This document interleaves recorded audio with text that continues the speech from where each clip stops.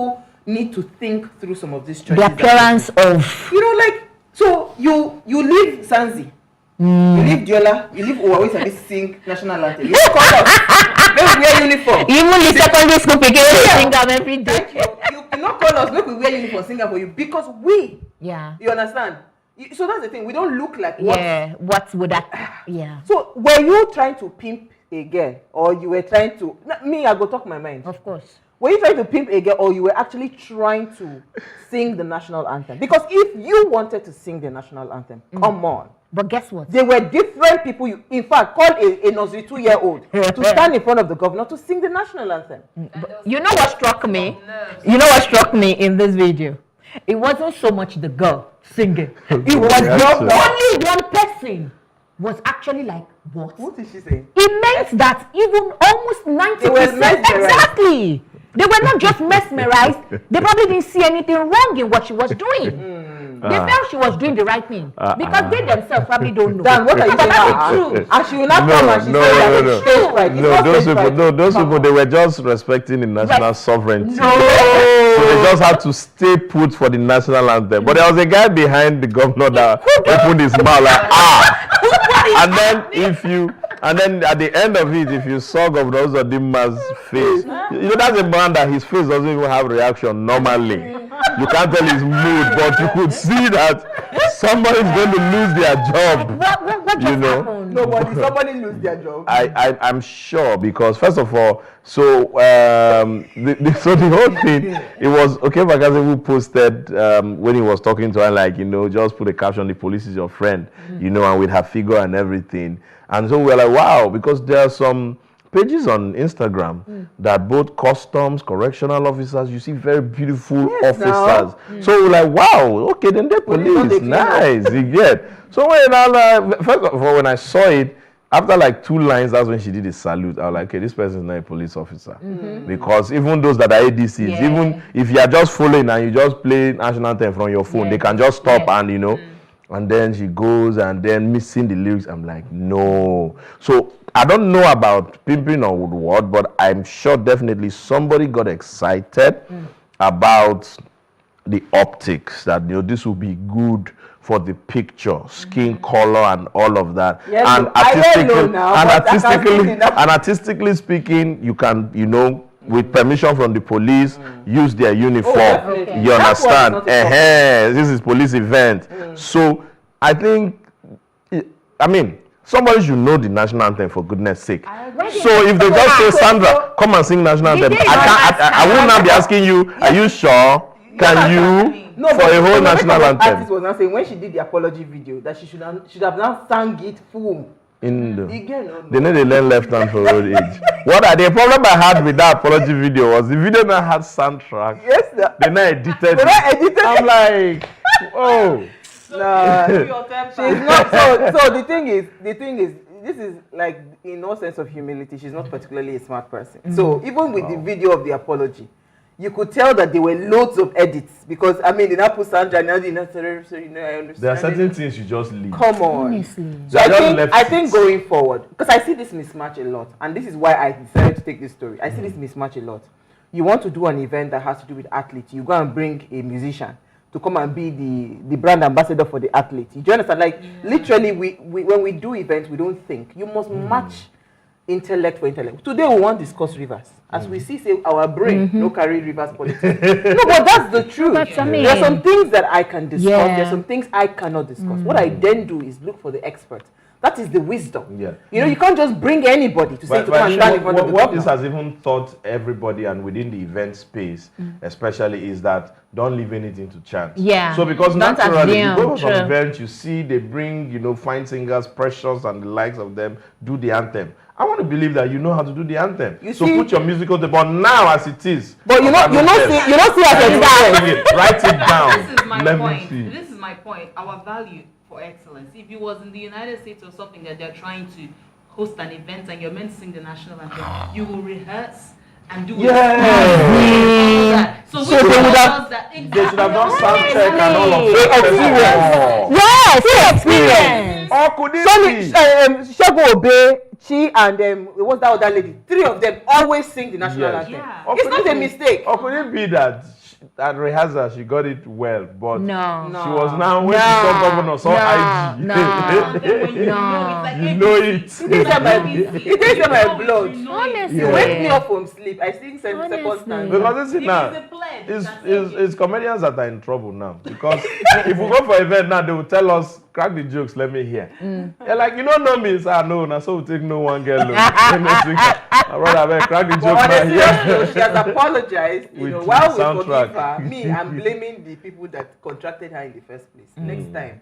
Look, I mean, secondary school student. Honestly. A 2-year-old, a toddler can sing the national anthem. Let's stop. See, because everything, we tend to sexualize a lot of things. Yeah. Yes. We want to do anything, we look for pretty faces. No, Yeah. I am telling you. Honestly, If people are not going to be honest enough to say it, I will say it. I will not find women. We don't find rich. No, we don't have the assets. On that note, objectify too so many. many things. do you understand? It's not everything that you must objectify. It was a national anthem. Anybody in the secondary school in that state would have been able to sing it. Come on. True. Though. Let's take a break. When we come back, Dan will take us to Rivers State.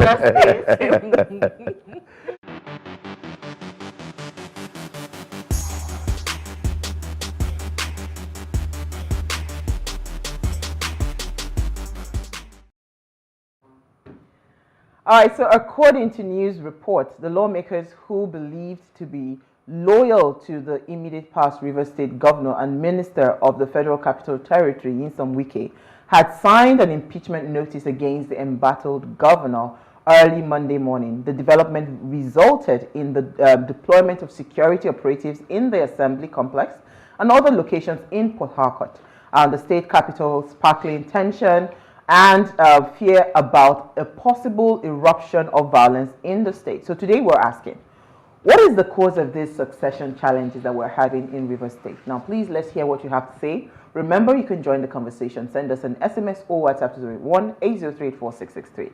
Dan. Yeah.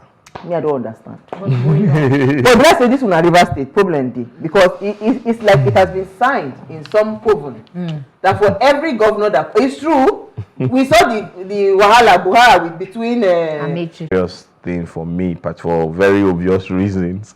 Like, you know, it's me singing as they paint them, it is sweet us now.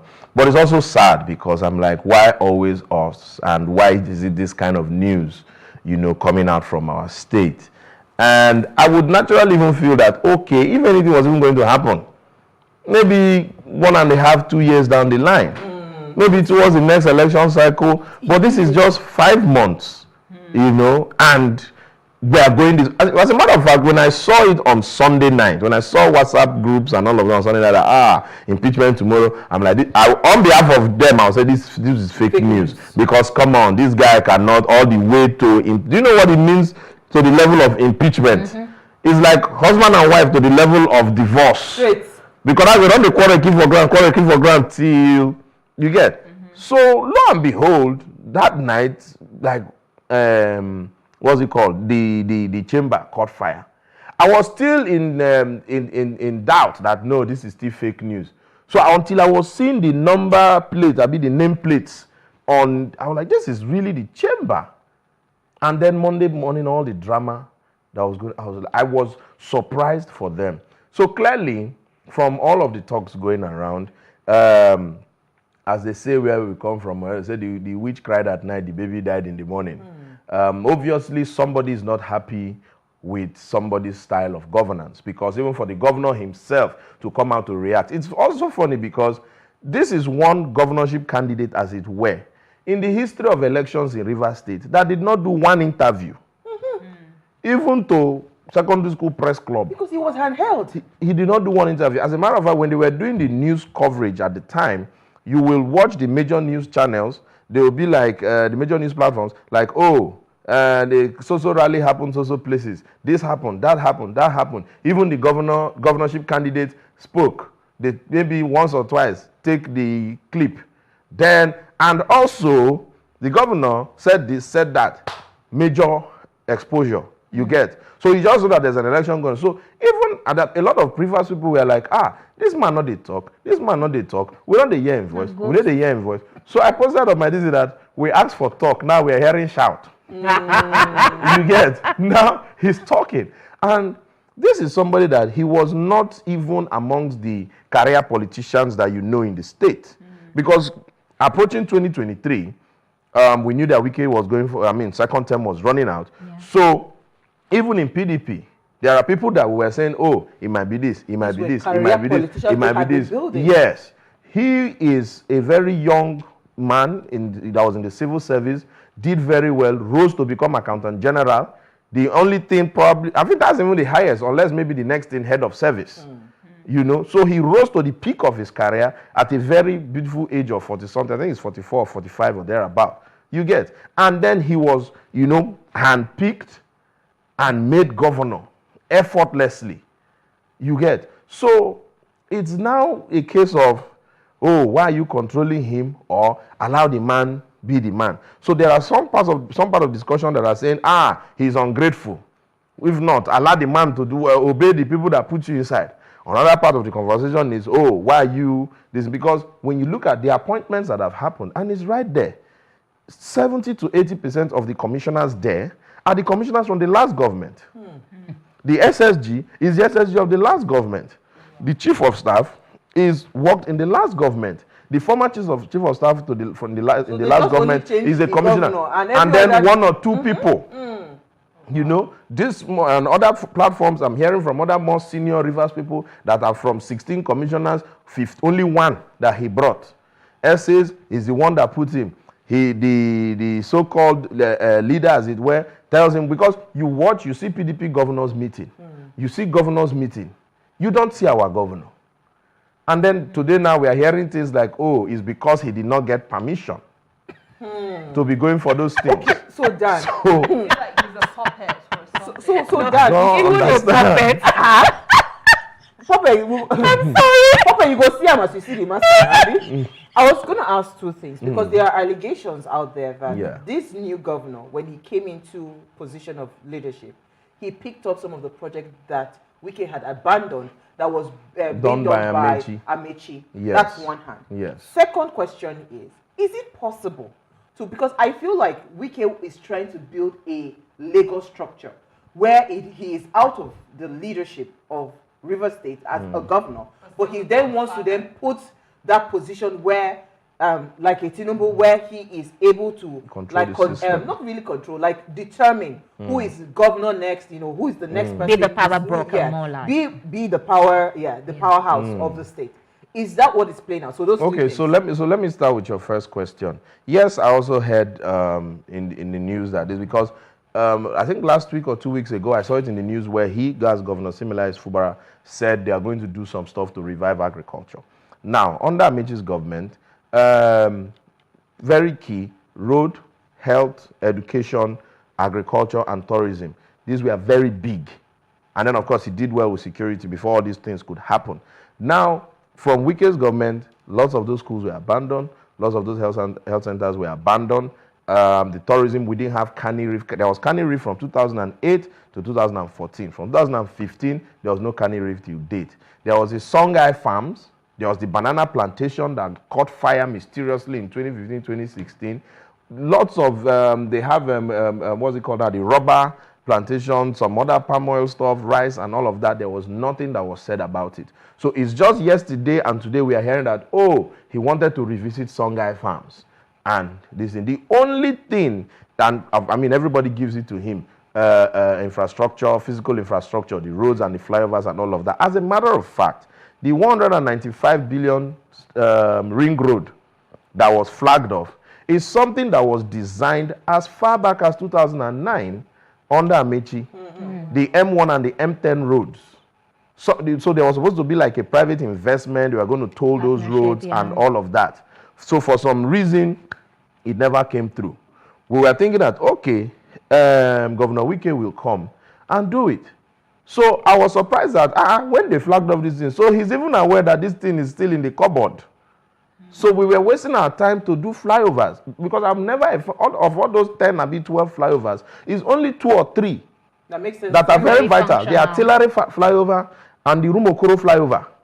Those are the only two. And then the one at Tank. Those are the only 3 flyovers that indeed has Makes solved sense. problem. If not, every other place is still straight express. What this ring road would have done would have opened the city. Everybody cannot just choke themselves within 2 local governments. So Port Harcourt that you're hearing is 2 out of 23 local governments. Look at Lagos that we are in. We can't even tell where is the rural area from which, unless maybe it start to go towards maybe Igbeju or parts of Ikorodu. But that's like 2, 3, 4 extremes within 20 local governments that are in Lagos. You understand? So that could be, because I know very well that I read that he was saying they are going to do some stuff with agriculture. If you say 1 or 2 people have gotten away with it and they are lucky and they are controlling the system and they are determining who is who, well, that is just one peak out of the pack. It doesn't work because you are working with human beings. Let's work with the psychology of where we are coming from, who we are. Those people, I mean, if you came out, you fought a system to be somebody, you think somebody will not just fight a system for him to stand as somebody. So bow out and let the man continue. Because again, even if you want to be, as you put it, a Jagaban system, you're not doing it like a Jagaban system. Because immediately after Jagaban was Fashola. Fashola was flying high, doing fantastic things. You didn't see any obvious teleguiding of Fashola. Ambode came, you didn't see any teleguiding. Sanwo-Olu is here. You did, yes, you know that.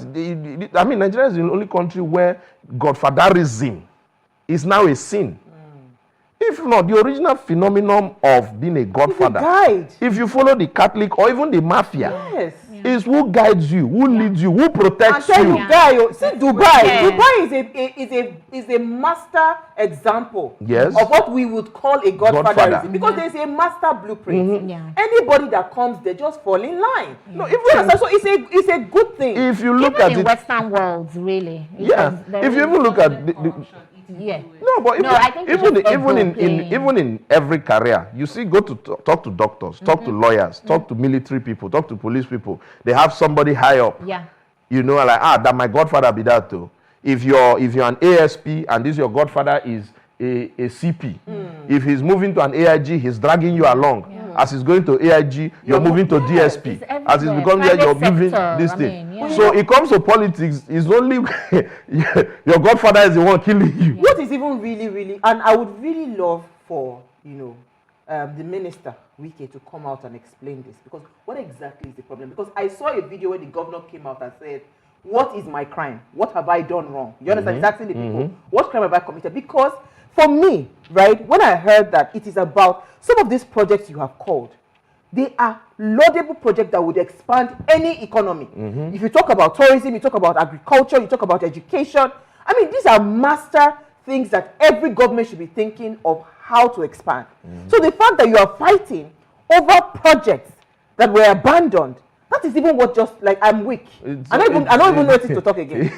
I think for me, first of all, you need to, I mean, yes, the godfatherism, yes, I mean, by virtue of how he got there, yes, he may have felt that he's owed certain things, but the truth is, again, we come back to the kind of leaders that we're breeding in Nigeria, the way we understand our psychology really about leadership. And I think that's the problem. Our psychology in this part of the world about leadership is being subservient.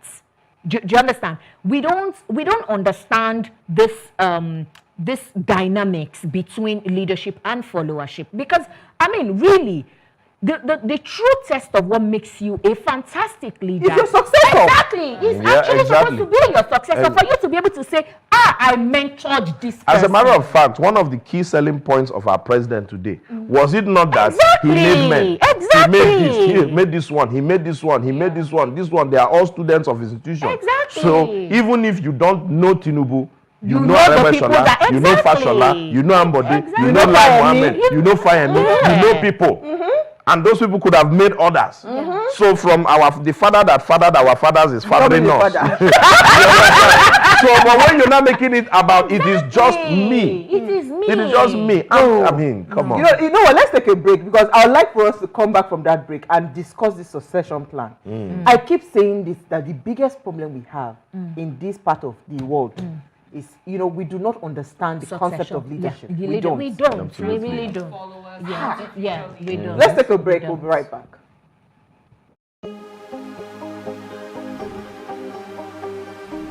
This is it for upcoming artists to blow in Nigeria.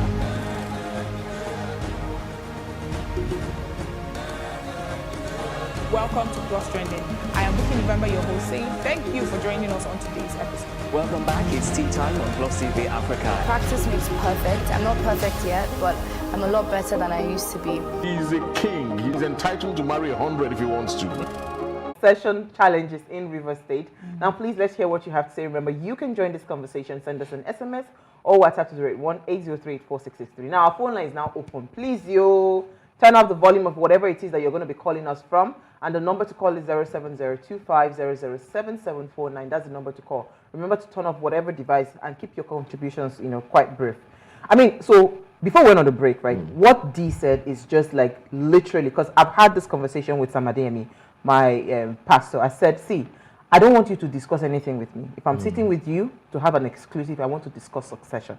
Why do we have a failure of succession in Nigeria? Because it seems like with every, look at what is happening in Edo State. Yeah. Look at, like literally every single time. Why do I have a deputy that I cannot hand over power to? Do you understand? Because that is one angle. First of all, they never want to hand over power to their deputy. So what was a deputy for? A deputy in its real sense is the fact that take over. if for any reason I am incapacitated and I'm not available, this person was successful was because, first of all, Fashola was also a smart governor. Because I remember that after Fashola's first tenure, there was some racket that they wanted to take him out. They now went to advise him, Oga, this man is making you look good. He's making you look good, though. If you take him out, you will enter problem. Do you understand? So they saw it. But we see with Ambode, he was able to do that, right? So Olu, of course, has, you know, done his second term and all of that. But literally, why do we have a succession problem? Why is it that it is impossible for us to just have a structure where people just say, you know what, I mentored you, come and take over the job and, you know, look away and just continue to do the work.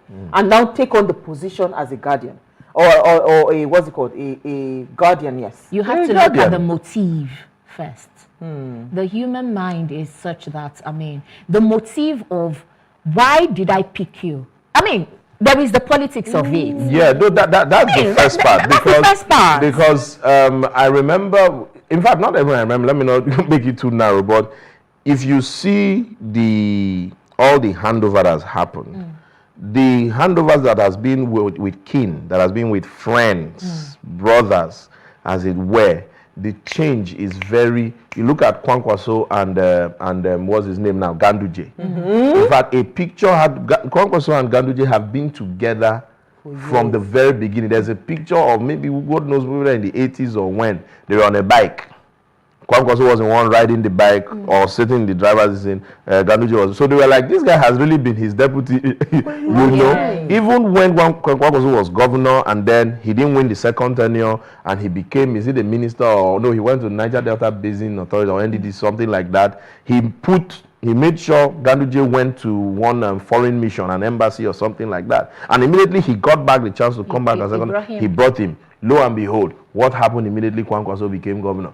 Ganduje became governor. Kwankwaso couldn't enter Kanu for a while.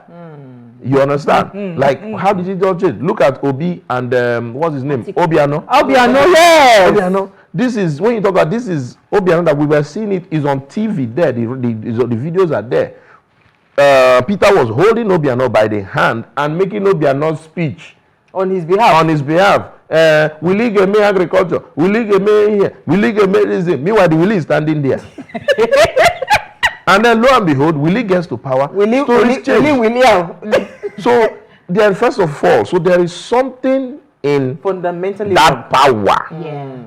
There is something people see. That's why I like the thing Fashola said. May our loyalty not be tested. Yes, so may your loyalty not be tested. Because sometimes clearly these things. That's why you can't blame everybody sometimes. Yeah. Because I can tell you that the so-called godfather, as it were, has told this person, not by assumption, say, guy, when you come into office, this and this, this and this, this and this. You say yes, sir. Yes, sir. Agreed, exactly. So he goes there because again, these people are not mad. They won't just wake up and make a demand that they didn't ask for you. So you put in sign. Yes. No, not even sign. That you fact, you say, yes, master. Yes, sir. I agree, sir. You understand? There are certain things we even say on TV now. I agree. Then you go there. And you're doing. Then by the time you access it, there is something about that. Do you know what it means? You're driving, the whole traffic is stopping for you. We don't, some of us don't understand that level. The power is intoxicated. Absolute power intoxicated. Absolute. You know what it means? You're entering a hall. How many weddings have you gone through? You just enter, go and find your seat. This one, you're entering a hall. MC, please, my ladies and gentlemen, His Excellency, the governor, everybody stand up. They play national anthem for you. Before you know, it's a human thing that tells you, Oga, you go rest. And then if you now have somebody that is now overbearing, that is now not this thing, that now begins to tell you, don't go for this meeting, go for this meeting. Who do you want to see? Show me all the files. This one. Anybody that wants something from you, the governor cannot see you. They'll go and meet your so-called godfather first. Godfather says, okay, yeah, go and meet him. You know, so it's something that we should learn as a people. So first of all, as leaders and as followers, the leaders themselves. I mean, you have been privileged to be governor. Every state has over 10 million people. From 1999 or even from 1960 till now, no state has had up to 50 governors in Nigeria. So you are among the very few that have been #1 citizens of the state. Your picture is there for life. Children will call your name in current affairs or social studies. So why don't you leave it at there? If it's about collection of resources, you don't collect. Leave them. Let another person collect. Because I don't think, let's just put the cards on the table. The person you leave there, if you are very true and you tell him, take care of these people. See this one. Keep on for me. Now my pension line be this. Everybody will be happy. But when you're now like, oh, go and bath by 5 o'clock. Why are you bathing? Come back. It's just like even having a controlling partner. Even your that child. you say hi to her. Why are you greeting that guy? Partner self is understanding. Even the pikin will come up for your belly. You can't do that to your child. That is Kwara State, far from here. Did you see father and son? You understand? So as leaders, we must understand that if we find ourselves there, if it's time to bow out, let us hopefully and successfully replicate ourselves in the people, and then have some level of security of our own, that if we keep them there, we should not be afraid that they will wash our names. Why are you afraid that they will wash your name? If you know that you did something lasting, if you know you did something lasting, that's why in Rivers State till today, even children born, they will still be telling you about Alfred Spiff, who was governor in 1960. When was Rivers State created? 65, maybe 66. He was the first governor at 24 years old. Most of the things we still have in that state, the secretariat, the Mbiama Bridge, the Civic Center, they were all built by Alfred Spiff. Alfred Spiff is 70-something years. He should be. This is 2023, July. He turned 80 this year. Wow! But he's still celebrated. Colonel Musa Shehu, old military administrator, still celebrated. He's from 99. Everything just started doing anyhow. So if as a leader you are sure that you are doing something well, and you keep a lasting legacy, I mean, for Wike, for goodness sake, you move on a bad road as you're jumping on those flyovers, you know that this is Wike. What are you now? So if you go and revisit Amici project, let's even say that's the issue. So people will now say, oh, we love this farm, we're not driving on top the flyover again, we'll dive. Fly? It doesn't change. So it's a problem. Such a very important plan because it goes beyond Nigerian politics. Yeah. It even goes into the workplace. Absolutely. No, sorry, I think we have a call. Good evening. Good evening. Hi, thank you for calling. Yeah, I'm Timber Ballet. Okay, hi. Wike is using politics for business. Because this project that he wants Mubarak to end has been commissioned by the government, and which by the money has been paid to him. So if you know you can't finish a project, then you leave it when you finish, then you submit the money to the government. Wike has embezzled the money given to him before. So he wants Mubarak to finish the project which he was unable to finish before. And Mubarak has his own aim in the government. So if Wike, because Wike put Fubara on the seat. So all his members, all his followers that followed him, that they all did the money before. So they are trying to, because they put Wike in the seat. So they are trying to use Wike as their own business. As Legend said, they want to use it to aid their own aim. That is it. Thank you. Okay, so I'm just seeing an update. So Wike has spoken actually. Okay. And he says it's a party crisis. Okay. It's a family affair. Okay. It's Then not we should let them be. Yeah, we should let them be. And I even saw from Business Day that because I think President Tinubu summoned them and that they hugged and they embraced and they settled. So maybe this guy is correct. That, I have a question. That maybe they give him the balance.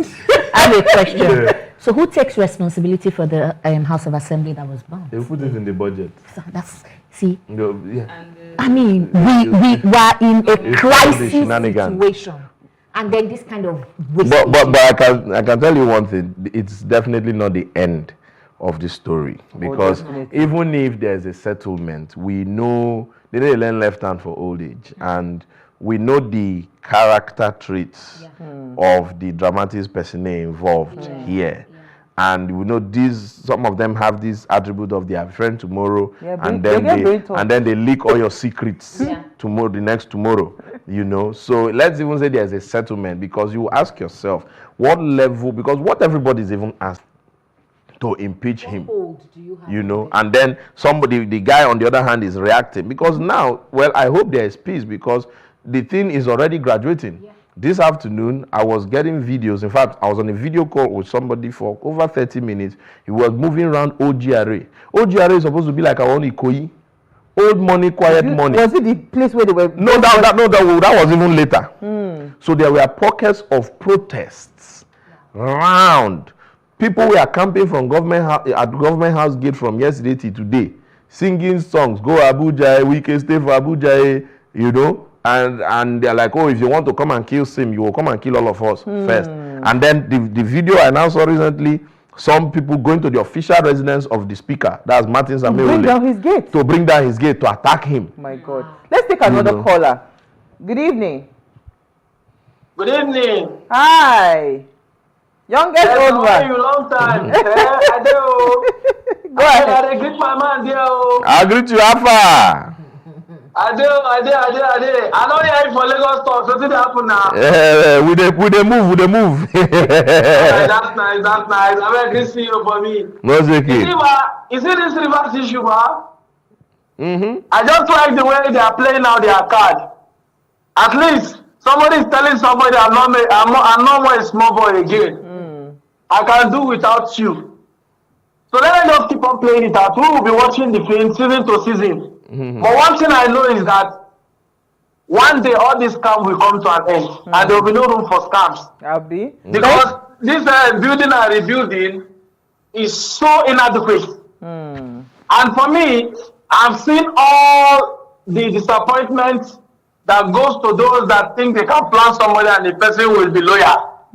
So we all understand what's going on, and let them just enjoy their game. We will be watching from this side. Anyone we can do, go watch. The only thing I understand about Nigeria is that Nigeria comes with a different topic tomorrow. I don't know what to come out with. Anything that comes in tomorrow, I'm very happy. I mean, for me, I just want to be happy and enjoy what I'm seeing today. Okay. So I beg, when I keep on dressing fine, Sister Owa, you're looking so good. My man there keep on giving us the best you can. What does they around this country? Now cruise we day.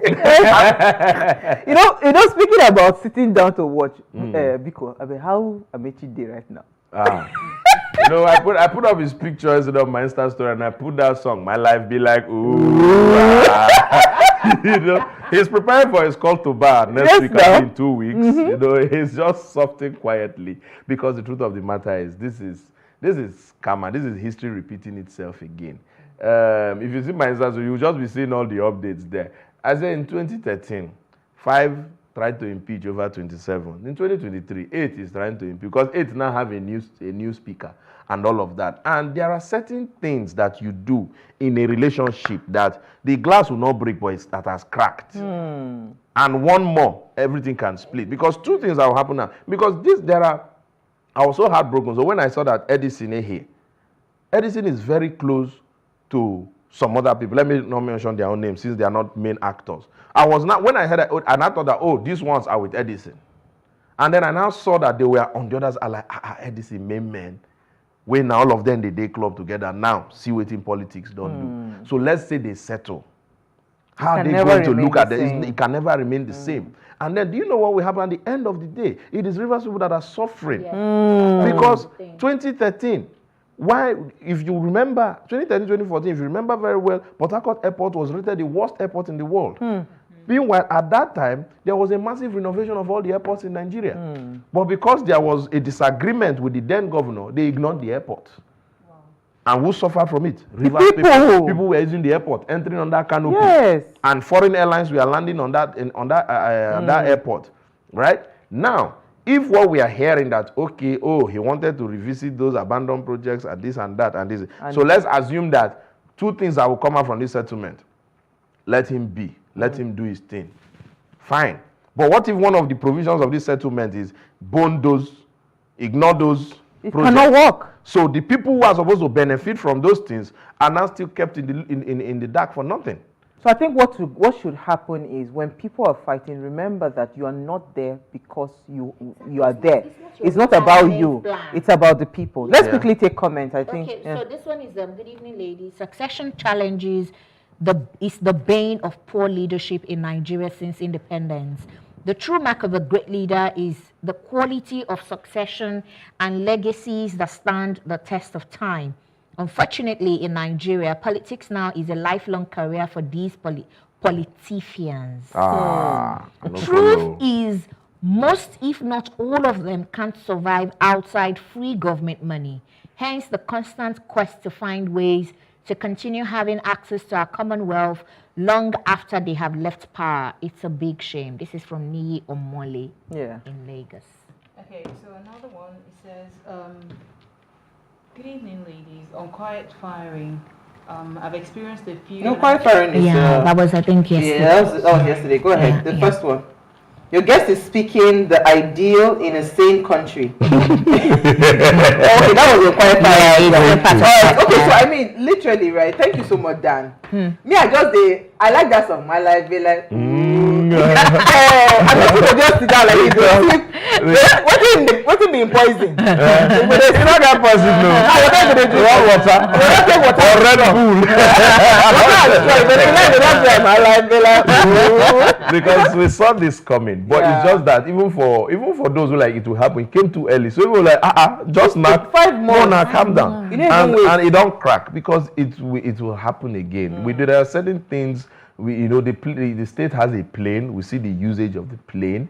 I mean, in the history of FCT ministers, we're seeing a president of FCT. You see flag on the KFC 001. Okay, no problem. Enjoy the paraphernalia. That's fine. But we are Rivers people, we know. And there are certain things that, look at the number of youths on the road on a working Monday morning. So with the vest, they come out. No meaningful employment. If there were places that these young men and women were working, they won't. Who will have time to come out for all these things? Absolutely. So there are a lot of stuff we need to do in that state. We keep saying every day state has potential. When will this potential move? And then we see that there's a certain movement and this is happening. And so I just hope that this whole episode, I don't know how it will move, but I'm sure one way or the other, it will rattle the box and lead to the proper development of Rivers State and bring it to where it ought to be. Absolutely. Amen to that. On that note, amen to that.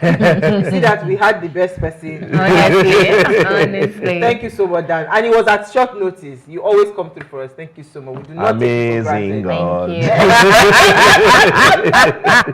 Before we go, ensure, thank you, ladies. Before we go, ensure you follow us across all our social media handles at Wayshow Africa Internet. Interact with us further, drop your comment, and most importantly, follow our engagement on social media, like, share, and invite your families and friends to watch and follow the conversation. If you missed our quote from Chief Edwin Clark, it says, we're not in a barbaric state where people can do whatever they like. We are in a democracy.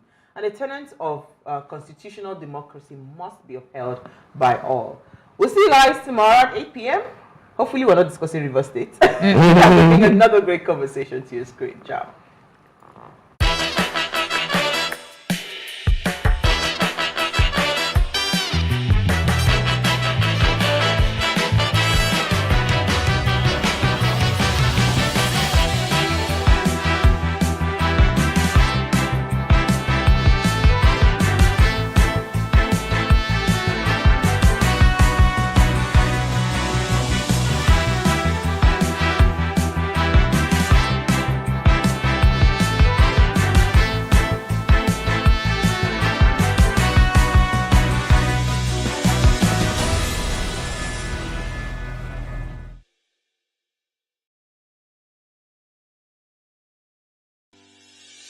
Increase the reach of your events or business services.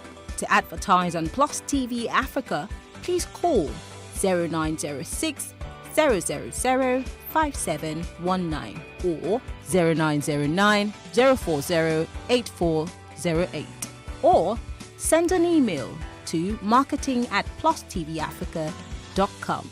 Plus TV Africa. Big stories live here.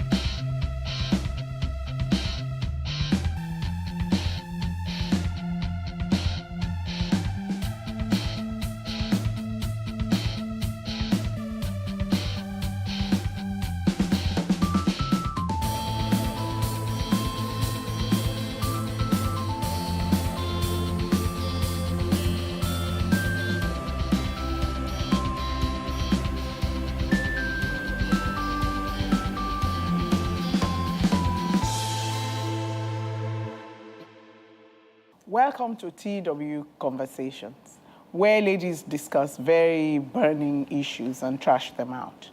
Today, we shall be talking about a controversial topic, the culture of silence. And isn't silence induced by culture or the other way around? Hold that thought. We'll be back. Okay. Welcome back to the lounge, TW Conversations. So today we're talking about the culture of silence. And so, ladies, when you hear culture of silence, what comes to your mind? I was asking, isn't the fact that ladies are silent about a lot of things induced by culture? Oh, I yes, find it's a bit of an oxymoron. Yeah, culture kind of expects, in fact, this discussion seems like it's going to be a very heated one today. So I think that growing up, they sort of tell you already that there's a way you should treat some issues, there are some things you should just never discuss. So obviously you grow up knowing that don't ever talk about it, even if you're dying, maybe. So culture affects society, whether you are silent about things. Mm-hmm. So what do you think, Saudat? Does this have to do with the gender? More is skewed towards the female? Yes, we have more of it than That's men why do. I asked the question, what comes to your mind once the culture of silence is mentioned? For me, I see it's like etiquette. Because it's not everything you say. And in today, no, really, it's not everything you say. You know, you have to learn to hold in pain sometimes. But you see, nowadays, everybody wants to talk about everything. We just want to talk, share our business, everything that is happening at home. Someone send you an SMS, you screen grab it and show it to the whole world. Okay, no, I mean, culture, everything we want to share. Yes. That is not the matter of culture of silence. That is people being talkative and putting everything out there. When we're talking culture of silence, we're talking about people keeping silent about what they should be talking about.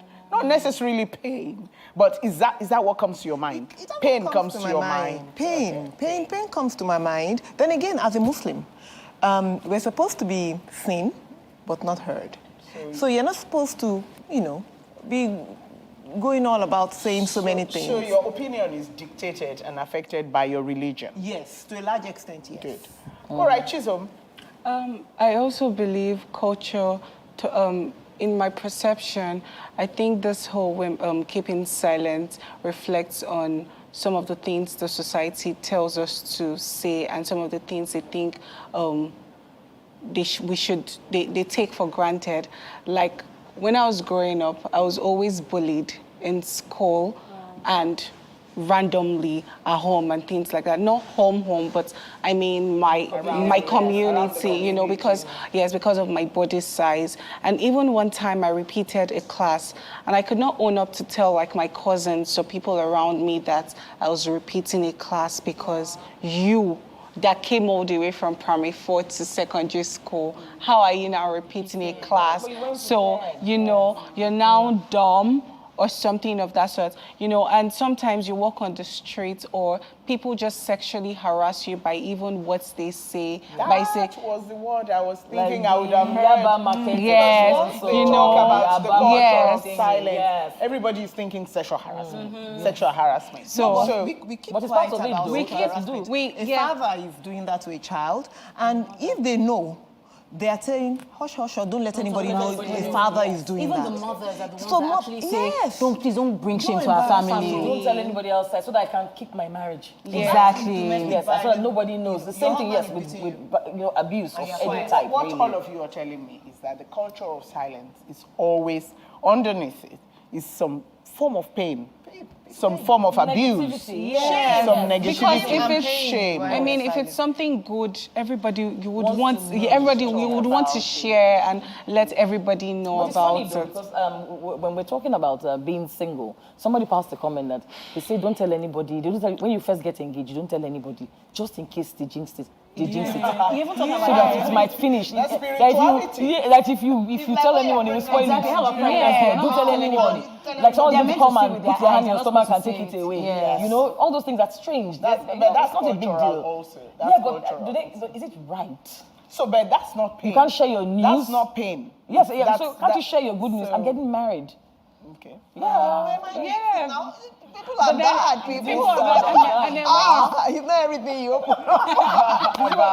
You see, so it's pretty cultural. It is. No, but etiquette, I'm saying this etiquette as well, because it's not just the culture of the Africans. It's also, you know, the British and all this. There's just some things. Stiff upper lip. Yes, stiff upper lip. Just keep quiet. There's just some things you have to keep quiet about. But you see, I think that if there's going to be good in it, like when we're talking about sexual abuse, I don't think that is something you're going to keep quiet about. But if you're going to talk about it, it's not that you're going to talk about it to the world.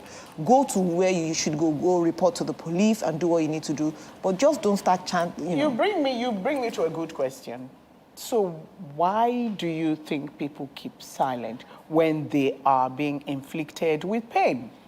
Because it's expected. For instance, I'll give you someone got divorced recently and she went on social media and expressed herself.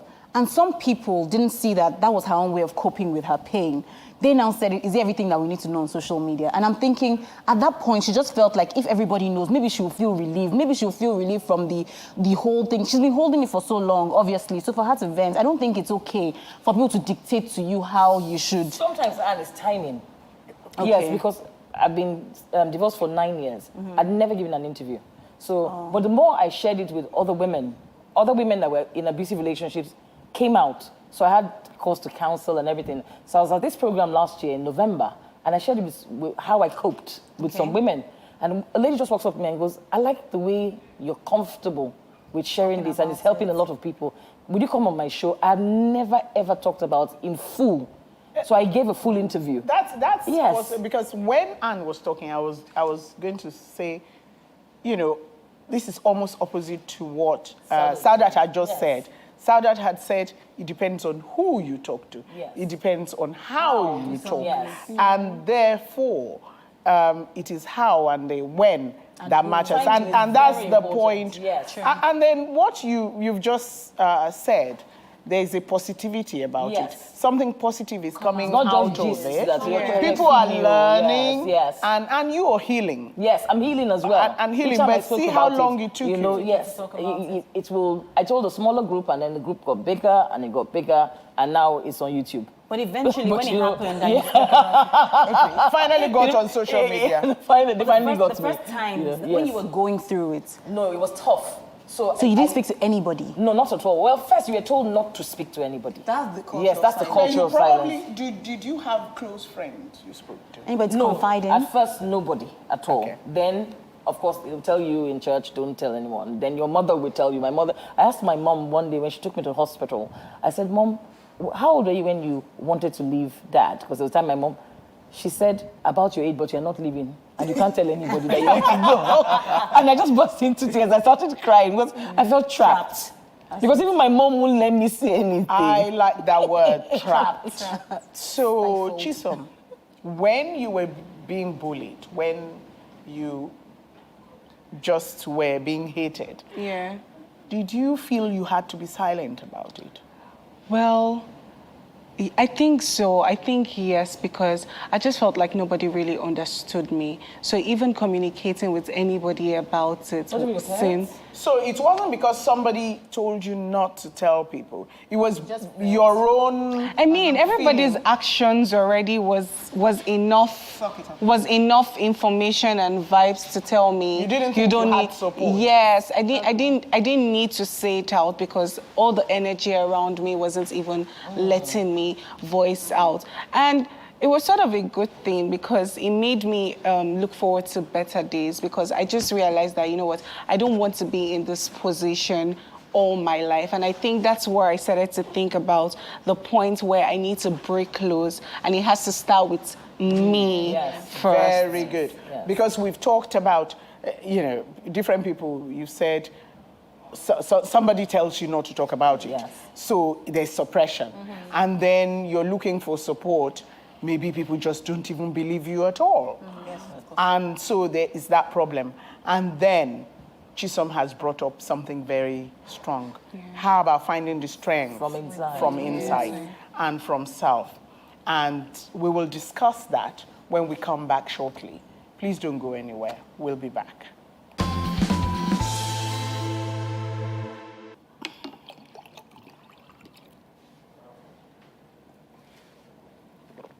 You're welcome back to the lounge, where today we're discussing the issue of the culture of silence. And we've covered the basis, the reasons for silence, the pain people feel, and why they keep silent, whether they've been instructed or because they've decided by themselves. And I say people. The reason I say people is, my next question is the culture of silence only with women? I don't think it's gender specific because I think men are also... I think men are actually more silent. But the things they're silent on are... Ego. Yes, it's about their egos. Ego-driven, so- Men don't like to be vulnerable. So for you to get a man, even your husband, to tell you anything, the office burns down, he'll just come home. Are you okay? I'm fine. Then somebody will call you, I heard that your husband's office burnt down. Honey, why didn't you tell me? What would you have been able to do anyway? I'm sending you what value. So if we're saying, from what I'm hearing, the reason why men are silent could be different from the reason why women are silent. Okay, I see everybody's just saying that in a chorus.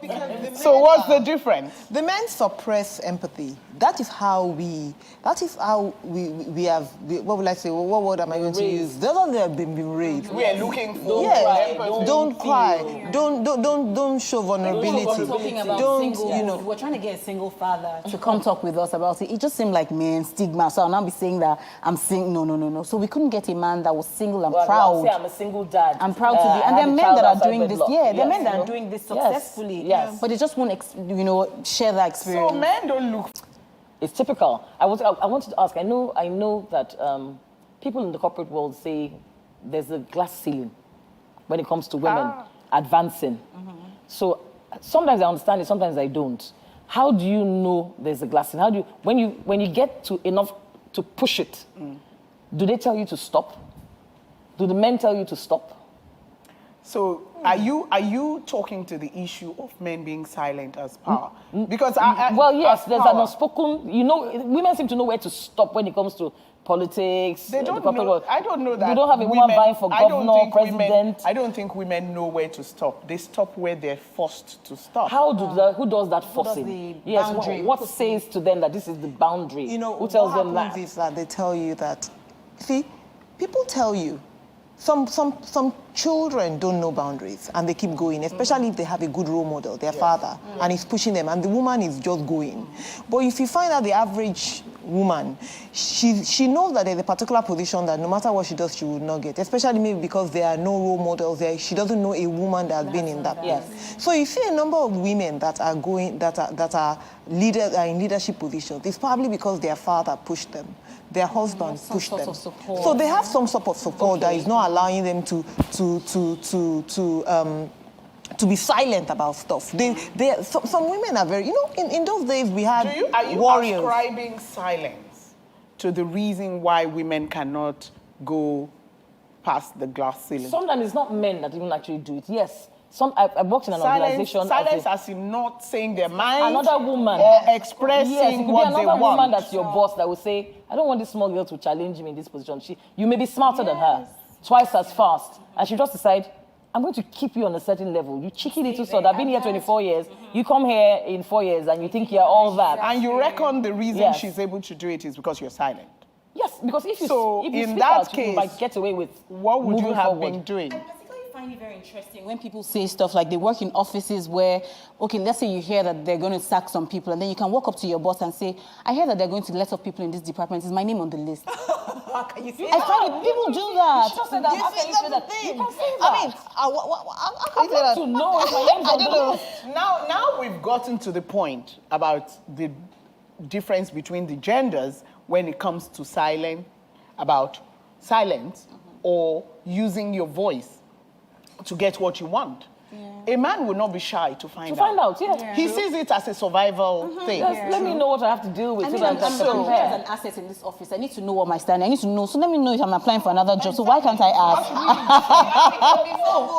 But there's just some things I just feel you shouldn't. I don't know. Maybe you're just conservative. Might that be? Yes. A lady shouldn't be so forward. I don't know if you're sacking me when I'm going to be hungry and living under the bridge. You know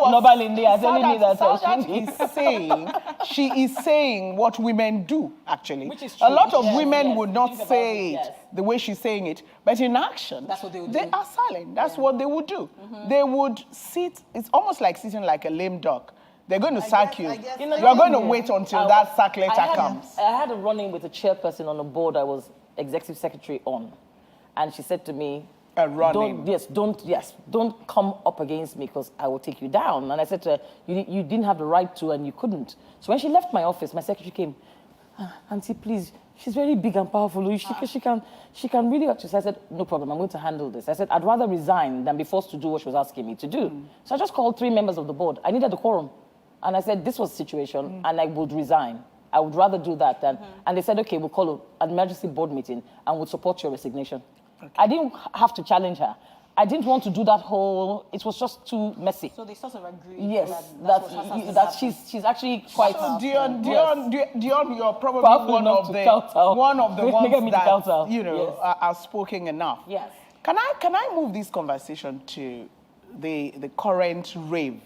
The Me Too movement. Yeah, because that is exactly what she has done. She lost her position. Yeah, because the Me Too movement is the sexual harassment issue, big sexual harassment issue at the moment. What do you think about the Me Too movement? Well, what happened to her is Me Too movement. She lost her own position. Yes. Because she's not supposed to challenge somebody else. And that is what has happened. If you notice the Me Too movement, everybody, what they are talking about are things that have happened years ago. Yes. And the reason, and they all lost fame, fortune, and so many things happened to them because they challenged. They were not supposed to speak up and challenge who they're not supposed to challenge. Well, it's almost the opposite. My opinion. No, my opinion about the Me Too is silent for a season and then no longer silent. So they did not lose by it. Yes. They did not lose by it. But they were silent then. And then you're wondering why were they silent? And that was it goes back to that thing about timing. Maybe in that time, it wouldn't have had the same strength it's gathering now. So maybe there's strength in numbers. Yes, so maybe there's strength in numbers because timing is very, very key. We said that earlier. I would love to share a story. Okay. So when I was younger, in my secondary school, we used to have low cuts. So I had to go to the barber salon to always cut my hair every 2 weeks. And I remember one period, I would go there and the barber would touch my boobs. And he would say, what? And he would say, you're this small girl that I knew. Yes, and he would say, you're this small girl I knew when you were very little and now you're in secondary school. And I would come back and not say anything to my parents. Oh my God, I feel like my mom's going to kill me when she watches this. Well, you know, I would come back and not say anything to them. And that was because I was scared at what he could possibly do, or scared at what my parents could also possibly do to him.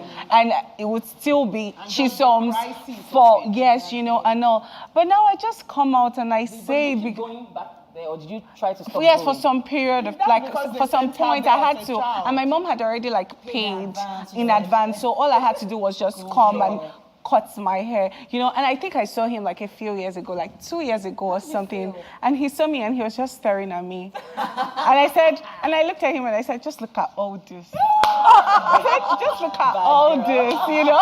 Yes. But she was protecting. That's what happens to domestic violence. Some of us, it's not because somebody has told you to keep quiet, but because you are kind of still thinking of that person. First of all, will they believe me? Second of all, they might actually do something, they might kill him. So you're actually sacrificing self. You touched on a very important point. Will they believe me? There was a friend of mine, she came out of her office and she saw boys from the Obalende Grammar School or something trying to cut the underwear of girls on the street. So she put it on social media straight away. It's in court at the moment. So, and at first the girls wouldn't talk. Oh, their parents were afraid that it would backfire. Yeah. The Commissioner their parents were afraid, the Commissioner not for just Education in them. Lagos State got in on it the next day. Okay. But at the point, the thing dried up in court because they wouldn't talk. They were terrified that the backlash would be too much. But now it's actually going to trial. The now, fear yes. of backlash. The fear Even of backlash. the Me Too movement is the fear of backlash.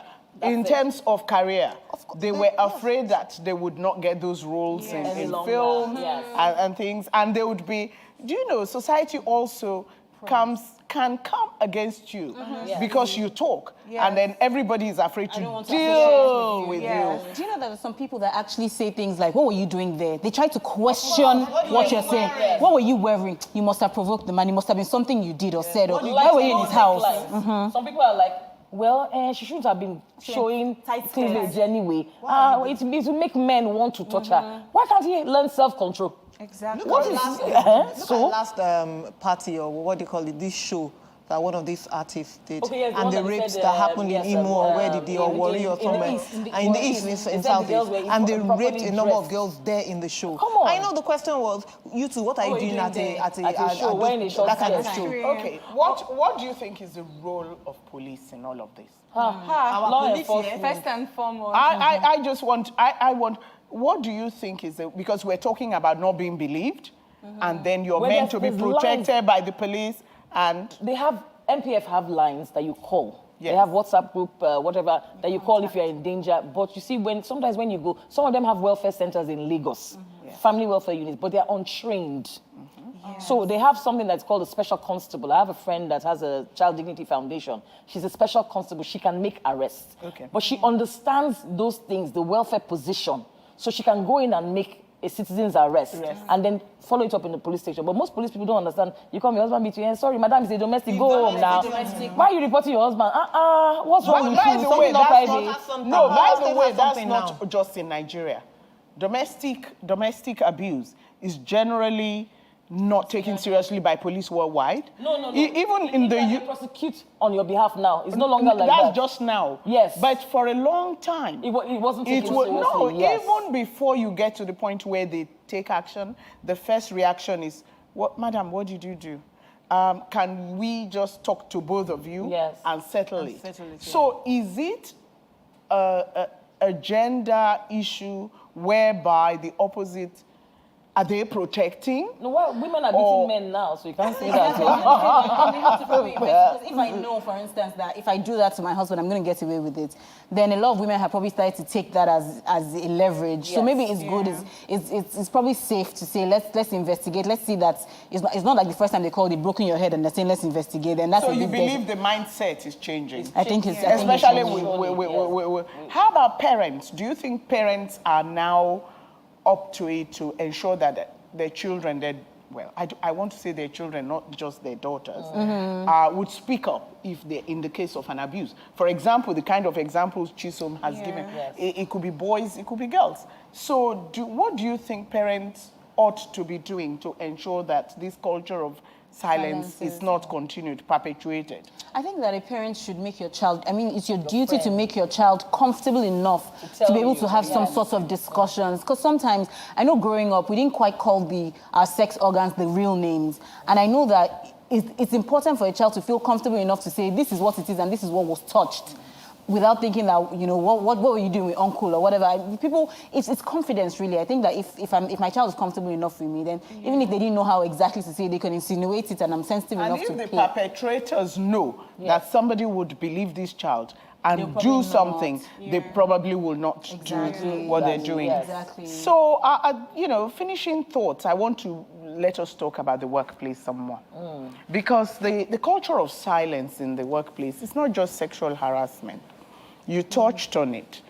Why do you imagine that in the workplace there's that culture of silence, whether with men or women? Power. Yeah, you can't take us further, especially in a country like Nigeria right now. We need to empower the right minds to govern us from the top.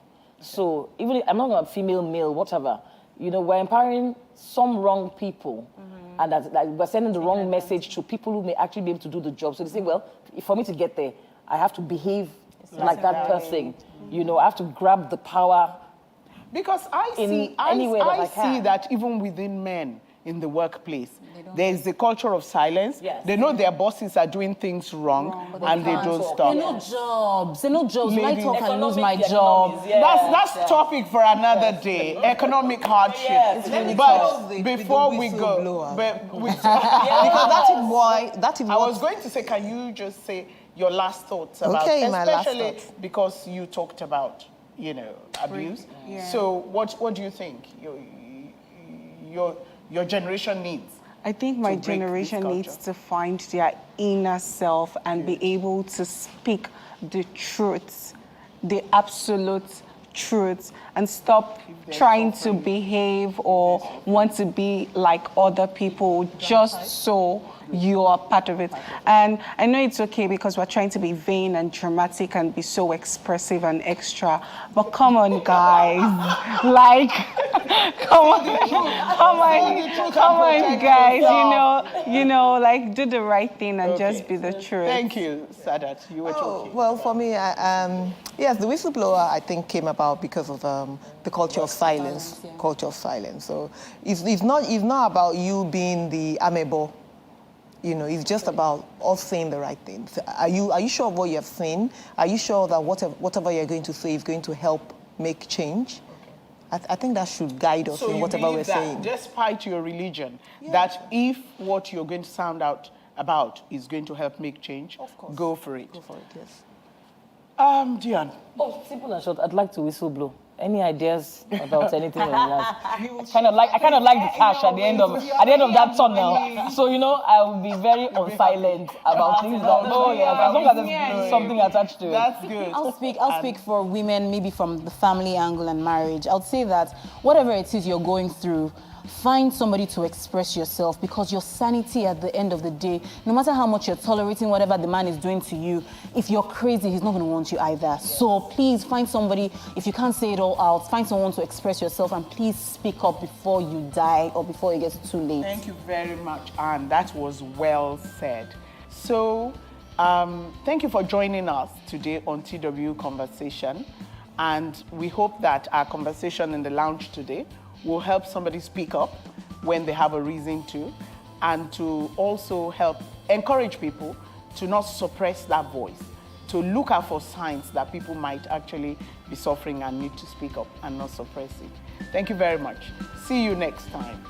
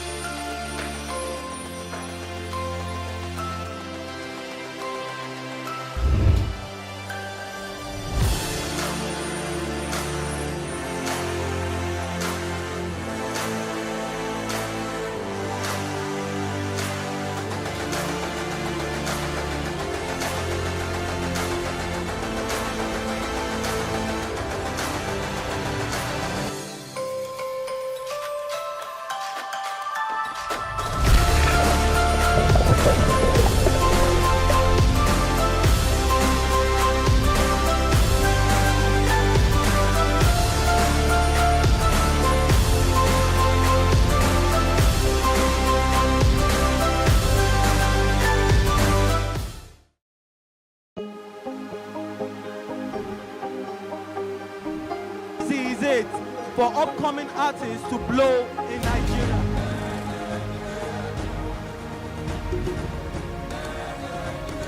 Welcome to Plus Trending. I am Bookie November, your host, saying thank you for joining us on today's episode. Welcome back. It's tea time on Plus TV Africa. Practice makes perfect. I'm not perfect yet, but I'm a lot better than I used to be. He's a king. He's entitled to marry 100 if he wants to.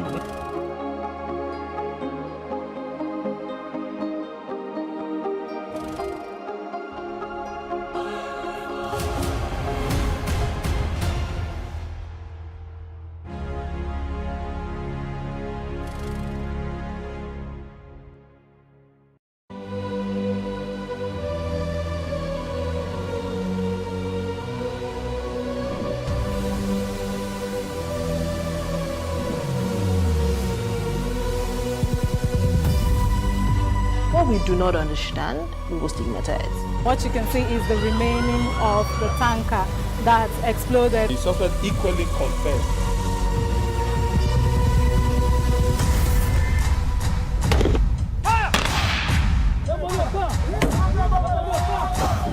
A 500 naira they collect them. If you no talk, then go beat you. Now 2,500 when they pay.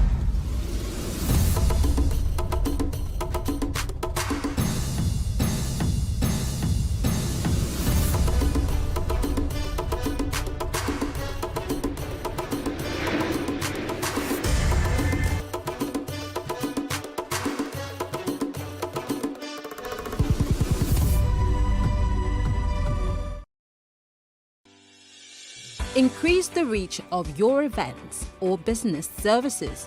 To advertise on Plus TV Africa, please call 0906 000 5719 or 0909 040 8408 or send an email to marketing@plustvafrica.com. Plus TV Africa. Big stories live here.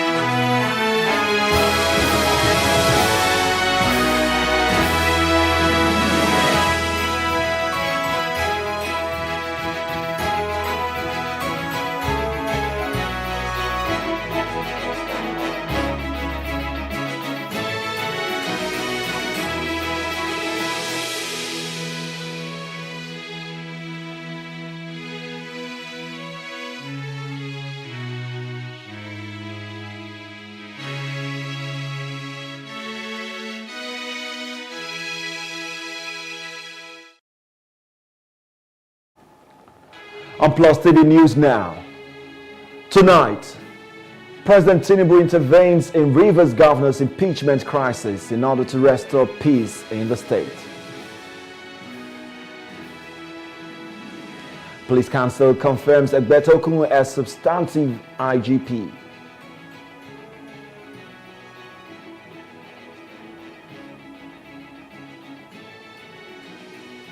Appeal Court overturns Timipri Silva's disqualification as APC candidate.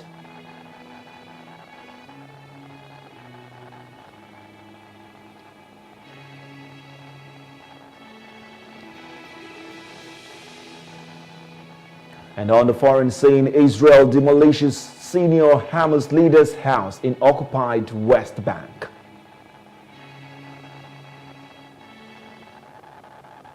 Good evening. I'm Ifeanyi Elumezim. This is the news now. President Bola Tinubu has intervened in the ongoing political conflict in Rivers State. The intervention was during a closed-door session of the Police Council meeting at the Presidential Villa, Abuja. Bauchi State Governor Bala Mohammed, who briefed alongside other governors, said with the president's intervention, peace is expected to return to Rivers State. He added that PDP governors at the meeting commended the president for his fatherly and transparent leadership qualities. However, Rivers State Governor Siminalayi Fubara and his predecessor and Minister of the Federal Capital Territory FCT Nyesom Wike, who are reportedly at the heart of the political crisis that blew open in the capital of Rivers State, Port Harcourt, on Monday, were seen in the council chambers of the State House.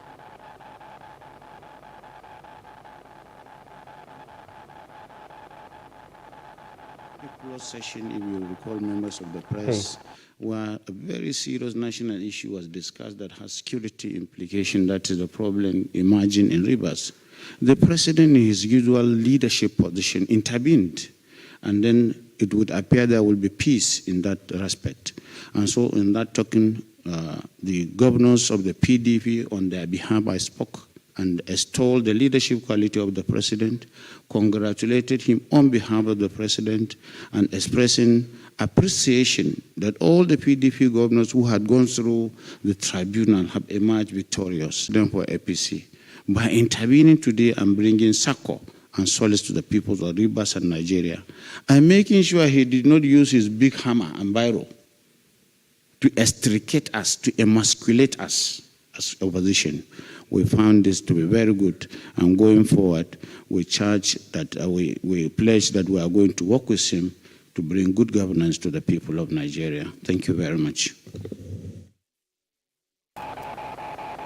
The People's Democratic Party PDP Governors Forum has welcomed the intervention of President Bola Tinubu into the Rivers State crisis, calling on all parties to sheath their sword.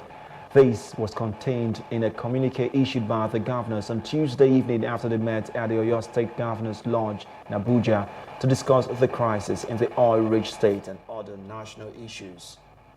Tuesday's meeting came in the wake of the crisis in the oil-rich state, where there was an attempt to impeach Governor Sim Fubara. Rivers State Governor Siminalayi Fubara has denied reports in a section of the media that he had sacked the state chief judge, Justice Simon Amadi, his chief of staff, Honorable Chidi Amadi, and suspended the chairman of the 23 local government areas. Speculations were also rife that the governor sacked his chief security officer in the wake of the crisis that rocked the State House of Assembly following the move to impeach him and the ensuing pandemonium. Our correspondent reports that Fubara's COS, Honorable Amadi, is Wike's kinsman from Obio Akbo local government area. Amadi was appointed under the Wike-led administration, while the secretary to the state government, Dr. Tami Danagogo, served in the same capacity under Wike. The State Commissioner for Information and Communications, Warren Sinibo Johnson, in a statement issued on Tuesday morning, said there was no iota of truth in the said reports in various media platforms, which he described as unfounded. Johnson describes Fubara as a technocrat with robust civil service background and a kind-hearted individual who does things according to laid down rules and with the fear of God. The Senate on Tuesday urged President Bola Ahmed Tinubu to prioritize security, agriculture, infrastructure, and other critical sectors in the supplementary appropriation bill of 2.17 trillion naira proposed for passage by it. The bill was presented for first and second reading just immediately, was unanimously adopted and passed by members of the Red Chamber as they all took turns to share their concerns on the judicious utilization of the supplementary appropriation bill as a way to alleviate the hardship being faced by Nigerians. The bill, which is titled Supplementary Appropriation Bill 2023, was presented by the Senate Majority Leader Bamidele Okpeyemi, APC Ekiti Central. The Deputy Senate President, Senator Jibril Barrow, tasked the federal government to ensure critical sectors like security sector are considered in the budget. The issue from the Consolidated Revenue Fund of the Federation, the total sum of 2,176,791,086,033 naira only, of which 18 billion naira only is for statutory transfers, 992 billion 802 million 15,985 naira only is for recurrent non-debt expenditure. But this government decided to take its time to study its challenges and areas that need funding. It took time. And so it decided that the challenges we face in the area of insecurity, agriculture and our infrastructure should be dealt with. Then it decided that this bill should be brought forward for approval. Senate Whip Senator Arlene Dume commended the federal government and urged them to pass the bill so as to cover the gap that is already created. Highlight and support the second reading of this bill. A bill was brought today. The first question is it necessary and urgent? And the answer is yes. The second question is looking at the summary, and if our colleagues have a copy, should also look at the summary. This is the first time the capital expenditure of every budget in the critical sectors is more than the usual 40 or less than 40% that we have. Mr. President, I firstly want to associate myself with the view that this budget be passed, be supported, and that these estimates be read for a second time. The first reason I have for supporting this is that from the briefings we have received so far, this budget, unlike a few others we have dealt with in these chambers, will not be funded from ways and means. From the information at our disposal, it appears there is funding for this budget. And this budget will be funded adequately from what we have been told. The Senate has screened and confirmed the appointment of Zach Adedeji as chairman of the Federal Inland Revenue Service, FIRS. The screening and confirmation was conducted during Tuesday's plenary, 2 weeks after President Bola Tinubu appointed his former special advisor on revenue, Adedeji, as the new FIRS chairman. Zach Adedeji attributed the primary issue facing the nation to a lack of accurate data and stressed the importance of gathering information before making judgments. He claimed it would provide for adequate information on the precise number of vessels carrying oil coming into the country. Fact that what are we going to do to all these leakages, most especially considering that we rely so much on oil revenue and the way they are. Now, what I will say is that wonderful attempts have been made to make sure that we correct all the fiscal imbalances that we inherited in oil and gas by passage of PIA, which is majorly putting real fiscal structure in place.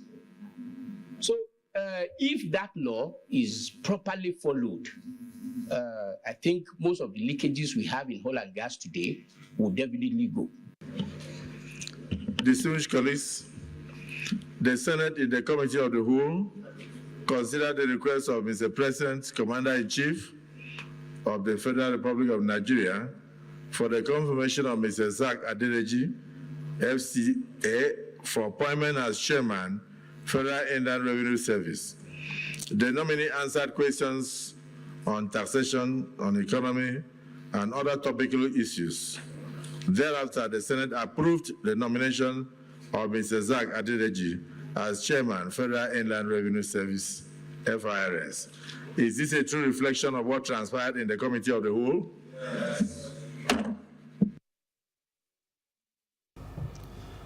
The Police Council has confirmed the appointment of Kayode Egbetokun as the 22nd Substantive Inspector General of Police. This was disclosed by the Minister of Police Affairs, Senator Ibrahim Gaidama, after a meeting presided over by President Bola Tinubu at the State House, Abuja.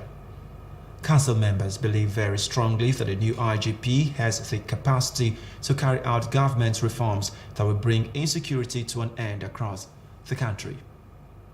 Based on our records and what we have practically seen in him, he has a very rich CV. He has attended several police and security courses, and he is eminently actually qualified to be confirmed as a policeman. During my short period of time of stay as a police, Minister of Police Affairs, I worked closely with him. I found him to be very qualified, very honest, very transparent, and very hardworking. It was the decision of the council that confirming him now will give him the necessary, confidence to lead his men. And apart from the confirmation, we also talked, the president is also desirous of security sector reforms. So I believe very strongly that so far, with the few months that the IG has demonstrated as acting IG, it is clear that he knows what is happening in this country. He is concerned about the challenges that we are having. Governor of Ogun State, Dapo Abiodun, said IGP Egbetokun highlighted some of the reforms that are key to tackling security challenges in Nigeria, including the need for technology-driven and community-based policing and improved budget provision. And I'm sure this committee of 4 or 5 will look at these critical issues that border on reforms. It was observed that there has been no reform no meaningful reform since the establishment of the Nigerian police force, which some of us found very shocking. But I'm sure that with these experienced men that will be sitting down, they will come up with ideas that will lead to reforms that will now characterize the new Nigerian police force. Thank you very much.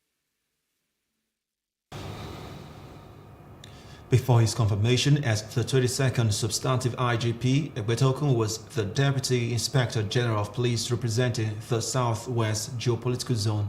A three-member panel in a unanimous judgment held that the trial court, which nullified Mr. Silva's candidature, lacked jurisdiction to entertain the suit filed by an APC member, Dimeso Feafa Kolomo, having not been an aspirant in the primaries that produced the ex-Minister of Petroleum.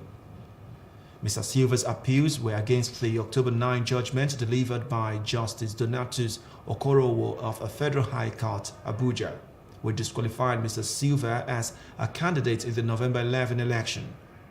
The court also awarded the sum of 1 million naira in favor of the appellant Silva in the first appeal between APC and Kolomo. The Court of Appeal in Abuja has sacked Senator Sadiku Abubakar of the All Progressive Congress APC representing Kogi Central in the 10th Senate. The court on Tuesday affirmed Natasha February 25 National Assembly elections as against Sadiku Ohere of the APC, who was earlier declared winner of the exercise by the Independent National Electoral Commission (INEC). The tribunal chairman, Justice K.A. Ojako, who read the unanimous judgment of the three-man panel, said Abubakar's results were inflated in 9 polling units of Ajaokuta local government area, while that of Natasha was intentionally reduced in 9 of the same polling units by the INEC, as well as 3 other polling units result that was deliberately not entered for Natasha in the same local government area. Dissatisfied with the tribunal verdict, Abubakar approached the Court of Appeal, in which the court dismissed the appeal for being unmeritorious. Kogi State Governor Yahaya Bello has congratulated Natasha Akpoti-Oduaghan of the People's Democratic Party (PDP) on the affirmation of her election as the duly elected senator representing Kogi Central by the Court of Appeal. Governor Bello, who described Natasha as a sister, urged Kogi indigents, especially those of Kogi Central, to unite and work for the peace and progress of the state. As the Executive Governor of Kogi State, received a news of the decision of the Court of Appeal nullifying the election of Senator Abubakar Sadiq Ohere and affirming Barrister Natasha Akpoti as the senator representing Kogi Central. I accept the decision of the appeal court, and I use this opportunity to congratulate my sister, Barrister Natasha Akpoti, as the senator of the Kogi Central Senatorial District. Let me also use this opportunity to congratulate everybody that have participated so far in this democratic process. This is the beauty of democracy. As the governor of the state, as the leader of my own party, the All Progressive Congress, of course, I wouldn't want to lose one seat to any opposition party in Kogi State.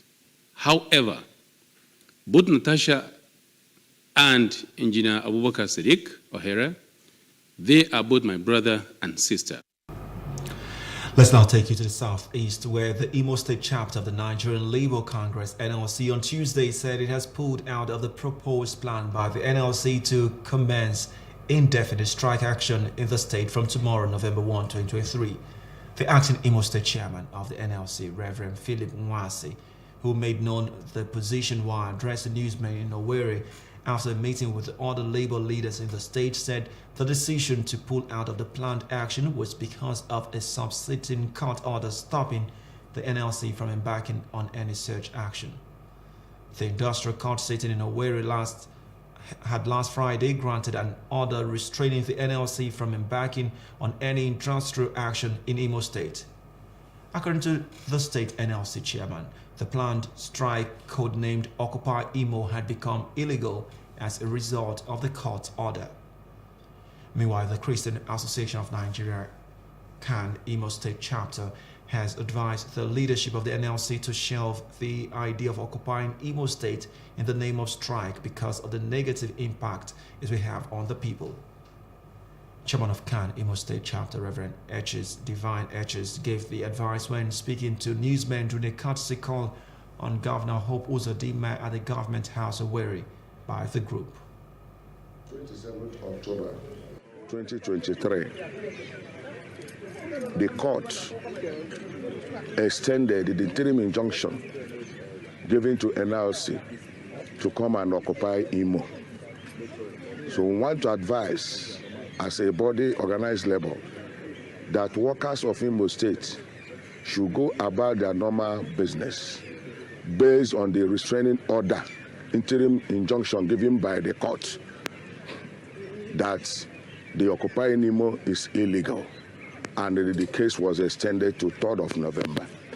So based on that, every worker should move their normal business and base in their working places as law-abiding citizens. To know exactly the minds of affiliate unions in the states and the achievements so far made since we came on board.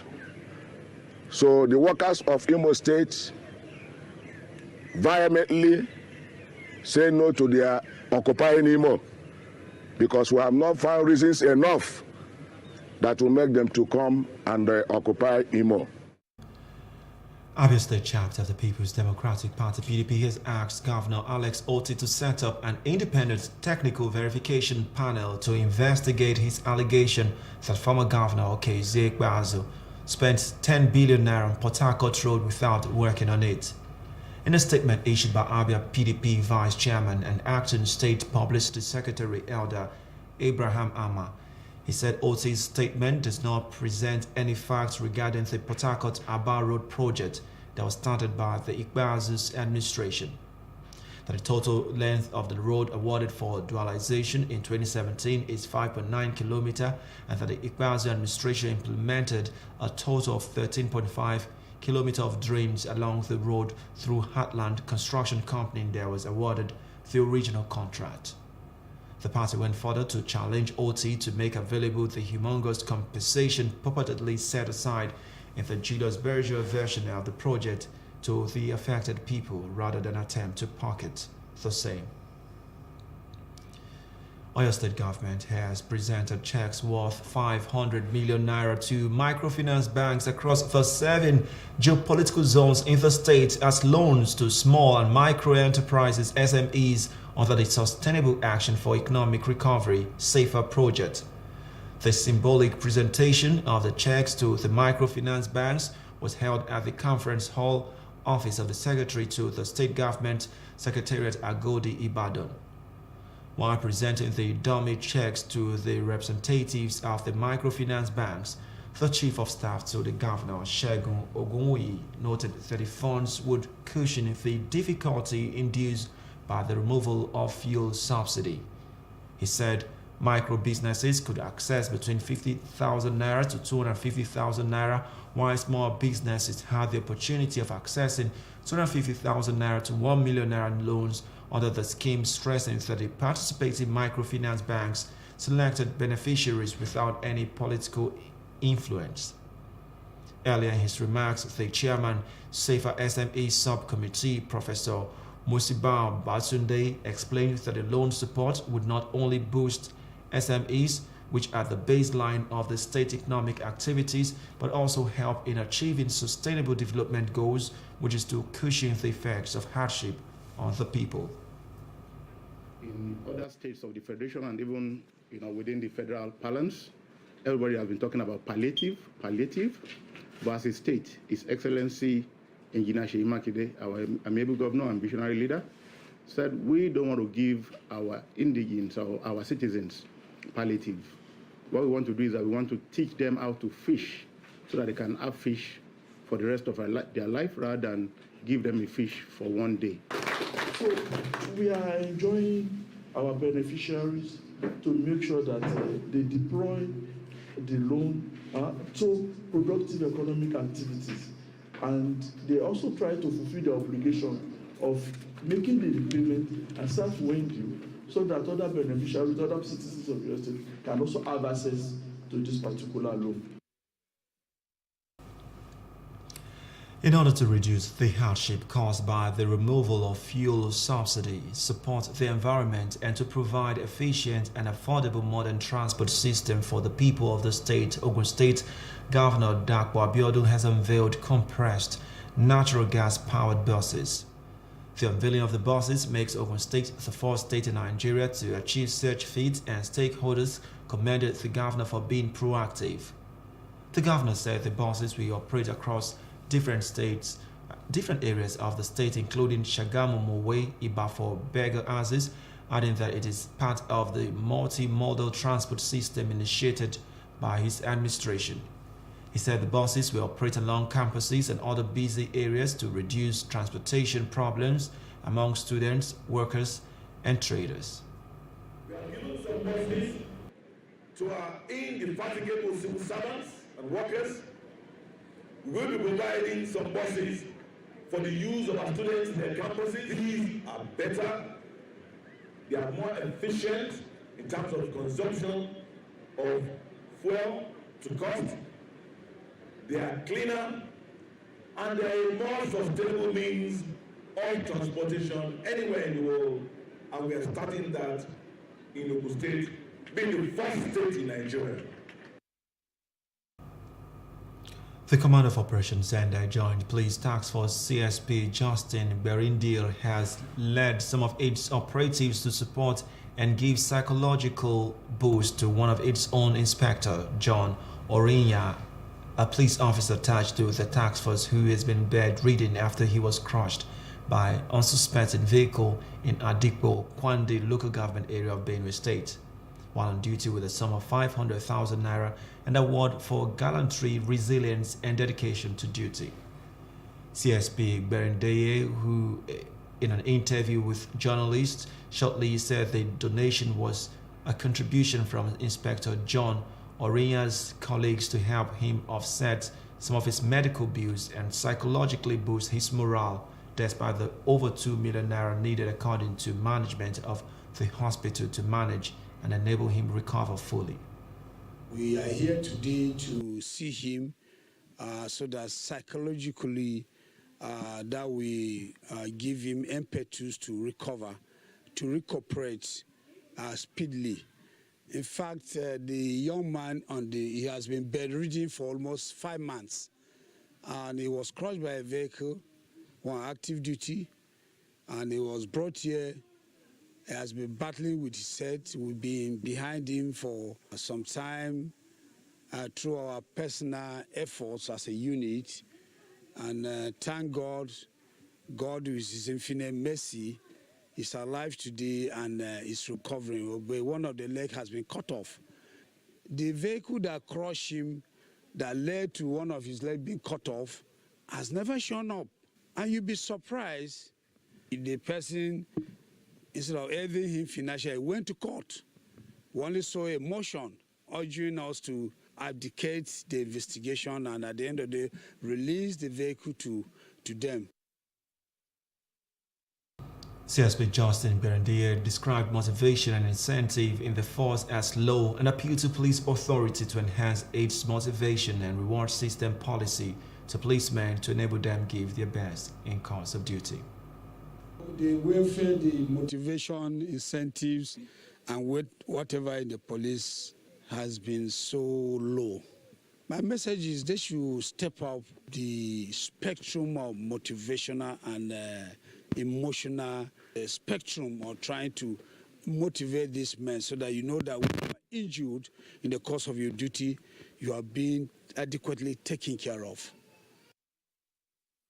Receiving the award and support, Inspector John and his wife Faith Orinya were full of praise and appreciation to CSP Berindeye and his team for the love and support.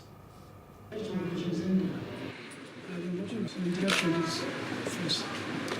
been working with them for over a year now.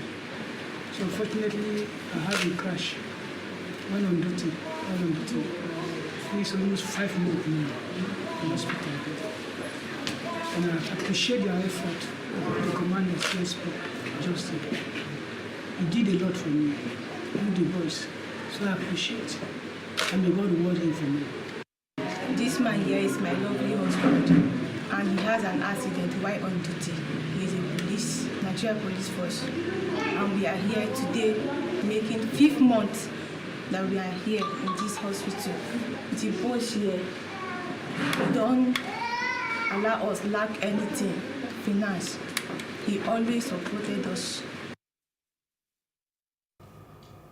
Benue State Governor Reverend Father Hyacinth Ali has called on the Nigerian Army to turn its focus on Benue State to help secure the food basket of the nation. The governor made the call today, Tuesday, October 31st, 2023, during a courtesy call of the Chief of Army Staff, Lieutenant General Taoreed Lagbaja, in his office at the Army Headquarters, Abuja. He said the once very peaceful state is at the moment besieged by criminals ranging from murderous armed headers, bandits, and local gangsters. He decried lack of manpower for other formations operating within the state, including Operation Wild Stroke and the 401 Special Forces Brigade, adding that if properly equipped, the men of the formations may begin to enter the hidden lands to be able to tackle the menace and will not only be standing on the roads as it is the practice presently. He called for the establishment of force operation bases in Anye, Naka, Ukum, Agatu, Uday, and Banjiba. In his response, the COAS stated that as one who has served in the state for 9 years, he has a good understanding of the security situation of the state. He promised that the Nigerian army will turn its attention to Benue, especially now that the dry season is about setting in, which is the time that the state usually witnesses a lot of crisis.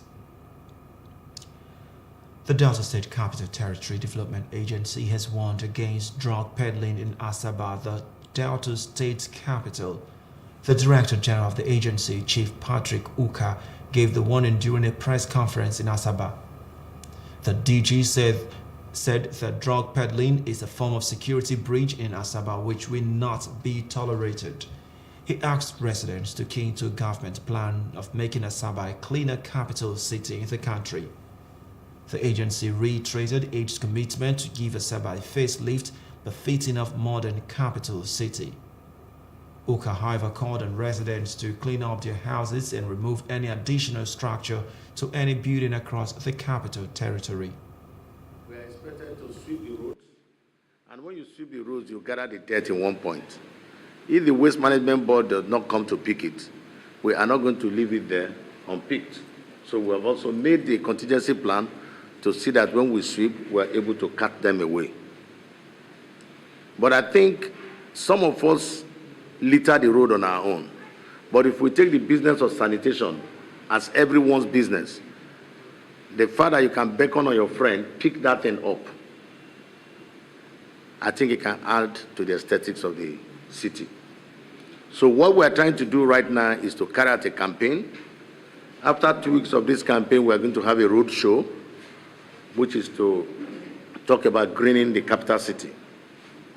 For now, we are going to carry a campaign for cleaning your environment and cleaning your offices and your shop.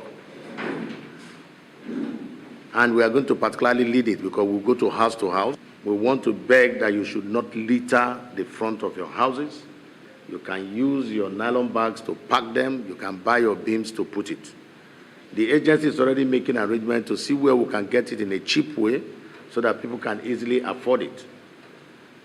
So the clearance, the waste bin, we will try as much as possible to make it affordable and ready for people to buy. The Chairman House Committee on Aviation Technology, Honorable Ereyitomi Thomas, has vowed that the committee will not fall the leadership of the 10th Legislative House, Nigerians and stakeholders in the aviation sector. Chairman of the committee made the pledge at the inaugural meeting of the committee at the National Assembly Complex in Abuja on Tuesday. He thanked the Speaker and the leadership of the House for the confidence reposed in the members and for selecting them as members of the committee. The chairman says it shows the seriousness the House leadership attaches to the committee, and expectation is very high to deliver on their mandate. He says the committee will seriously engage and synergize with all stakeholders to give Nigerians the democratic dividends of a highly innovative and productive aviation industry, as he reeled out the work plan that will guide the committee in their assignment. To make this committee function and address the fundamental issues as it relates to our core mandate is the responsibility of all of us that are here today. But somebody must be here to drive the process, to direct the meeting. That's why I'm here today. So, my deputy and every one of us here today present, and members that are not here, we are all equals. And we must come out to contribute, look at issues, how we are going to address issues as it relates to our mandate, in relations to the aviation industry, which our committee is mandated to address some fundamentals. So it is on that note that I want to employ every member. We should open our hearts, we should see ourselves as one, we should address issues, even if we have issues that you want to draw our attention to, let us know. Our addresses and our offices are open. We can only suggest things that will improve the life of Nigeria.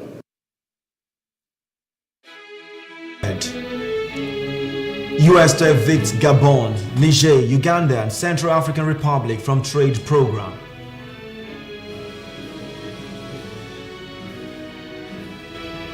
Details when we return.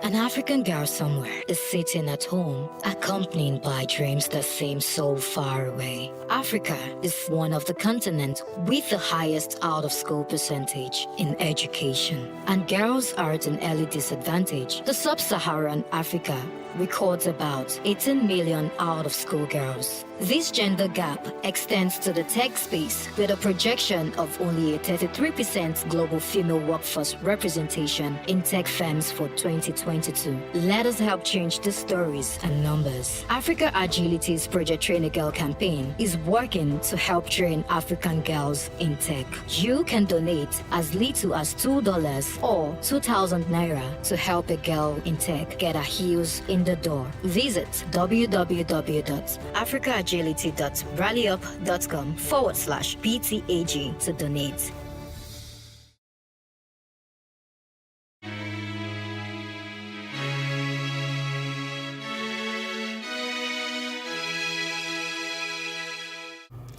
Welcome back.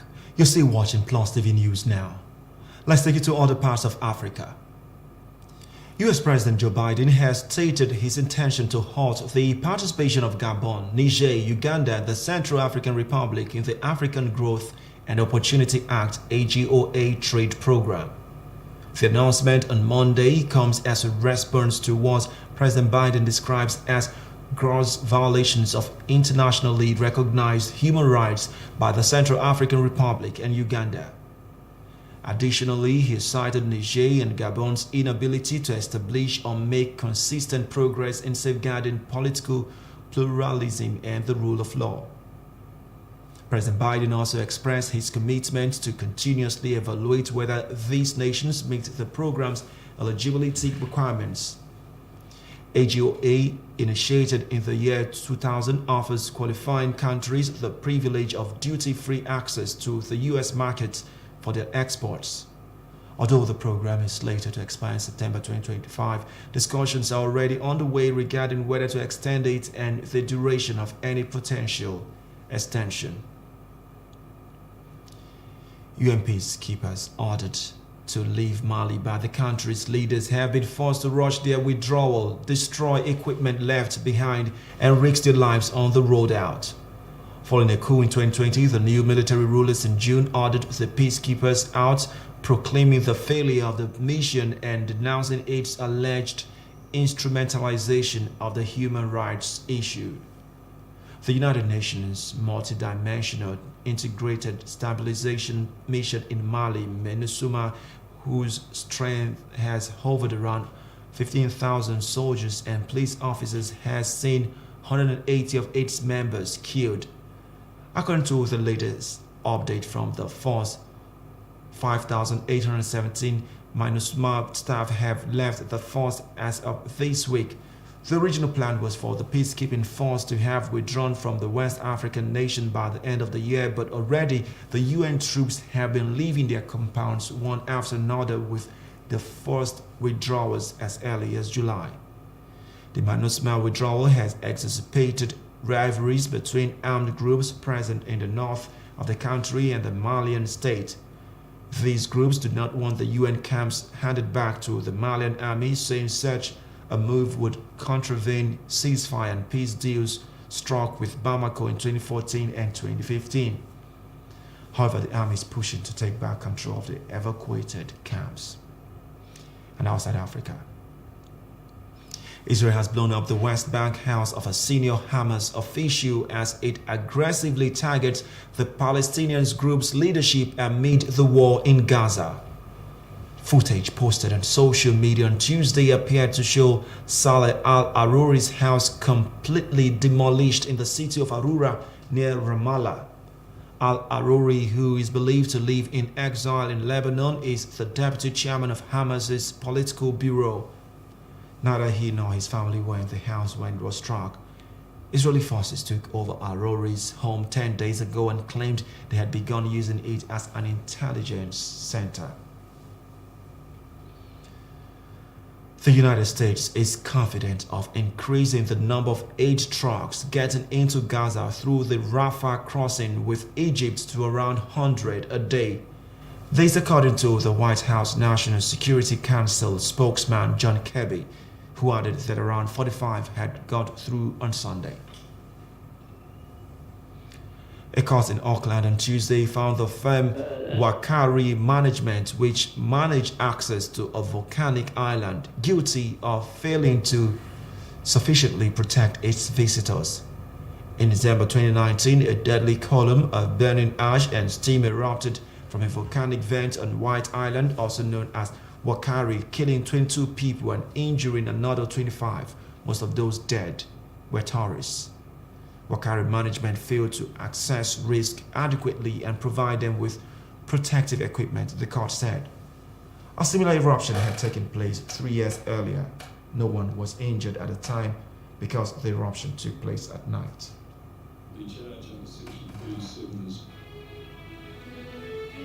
Up next, federal government says Naira to gain true value before December 2023. That's in business news after this short break. Stay with us.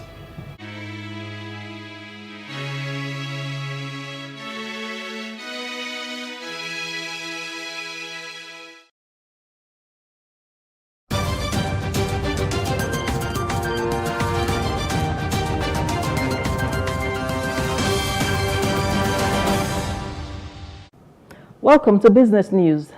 The National Bureau of Statistics says prices of beef, rice, beans, onion, yam, and other food items increased in September. It stated this in a selected food prices watch report for September 2023 released in Abuja on Monday. The report said the average price of 1 kg of boneless beef increased by 28.8% from 2,199 recorded in September 2022 to 2,816 in September 2023, while on a month-on-month basis, 1 kg of local rice increased by 2.48% from the 738 naira recorded in August 2023. The report also states that the average price of 1 kg of brown beans increased by 28.76% on a year-on-year basis from 556 naira in September 2022 to 716 naira in September 2023. On a month-on-month basis, the price increased by 3.47% from the 692 naira recorded in August 2023 to 716 naira in September 2023. The chairman of the Presidential Committee on Fiscal Policy and Tax Reforms, Taiwo Oyedele, has assured Nigerians that the ongoing plan by the federal government to introduce new foreign exchange rules will reflect the true value of the naira. He also said the plan, which will include a crackdown on illicit currency trading, will result in the naira gaining its gap with the unofficial rate and reaching a fair price before the end of 2023. According to him, the government sees a fair price for the dollar at 650 to 750 naira. Oyedele, speaking in an interview on Monday, added that the government will set transparent rules for the operations of the official market after clearing a backlog of dollar demand estimated at about $6.7 billion. The Nigerian British Chamber of Commerce, NBCC, is canvassing for policies that would spur both local and foreign investments in Nigeria. To this end, the Chamber's chairman, Trade and Investment, Mr. Segun Akintemi, said that the Minister of Industry, Trade and Investment, Dr. Doris Uzoka Anite, would launch an initiative of the Chamber known as the Micro, Small and Medium Enterprises Ideathon.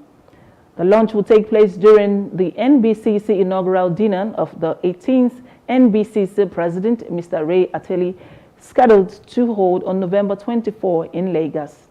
Akintemi, who spoke at a media briefing, explained that the initiative would help measure how MSMEs can grow and materialize into meaningful business. Operators in Nigeria's oil and gas sector said there was still uncertainty with respect to investments in the industry, despite the enactment of the Petroleum Industry Bill at about 2 years ago. Nigeria's low oil production and the plunge in its revenue were attributed to this investor uncertainty by the industry players, as they urged the National Assembly to consider a review of the PIA 2021. Speaking at the Oil and Gas Industry Policy Roundtable organized by the Independent Petroleum Producers Group and Oil Producers Trade Section for members of the National Assembly, the chairman, IPPG, Abdul Razak Isa, said the challenges in the sector were stifling its growth despite the PIA. He said investor uncertainty, a core element of the ongoing reforms, persists, and this is further exacerbated by the global energy transition drive and the insecurity in the Niger Delta, with the resultant effect being a significant drop in the nation's production output. The PIA was passed into law in August 2021 by former President Muhammadu Buhari after it dragged as a bill at the National Assembly for about 2 decades. That's it on Business News. The news continues. I am Shade Uwe. Let's now join our entertainment desk for some entertainment news.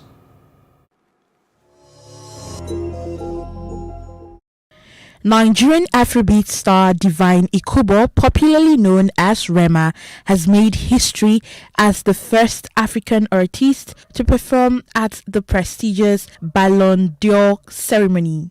The 23-year-old performed at the 2023 Ballon d'Or ceremony in Paris, France on Monday night. Rema thrilled the audience with the performance of his hit song, Calm Down. The award organizers shared a clip of his electrifying performance via their verified X handle with the caption, Calm Down. Singer Aziz Fashola, popularly known as Naira Marley, and socialite Samson Iletu, better known as Sam Larry, have filed a fundamental rights suit to challenge their continued detention over the death of singer Ileri Oluwa Aloba, better known as Mohbad. In the lawsuit filed before the Federal High Court in Lagos by their lawyer Mr.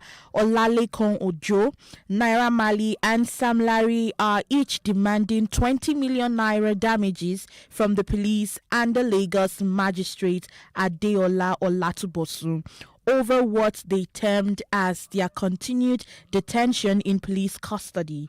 They joined the police and the Lagos magistrate as defendants in the suit. Naira Marley and Sam Larry in the suit argued that the magistrate ordered their remand for only 21 days and the period had elapsed. They are seeking an order of the court releasing the applicants forthwith.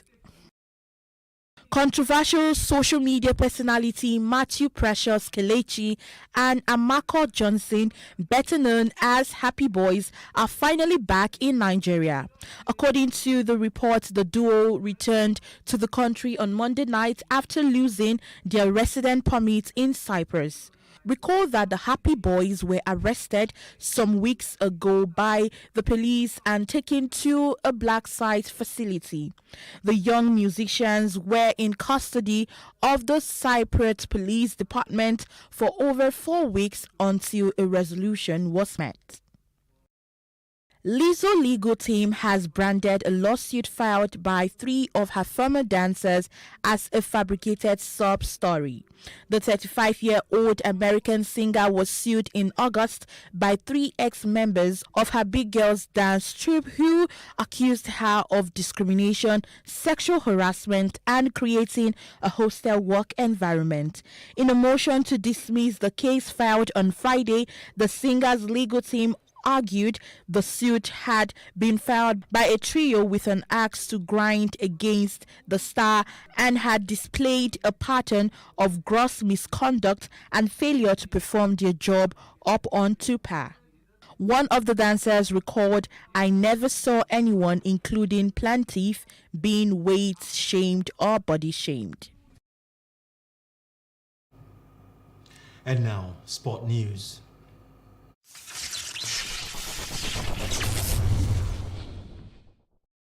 Welcome to Sport News. I am Mudashiru Shitu. Still on the Ballon d'Or, Super Eagles and Napoli striker Victor Osimhen has been ranked in the 8th position in the 2023 Men's Ballon d'Or award that took place yesterday. Osimhen becomes the highest ranked Nigerian player in the history of the award. Osimhen was ranked ahead of likes of Roberto Lewandowski and current holder Karim Benzema, Eric Kane, Mohamed Salah in this year's ceremonial award. The 24-year-old made history as the first Napoli player to make the top 10 of the Ballon d'Or ranking. That's also an interesting moment for Nigerians to have a Nigerian in the top award in that Ballon d'Or. So we leave that. We come to Lobby Stars in the local scene, as Lobby Stars' unbeaten run in the ongoing Nigerian Professional Football League was brought to an halt yesterday after they suffered a slim 0-1 loss at Rivers United in the Week 5 match played at the Adokiye Stadium in Port Harcourt. Before yesterday's match, Lobby Stars has won 2 and drawn 2 matches to remain unbeaten in the 2023-24 season. Rivers United youngster Alex Oweya scored the only goal of the match in the 47nd minute to destroy Lobby Stars' enviable record. In another Week 5 match played, Katsina United fought back from an early goal to beat Sunshine Stars 3-2 at the Muhammadu Dikko Stadium. And that's all for Sport News tonight. Bye for now. I am Mudashiru Shitu. And that's all for the news tonight. But before we go, a summary of the main news. President Tinubu has intervened in Rivers Governor's impeachment crisis in order to restore peace in the state.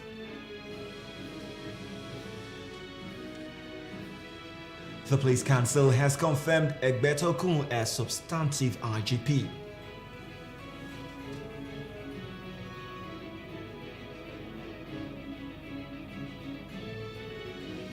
And we told you an appeal court has overturned Timi Presiva's disqualification as APC candidate.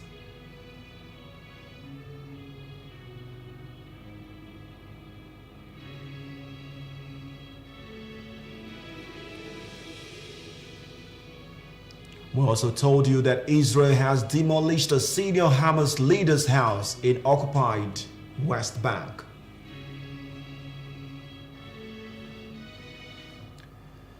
That's the news now. For more stories, please follow us on Facebook, X, and Instagram, and do subscribe to our YouTube channel at Plus TV Africa and Plus TV Africa Lifestyle.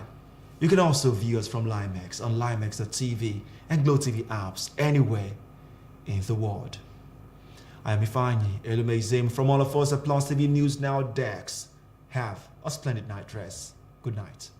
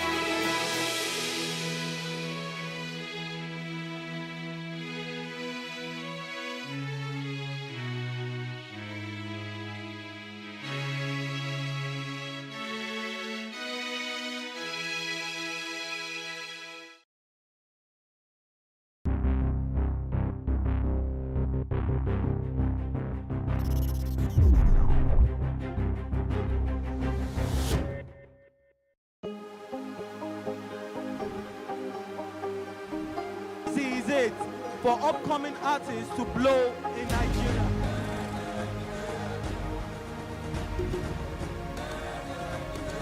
Welcome to Plus Trending.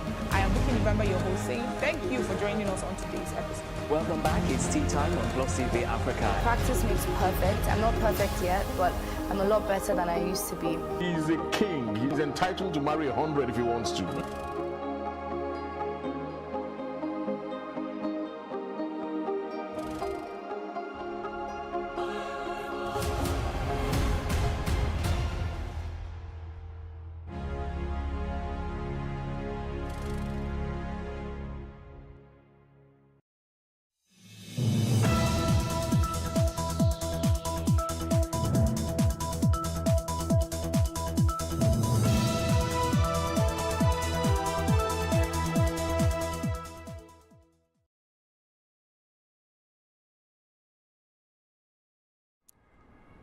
Hello from Berlin, Germany.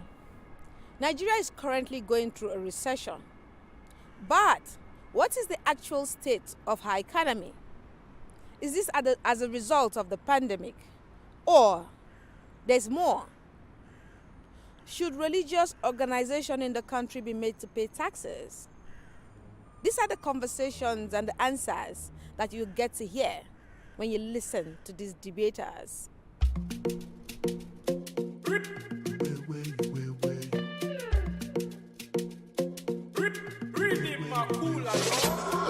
Hello, I welcome you to today's episode of Matasada Imani. We're going to be talking about religion, youth, and money as it concerns the Nigerian people. My name is Mercy Aband. Nigeria has the 5th largest Christian population and the 6th largest Muslim population in the world. Pretty impressive figures. So what are the economic aspects of this fact? Let's talk about this in today's episode.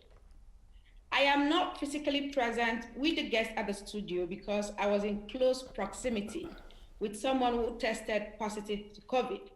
Even though I tested negative, I had to stay away for the safety of everyone in the studio. But I'd like to introduce our guest. I'll start with Timothy Imogere, who is a proud Nigerian student living in Germany. Hello, Timothy, welcome. Hi, Mercy. Thank you for having me here. My next guest is Kumbi Oshinoiki. She runs a business in Germany. Hello, Kumbi, welcome. Hello, nice to see you.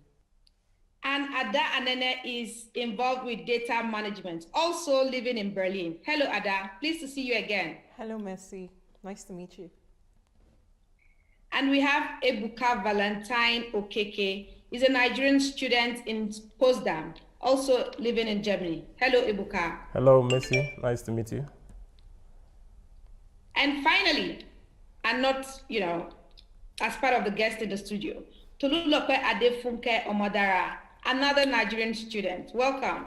Hi, Mercy. Thanks for having me here. Pleasure is mine. We have 2 callings from Nigeria, and our guest is Ose Anene. Mr. Ose Anene is a businessman, is a hotelier as well, and is a politician. Hello, Ndi Kato. Ndi is an active member of civil society in Nigeria, and she's a frontline activist in the country. I would like to talk with you about a very impressive, or actually I'd say important factor in Nigeria's reality, and that is religion and money. There is a lot that can be said or that has been said about this topic, but let's start somewhere. Nigeria is going through a historical recession at the moment. Poverty rates are on the rise. Should and could religious institutions contribute more to the economic relief of Nigerians? And this question I would like Kumbi to respond to. I would like to start with Kumbi. Okay, I'm aware that there are lots of churches and mosques who have all sorts of programs that are aimed not just at providing relief to people in the communities, but also look to empower them through skills acquisition programs, trainings, and that kind of thing. So I think as part of their social mandate, a lot of religious bodies of all persuasions do this. Whether it's going to be enough to have enough impact on society in general, on the economy, is debatable. And also not all religious organizations are necessarily big enough to be able to provide the manpower needed to run a very comprehensive program that's going to make impact in their communities. But I do know that a lot of the big well-known churches and mosques do also a range of programs. Yes. Thank you. Government and the religious institutions. And the way that the religious institution can, put back into society more like a corporate, social responsibility, is to, create initiatives to help the people that they take care of. So I think it's not a bad idea. Like she said, there are actually churches that have these initiatives already running, like the mobile clinic run by some churches that I know. And so I think it's good that the church institution or the religious institution have these initiatives running, in support of the government. Thank you so much, Ada. Ebuka, Yeah. do you agree, or would you subscribe to religious organizations, especially the ones that, we've seen, not just the church now and the mosque, to pay tax to the state for development? I beg to disagree with such assumption, because as far as I'm concerned, is a kind of suggestion that is geared towards probably helping Nigeria escape the net of recession. But the truth remains that churches originally are agents of socialization, and as far as I'm concerned, they should continue to play that role as agent of socialization. Their participation into economic activity of any kind should be a kind of mandatory, should be optional and not mandatory. Taxes should not be imposed on churches, because doing that have a lot to do in the area of churches carrying out their social responsibility of educating the people, inculcating the required national values in the people. Now, imposing taxes on them, I don't think it will have much to do with, or can in any way have a serious contribution to saving Nigeria from economic recession. So churches or religion should be detached totally from the economic mess that we find ourselves in. Thank you, Ebuka. Tolu, I would like to ask you this. In the UK and other countries of the world, churches are known, these same churches that are in Nigeria are known to pay taxes. But when they get to Nigeria, they do not pay tax. And there's a conversation right now, and there's lobbying before the National Assembly, where people are saying, if these churches are making billions and millions of dollars, why should the state not take part in that? What would you say? I think religion should remain separated from politics. If you compare maybe European countries to Nigeria, you will notice that there is a decline in the number of people that go to churches, because once religion is connected to politics, what we have is compulsion, whereby forcing people to do some particular things, and that is not good for religion. There should be competition, there should be freedom of religion and all that. If you look at countries where religion is not separated from politics, it's either religion is used for conflict reasons, or you see people not going to church anymore because they have to pay taxes. And it would discourage people from going to church, and they would before you know what, people won't learn the religious virtues that are very important for the society. Because let's take tithe, for example. If the government says everybody should pay tithes, if it's a matter of compulsion, then it's also against the religion, because when you are doing something, you should do it out of joy, you should do it out of willingness and all that. So I think religion and politics should not be connected. Meanwhile, there might be religious bodies to check what the church is doing with the money. How are they helping How are they helping the people, the church members, and all that? But not the religion. Thank you. I would like to call in at this point. I'd like to call in Ose to come into this conversation. Hello, Ose. Can you hear me? Hi, Mercy. Yes. Pleased to have you join. Glad to be here again. You're a businessman, so I'd like to hear your take from this. Do you think churches should be responsive and responsible in societies like Nigeria? I'll also try to answer as a politician.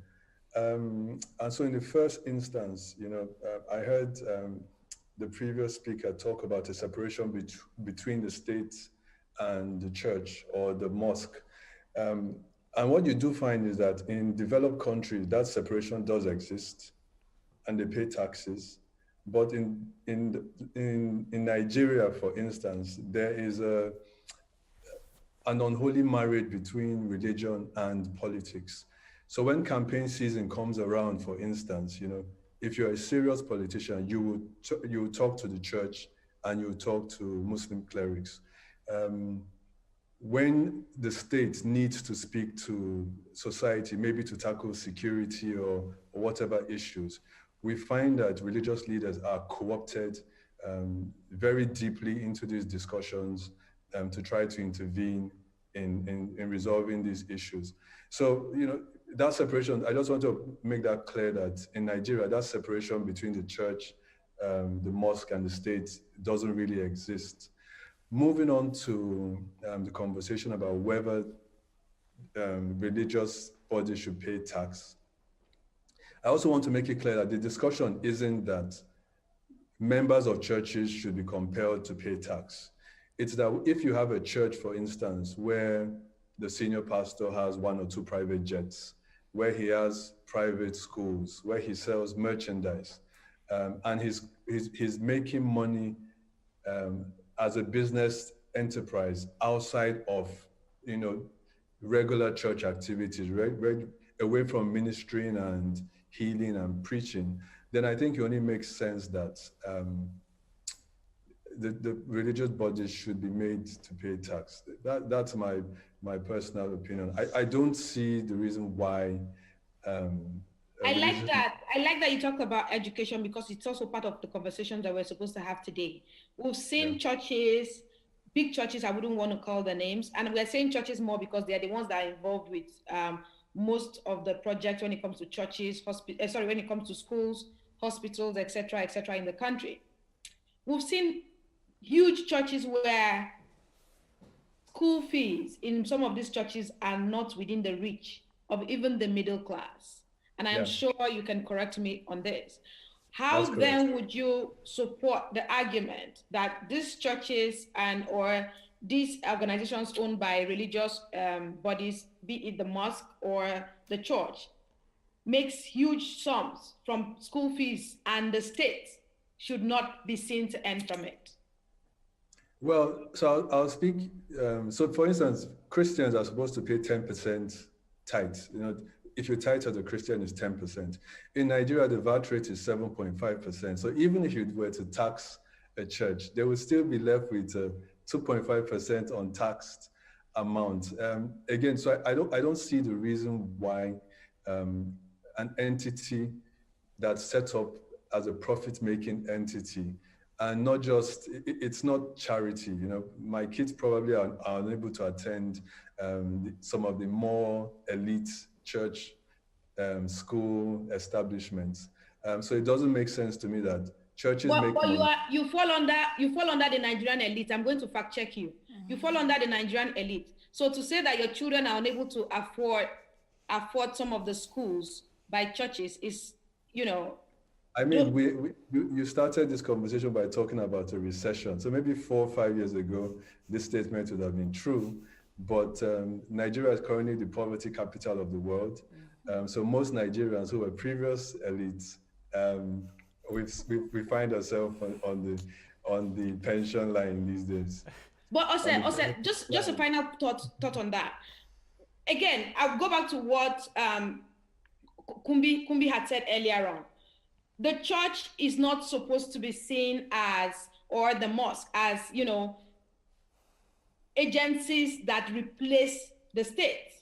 So in places where, they're already performing the functions of the state, like building schools, hospitals, and ensuring in some communities, they literally cater for the basic amenities for these communities. So if you are insisting that because they make so, and that, they have to pay tax. Where do we call in the government? Will that be fair to churches who, over the years are literally standing in for the state? So your question is an interesting one, and it sort of has two threads. So the first thing is the assumption that the church is stepping in or filling the gap for a state that is falling, that is failing. And that is sort of correct. There are pockets in the country where government and governance is absent, and churches, and not just churches, I'm happy Indy's on the call, civil society actually also stepping into the gap. But civil society is accountable. Civil society is accountable to donors. Civil society is accountable to government. Civil society is accountable to the people. And churches to this point are not. So I just want to make that distinction that even if they were to step into the gap, they need to be held accountable. So would you support your political party to push for a bill that ensures that churches and mosques are made to pay taxes? I want to hear you on record. I am an opposition party politician. It will be difficult to sort. Maybe when we win, we'll visit that conversation. You had power for 15 years. It would be a very unpopular policy plan to try to push through. Nigeria is a deeply religious country. You have members in the National Assembly. Nigeria is a deeply religious country, and any attempt, I think, ahead of an election to push through taxation of religious institutions would be seen as an attack on these institutions. So I don't think it will be very difficult to push it through just because we are a religious nation. But you are convinced that this is something that should be pushed? Personally, I am, yes, but I'm also a pragmatic politician, so I don't see it happening in the near future. That's an interesting thing. Thank you so much, Ose Anini, for joining us. Thanks for having me. We're going to go back now to the studio so I can get the feel of, everyone who is in the studio about what Ose just said. Can you perhaps react to some of the points raised by Mr. Anene? Yeah, I mean, what he said was something that is very, it's a little bit controversial. At the same time, it's emotional. It's a topic that's very emotional because of... Why is it emotional? There are two things involved here. When we are talking, we focused on just one religion. We did not talk about the other. And that is why this law cannot be actually implemented in Nigeria, because it's going to be seen as just the victimization of just one religion and not the other. For example, it's not, Muslims are not obliged to pay 10% of their income, for example, or their wages or whatever the case might be to the mosque. Christians are, by whatever belief system they actually go for, so tithing or seed sowing or whatever the case might be. And you cannot say, okay, you're going to tax churches, and then churches contribute a huge amount to governance of whatever the case might be, and then mosques contribute nothing. This is going to be a little bit discriminatory. So that's why it's not going to work in Nigeria. There are politicians who have been talking about this. For example, El-Rufai was the champion of this, the present Kaduna State governor, but it wasn't going so well because it's a little bit sentimental when you actually talk about this whole thing, because it's one-sided. So this is what I have to say about that. So I don't see it happening in the nearest future because of the one-sidedness of the whole thing. But maybe if there's a way they can actually create a level playing field. However, I think our emphasis should not be on churches contributing financially to the government. We know there's a huge corruption problem when it comes to Africa and governance in Africa. So it's good to actually separate what the government does and what private sector does, whether it's churches or religious sectors like churches or mosques. I think what the church can do, we have a big problem here, like Ose said, with school fees and how maybe some churches have mega institutions, they have businesses. If a founder of a church registers a business like a university, that can be taxed, but not the church. We can separate that business, and that business can be taxed, but not the church. However, if we want to actually make religious institutions contribute to cases of recession, what I feel that can happen, because recession is not actually just the lack of money, but it actually has to do with internal policies and the external politics of the world, and maybe, for example, the pandemic, for example. If the church is to contribute or the mosque is to contribute, they should contribute with skill acquisition. Skill acquisition. Let me just give an example. I don't know if I have much time. If you can give me just 2 minutes, just say something, or 1 minute, sorry. Sorry, Messi. If you can give me 1 minute to say something. For example, the reason why I believe the Goodluck Jonathan Almajiri school system failed was the focus. This is actually a pseudo-religious system in northern Nigeria. And what could have happened that could have maybe led to the success of that system, or what Jonathan was trying to do then, was that he could have converted the schools not to Western education acquiring centers, but skill acquisition centers. If this was the main focus, I'm very sure that it could have worked perfectly. Because you have 9 million out of school children, in Nigeria, for example, in northern Nigeria. If 9 million out of school children can be trained in skills in the next 10 years when they are teenagers or maybe when they are adults, then these children can actually contribute basically to the economy of the country. Thank you for that intervention. Just a bit of a fact check. It's actually 13.5 million now out of school. Okay. So yeah, it's done 9. More than that. Hi, Kumbi. When you spoke earlier, I noticed you made an argument for the religious institutions. I'm trying as much as possible so we don't focus on the church. Religious institutions. But when an institution seems to make a whole lot of money from other businesses like schools, because we've seen primary, secondary, university, these are all schools at different level owned by churches. And if you go and find out the school fees, it's neck-breaking, as it were. When you hear that number, do you still argue that with all of the interest that comes in by virtue of students who pay school fees, the state should not at some point reach out and say, you know what, we actually do deserve our taxes? I have a very big problem with a blanket statement to say, oh, the state should collect the taxes, because we know that corruption is endemic in Nigeria.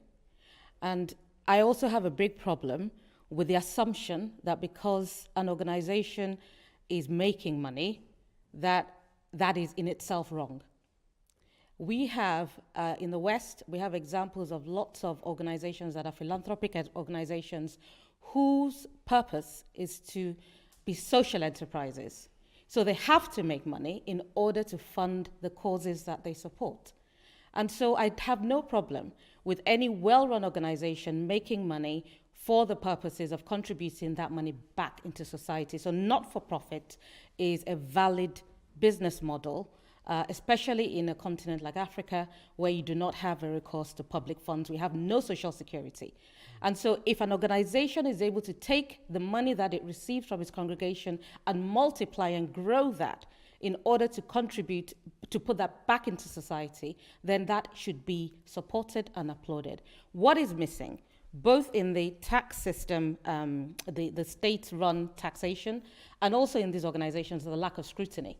That is what is missing. And so whether you're collecting the money from the churches because you feel that the operations are opaque, or you're giving it to the states whose operations are even more opaque, you're losing. It's a lose-lose situation. What we need is transparency. We need anybody who's collecting money under any guise to be able to account for how that money has come in and where that money has gone. And I think that we ought to be, the state should be supporting and putting in processes and laws that support organizations, especially in developing countries, to use whatever resources that they have to multiply that and to put that back into society. And for those organizations to have properly scrutinized, reporting structures. They have people that can be held accountable. They produce reports. They have a commission that oversees all of that. I support, provided it's done in an open and transparent way. But to collect money from organizations that are doing good and give it to politicians who are going to put it in their villages and build mansions with 7 swimming pools and all sorts of nonsense, I don't see how that is good for anybody. So I think everybody's issue is around transparency. I have no problem with anybody making money and multiplying that money in order to benefit the masses. Ebuka, Kumbi just touched on something that I find very important to this conversation, and that is accountability. If you recall, perhaps in the 90s, if you were not too young to know that, in the 90s or in the 80s, we had schools owned by the Catholic Church. Let's use the Catholic Church as a case study now, right? And government took over these schools. Government took over these schools. And today, most of these schools, even the King's College in Lagos, they're mostly in dilapidated conditions as I speak. Do you then think that most of the Pentecostal churches now and some religious organizations stepping in to set up schools and stand in the gap and increasing school fees and, like we had rightly pointed out, do you think the point made by Kumbi that, accountability is an issue that we should not dismiss? Hence, the churches should not be seen to send the monies they're literally trying to raise to help the communities back to the state, especially knowing that these same states are yet to account for even the schools that were handed over to them by the missionaries. Okay, I think one of the basic problems facing Nigeria's socio-economic development is lack of accountability. Now, coming to schools, before now, when schools was under the church, there has been a good record of efficiency, seriousness, because it seems privatized enterprise in Nigeria function more than the ones that are under government. So based on the situation of Nigerian schools, I think I will subscribe to the suggestion or idea that the schools should go back to the mission so that there will be objectivity, so that there will be responsiveness and accountability, because ever since the school was handed over to the government, the accountability was eroded. It became totally unachievable. And I think that has been the issue facing Nigeria till date. Now, coming to taxing churches or religious institutions, I think he made a point. He said something about that Nigeria is deeply religious. And topics or issues like that, when it comes to whether the churches should be taxed or not, are things that we need to be very, very careful in handling. If not... Thank you, Ebuka. I would like to call in Ndi Kato to join us. Hello, Ndi. Can you hear me? Yes. Hi, Mercy. Good evening. Pleased to have you join. Thank you for having me. I think this is an important conversation for you because you're a member of the civil society organizations in Nigeria. Yes, and when Ose was speaking, he clearly did mention that the accountability mechanisms put in place for civil society. I just want you to react a bit to some of the conversations you've heard and you've listened to and what you think about what the debate going on in the studio at the moment. Well, for me, I remember today seeing something. I think I want to start on that note. A pastor, and you do know that with Nigeria, you can't put, a limit on how many or what people preach or how many religious organizations or bodies, preachers, Muslims or Christians, you can't really put anything on that. They keep going. So this pastor says, in this harsh economy, giving 10 naira as an offering is wickedness before God. And I remember my reaction to that was, I find it amusing that the Nigerian God cannot stabilize his own personal naira. I mean, if you cannot help us, can you at least not, equal your own personal naira to the dollar? One of the things I find back and forth with religion is that, the Nigerian gods outsource things to the Nigerians and the Nigerians outsource back to their gods. And we don't have any responsibility in between. And it's very upsetting. So for me, taxing the church is not so much about, will the government take care of the money or keep the money? What would happen to it? What is happening to my own tax? But it is a responsibility that we have to do. And some of these freedoms that we give religious organizations, we give to mosques, we give to, traditional worshippers at this point are nearly non-existent, but let's put them in there. And churches, some of these freedoms make them untouchable. And for me, I need institutions that would hold more Nigerians. I need processes that would hold more Nigerians accountable. And when we talk about how well they have functioned, still that sense of accountability is not there. When we talk about how good these schools were and all of that, if you look back at the process and everything that happened at the time when these schools held sway, even until today, there is no accountability. If students get rusticated, you can ask questions. If a child drowns in a bucket or in a drum from a religious school, you can't ask questions. You can ask questions in a school owned by non-religious organizations. If a child gets raped and get justice, you can really get that on this hand. These are untouchables. And for me, again, the process, this conversation about taxation for me is about responsibility, is about reducing the number of untouchables in Nigeria. And, you know, with Ose's conversation, Mercy, with Ose's conversation, you brought something about the government. I can't really remember it word for word, but I feel like, you know, these things are not mutually exclusive. That you can hold the government accountable. You can accept that they are failing, they have failed, they are stealing, this is not right. And we can do this with religious houses too. And all of these steps actually come together to make a better Nigerian society. I just don't live for any society where anybody is untouchable or we think Ndidi, I am happy you're reacting to this because you have an academic background. Your mother is a professor. You literally had to grow up in an entire academic environment when you were growing up as a child. At least I know that history. But I want you to respond honestly to this. Would you say that government has been responsive and responsible when it comes to education in Nigeria? Of course not. Totally not. The Nigerian government has not been responsible with anything. I mean, I would try to wrap my head here. I will be here the entire time. The Nigerian government is completely irresponsible. There's not a single sector. So why then should the church, you know, pay taxes to an institution that has not shown accountability? Well, Mercy, this is the point with the untouchables. Why aren't you asking that question for me? Because I pay taxes and the government still steals. But we've not had the conversation about why not Nigerians? Why are Nigerians still paying tax? Why are we still wasting our time seeing as the government steals it? We don't give exceptions for the average Nigerian. So that conversation for me doesn't really come up, because if it is because the government steals, then nobody should pay tax. If it is because the government steals, we should keep advocating for further, you know, destruction of the Nigerian state, or further, what would I call this thing now? Further breakdown of everything. Like, okay, let's all rule ourselves, let's do everything, scatter it all to the ground. We should continue to advocate for that and say nobody should obey laws because the government is irresponsible. Wake up and do as you feel because the government is irresponsible. Now, if we don't make that excuse for the average Nigerian or for the average Nigerian institution, knowing very well that these processes are also put in place for a state to function, and that we are hoping and we're working actively towards the government getting better. We're fighting for human rights. We're fighting for electoral reforms. We're fighting for processes that would strengthen institutions within Nigeria.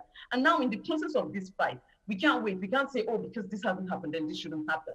These things are not mutually exclusive. The government is irresponsible. We're making steps to ensure that we get strong institutions, that whether or not a Buhari happens, a Trump happens in Nigeria, whatever happens in Nigeria, the person cannot trump these institutions, cannot trump the strength of these institutions. That is what we're pushing for. And in that process, also pushing for people or organizations that are not untouchable. This is very important because these kinds of things make it very possible for Nigerians to breed demagogues. This is a country where extremism is rife, demagoguery is rife, like there are always untouchable. Once we have made heroes out of people, okay, this person cannot be questioned. And for me, being able to question religious institutions in Nigeria, to put them through the test of conforming, for me, that is a very important step. And it's less about whether, oh, they are using their money to feed the poor. I'm using my money to feed the poor, Mercy. Check my local government, and I still pay tax. I still pay tax. Many Nigerians are paying black tax, or as we'll call it, the Nigerian tax. Also, will be feeding people in the village. Mercy, you are doing the same. Almost everybody does this. I have my own borehole. I pay for my own water. I pay for most of my electricity in Nigeria. I pay for my security in Nigeria, and I still pay tax. I still pay tax. So it's just not excusable for me. It's not excusable. And let's be clear. Okay, carry on. Thanks for that point. I will definitely go back to that. I will have to ask the people in the studio, but I will not let you go without asking you this question. Nigeria currently has 13.5 million out-of-school children. Perhaps with COVID, that number is likely to go up. And this is, and of this number, about 10 million is in northern Nigeria. You are a northerner. Yeah. Do you think Almajiri should be abolished? Of course it should be. It's modern day slavery. These children go through a lot. I would like to paint, back when my mom was still alive, the University of Abuja Staff Quarters has this clinic, and they usually bring the boys. And I remember they brought one time I went there for treatment, and they brought one boy, he was close to death.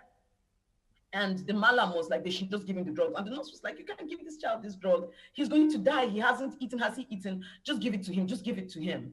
And we learned that boy died. We learned a couple of days later he died. There's no accountability for that, nothing. I've also seen the sister of that same malam, sexually exploiting those boys, asking them to fan her, everything. The process for the Almajiri around University of Abuja, the children around there, was that they had to go beg for money and bring a certain amount daily. And if they failed to bring that amount daily, they had to go and fetch firewood and bring to the malam's place. Now, the original thing behind Almajirinchi is that, these children are supposed to learn the Quran under this person and be itinerant preachers.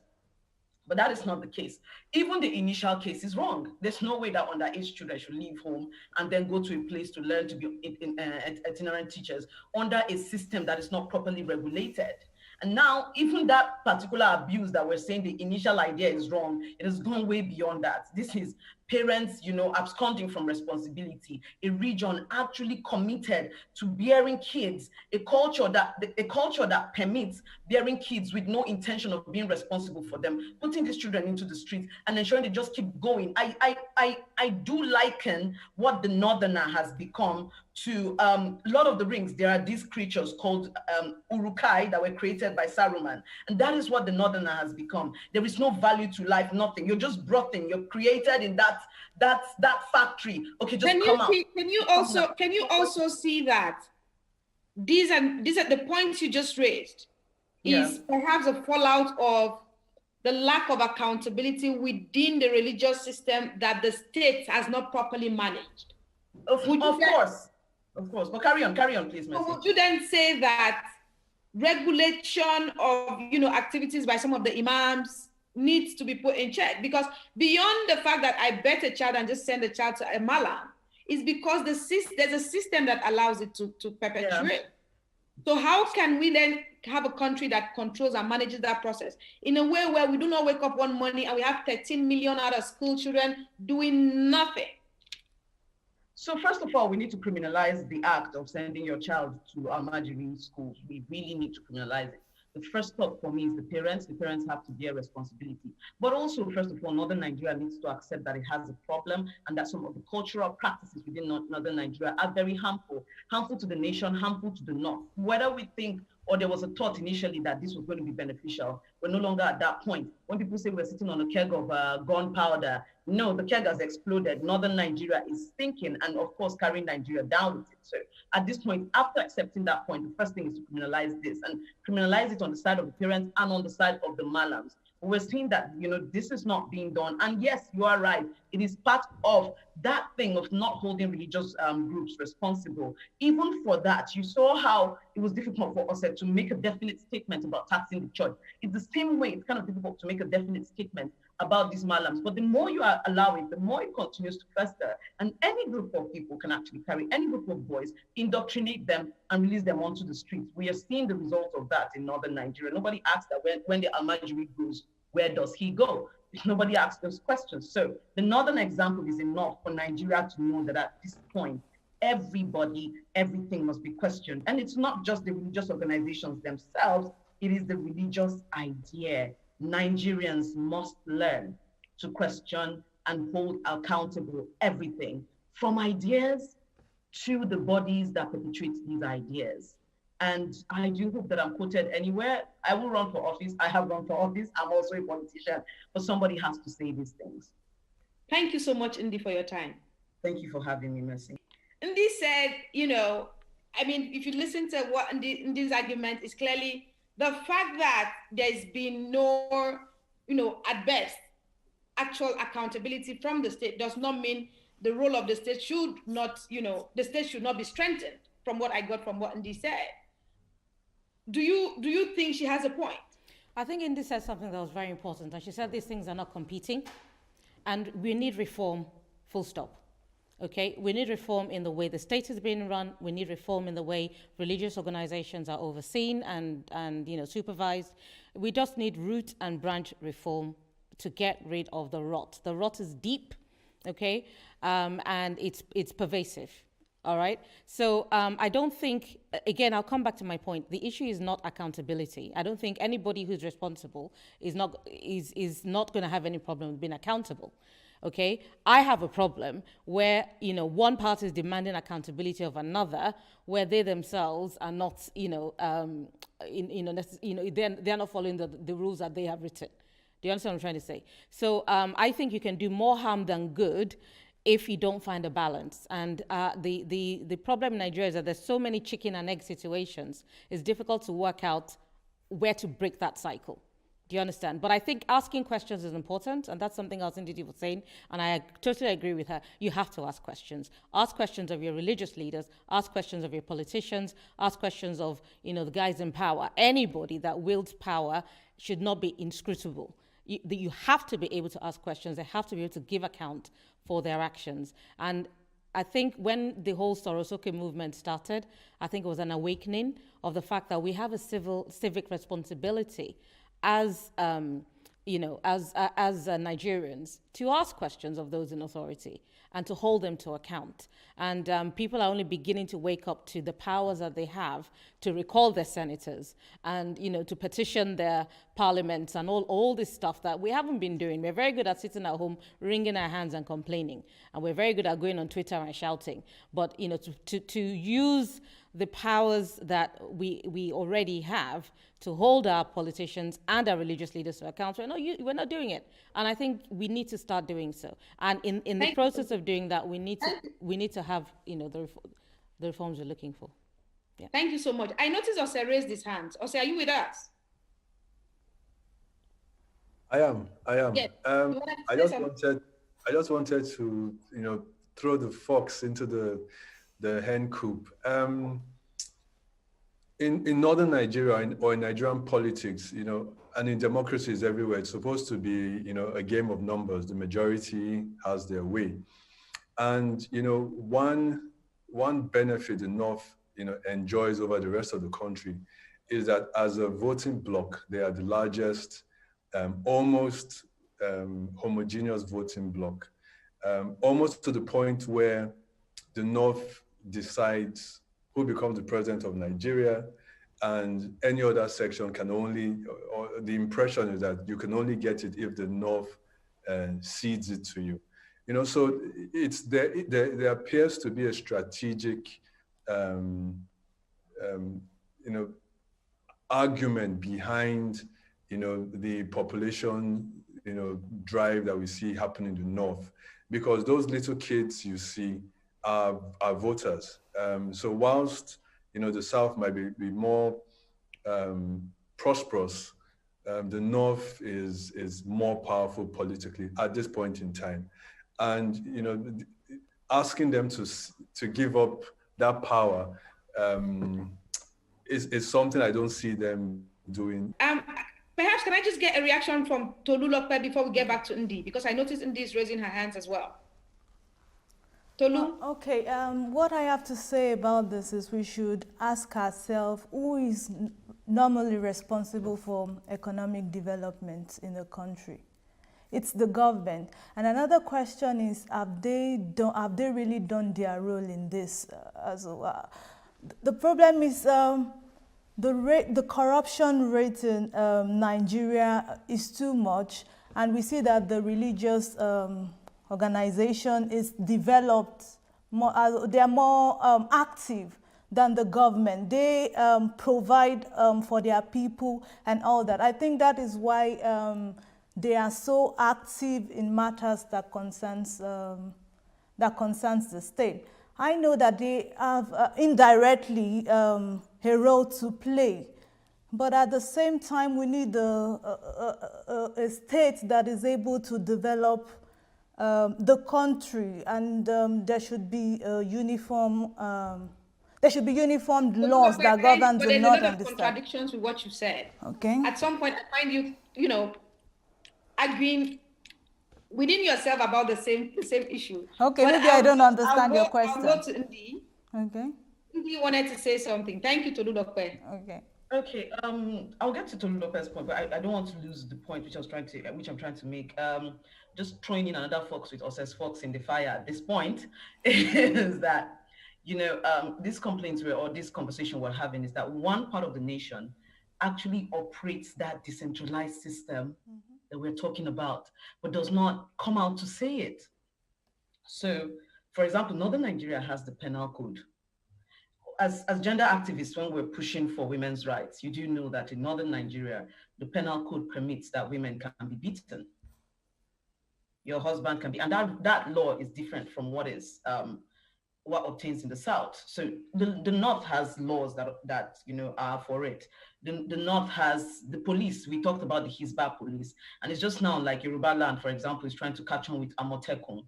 The North has specific things that they put to ensure that this region runs differently. We're looking at the Zamfara issue with the gold. You know, they have the rules. What we are aiming for as a nation is happening there. You know, the restructuring we're talking about, we have a part of the nation that has restructured to benefit the monolith it wants to exist as, you know, which is primarily 2 tribes and 1 religion, right? They have created that system, and then we're all living like that system does not exist. We're all living like, oh, anybody who suggests that such a system should happen in Nigeria is strange, but it's not. I want us to accept that some of these strange things that you're feeling like, oh, I can't seem to find the answer to this. Oh, this is like this. Oh, it looks like, wait, what? It looks odd. No, it is happening. It is happening that a part of Nigeria is doing its own, you know, it has restructured, but it's functioning with the illusion of no restructuring, benefiting from no restructuring at the federal level while acting as a restructured body at this level. Oh, this side does not tolerate alcohol, but this side will benefit. So some of these things, we have to look at them closely. Perhaps there is another time for conversation for that. But that is a really, really important conversation we need to have with respect to Nigeria, because every time you're talking and you see that something is missing, perhaps these links should come and we should discuss those. And with respect to the church does not get the scrutiny the government gets. The church is not in the news every day. None of your big churches get the scrutiny that, you know, Buhari's government, for example, or let's say the mosque. None of your big mosques get the scrutiny that Buhari's government gets daily. You know, every day we're like, oh, this is what the economy looks like today. They are fetching from pension funds. And yes, they are fetching from pension funds, almost all of it. So you guys check into that. But we're doing all of that. But nobody's really looking at it and saying, well, today the pastor withdrew another big chunk of money. These are the number of people. This is the theft going on in here. None of those checks are going on in there. So we tend to just let them run free. If it was on the same level, you would see that, no, this rot is the same, and they help you think is coming does not really balance with how much is going into those institutions. Yes, we do not think that mosques give tithes, but they actually do give a lot of offerings, and money goes into these things, people fund these things. Perhaps some of the taxation should include looking into the accounts of these organizations. So what is the solution, Ndi? What then is the solution to the Nigerian problem as identified by everybody? Well, Nigeria needs to have a conversation about restructuring. Abuja needs to be a weak center, if it needs to be a center at all. Nigeria needs to be restructured. We are too heterogeneous to run the way we're running. Every Nigerian state or region has to be competitive and provide for itself. What we have right now is a rent-seeking state. So with a rent-seeking state, there is no responsibility. You know, if, for example, Zamfara needs to cater for itself without collecting money from Port Harcourt's coffers or from the oil from that place, people will have a proper conversation about dropping a lot of children. They won't be dropping children and thinking of them as numbers for elections. If you had to provide for yourself, you would have to start having the conversation. Okay, we want to have these numbers up. We're thinking of Almajiri and not saying anything about it, but we need to provide the funds and figure it out on how to balance this out. If that is the situation Nigeria finds itself, most of these things will not be happening. And so when the restructuring conversation comes up, we tend to make it look like, oh, these people don't like the North, these people don't like the South. No, it's actually going to enable a Nigeria that is more responsible. Because as a state, if you know that your state is not functional and no Port Harcourt oil, no Bielsa oil is coming to save you, you will behave yourself. Right now, we have governors who don't have to have any ideas. They have run out of money. They have gone to the pension fund to fetch 6-point-something trillion naira. Where is that money coming from? We know how the whole circle of the oil rent state or the oil state we are dealing with here is. So we have governors who are not going to have to think up any great ideas for their state. What are these governors going to do? They are just managers. Money comes in, they do. Money comes in, they do. And that is why we're having no ideas, nothing. You have our president. Our president, what did they commissioned 104 buses the other day. And I laughed. I said, I come from Jamaa local government. What is 104 buses? Even for Jamaa local government in Kaduna State, that is not enough. And so this oil state, this petrol state has made everyone lazy. It is a business arrangement. Everybody feels like they can just come in and benefit from this state and go. Nobody has any ideas and it's not working. Nigeria must restructure. Thank you, Ndikatu. Let's get a closing statement from Timothy, Kumbi, Ada, Ebuka, and Tolulope, so we can wrap this up. Thank you so much indeed. Hello, Timothy. Can we get a closing remark? I think what Indy said is very, very, very true. I mean, it's very, very crazy. I'm from the southern part of Nigeria, but I was born and bred in the north. I lived in Kaduna State. I know quite a lot about Jamaa local government in Kaduna State. I live in Zamfara State also, so I was there when the whole Sharia thing started in year 2000, 2001, etc. And it's quite crazy to actually see that a state benefits so much from taxes from Guinness and etc., Heineken and the rest of them, and then you destroy beers that are coming into your state. This thing it's not happening right now. It has been happening in year 2000. Lorries were burnt. A lot of stuff were destroyed. So this is actually quite crazy. And like what she said, the northern part of Nigeria is actually running a different system from the southern part of Nigeria. The southern part of Nigeria is secular.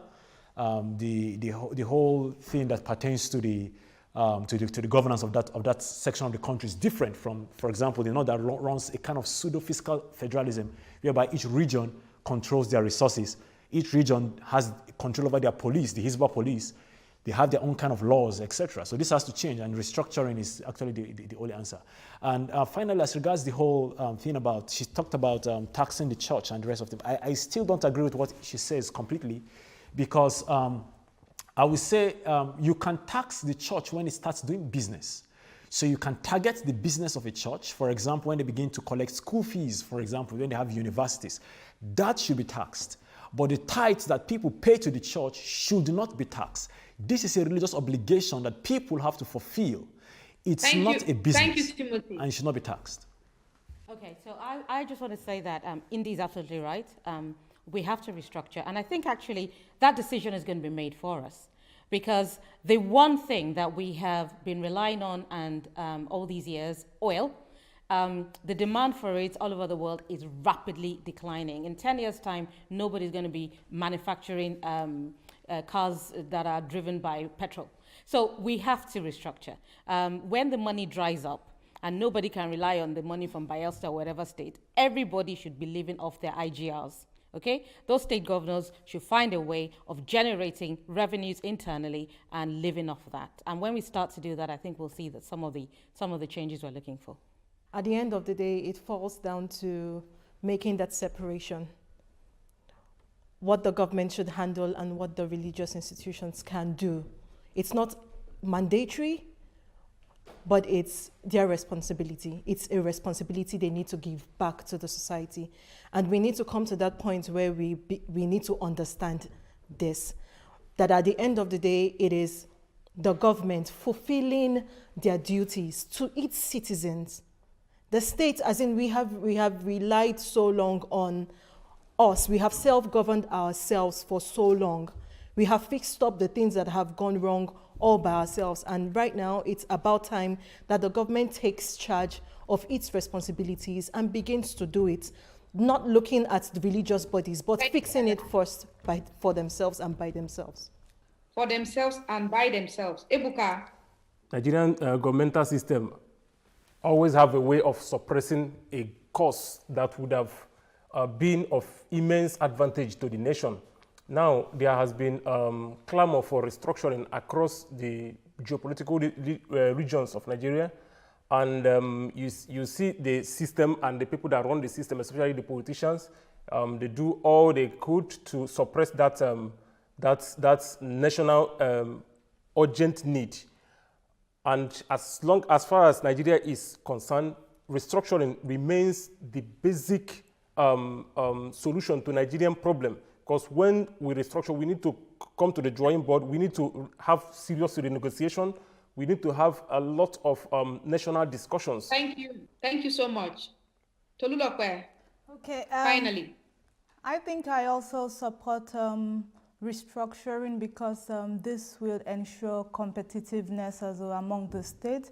Each state government will be able to think and meet the needs of their people. So I really support restructuring instead of a government just being elected and just performing ceremonial role without, they don't even understand what it is to do strategic planning. So when there is decentralization, each state will be able to, think of a very good strategic plan that will favor their states and implementation and evaluation, because then each state would be getting resources according to their productivity. So I think decentralization is very important. Then as regards churches paying tax, I think the question is, what has the government also done to support churches? It should be vice versa. Okay, so I don't think we are there yet where churches have to pay tax, because presently they are doing actually more for their people than the government, I will say. Who do the people run to when they have problem? Most times it's churches that help people get through their emotional needs and some of the needs that they have. Thank you, Tolu, for your input. I want to say thank you again to our guests. Ose Anene Ndikato, your input, brilliant input. Kumbi, Timothy, Ada, Ebuka, and Tolulope. Thank you to everyone watching and those that are going to watch much later. I want to say goodbye to our viewers from Berlin, Germany. See you next time. My name is Mercy Aban.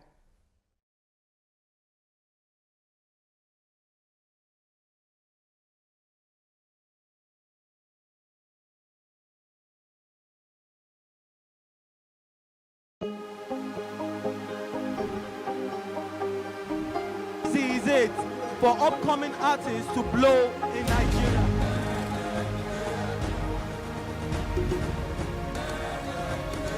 Welcome to Cross Trending. I am Buki November, your host, saying thank you for joining us on today's episode. Welcome back. It's tea time on Plus TV Africa. Practice makes perfect. I'm not perfect yet, but I'm a lot better than I used to be. He's a king. He's entitled to marry 100 if he wants to.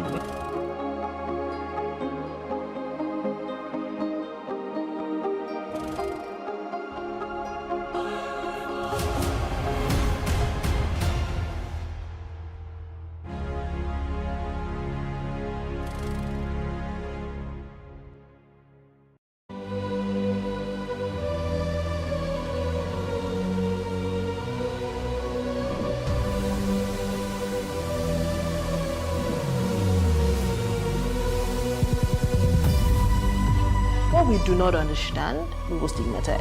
What you can see is the remaining of the tanker that exploded. The suspect equally confessed.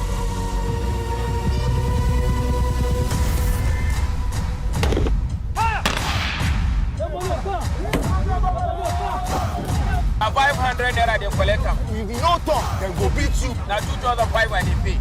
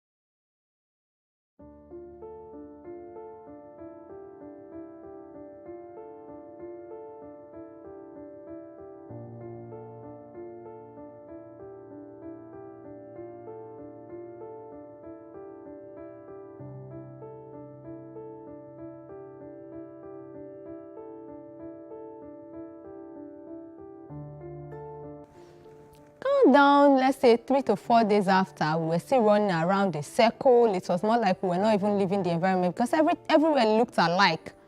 So I just told my sister, even if we are going to the land of the dead, 4 days is enough for us to have gotten to where we are going. Are you sure there is no problem?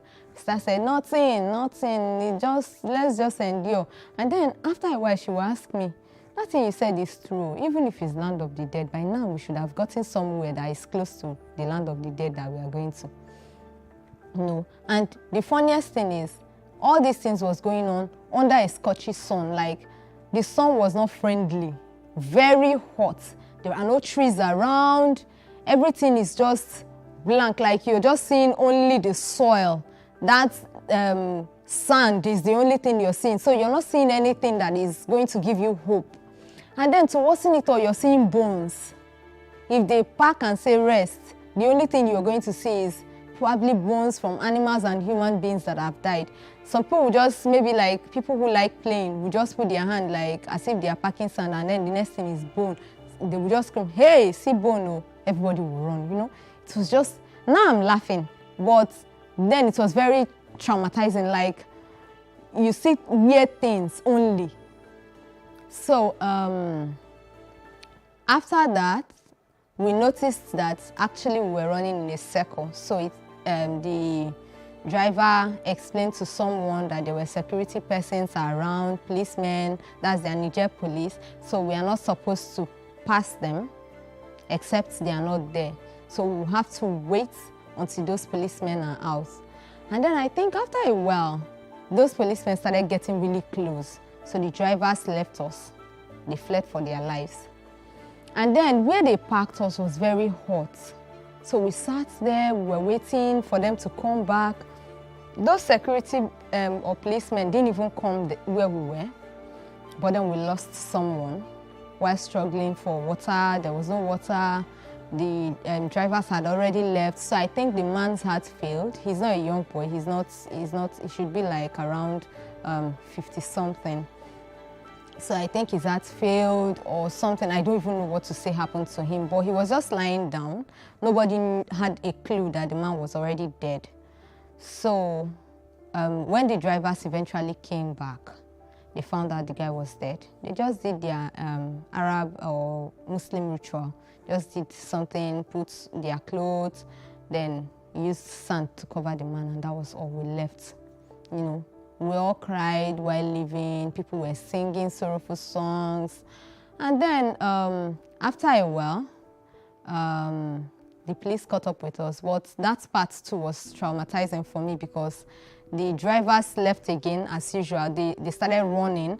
This time they were running and asking us to jump out of the hills. They were running with their cars. It's not like they are running, they parked somewhere and left. No, this time they were running with their cars and they were asking us to jump off the car. It was difficult for me to jump. I don't know, I'm slim, but I wouldn't say I'm athletic. So a lot of people were jumping out. It was hard for me. So, but at some point I jumped. I didn't sustain any injury as at then. But then when I was running, because of the nature of the place, there are thorns everywhere. The thorns kept piercing my leg and everything. No sandals. We already lost our bags in the car. I was just running alongside people. So the kind of race was, people are running towards this direction. As they are running back. People are running towards this, you join these ones. You know, everybody is trying to escape, but the security persons had already surrounded everywhere, and then with armored cars, I wouldn't have an idea if they were asked to shoot anyone, but they were shooting, kind of to threaten us to stay in one place, but people were still running, so the shooting continued, didn't stop. So while they were shooting, at some point, they are not shooting like randomly, like maybe releasing bullets often, but just once, just like that. So a lot of people were running towards a direction. I joined them. Anywhere they are running towards, I joined them, just like that. But then, at some point, my sisters already left me. I don't even know where they ran to. The guy that was supposed to be taking care of us also left. So I just stood somewhere, and then I said, if these people are going to kill me, let them just kill me. I was crying, like, God. I was crying seriously. I was saying, just kill me. If I just remember that moment, I'm like, God, if I could survive that, there is nothing that God can't save anyone from. I was crying, I was saying, just shoot me, just kill me, let me just die. What kind of suffering is this? I was crying, and then the guy stopped. And then he was like giving me signal to come closer, come closer. So when I got closer to them, the man said, enter this place. I entered, he gave me water. That was the first thing he did. So it was like, don't worry, no problem. So when he said that, don't worry, no problem, I just felt like, okay, then why is it that they are now chasing us? Is it like they want to save us? Is it like they want to help or anything? So at some point, they brought us together. They were able to they were able to gather as many people as possible, to the extent that we filled this big truck was filled with people. And then some Hilux too had to join in taking us to the police station. They brought books, we started writing our names. Everyone, write your name, write your country, write your name, write your country. Everyone, people were just writing their names and country. We did the same. So they brought us together. And then they told us, okay, they are going to take us somewhere. And then that's where we will sleep for the night. And then they will register us and return us to our country. But before then, a white man came to speak to us. So the man asked us where we are traveling to and why are we traveling. So many people were saying, I was just looking. So many people were saying, there's hunger in my country, they are killing us in my country, there's suffering in my country, there is this in my country. You know, a lot of people were saying their reasons for traveling. He wasn't asking personally, he was just asking the entire people who were there. And then they were filming it. So majority of us had to cover our face so that we don't get captured, but some people were really vocal, like saying so many things before the man addressed us and told us that he's been to Nigeria severally. And then he's been to most of the African countries too, that we have food, a lot of us have good shelter, particularly Nigerians. He kept hammering, particularly Nigerians, there is good food in your country. I've tasted this, I've tasted that. You know, he mentioned most of the meals, and then he told us that there is no cost for this kind of traveling. Do you even know where you're going to? Do you know if it's worth where you're going to and all of that? Then they took us somewhere, they put us together in a particular environment. And then a few days later, they came to tell us that we'll be leaving back to our country. So there was rumor everywhere. People were saying, I pity people that will go back to Nigeria.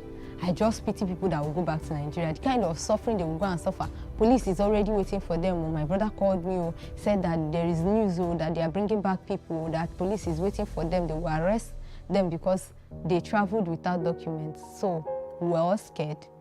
And then we decided to run away, majority of us.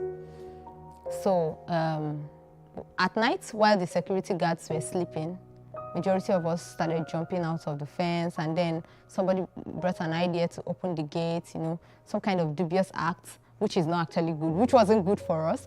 But because of the kind of rumor, because of the kind of things we heard, we joined, everybody left. You know, we're still hiding. It's not like you're leaving and you're just coming out to say, I'm going. No, you're hiding from place to place, hiding until we got to a particular house. When we left, we got to a particular house. There were 6 of us in a group now, no longer I and those my 3 people. They were with me. Those 2 sisters, that guy, the 4 of us were complete as at then. And then 2 other guys joined us. So the person that owned the house agreed to keep us in her house for that night.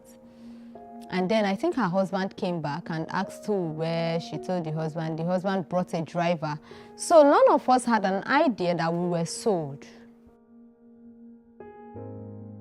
So the man sold us to the driver. None of us had an idea. We just thought the man helped us. You know, that was the idea in my head, like, God bless this man, he finally helped us out of this place. So the driver took us, proceeded to somewhere they called Nitel. That was what they told us, that place is Nitel. So they hid us in their family house at first. Then in their family house, we met their one of the sisters that had already gone to Italy before.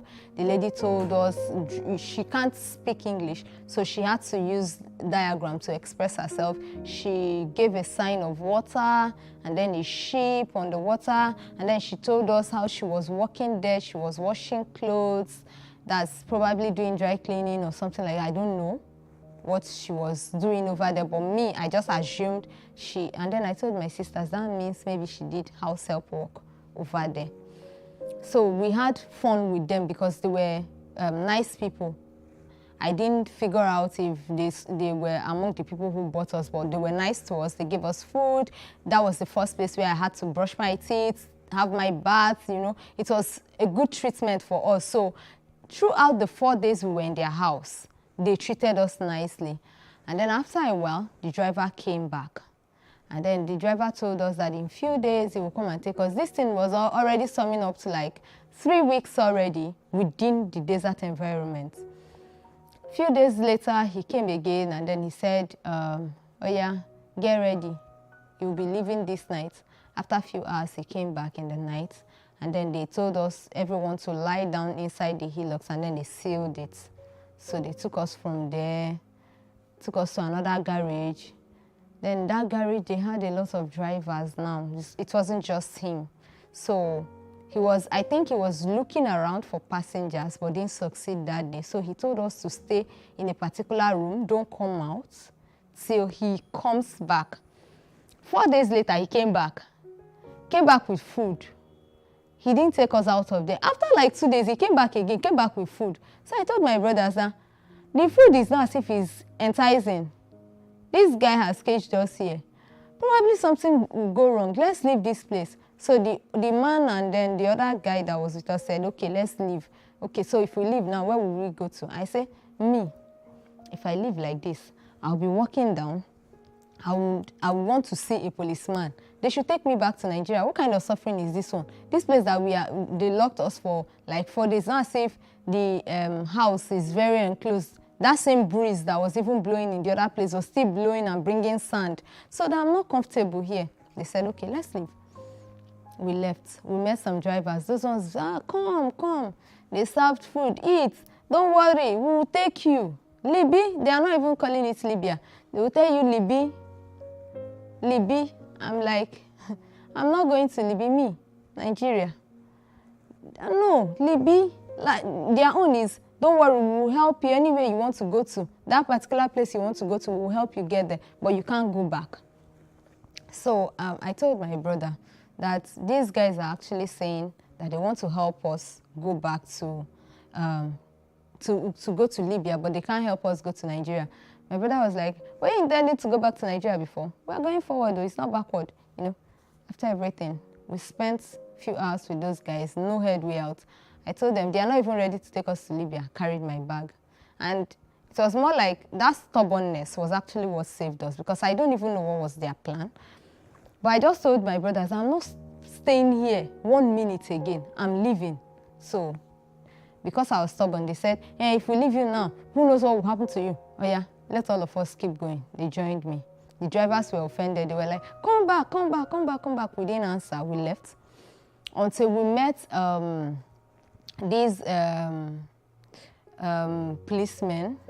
So one of the policemen just called us, and then my bro said, we are going to Libya. The man said, you don't have, like he was explaining to them, my bro, saying, you people don't have problem. I will carry you to where your brothers are, plenty.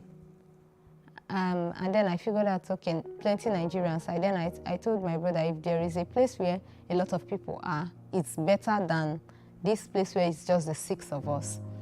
So they took us from there to where a lot of Nigerians are. I met a lot of people. I felt a bit comfortable.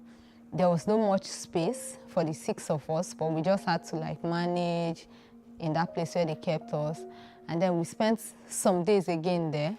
So we were waiting for the drivers to come. They didn't come. And then after a few days, the drivers came. So they started calling, like they shared us into groups. this driver take this one, this driver take this one, this driver take this one. So then we're already approaching Libya. So they took us, it wasn't now up to 2 days, we got to Libya. So when we got to Libya,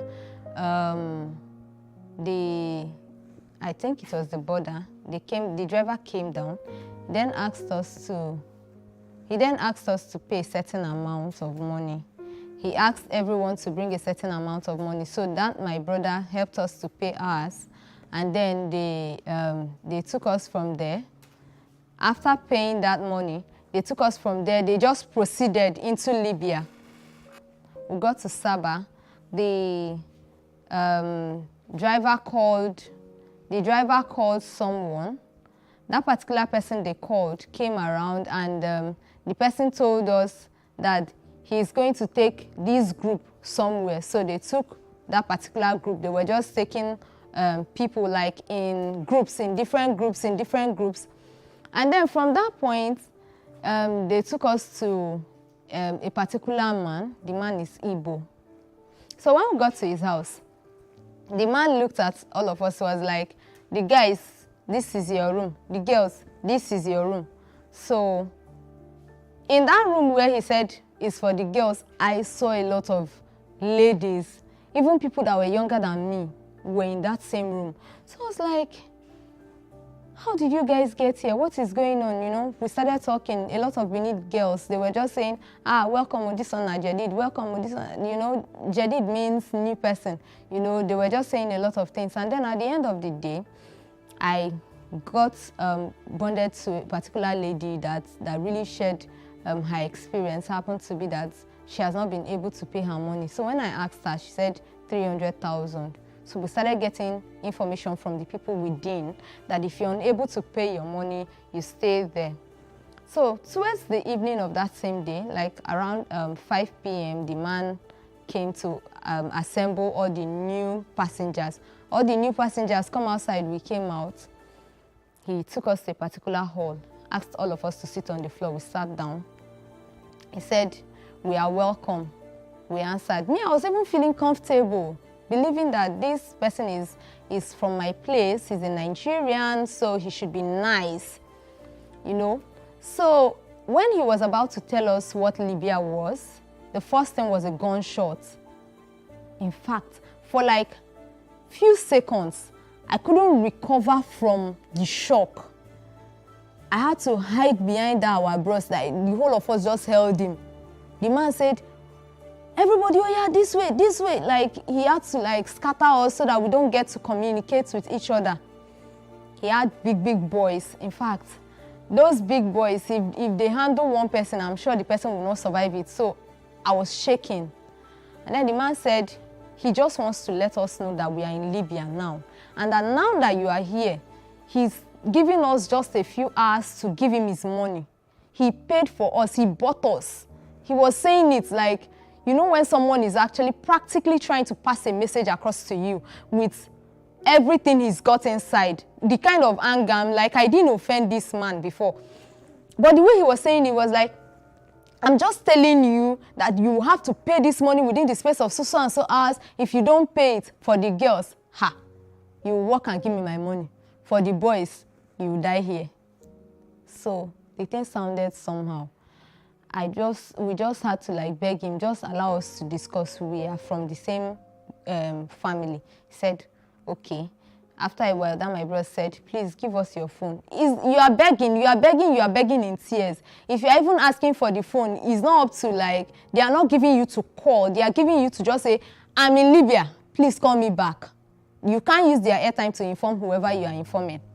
Sorry. So at the end of the day, we were able to reach out to the people that invited us to France. Those ones said they would send someone to come and pick us in a few hours. We should be patient. We were there, we were waiting. After a while, I came to call down my bros. Your people, they disturb me with call. Your people, they disturb. If they disturb me again with call, now I go beat you, you know. We're hearing it from our own side, and I was like, is that not bros this person is talking to like this? You know, the fear was more. we pleaded, okay, can we talk to bros? So you have to plead to see a guy in that room. In fact, you're not even allowed to see a guy. They don't give you room to see any guy. So we're able to like talk to bros. How far? Did they call? He now asked for phone again to reach out to them. So he was able to get to them again, and then they sent someone across. So I think the person who was supposed to bring the money was now pricing lower than the 300. I think the person was now saying 250. That was where the anger came from.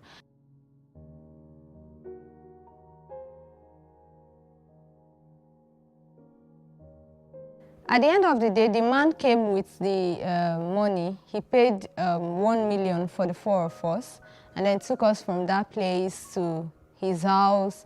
From his house, we moved. It's still within the, yes, still in Libya. So from that place to the sea coast, and the sea coast was not very easy for me as well. That's from his house to the sea coast was also very traumatizing. And then at some point, I even had an experience where I was sleeping in a room. In that particular room was mixed with both guys and ladies. So there was this Sudanese that they brought into the room to join us, because initially it was with Ghanaians. So the Sudanese took a part of the room, we took a part of the room. And so in the night I was sleeping, I covered myself because I have this habit of using wrapper to cover myself from foot to head. And then there was this guy that I don't know, among the Sudanese, he crawled to where I was, tapped me. I woke up, I was like, what? The guy put his hand in his pocket, brought out 5 dinar. 5 dinar in their money is 500 naira, Nigerian naira, and was begging me like, I could not wrap my head around it. So I just screamed, and then the Ghana guy woke up first and was like, what is happening? You know, they started arguing amongst themselves, and at the end of the day, those Sudanese, they apologized on behalf of their brother, that they were sorry about what happened. Probably he just thought something different in his mind before bringing it, that they are sorry. So the whole thing was migrants abusing migrants, security agencies abusing migrants. The experience was just too hard for me. I had a case where someone was trying to communicate something to me that I should sit down in the vehicle, those long trucks. I didn't understand him. I don't know that GAMS means sit down. I'm just new in the environment. But this man had an idea in his head that any language he speaks or whatever he says, I should understand. So the next thing was, I don't know what he used in hitting me on my head. I was bleeding, and then somebody was saying, sit down, sit down. That's what he's saying, sit down. So I sat down, and then I noticed I was bleeding, and the lady was like, sorry, if I knew you were the one he was talking to, I would have told you to sit down. If you had sat down, the guy will not hit you. And then in most cases, for them to say sit down, they will have to shoot, you know, for you to sit down. At least the communication differences should have been understood by them, but the case was different. For them, when they communicate, you don't understand, they become violent. So it was really hard till we got to the sea coast, spent some time around the sea coast trying to cross, had people die. Someone died while giving birth. So had cases of people dying. A particular lady died trying to give birth because there were no professionals around, and then people claimed that in their countries they were professionals, they could help her give birth, they could help her deliver, you know. It was a sad experience. At the end of the day, she died, the baby died, and I just told myself, this one is just a wasted time, like wasted efforts. You're trying to get out of trouble, you get into more trouble.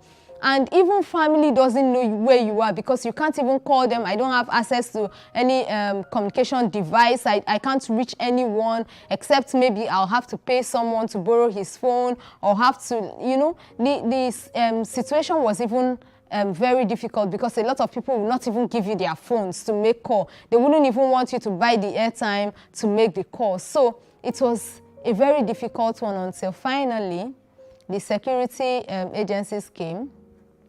They arrested every one of us around that sea coast. They arrested everyone. In fact, people tried to escape. Some tried to jump into the water. You know, people tried to run, but wherever you are, they will find you and they will bring you back to the spot. And then they took us to a detention center, Garian.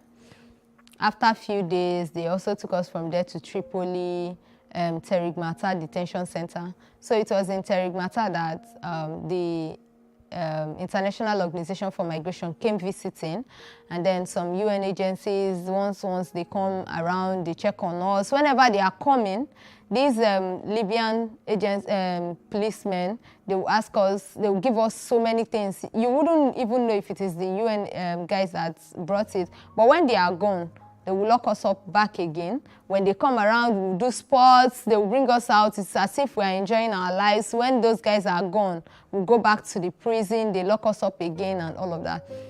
So IOM came, we all filled forms, those who want to go back home, because a lot of people said they are not going.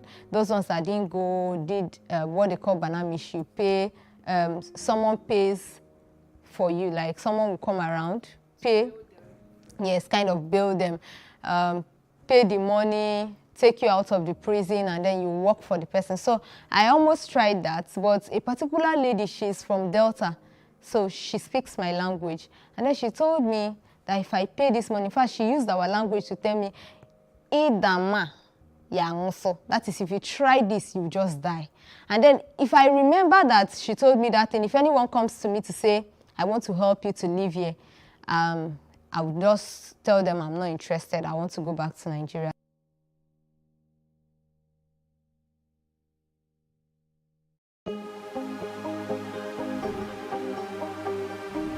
Seize it for upcoming artists to blow in Nigeria.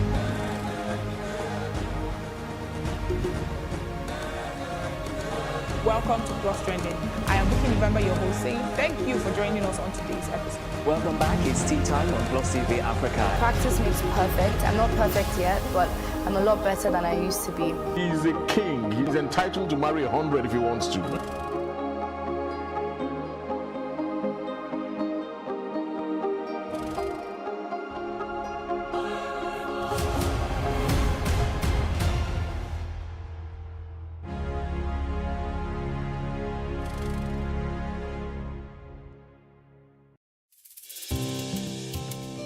For me, I wanted to change that culture. I didn't believe that until you see a white man or you see a foreigner in the kitchen before you can believe that, you know, good food is going to come out of that kitchen.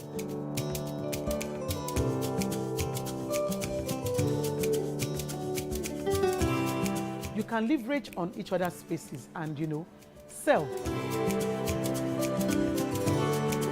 We believe in Nigeria, right? We believe that Nigeria can get better. We, the youth, are the ones that can make it better. And my products are proudly made in Nigeria.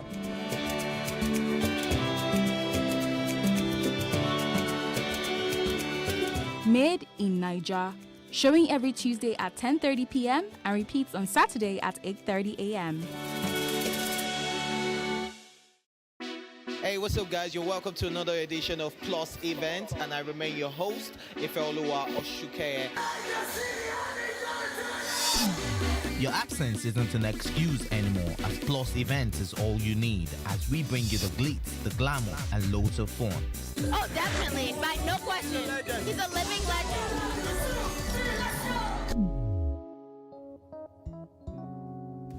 Oh, God forbid, Holy Ghost fire, I know. I just want to be blown away. I want to be wild. This is 11 years of doing it.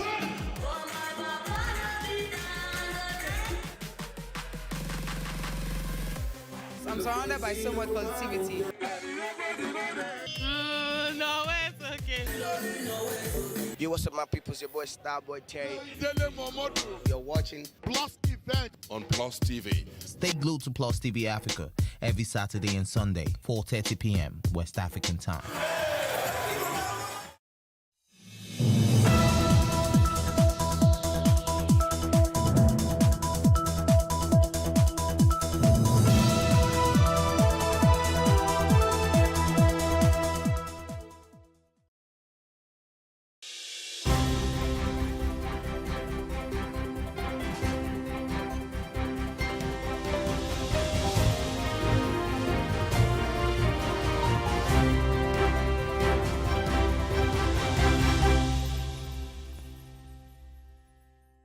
Very good morning and thanks for joining us on the breakfast this morning. My name is Nyamgul Agaje. We have two very important topics to discuss this morning.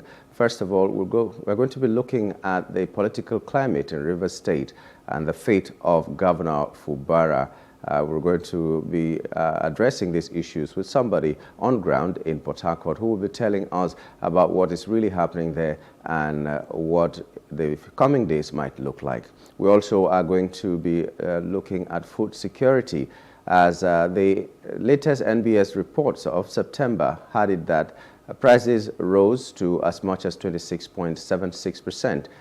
In the month of September. And we're looking at just September. We have not entered December, and then January, February, onto the next planting season and harvesting season. How are we going to fare in our country? That is a very important question we need to ask ourselves. We also are going to be joined by a guest who will be telling us how scary or otherwise this is and how to go about correcting it if there's anything that needs to be corrected. Okay, so we move straight to our top trending issues, and as we always say, top trending are the issues that really caught our attention in the course of the last 24 hours or thereabouts. Abuja, Lagos protesters oppose 160 million naira SUV for lawmakers is the first top trending. A protest broke out in Lagos and the Federal Capital Territory, Abuja, on Monday as youths decried the allocation of sport utility vehicles for members of the National Assembly. The youths who gathered in their numbers in the Ikeja area of Lagos held placards and chanted, "Fund education, not SUVs. Pay living wage, not SUVs. Return the SUVs now and fund hospitals, not SUVs," among others. According to the protesters, lawmakers buying SUVs with public funds is insensitive when the majority are suffering. One of the protesters, Juwon Sanyolu, said, "Workers are still battling for a living wage as the 33,000 naira minimum wage is not sustainable, but we have people at National Assembly taking delivery of exotic vehicles with about 160 billion naira. Students are dropping out of school because of costly fees. It's insensitive. They must return the SUVs and fund education." Those were his words. He further said lawmakers are the ones receiving hardship allowance when they are not facing any hardship, and the people who are facing the hardship are not receiving any allowance for the hardship. In Abuja, some youths also gathered at the Unity Fountain to protest.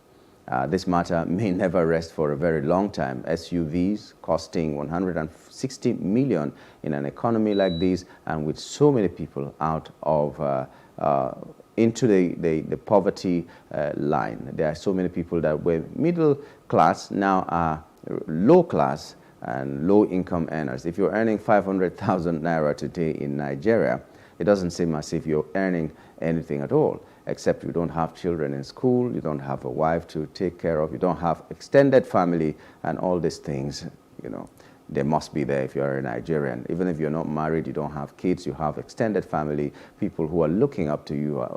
And especially a lot of people who came from other states to Lagos. It's as if when you get to Lagos, you're plucking money from a tree or something. After all, he lives in Lagos. Even though they're making more money than you in the village, everybody expects you to, you know, to be up and doing and taking responsibilities that maybe ordinarily you cannot even take because of the economic situation we find ourselves. But hey, how many people can you explain to? So this is happening at a time when Nigerians are really feeling the bite of this economy, and like everybody has said, it is insensitive. Maybe the National Assembly members will think about it and know what to do. But I'm very sure by now the cars must have been ordered already and paid for in full. So I don't know how we're going to do about that, what we're going to do about that. Now, the second one is that the federal government approves 2.2 trillion naira supplementary budget. The federal government on Monday approved a 2.18 trillion naira, specifically supplementary budget for the 2023 fiscal year. This would fund urgent issues including national defense and security. Now, the supplementary funding was also targeted at providing welfare packages for workers and Nigerians at large. The Minister of the Budget and Economic Planning, Abubakar Bagudu, disclosed the details of the funding to State House correspondents at the end of this week's Federal Executive Council meeting President Bola Tinubu chaired at the Aso Rock Villa. Bagudu said, and I quote, 605 billion naira for national defense and security is to sustain the gains made in security. It will accelerate the gains in that sector as the funds will be made available to security agencies before the year runs out.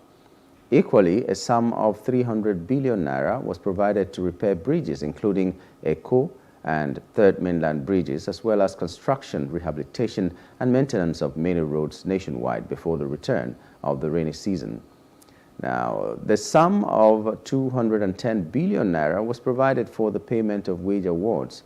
In negotiation with the Nigeria Labour Congress, the federal government agreed to pay 35,000 naira each to about 1.5 million employees of the federal government, and that covers September, October, November, and December 2023. Bagudu explained the underpinnings of the 400 billion naira cash transfer payments the council received or approved, saying, let me quote him again, "You may recall that the federal government secured an $800 million loan from the World Bank to pay cash transfers of 25,000 naira to 15 million households.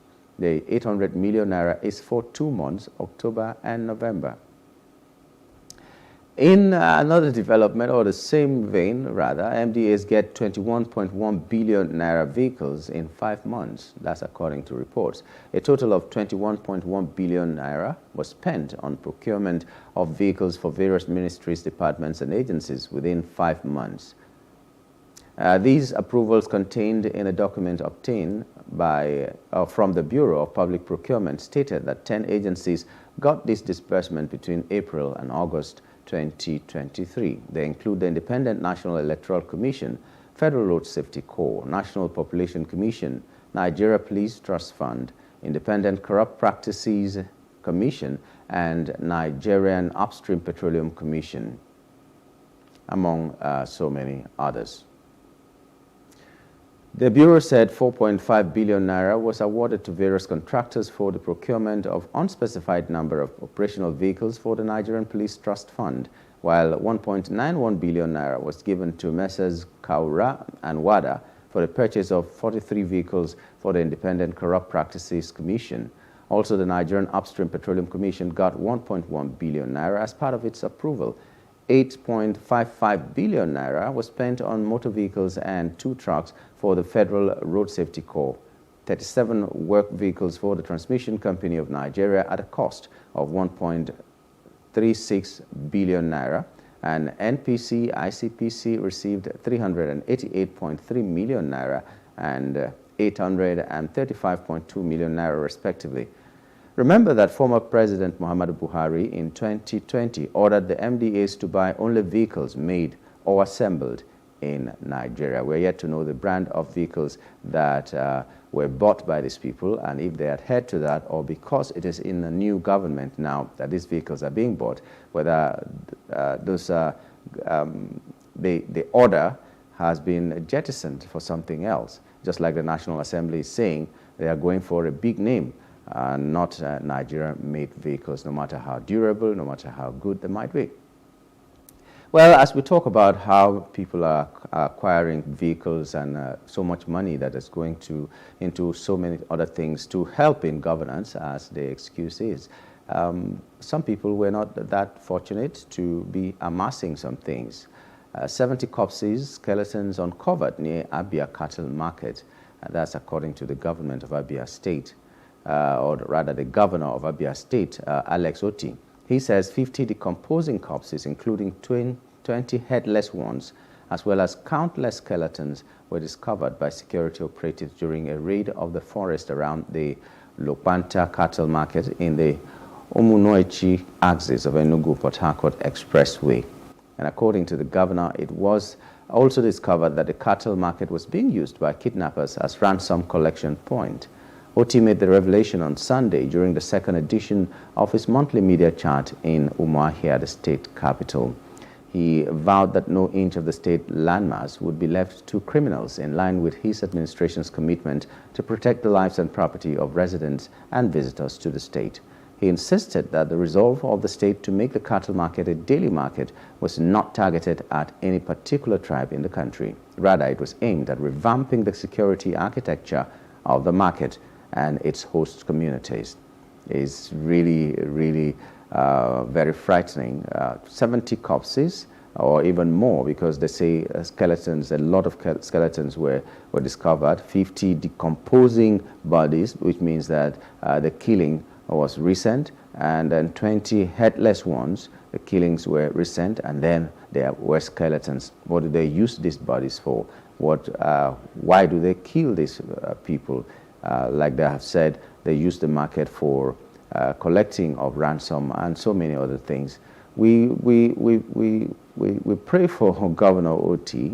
Since he came into power, he's been one of the most performing governors, according to reports coming from Abia State. The things he achieved in 100 days, a lot of other governors may need to take a whole tenure before they can achieve those things. And he's very proactive. We do hope that he can weather the storm until the end of this tenure, and Abia State will be the better for it. The last time we saw someone deliberately doing something about security in that state was in the time of Orji Uzor Kalu, where he brought about what he used to call the Bakassi boys, and the crime rate went down to almost zero in that place. Some people did not like the methods that he used, but he achieved what he needed to achieve, and Abia State became, you know, a calmer place, a place with less worries about security and all that. So we do hope that Alex Oti will take a different approach anyway,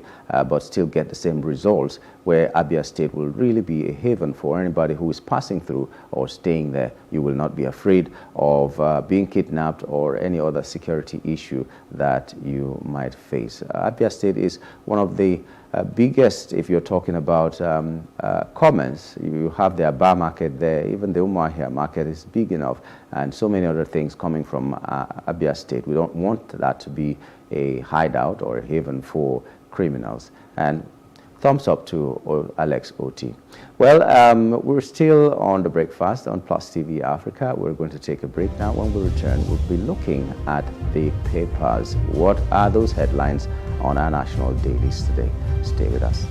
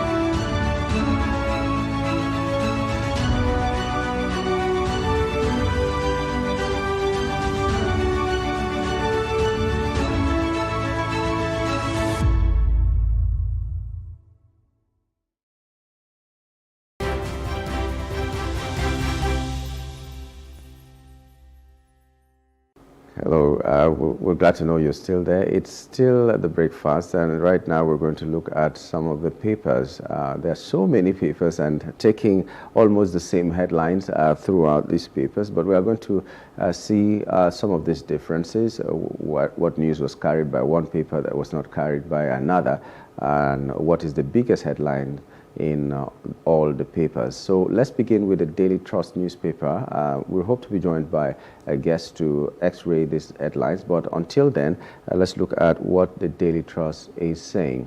The leading headline there is 7 weeks after Tinubu's visit, Nigeria UAE row lingers.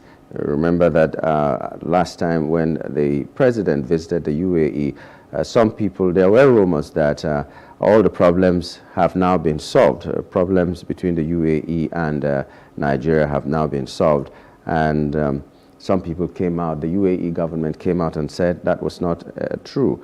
But whatever was the discussion in that meeting, we do not know when the gains will start to show. The writers on that story are Nigerians in UAE cry out over work permit visa ban.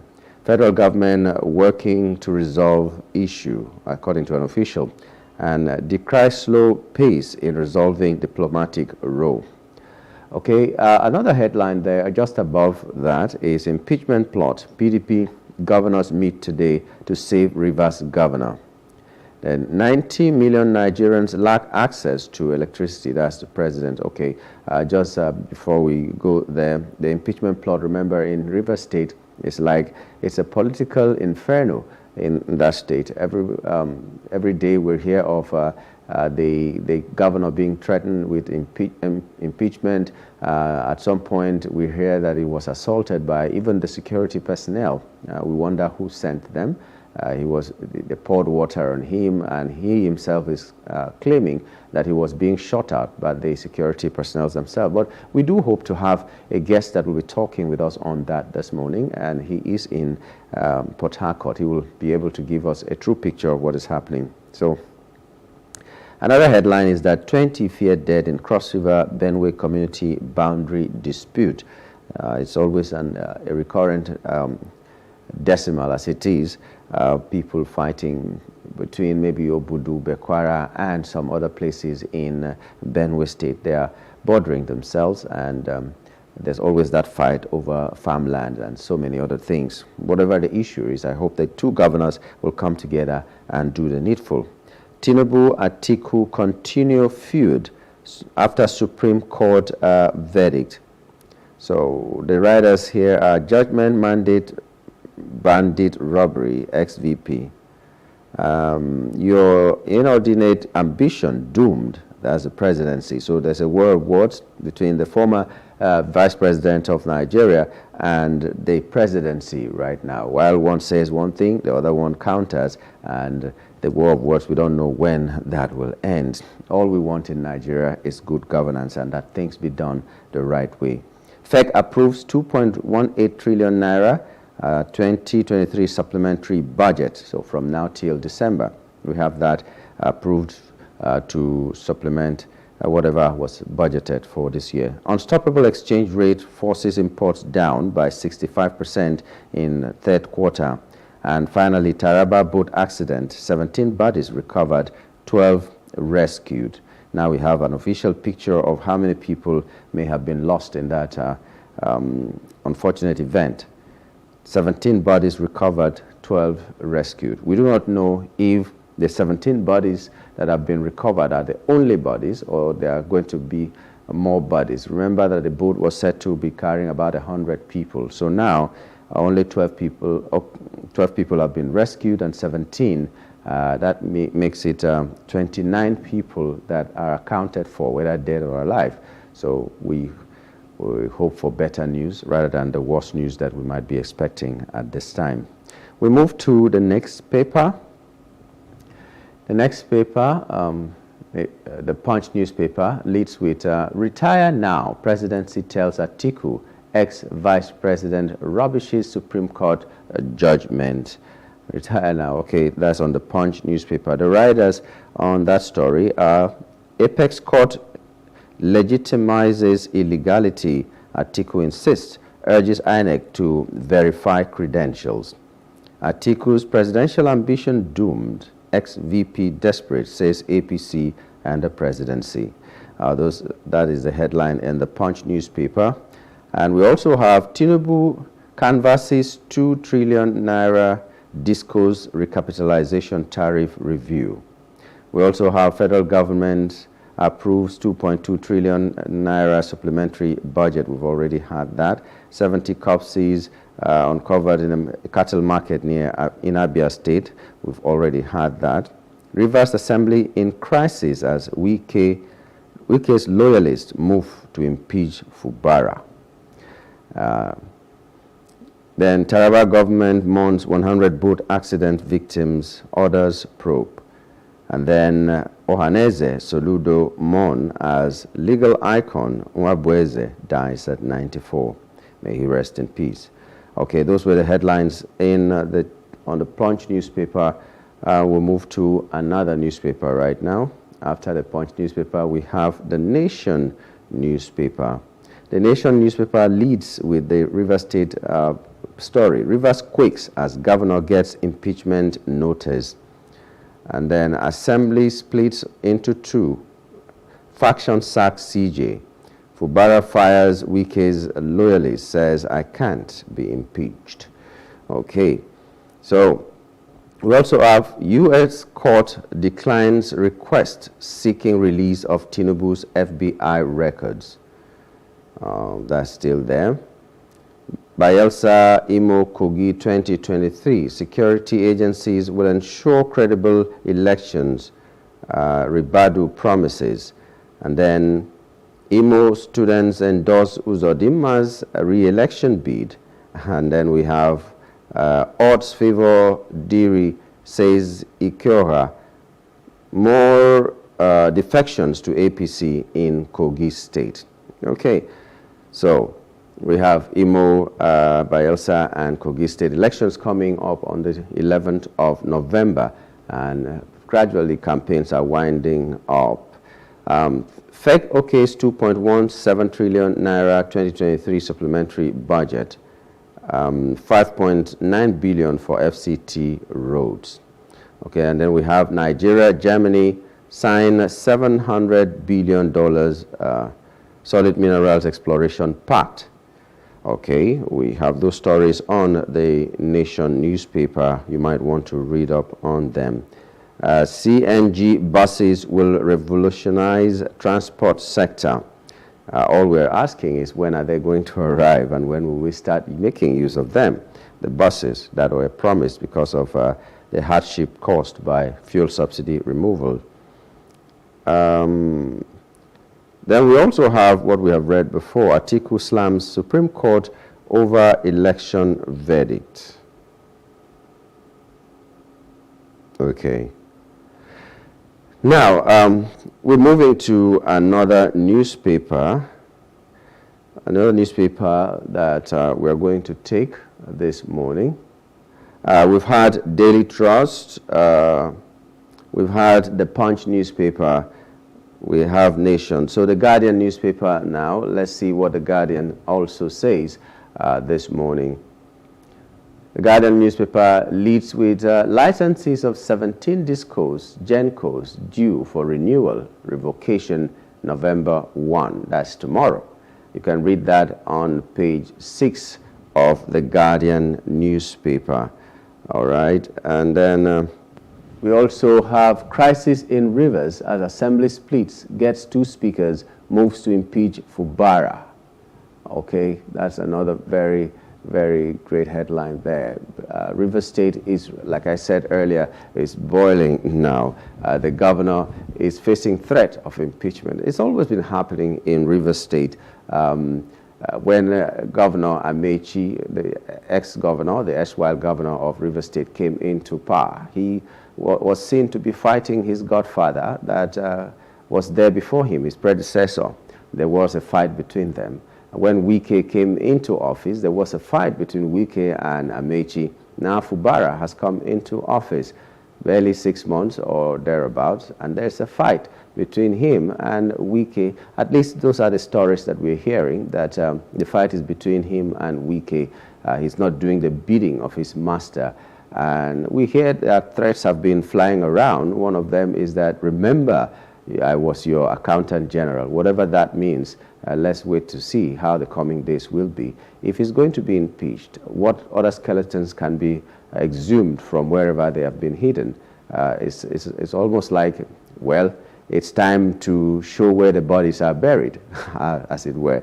But we do hope that the peace will reign in Government House in Rivers State. From Edo State to Ondo State to Rivers State now and to any other state that we are finding these problems, there should just be peace in Government House, because that is where governance begins. So when there is no peace there, it will affect the entire state as it is. So let development go on. Let there be peace. And no development can happen when there is no peace where there should be peace. Government House should not be a place of having duels every day between governor and godfather, or governor and the deputy governor, and so many other cabals and all that.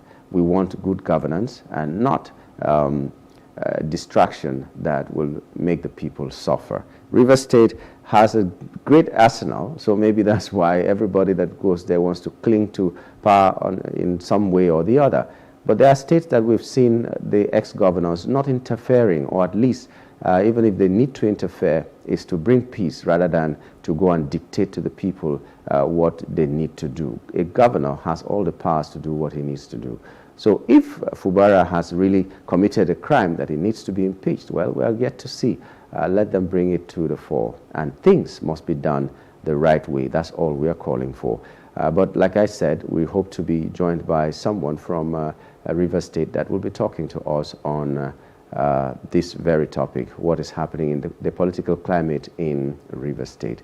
In the meantime, we'll take yet another break, and we'll be back in a moment. Stay with us.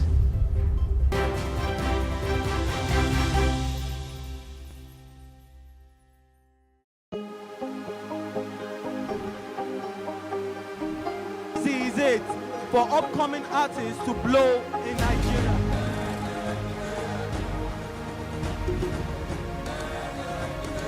Welcome to Plus Trending.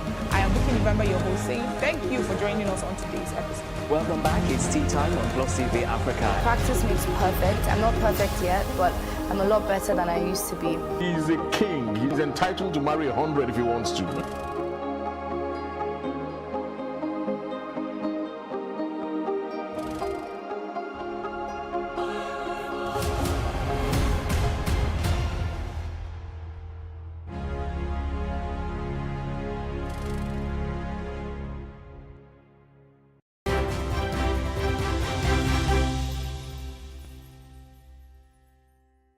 Okay, right now we're being joined by the publisher, CEO of Christina Reports, and former Chief Press Secretary to the Rivers State Deputy Governor then, His Excellency Engineer Tele Ikuru, in the person of Mr. Godswill Jumbo. Mr. Jumbo, good morning and welcome to the program.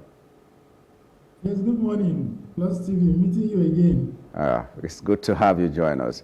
Okay, tell us, bring us up to speed, what is happening in Port Harcourt. From outside Port Harcourt, it seems as if there's a political fire that is raging and trying to consume everybody in the wake of it. So give us an update of what is really happening in the government house as we speak. Okay, so the timeline begins from 10 p.m. Sunday night.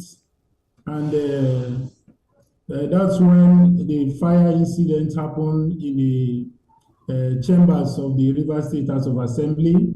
Chairs, computers, furniture, equipments were damaged, and then whatever they were doing that night, a lot of people, some people alleged that they were trying to remove the majority leader that night, and then trouble started.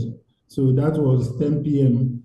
And then by about 10:30, 11, the Federal Fire Service stepped in, put out the fire, and then the Commissioner of Police Rivers State was also very proactive, quickly deployed his personnel, heavily armed, to assert authority over the complex and hold down the place to avoid further wahala there. And then by about 7:30 a.m. and then we had the Speaker of the House of Assembly with 23 other members, gather in the auditorium of the Rivers State House of Assembly and remove their colleague, Right Honorable A.E. Edison, as majority leader, and then now move the motion, which all of them agreed on, to serve a notice of impeachment on the Governor of Rivers State, His Excellency Siminalayi Fubara, and then they dispersed after that. And then about an hour later, the governor himself had to, proceed to the place to check what happened. And before he left Government House, some youths had converged at Government House. He had to address them. And after addressing them, he now moved to the House of Assembly. On the way, we must have seen the viral videos where policemen were giving him a very warm bath that morning, sprayed him with water cannons and all of that.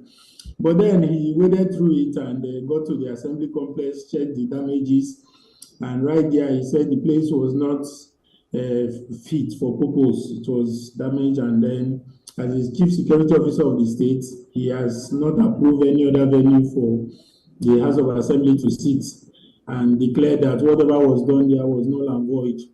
And then he now proceeded back to Government House. By then, the youths from different parts of the state had converged on the streets of Port Harcourt, and then they escorted him back to Government House.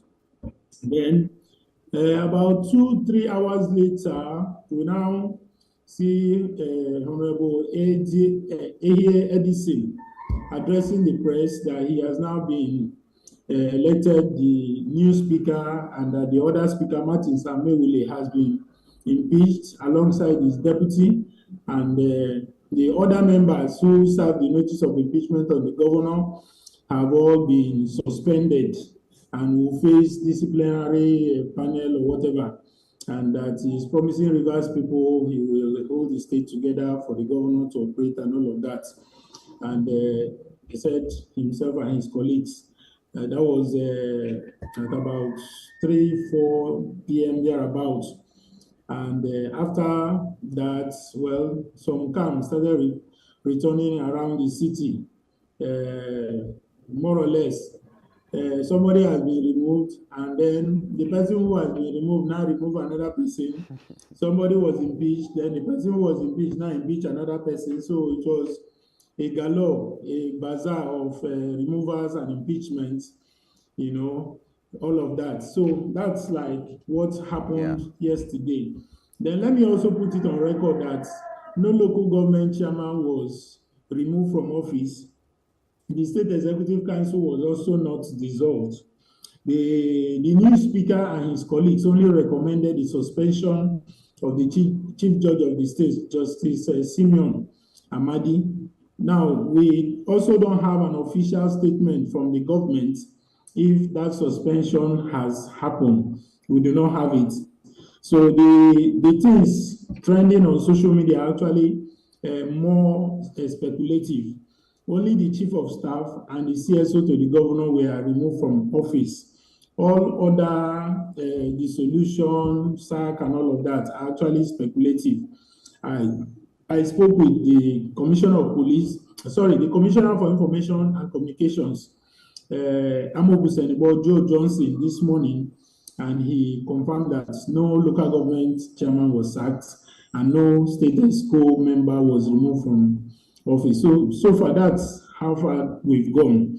So, and then the police too have asserted authority across those critical areas of the city, to make sure that there is calm and everywhere returns to normal. So that's where we are at now. Okay.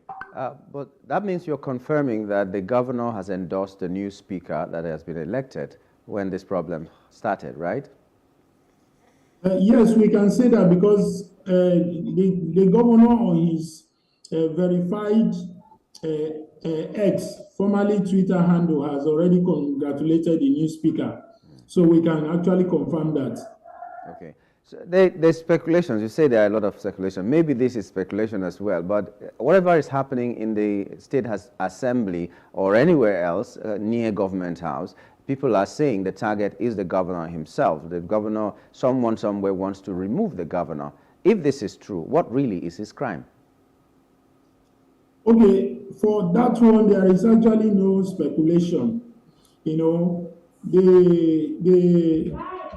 The things happening are clear. The governor is the godson of the FCT minister. The members of the House of Assembly, all 32 of them, are godsons, political godsons of the FCT minister. So when we see them acting against each other and trying to impeach the governor, it is clear what is happening. You know, we are not speculating. Something must have given between the governor and his political godfather, which is now leading to the boys in the House of Assembly trying to, you know, oust the governor. Maybe the processes may be unwholesome, but as per the agenda is clear. Then let me also put it on record that godfatherism is strange to governance in Rivers State. It has not worked. Odili came into government through Chief Rufus Ada George. The godfather factor did not work between them. Odili produced Rotimi Amechi. The godfather factor did not work between them. In fact, when Amechi became governor, he set up the Truth and Reconciliation Commission and docked his political godfather, the man who made him everything he is in politics. He docked him and wanted him. The outrage was all over the states. You can't do that to your political godfather, but that happened. And then Amechi produced Wike. The godfather factor still did not work because Wike came back, you know, with federal power to fight Amechi, and even up to tomorrow, they are still engaged in a cat fight, foul fight, and, you know, all kind of rascality that has turned Rivers State upside down. And then now, if Wike is intending to be a godfather to Sim, it's clear too with the events of yesterday that that's not going to work. It's very clear. Sim is already asserting himself as the governor of the state. So I need to clarify that for about 4 dispensations now, you know, godfatherism has not worked in Rivers State. So we don't see it happening. So that's what is happening. And people need to get that perspective. Yeah, I still am not clear what particularly they're accusing Sim of, you know, the governor of. Because if you want to impeach someone, you will accuse him of something which is tangible enough that people will see and say he didn't do well in this or that. What are they saying the governor did? Okay, about that, there's actually nothing the governor has done so far. In fact, yesterday, all the removals, impeachment, and the suspension, whatever, none of the victims, you know, the targeted victims, none of them were identified with any misdemeanor, any crime. The House of Assembly guys who serve a notice of impeachment of the governor only alleged gross misconduct. How do you define gross misconduct? It's a vague term. It's an unwieldy term that is neither here nor there. The governor is just 5 years in office. What appropriations has he done? What expenditure has he done? Has he fought with anybody on the streets? Has he maybe assaulted his wife at home? Did he abuse the FCT minister? What is his offense? You know, so when you don't have anything against the man, you now come up with that vague, you know, term of a gross misconduct. That is actually floating in the air. As per the underlying factors, you know, we have the rumors which are unconfirmed, and I need to emphasize that they are unconfirmed.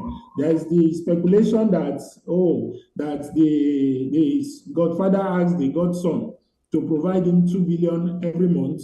We don't know if that is true, but we understand that for about 3 months now, 2-3 months, that money has not been made available, and that is at the heart of all of this. And then there's another rumor that there was this understanding that the governor will run the administrative aspect of the government, while his godfather will run the political aspect. So the governor cannot see anybody, cannot do anything without the approval of his godfather and all of that. And then somewhere along the line, something gave, especially with his visit to the Songhai farm. You know, the Songhai farm is the initiative of the Rotimi Amechi administration, you know, and that was a revenue earner, a very key revenue earner for the Rivers State government, you know. So Sim going to visit there and thinking of revamping the place, I think many people suggest that that was the elastic limit, and then things fell apart. So all of that is still speculation. There is no factuality to them. We are not there. We don't know what father and son sat down and agreed on, if they signed any documents, whatever. But these are speculations that are out there on the street, So that's it. So we are spectators, we are observing, but as per what is in black and white, there is no offense so far that has been leveled against the governor that is valid. None, as at now, none. Apart from gross misconduct. I can actually look at you and say you have committed gross misconduct. Now, what is gross misconduct? Okay. Frivolous as it might sound, but is it the governor against the entire House of Assembly, or does he have some people who are loyal to him and not to the Godfather? Well, we as at now, it will be too early to say, but we know that 8 members of the House of Assembly, stayed away from the impeachment drama. And we understand that those are the 8 members who rallied around the governor and also, elected the former deputy speaker and later majority leader of the House as the new speaker. So those 8 are on the governor's side. If it is out of loyalty, we don't know. If it is out of patriotism, we don't know. But what we know is they are not part of the impeachment process. And we must also understand that the governor and those House of Assembly guys are like children playing in the same house, in the same family house. They are all children to the FCT minister. So if they are now going against each other, we are trying to understand what's going on between them and among them. So, but we know now that 8 members are not part of the plot to remove the governor from office. But whether they are doing that out of patriotism or out of loyalty to the governor is what we cannot say for now. Okay, what about the relationship between the governor and his deputy governor? We've seen in other states that deputy and governor, they are the ones that are fighting, and then somehow Speaker of the House of Assembly, is it in Ondo or so, Ayedatiwa, that we've been, not the deputy governor, deputy governor in Ondo State. So Edo State, Ondo State, and some other states, we see governor and their deputies fighting. So in Rivers State, what's the relationship between the governor and his deputy? One, I will say quickly that it is too early to say because these 2 persons have not been seen together like anytime recently. We don't know them to be together. We know Professor Ngozi Odu was in the Odili administration as I think a commissioner, and and then she's been around government for some time. But Sim Fubara is like out of the blues. We just started hearing about him when he was Director of Finance and Accounts at the government house, and then later Accountant General of the states. So that relationship is not like founded, it's not backgrounded. We don't have it.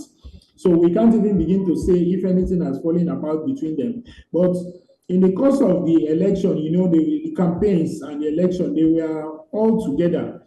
Whether that is a function of them following their leader or as per personal relationship, we can't tell. But as at now, in the middle of all of this, we've not seen the deputy governor act in any way against the governor. We've not seen her make any statement. We've not seen her hold any meeting, and trying to circumvent the governor. We've not seen that happen. And for those who know Professor Ngozi Odu, she doesn't appear to be that kind of person who undermines people, who, betrays people, who undercuts people. We don't know her to be. She's a seasoned academic. You know, we've known her far back at the Ignatius Ajuru University when it was COE and all of that. So she has a consolidated background of, you know, responsibility, responsible conduct, rectitude, and all of that. So, but you know, the political space in Nigeria has a way of messing up people. So, but we've not seen that happen to her yet. Maybe in the days coming, as things unfold, we'll be able to know. But as at now, we don't see any fight, any rift between the governor and his deputy. But if you ask me if Ngozi Odu is loyal to the FCT minister, that's for sure, because her political renaissance, you know, is a function of the FCT minister's effort when he became governor. He kind of brought back a lot of people who have become politically moribund, you know, brought them back into the political space, activated them with appointment opportunities and all of that. So for that, I want to believe that her loyalty will be to him. But if that loyalty will or has, you know, made her to start fighting the governor, we don't know about that. We have not seen anything in that respect. Okay, there's also speculation. We're talking speculations, a lot of speculations today, some of which you are confirming they are no longer speculations. Some people feel that this is just the first step to a lot of people cross-carpeting, as it were, to the APC instead of the PDP. You know, the governor and all the House of Assembly members won on the ticket of the PDP, right? And now the FCT minister seems to be loyal to APC more than PDP. That's the speculation. So can you confirm or deny that these people may be breaking away from PDP and going into APC? Okay, like you said, it's speculation. And there is cause to believe that this whole movement from PDP to APC may be actually at the core of this whole brouhaha. Some people are speculating that there was an instruction for the government and everybody to move over to the APC, and some people were like not comfortable with it. And you know, River State, you hear the saying that River State has always been PDP. PDP not in the sense of actuality, really. It's in the sense of like bandwagon effect. You know, it has always been in power, and then there was that slight interregnum when Amaechi moved every one of us in government then to the APC, and then you see that even my own boss, my principal, you know, then had to move back to the PDP. And then recently, you also see the Commissioner for Transport then and a lot of other political actors, even Amobu Senebo, Sam Jaja, who like is at the core of the riverine agitation for governor and all of that. They had to now move to, you know, the PDP. So there is that gravitating effect around PDP. But if it is at the core of this, is still speculation. But for me, knowing the politicians we have in River State, how they live their life, how they pursue their interests, I want to think that, for me, I think it's at the core of it. The thing is, this whole, most Rivers people on the streets, people think is a misadventure by the former governor. Even within his own inner caucus, people believe that the APC thing was a misadventure. They believe it's not something that aligns, that fits into the normal political life of River State, you know. So now asking people to now move from where they have always been to APC and giving the massive failure of the APC government since it came on board, you know, failing on all fronts, failing even by its own market scheme, economy, security, everything, you know. How do you now convince me to now move from where I am to that? And moreover, this is a party that has been abused severally, serially, maliciously in River State by the former governor, the FCT minister. So how do you now make it attractive to the same people that, you are goading, you are leading on to abuse that same party? So I think maybe a lot of them are having they are dragging their feet on this. Maybe that's why all of this is happening. Or is it ultimately going to happen? I don't think so. In fact, they are receiving another side to it. Some of the people we have talked with, at the background, they are saying that this whole Rivers drama may even be an orchestration of the APC topmost level trying to undermine the FCT minister. Because if you look at, there's a trend in Rivers politics.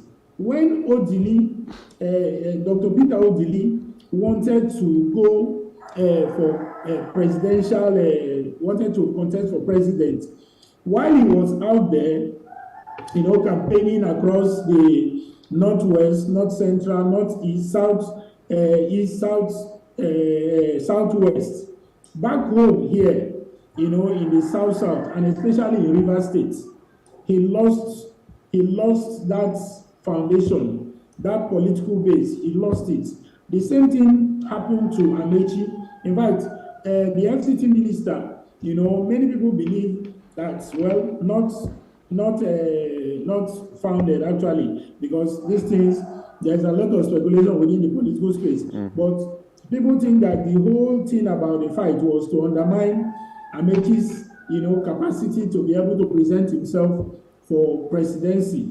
So he lost the base, and you must have heard the political rhetoric then in the course of the campaigns that if you cannot win your state, how can you win the presidential election? And even during this last presidential election, you see the comparison being made that Peter Obi won all of the southeast, but Amaechi didn't win anywhere in the south. And then now you see Nyesom Wike going to the federal again as a minister, and some people are speculating that he wants to contest the 2027 election. Then you now see all of a sudden his own house, his own structure collapsing in broad daylight. So political watchers, those who have looked at the trend in Rivers State, are believing that the whole idea is to undermine the foundation, the political foundation, the political base of, the FCT minister, so that it does not even begin to prepare for 2027.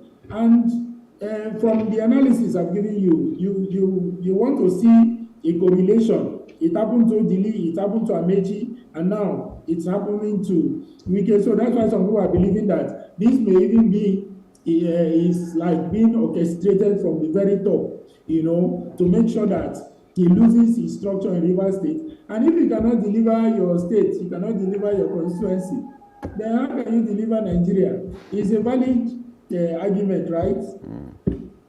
Okay, well, let's just also take another thing that we've heard, that Amaechi is washing his hands clean to come back to the table of the PDP to dine. Can you confirm this? Because sometimes when the election was going on, we heard that while the governor then was working for the present president now, for the APC, Amaechi was secretly working for the PDP. Can you confirm this? Is he returning to PDP, or you don't see that happening soon?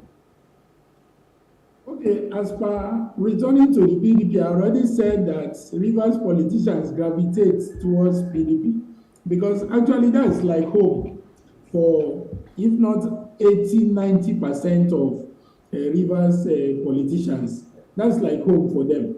So I wouldn't be surprised if we wake up one morning and then Amaechi is now in PDP. I wouldn't be surprised. Why? Because the factors and the key players who drove him out of PDP are more or less either out of PDP now or silent. You look at that. The key actors then who were fighting him, who were making it uncomfortable for him to function fully as the leader of the party, being the governor of the state, then they have now been relegated to political oblivion by the outgone governor, who is even his own boy. When Wike lost it with his initial political godfather, Senator John Mbata, who he single-handedly made him the Obiako chairman, when they lost it, whatever happened between them, Amechi was the one who intervened, and took him to Odili, and then they resolved all of that, and then he had to go for second tenure. When the Amechi Kele thing happened, Wike stepped in, mobilized Magnus Abi, Dakuku beat aside all of them, and then they fought until they got the October 25th, 2007 judgment. And then upon inauguration, Amechi appointed him as his chief of staff. Amechi still recommended him to President Jonathan to be appointed as a minister. President Jonathan confirmed this. When Wike invited him to come and commission the bridge at the Nkpogu Bridge along the Nkpogu Road that leads to NLNG roundabout in Port Harcourt. So he said that he never knew Wike at all, that it was Amechi that introduced him, and recommended him to be appointed as minister. Now, you now see the same Wike turning around to fight him and embarrass him and harass him and all of that, over the years, and then there is this cat fight between them. When you look at all of that, you begin to wonder what's going on. But now, Wike now has found green pastures. Wike has found green pastures in the APC. Though he's dragging his feet, I think he's making his calculations, given the legal implications of moving and all that will follow. So he's dragging his feet, and maybe he's also trying to see if he can move the whole of his machinery to the APC, all of that. So if Amechi wants to cash in, I won't be surprised, because those people that Wike was allegedly fighting, they are now quiet. They are not there in the mainstream PDP anymore. And then, secondly, is Amechi has always wanted a riverine governor for Rivers State. In fact, he felt that after his political godfather, Peter Odili, served out his tenure, and he also served out his tenure, the next dispensation should have gone either to the River Southeast or to Riverine. But when the calculations were made, Amechi went for Riverine.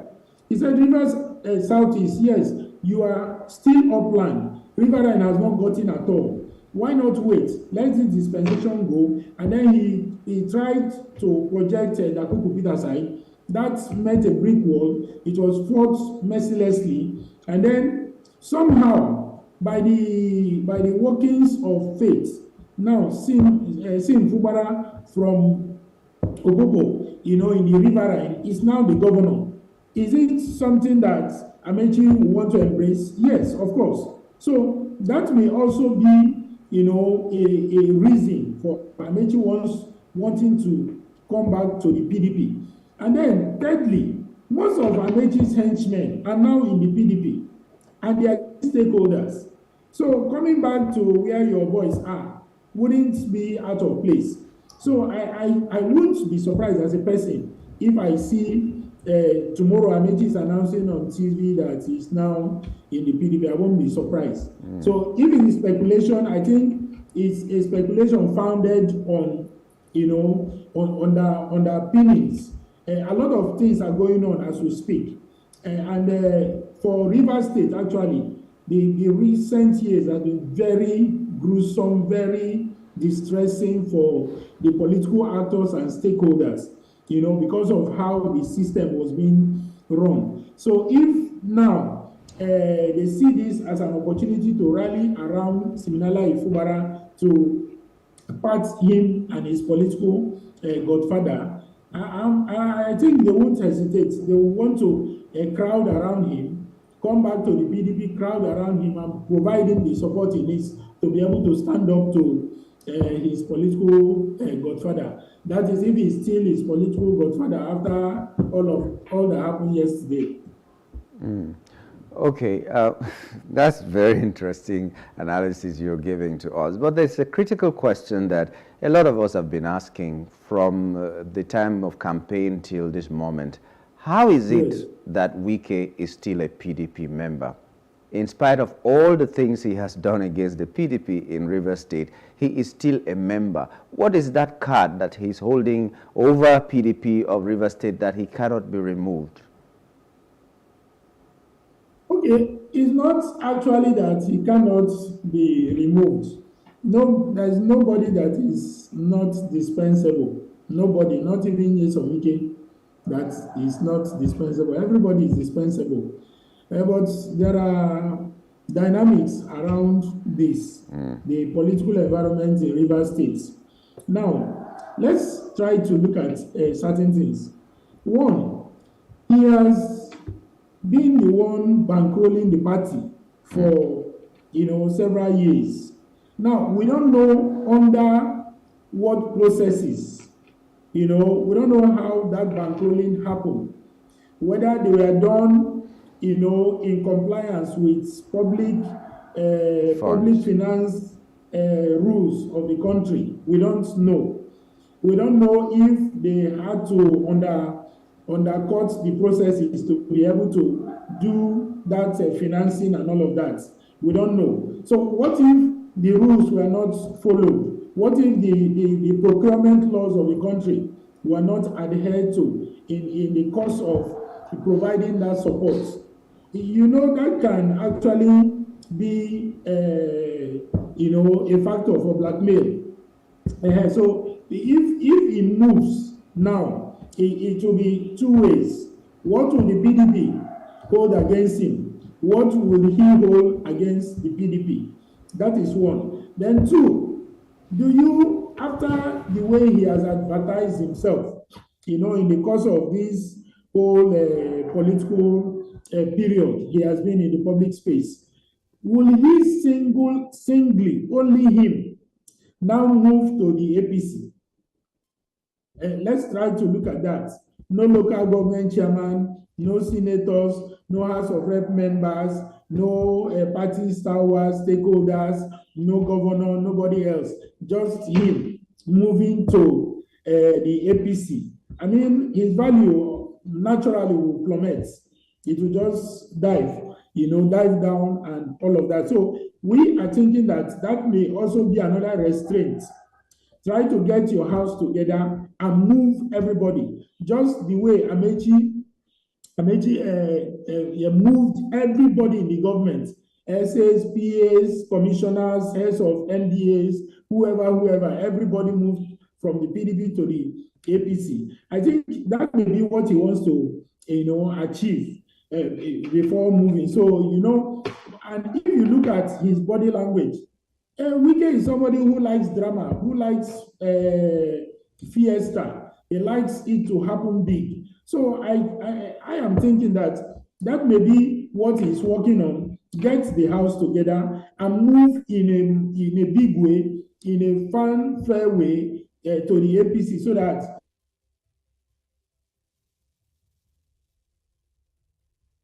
this whole thing between him and his boy, Sim Fubara, may be undermining that.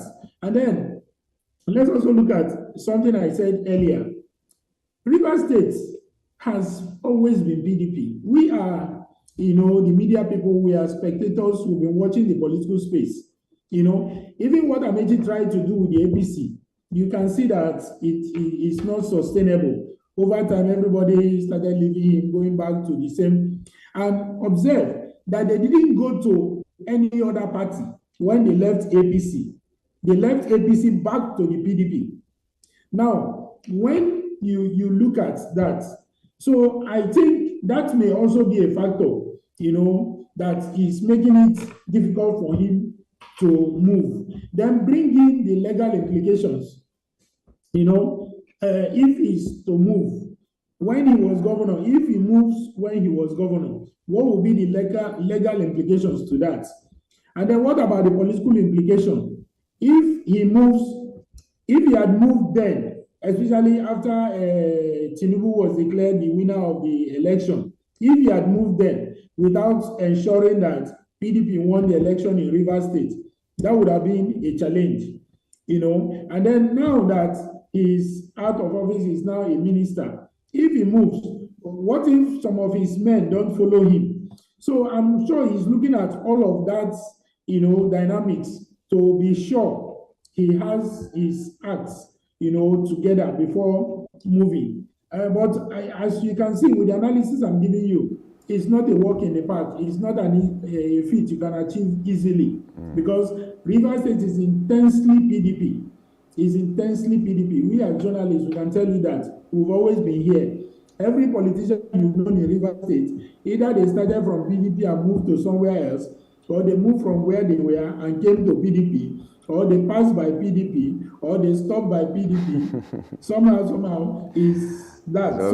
So moving from PDP, I think it's a tall order for him. That's why he's not moving yet.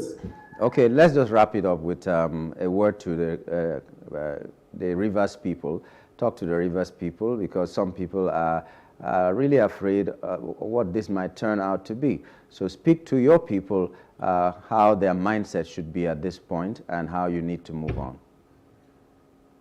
For my brothers and sisters in Rivers State, I want to ask them to emulate Bonny LGA, my home LGA, Bonny Island. The way the politics is played in Bonny is such that no matter what happens at the campaign ground, at the election polling units, at the collation centers, wherever, there is this saying in Bonny that at the end of the day, we will all gather at Ikuba Nongo. Ikuba Nongo is where you hear they refer to as Ikuba Square. It's the gathering point of the Bonny people. It's at the center of Bonny town, where everybody converges. And if you follow the last event, the 25th anniversary celebration of the King, that was where the climax happened, the main event, you know. Now, that saying actually implies that no matter our differences, we should remember that we will meet in a particular place where we will identify ourselves to be one. Now, Rivers people need to think in that direction. At the end of the day, we are all Rivers people. Whether it's Ngeni, Abua, Ahoda, Ekpeye, Ogba, Ibani, Obolo, Ndoni, what again? Ikwere, you know, all of that. We are one. And if you look at it, Rivers State is like a microcosm of Nigeria. I don't know any other state that has this high concentration of different ethnic groups. But see how we fuse together. Like, you know, in school, in work, we interact with each other. We understand ourselves. So we should not allow the political interest of one person, two persons, three persons, you know, to undermine that unity, that oneness, that identity of who we are. We should not allow it at all. And then it is the responsibility of everybody in Rivers State to ensure that governance in the state is protected. Okay. The politicians have played their cards. All right. From Upland, now they've landed at Riverine. You know, from Ogba Ibem and Ndoni to Ikwere local government, and then to Obiakpo, and now to Opopo Nkoro local government. It is all of these governors are Rivers people. Ada George was Okrika, Odili was Ogba Ibem and Ndoni, Amechi was Ikwere, Nyesom Wike is Obiakpo. Now, Sim is from Opopo. You know, we are one. So we should not allow anything to undermine that. And in our quest for protecting the governance of the state, we should also not allow politicians to raid us into where we destroy what is, beneficial to us. We really need to wrap it up at this time, sir. We really need to wrap it up here. We're so glad it was you that came to give us this analysis on what is happening in Rivers State. We do hope that, like you said, they will play the kind of politics that Bonny plays. We will meet at that place you go and take fisherman soup. Okay, so thank you so much for being a part of our program this morning, Mr. Jumbo. Yes, I feel appreciated. Thank you very much. Yeah. So we've been talking with Mr. Godswill Jumbo, publisher, CEO of Christina Reports, and we were talking about the political climate in Rivers State, and we do hope that you had a great insight into that. This is where we're going to wrap it up on the show this morning. On behalf of the entire crew of Breakfast on Plus TV Africa, my name is Nyamgul Agaji, thanking you for today and asking you to join us again tomorrow for another edition of the program. Up next is the news.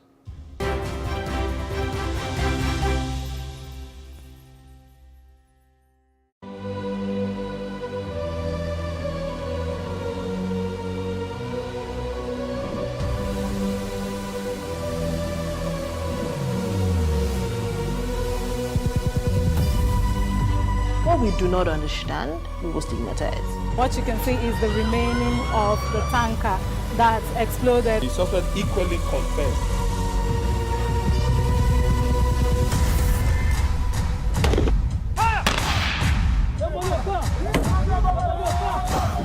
Now 500 naira they collect them. If you don't talk, then go beat you. Now 2,500 they pay.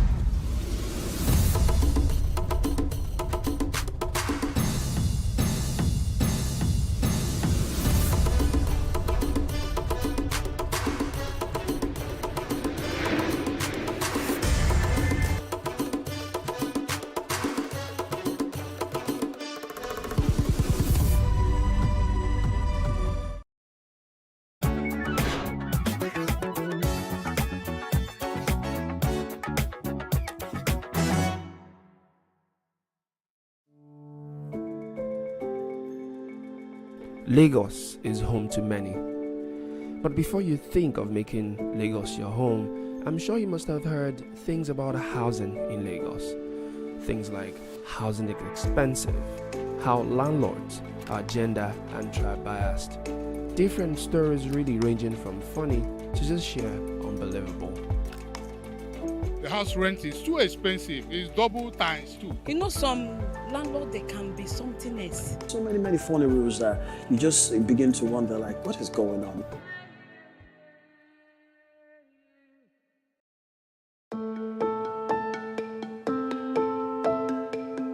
My name is Akunna Iyama, and my experience is quite,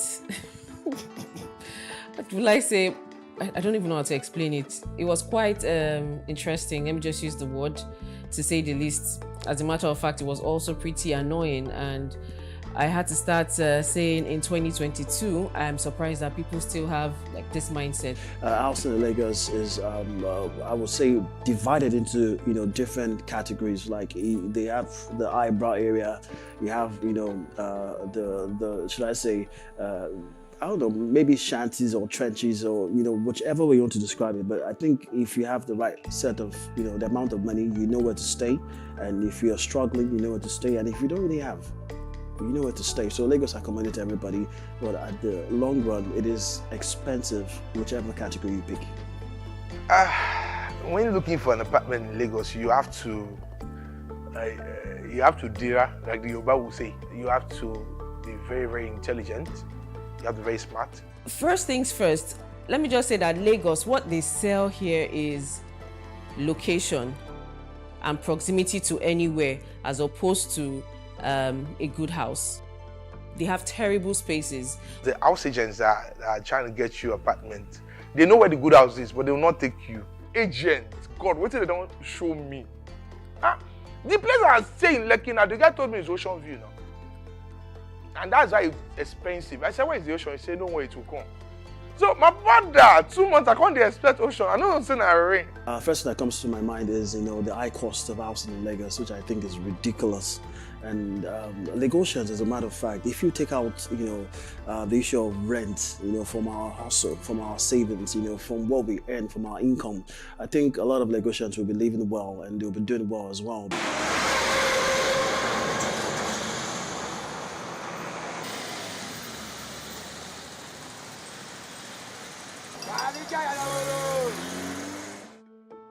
The house rent is too expensive. It's double times two. I'm not blaming the landlord. The materials are too expensive. Materials are too expensive. The house we are paying for 100,000 now is 200,000-300,000. Landlord themselves are human beings. The cost of all the materials very, very expensive these days. And what would you expect if you have to be in their shoes? You surely increase the what is it called? The rents. See, make an even like give now.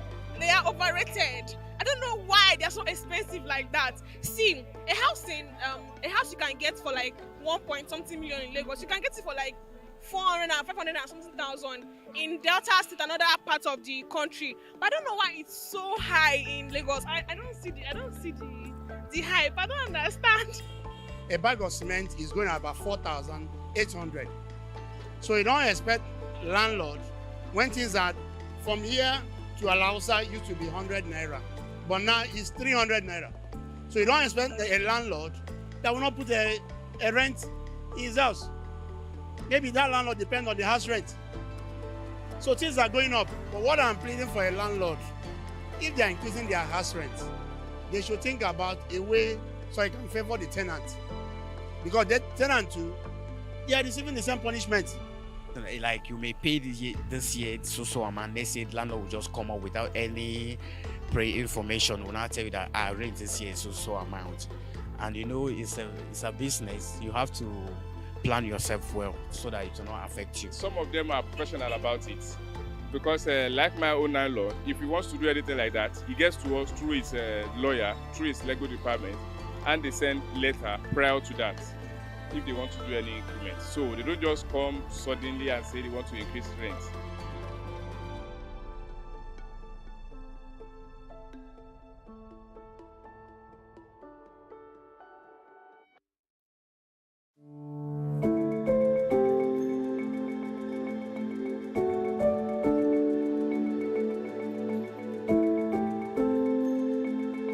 Some Lagos landlords are quite tribalistic.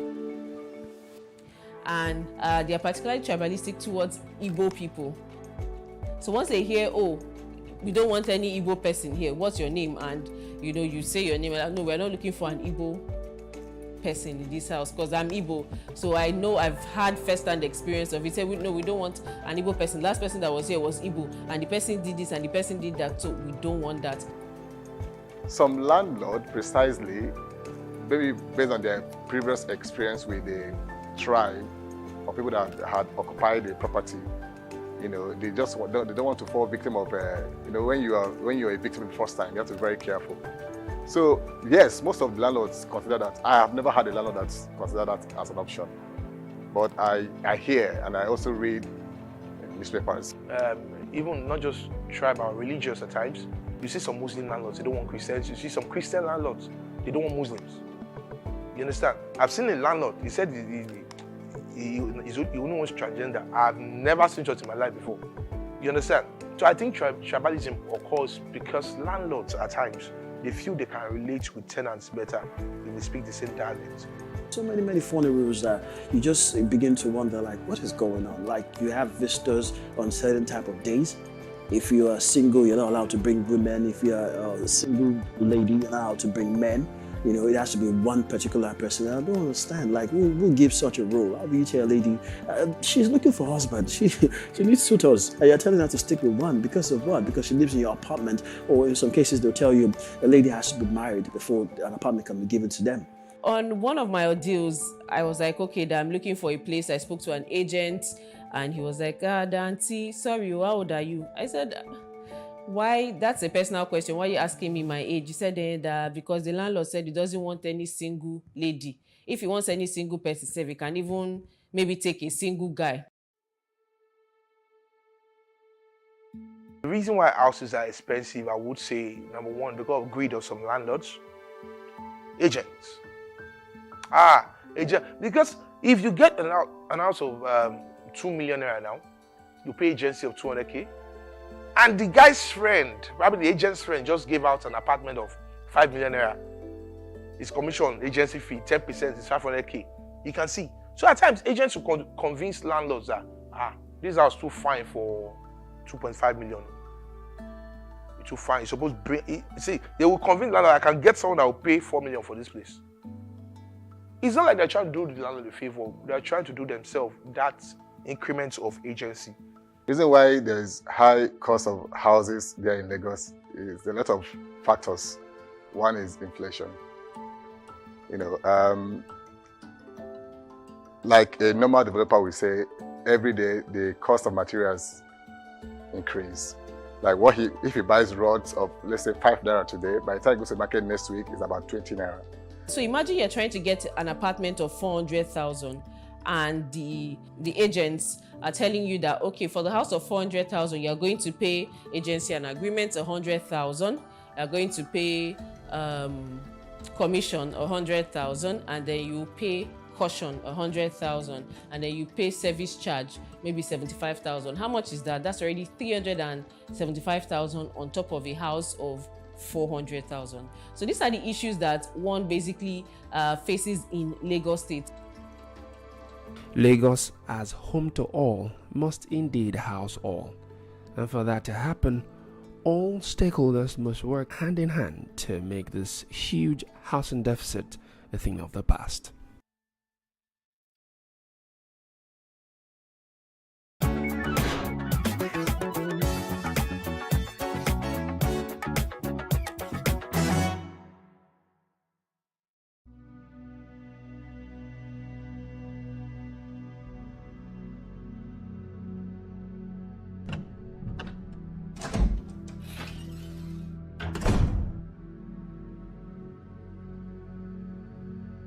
How long were you going to live in denial?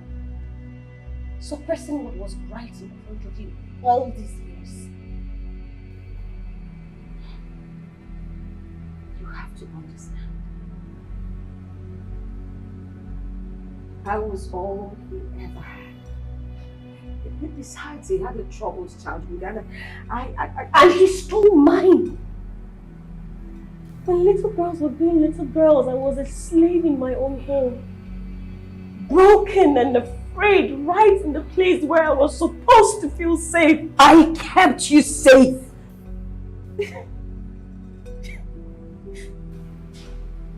How? Well, I took care of you when your deadbeat father was running the streets with those whores. I was left with 4 kids to take care of. I fed you. I gave you shelter. I clothed you, and I paid your fees. My back was on the ground like a horse day and night. Your brother raped me! Operation! He did, okay? He did, and you know it. You know this. He cannot do that. For 5 miserable years, right under your nose. You were supposed to protect me, and I came to you. I did, and you called me a little liar, said I should be ashamed of myself, and I have carried that shame all my life. I was the child. You were my mother, and you did nothing. He is not perfect. No one is. You're not. I am not. But he loved you all dearly. He was a good man. He was the only help that I had.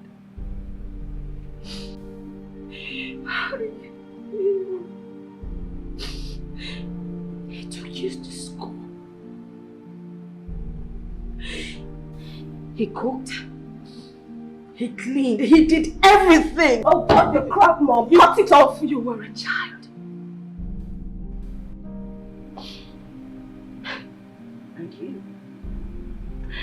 You know, those days, you were something else. you had this wild imagination, and I figured it was all coming from. I can't believe you. I can't believe you're sitting here trying to rationalize and make excuses for that predator and for failing as a mother. You ungrateful child. After all I went through for you, you then sit there and chastise me?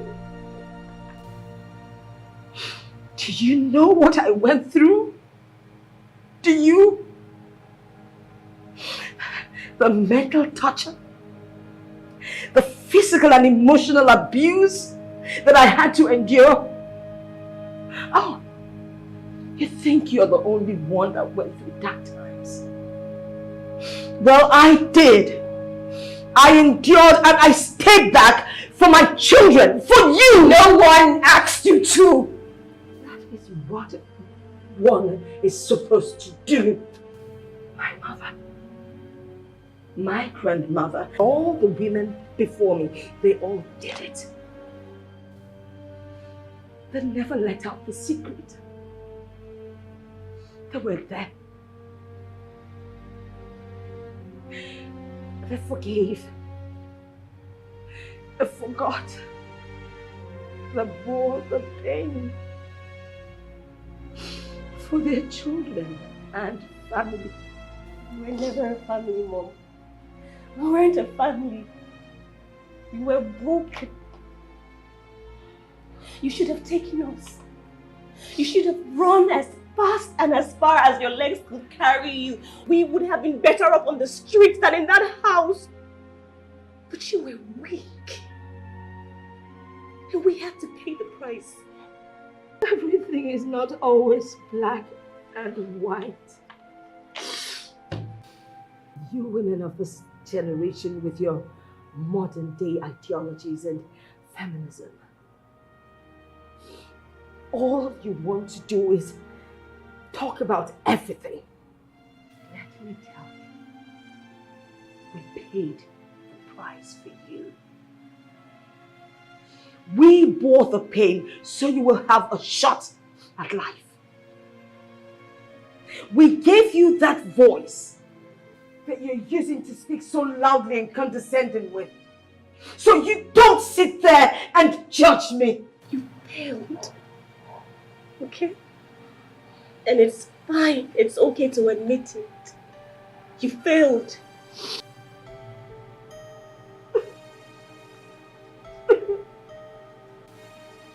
I raised my little girls with a nagging pain and a constant fear of neglect. So paranoid that I might make a mistake and repeat the same cycle. I see it now. I come from a line of broken and subdued women. But it ends. The cycle ends with me. No more.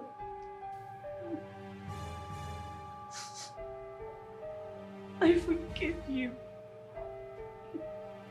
And I hope that you find healing for your soul as I do mine.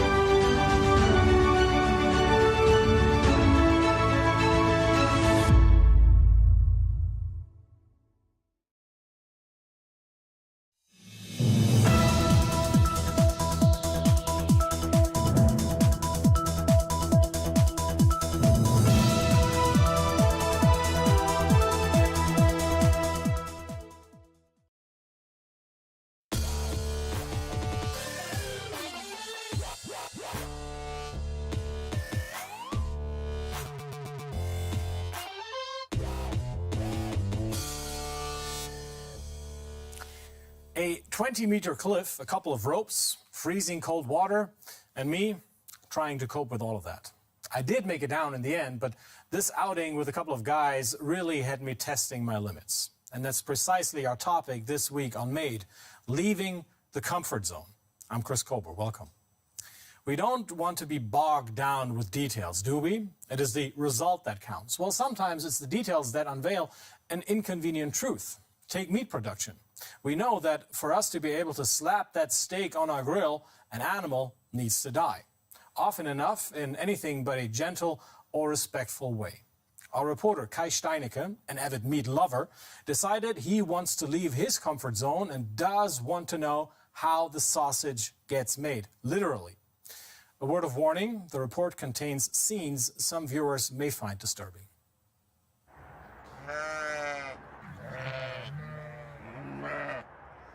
Hello.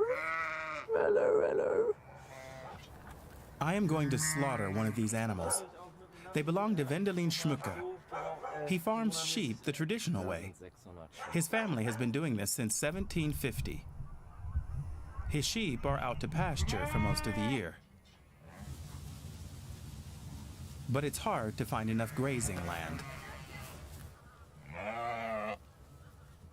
In der Regel brauchen die Schafe The sheep need about a hectare a day, that is. Und dann brauchen die auch jeden Tag 1 Hektar Fläche. A hectare every day? Ja, 10.000 Yes, a hectare for 700 sheep. 700 Schafe. So this whole field is only enough for today. When they've had their fill, the flock will go home to the farm. I hope the ones that I'm gonna slaughter are going to be bigger.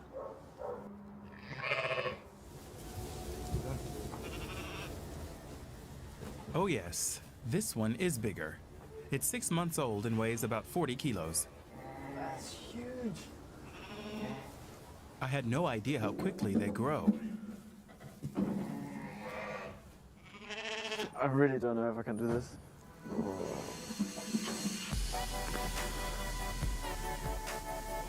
I'm grappling with the fact that we kill animals so we can eat meat, and that I'm going to kill this lamb. First, we have to take it to the slaughterhouse. Yeah, you really can feel the 40 kilograms. It's a 10-minute drive, nothing in comparison to the lengthy journeys to the slaughterhouse that livestock often face. Marco Kerr will be by my side throughout the process.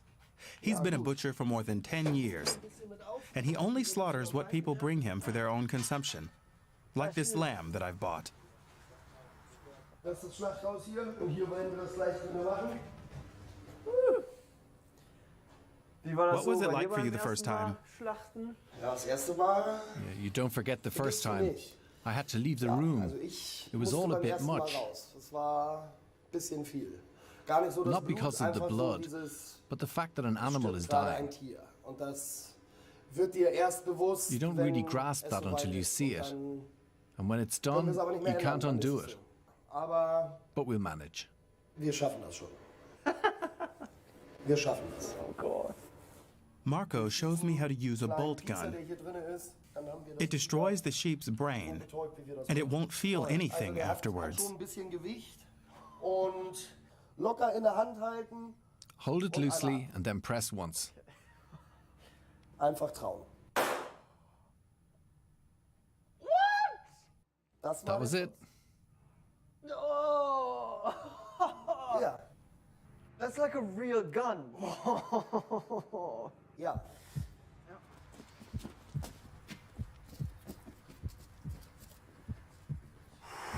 And now the lamb's head is in the firing line.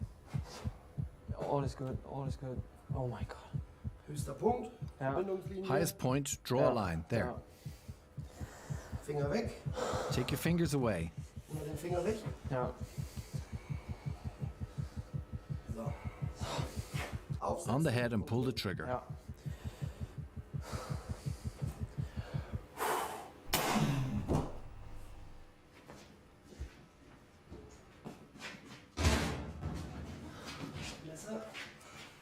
Knife, slice it through, all the way.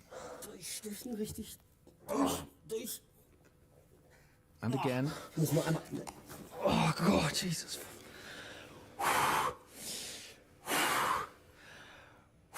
That's a lot of blood. That's a lot of blood.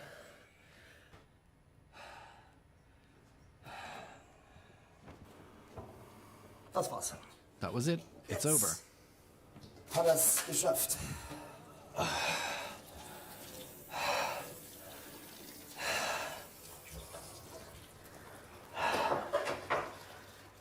So, how was it?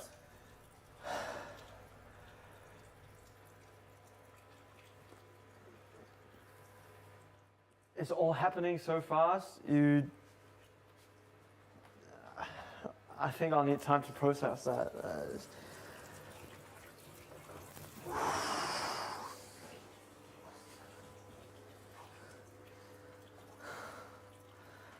I've killed an animal.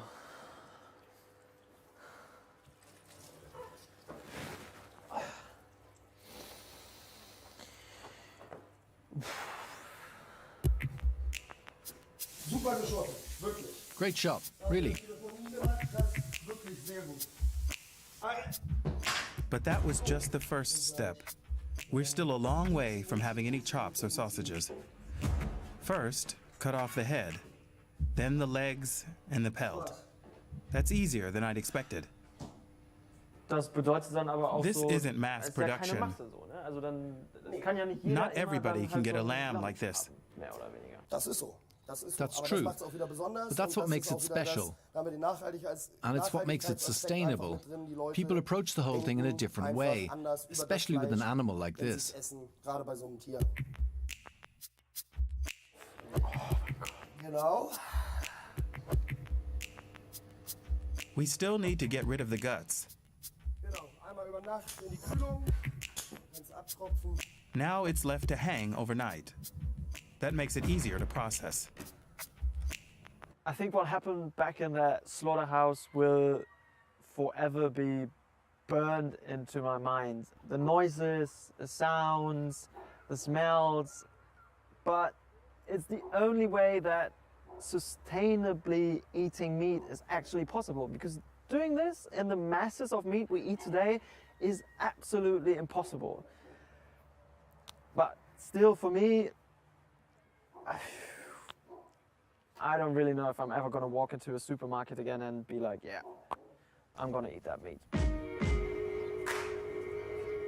The next morning, it's time to harvest the meat we've worked so hard for. Taking the carcass apart isn't any easier, it turns out.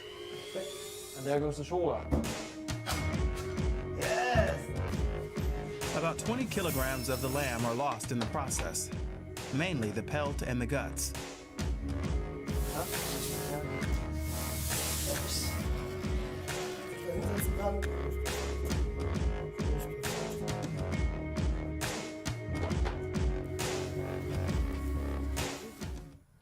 That looks great. Da haben wir es. Dann Bratwurst als erstes. How about a sausage for starters?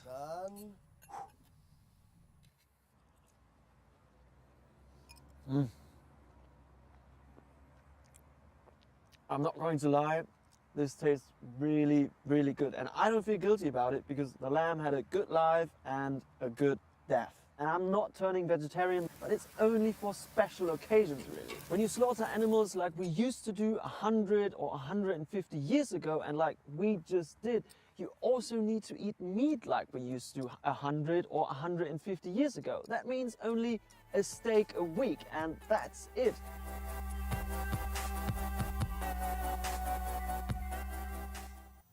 Oh my, what a day for a reporter. Leaving your comfort zone doesn't always happen voluntarily. People losing their jobs because businesses are suffering under pandemic restrictions. Now, that's a real problem. But maybe this crisis can also offer opportunities. Entrepreneur Ernest Darko might have some advice for you, even if you're not into large-scale health systems development like he is. The COVID pandemic has really turned the world upside down. So here are the 5 tips to boost your career in the context of a pandemic.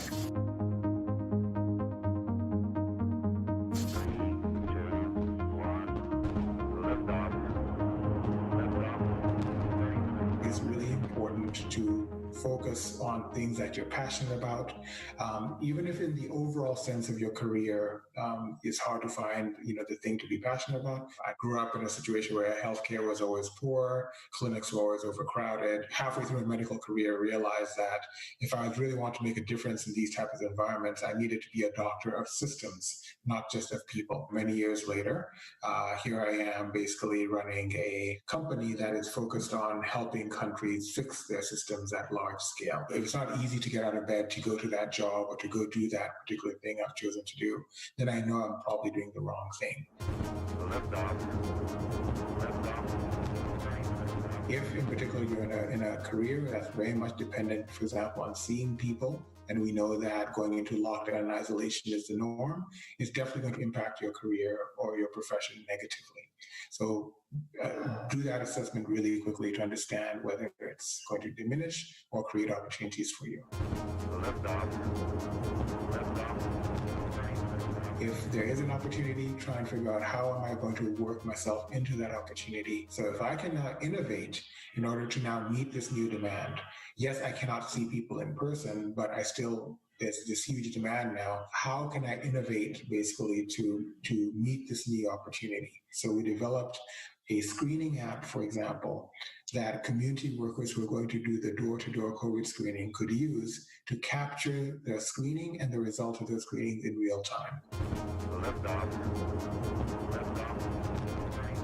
Look at tech enabling yourself, right? Using technology to allow you to innovate, using technology to allow you to meet the new opportunities that are presented by COVID, as opposed to purely being a victim to what COVID has done. So technology can be a game changer in many cases. It allows you to scale yourself up. It allows you to be accessible by your clients in ways that probably might actually be better than pre-COVID. As we've seen with COVID, things keep changing, right? Everything from having first wave to second wave to learning new things about the disease that then changes the policy environment, that then changes the rules. You'll know you're adapting in the right way if you're maintaining your clients, if you're maintaining quality and you're maintaining satisfaction with what you're doing. I know it may sound like a bit of a luxury to be in a position where you can do all of these things because some people may not actually have these options. But to the extent that you can, I think it's important that you do so. And I've seen some amazing examples of people doing this and in fact, not only surviving the pandemic, but actually thriving in the context of all of the challenges that COVID-19 has brought.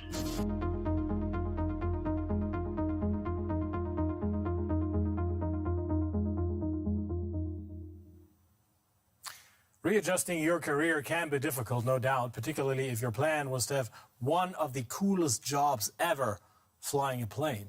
But we know the pandemic has been an utter nightmare for the travel business. The global airline body IATA says air traffic this year is expected to be 66% lower than last.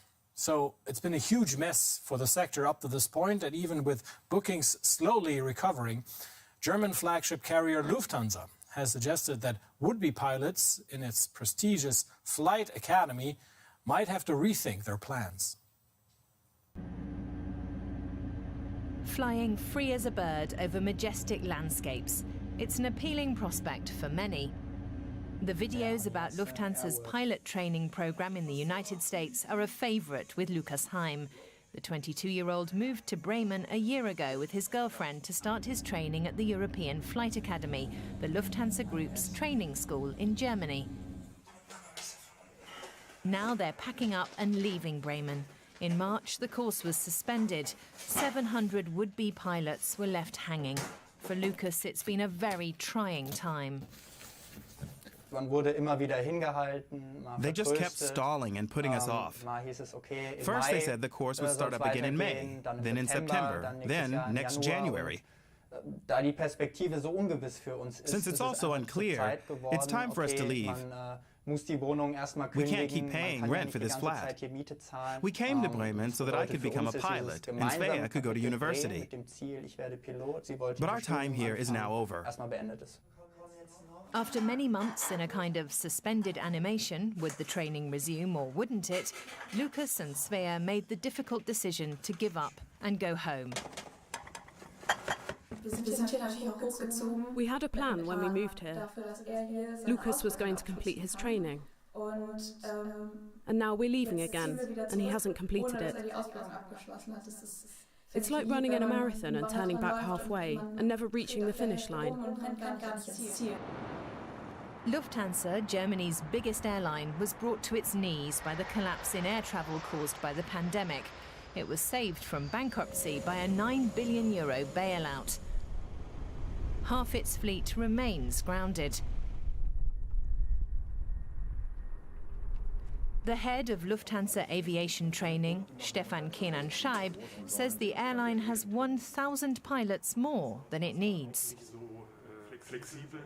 We tell our student pilots quite candidly that the prospects for becoming a pilot are very, very bad right now because of the COVID-19 pandemic and the financial situation of the Lufthansa Group. We're losing €500 million every month. It's our duty to be open to the students and tell it like it is. Most aviation industry analysts say the demand for pilots after the pandemic is hardly likely to soar. They don't see air travel picking up significantly until 2025. Most of the youngsters who have had to halt their training need a job to get by. Caroline Bösner was in the United States when she heard the course had been suspended. Now she's back living with her parents in Leipzig and working at an Amazon logistics center. It wasn't easy, but I had to take a pragmatic approach. I knew I couldn't just sit around at home. I had to do something. And it wouldn't be a bad thing to make some money. You don't earn anything as a student pilot. On the contrary, it's more like burning money. Many student pilots now find themselves in a precarious financial situation. They are by far not the only group of people in need of work, as the pandemic and ensuing lockdown measures shuttered entire industries. People who worked in tourism or food service are coming to us. They say either they need a job as a stopgap measure or they want to change careers entirely. Caroline Bösner says for her, working at Amazon is temporary. She's not given up her long-standing dream of becoming a pilot. She remains as committed as ever. I absolutely still want to fly. I'm not going to give up on my dream. It's anchored within me and it's not going to go away. I flew all over Florida. It was fantastic. And then suddenly I was back in cold Germany. I can't imagine doing anything else. So I have to find a way to finish my training. If need be, without Lufthansa. 200 minimum. The enthusiasm may be great, but facts on the ground are not encouraging. Lufthansa has recommended its students actually give up rather than wait for the course to restart. If they complete the programme, they're going to be charged €80,000, and they won't have the guarantee of a job, as used to be the case. Lukas's father, Christopher Heim, is appalled. He's been a pilot at Lufthansa for 32 years.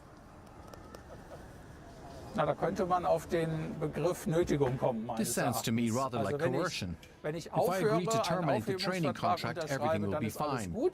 If I don't and want to fulfill my dream, then a huge sum of money comes due. I don't like that. I think it's dishonorable. It's quiet and empty at the European Flight Academy in Bremen. This is the first time Lukas Heim has been inside since March.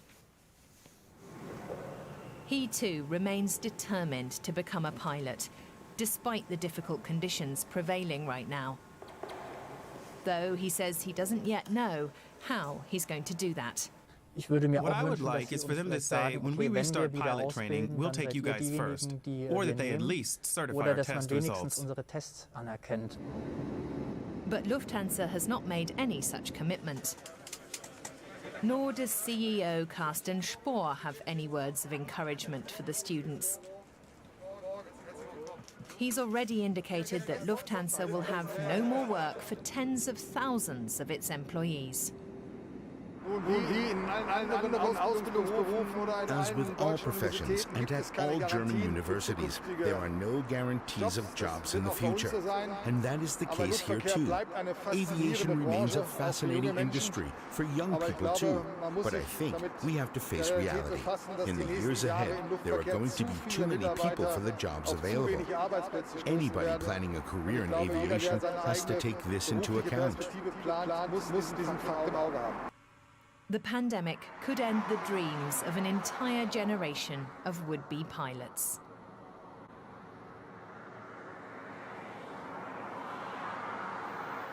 "2020 has brought dread, distress, and disappointment, sure, but there are exceptions. E-commerce has seen an unprecedented boom. And with people having second thoughts about standing in line at crowded malls, trade experts believe online shopping revenue in Germany will be up almost 20% this year. But my colleague Olaf Krieger feels Christmas is not about the presents. It's what we make of it, now more than ever.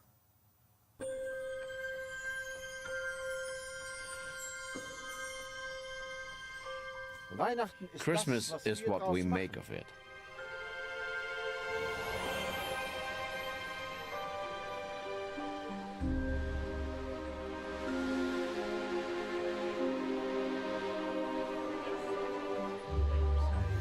Oh, how joyfully, oh, how merrily, Christmas comes with its grace divine.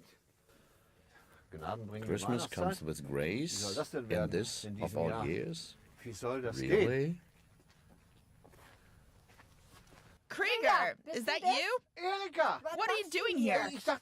How about a bit of Christmas in these troubled times? Come on in, we can decorate and we can chat.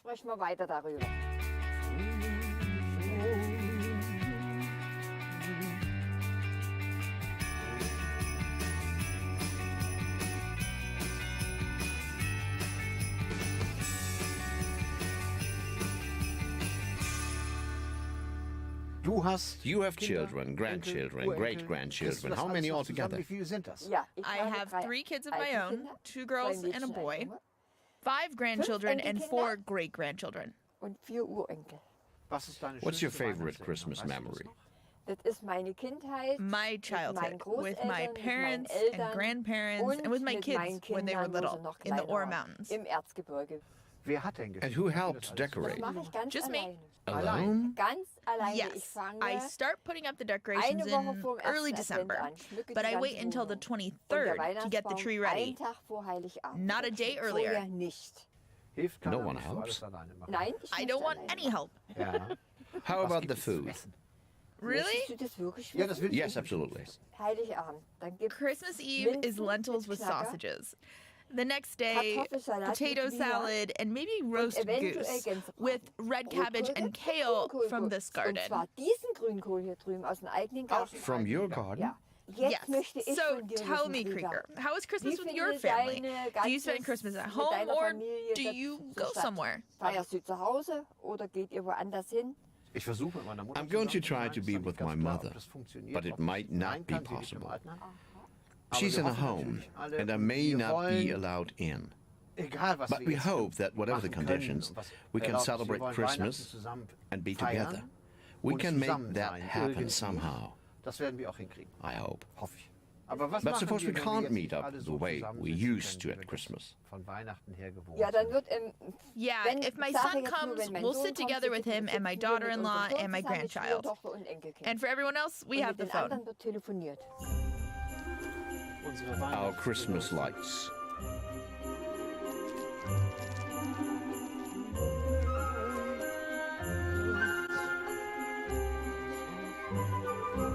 Suddenly people are so important again. Forget about the presents. Christmas won't be cancelled. It'll just be different. Ganz anders sein. Let's have more light.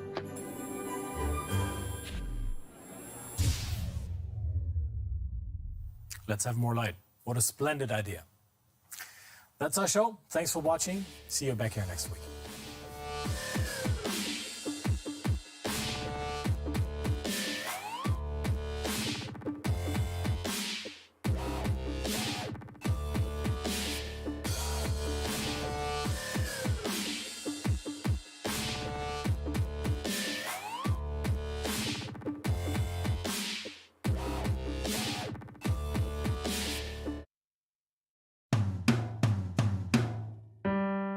My name is David Oladimeji Olukemi-Mako, a son of Awa, Ijebu, Ogun State. Here is my good old days story. I was born in Ibadan at St. Mary's Catholic Hospital, Oluyoro, Okiofa, to the family of Abraham Olukoya, Adeyinka Mako, and my mother, Olabisi, the only child of her mother, was from Iba, Imobi, in the Ijebu Waterside area of Ogun State. I was raised by maternal grandmother, Madam Odilia Taiwo, Mami Ekotado. I was a gifted fisherman even before I turned 10 years old. I left the village of Itase for Ibadan, and I got enrolled at St. Saviour's African Church School, Ekotado, Ibadan. Ibadan then became my world, where table tennis took all my attention in those growing old days. Traversing the various playing locations like Agbokojo, Racecourse Ibadan, and Liberty Stadium in search of fame and fortune. And as a young boy, I was very rascally and had my fair share of youthful exuberances. Ibadan Grammar School offered me opportunity for both education and sports.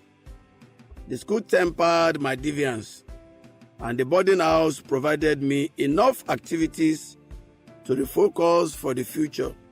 Sincerely, for me then, no real role models beyond peer group influence. I had friends who were very studious.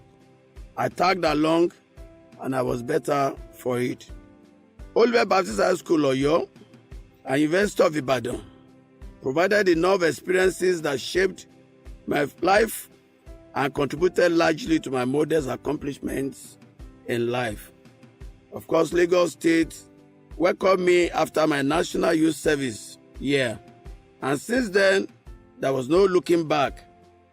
I must admit that Lagos remains a land of opportunities and a great state for those who dream and labor. As I take a look back and mirror into the past, I saw exciting and memorable moments. Moments where the economy seems to be working. Moments where security was not a major issue on the front burner. Moments where communal spirits were high and trust issues were no challenges. So I wondered, where did we get it wrong? Will our children believe us when we say we had so much fun in those days? I appreciate how far this country has come from a population of 45 million in 1960 to 200 million plus today. Within the same land space, we need to now begin to be positive in our response to Nigeria. Our challenge now is to focus on how we can change the narrative. How, instead of talking about good old days, be projecting into a future that is greater than our past. I am an accomplice and partner in this drive and desire to make our tomorrow better than our today. Shemore, I'm with you all the way in this journey. God bless our nation. God bless Nigeria.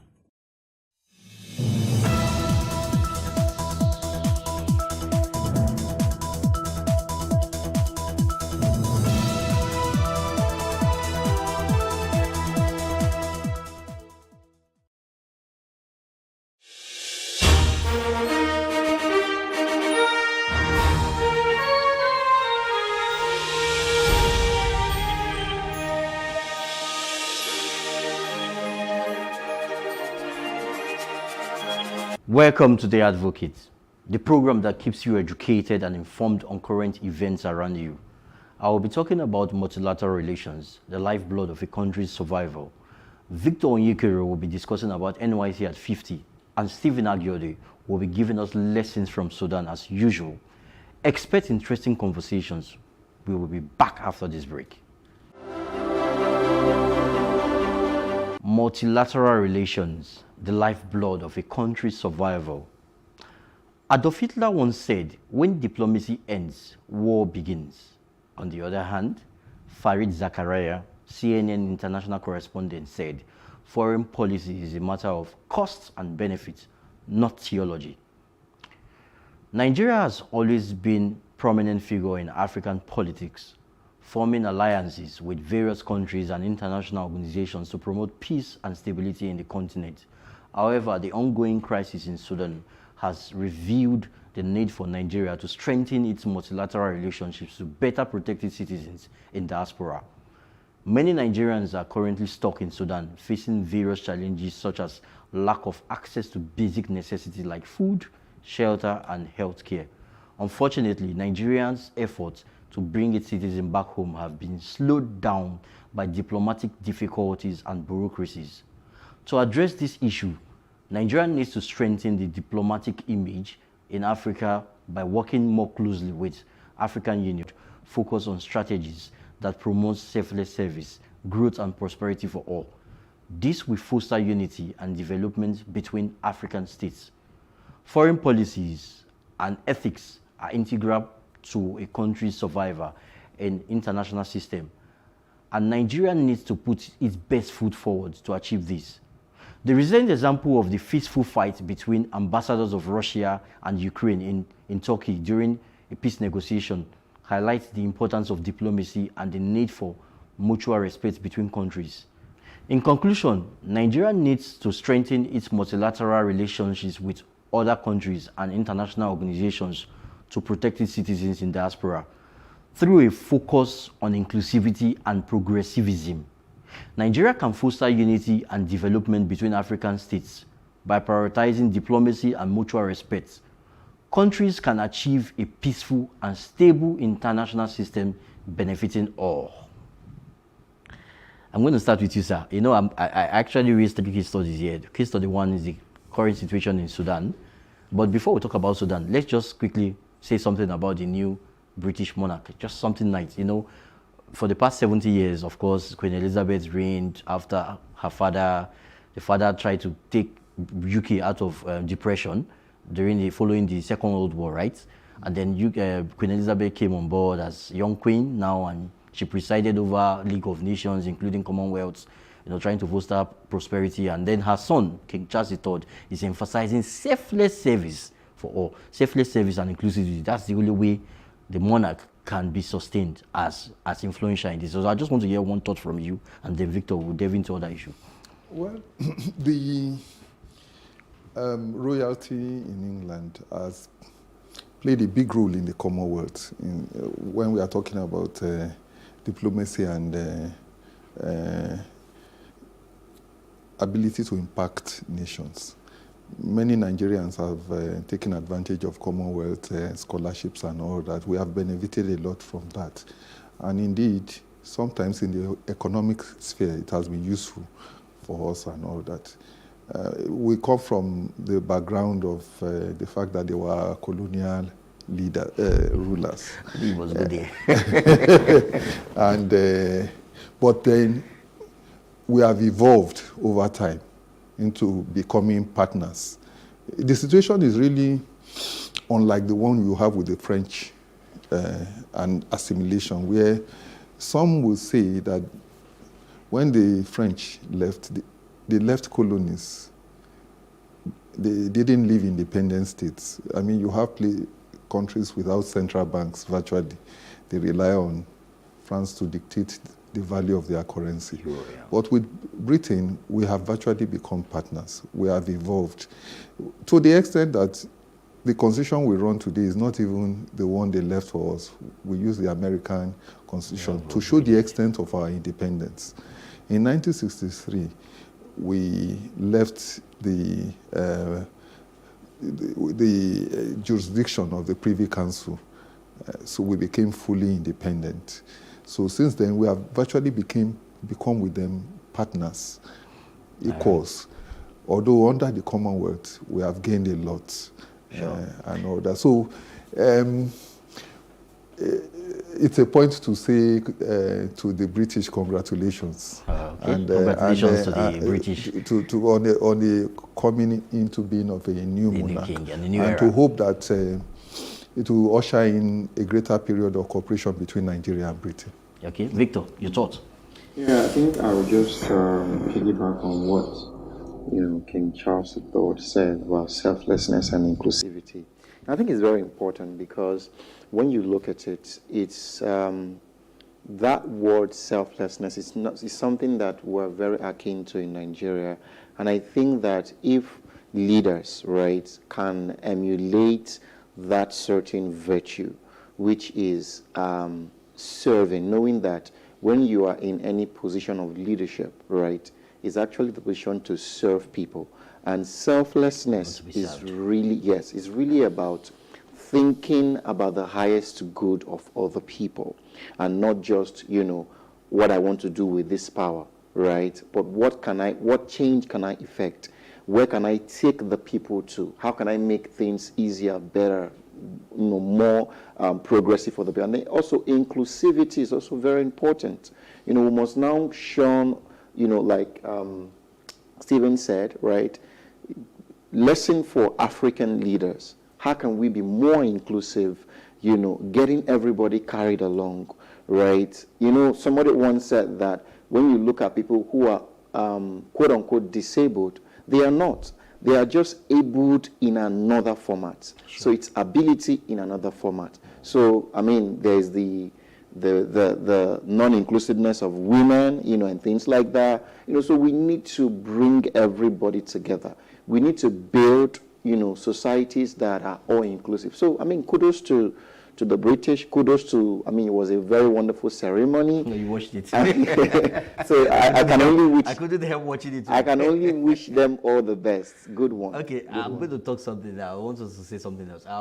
The next issue on ground there, talking about, according to Adolf Hitler, and I just stated it as when he said, when diplomacy fails, war begins. And you saw what happened 2 weeks ago. That was, I consider, quite inhumane and disturbing and perhaps disgraceful. Two ambassadors fighting. You saw it like, let's say about 2 weeks ago, the Russian ambassador and an ambassador from Russia and an ambassador from Ukraine involving in a physical fight. Like it was like a kind of ugly situation considering what is happening now in Ukraine. So I want to hear your thoughts on this. How do you think world leaders can garner around to solve the problem? There are a lot of persons have died in Russia and Ukraine. So what do you think? I want to hear your thoughts on this, on the diplomatic angle. There are a lot of issues on the ground in Ukraine, and a lot of geopolitics that is going on. You remember Russia is a successor state to USSR, which was engaged in Cold War with the West. What we are seeing, it's an evolution of that. What was going on at that time. Putin is trying to restore the Russian state as it was. The gradual collapse of the Russian state is what led to the emergence of states like Ukraine, Belarus, all these states, is their collapse. But Putin sees the world in terms of that time. Is, in my view, unable to reconcile himself with the collapse of the Soviet Union. What you find in these ambassadors fighting is a physical embodiment of what is happening between their nations. Russia and Ukraine. It's a conflict that it would not be easy to solve. I don't envy any diplomat trying to solve it, because in order to solve it, you need to know that these things go back a long way. The history between even Ukraine, how Ukraine came to be part of USSR in the first place and all that, the history, the cultural differences and all that. you have to delve far back into their history. And then the position of Russia vis-a-vis the West. The different values in terms of democracy and autocracy and all that. There's a proxy war going on between values of between different values and different ways of seeing the world. That's what we are seeing. But humanity is suffering. A clash, you may say, of civilizations. Humanity is suffering, despite the views, theologies, philosophy, whatever. Humanity is suffering. And we help humanity. Well, the truth is that when war has been part of the existence of humanity, I pray that there can be a truce in the conflict between them. Just that while the principal parties ruling the two nations and ruling on, or why the principal characters in this conflict remain in power, I really don't see it. Why the principal powers remain, principal characters remain in power. Putin remains in power, and the American president remains who he is. The Ukrainian president remains who he is. I really don't see how diplomacy can really change things. Okay, before I come to you, Victor, I'd like us to go to the next topic on our regarding diplomacy and the Sudan crisis. Some people said it's not time for Uhuru. I don't know, I think you've read that book. It's not yet time for Uhuru. Mr. Stephen, you must have heard of that book. It's not yet time for Uhuru. Yes. Right? It's not yet time for freedom. Yes. Not yet time to celebrate. You know, recently the President-elect Ashwadu Bola Ahmed Tinubu, he has been on several, he's out of Nigeria now. They said he's in Europe for is it state visits or working visits? Yes, working visits, right? Yes, yeah. And some presidents of some countries have, or some top people, including organizations in different countries, have shown interest in wanting to see him or wanting to have his presence because he's a new elected president. And then what happened last week or so, while he was in, is it last week or last 2 weeks? While he was in Port Harcourt, Governor Wiki invited him to come and commission projects. And but some other persons are of the school of thought that we can only have one president at a time. Wait for your turn. Wait for your turn. It's not your time. Wait, relax. Why some other person said, okay, it's a good thing. Hits the ground running. So he's trying to prepare himself. So when he lands in Nassau Rock, he hits the ground running. But more importantly, whichever way, I'm concerned more about Nigerian perception. The administration of President Buhari is almost over. It's almost time up. So let's talk about going forward. What better ways do you think Nigerians can strengthen their imagery? We don't use the principle of reciprocity here. You saw what happened between Nigeria and South Africa. Xenophobic attack and all those things. I'm not trying to whip up sentiment here. I'm not trying to cause any problem. I respect South Africans. They are nice people. They have good people. However, some unfortunate things happened.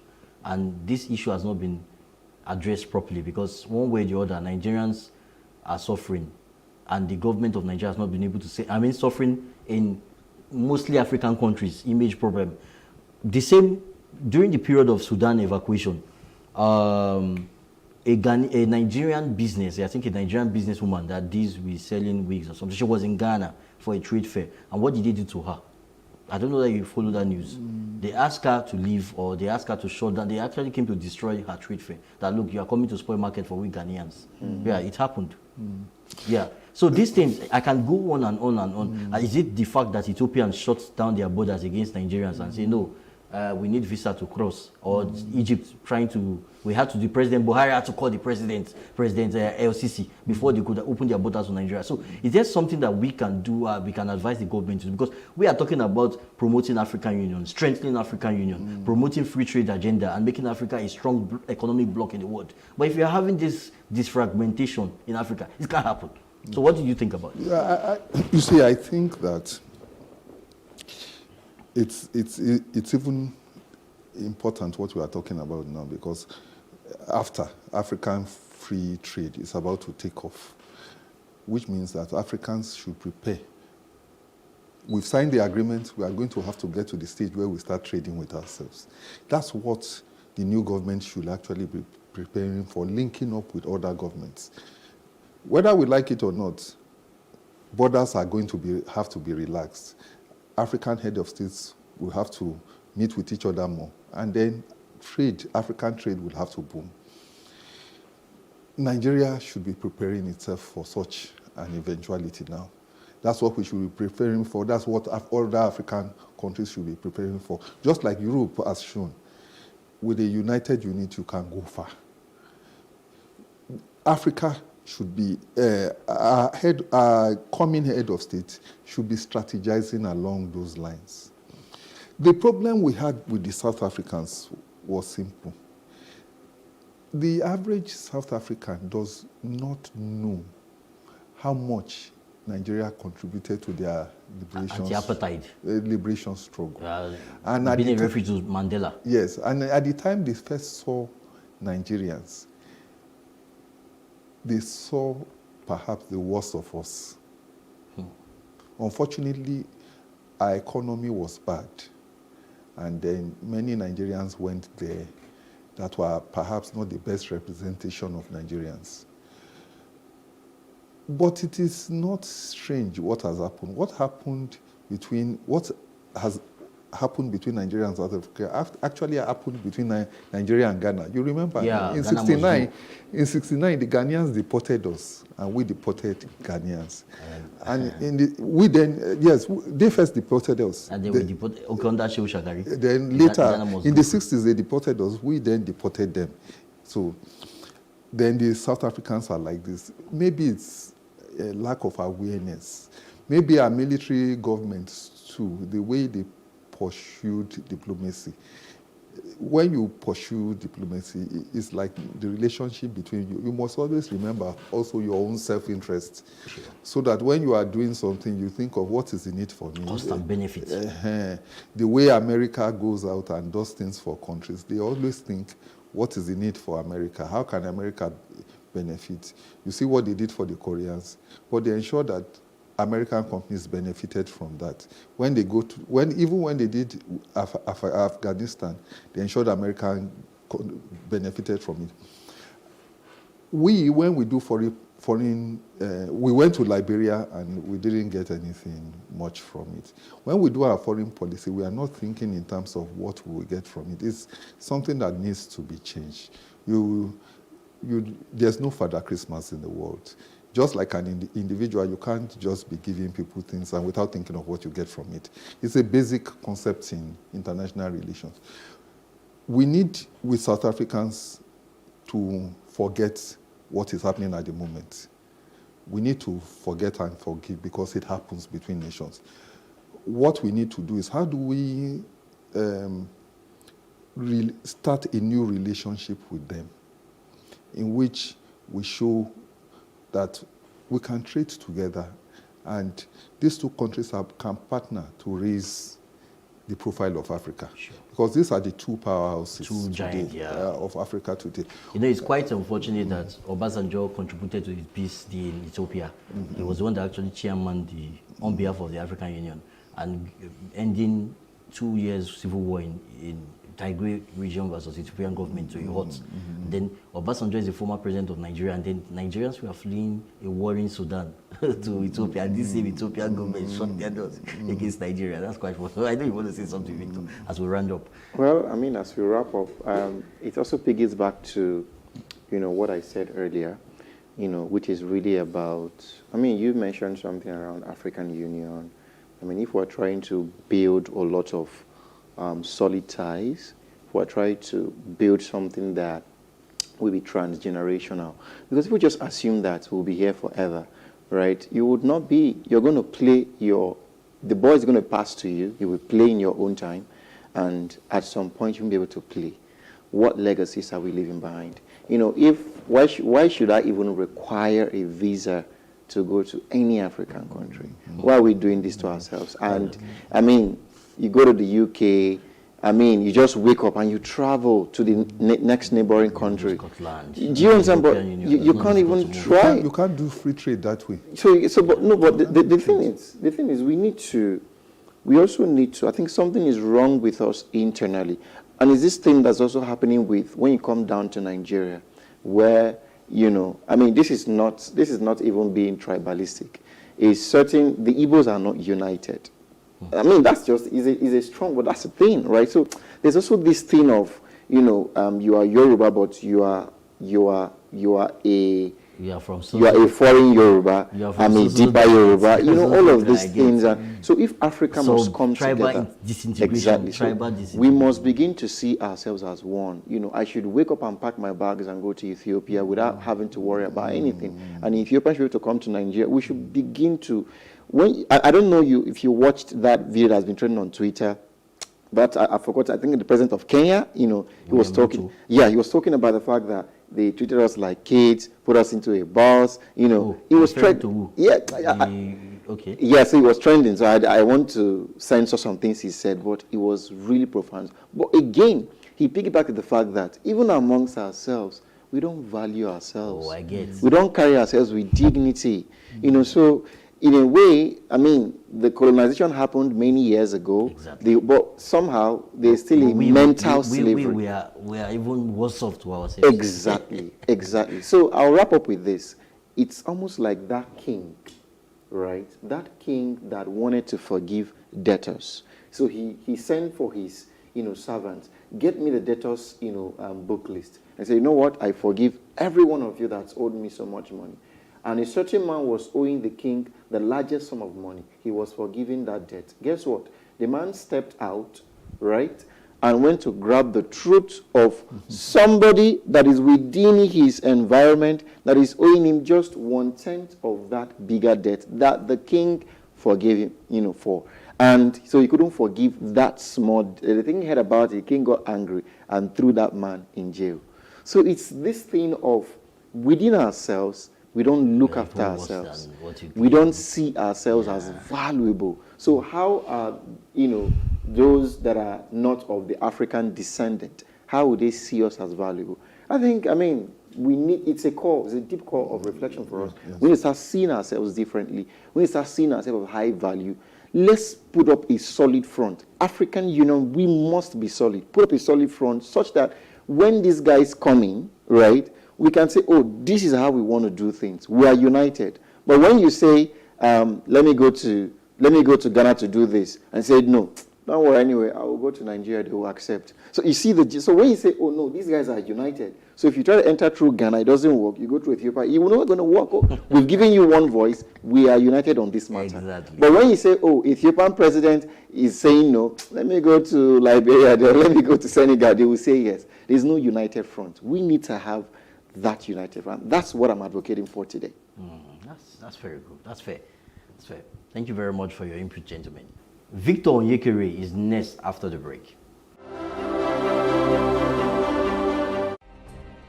Nigeria's Niger Delta region, from where the black gold fuels Africa's largest economy, where the lines between wealth and poverty has never been thinner. Conflicts, poverty, insecurity, and environmental challenges daily confront the region.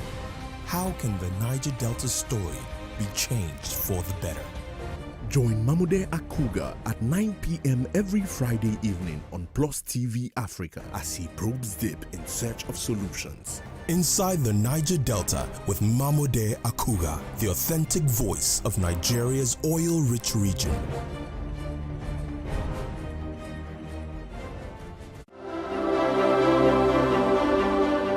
NYC at 50. Many social media platforms have been flooded with image memories from people who have successfully passed through the National Youth Service Corps program in commemoration of NYC at 50 years. Amidst the different images from people, brought back, some nostalgia. Many people shared their NYC experience. There are several key lessons to draw from these experiences, and if we're to make progressive headway with the NYC program, we must go back to the drawing board. The NYSC program was created on the 22nd of May 1973 as an avenue for the reconciliation, reconstruction, and rebuilding of the nation after the Civil War. It was established based on the Decree number 24, which stated that the scheme was created with a view to the proper encouragement and development of common ties among the youths of Nigeria, and of course, the promotion of national unity. Some years ago, there had been a movement to scrap the NYSC program, and it had more negative impact than the intended positive impact for which it was originally designed in 1973. It stems from the fact that many young people wasted 11 months of their lives sitting in a remote village where they were literally incapacitated. I mean, if we think about it deeply, we all know that the NYSC program needs a lot of facelift. I personally do not hold the opinion that it should be scrapped, but we can do so much to revamping it into something much better. The program affords the government an opportunity to get real-time feedback from core members, but I doubt that the government has explored this opportunity. These feedbacks will become the necessary tool to rebuilding and restructuring the NYSC program. The program also reveals how much broken our educational system is. There is very low premium on education. There's also the issue of, national safety and national security, which has always been there. I strongly believe that the NYSC program is a massive opportunity for cultural awareness and integration across board. People shouldn't have to influence their deployment and posting, but it's happening till this very day. We won't pretend that we don't mostly know why people influence their deployment.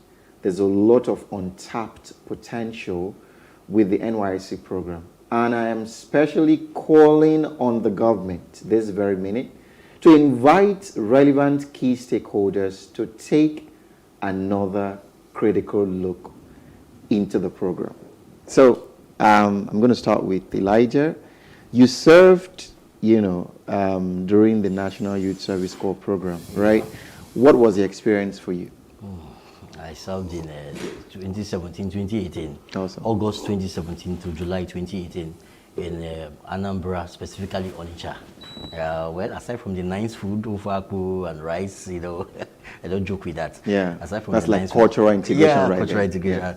I am able to go and test my Igbo understanding. Actually, I understand Igbo language to a very good extent, and I can write to a very good extent. I may not be able to speak fluently, but it was an opportunity for me to test my but the good thing is, during the period of my service, I met people from different parts of the world, Nigeria, that came there to serve, and of course we learned quite a lot of things, meeting people and the rest. But the service itself, the scheme itself, I think there's supposed to be some overhauling. Let me give you an example. They want to emphasize skill acquisition because of trying to give us this idea that don't expect the government to provide a job for you. You can actually acquire skill and use this for your own economic advantage. But the process by which they recruit people to give you such kind of number one, the trainings are not sufficient enough. Timing, and maybe some people are not really in tune with what they're aiming for. So I think they can work with stakeholders to make it more meaningful. Over the years, NYSC had, I wouldn't say it has outlived its purpose. This period that we're having problem of, I don't want to use the word national disintegration, but you know what I'm saying. Exactly. People saying, oh, this, you are from social tribe, you don't marry this. I think NYSC scheme should be fostered to help national integration, but it should be revamped. True. It should be revamped because I remember a case where, when you go to when we're in camp, we learned quite some things. But if you check, these things they're teaching you, is it relevant to today's markets? Now, those days, if you go for and serve, it has served this purpose. They need teachers in villages and all those things. Yeah, it's okay. But right now, Nigeria should not be dragged to that level. Just being a rural teacher, that's all. You want to help the government in helping educate children in a rural environment. What will the government do for you? How can you be able to get into the 21st century business-like era or recommended skill. So I think the government should look into it. Fantastic. And it's a good thing that some other countries are copying, I wouldn't say copying us, but they're emulating us. Countries like Niger Republic, I think there was a time their president came to Nigeria, I think some years back, where they wanted to launch their own national service. Even Ghana does same. Awesome. Ghana does same. Other countries like Israel, South Korea, their own is more military-like. Yeah. But I think whatever is worth doing at all is worth doing well. Wow, awesome idea. So let me come back to Mr. Stephen. So basically, right, it's been a long time you served. I don't know if you can remember your experience. No. But hold on. You know, so I'd like to share your experience, and also, what do you think? I mean, it would also be good to glean on, you know, several decades since you served, and then looking at what it is now, right? And how can we really tap into the full potential of this program? Okay, so I served in the last year of the 80s. And where? In Niger State, Mina. Okay, Mina. Oh, Mina.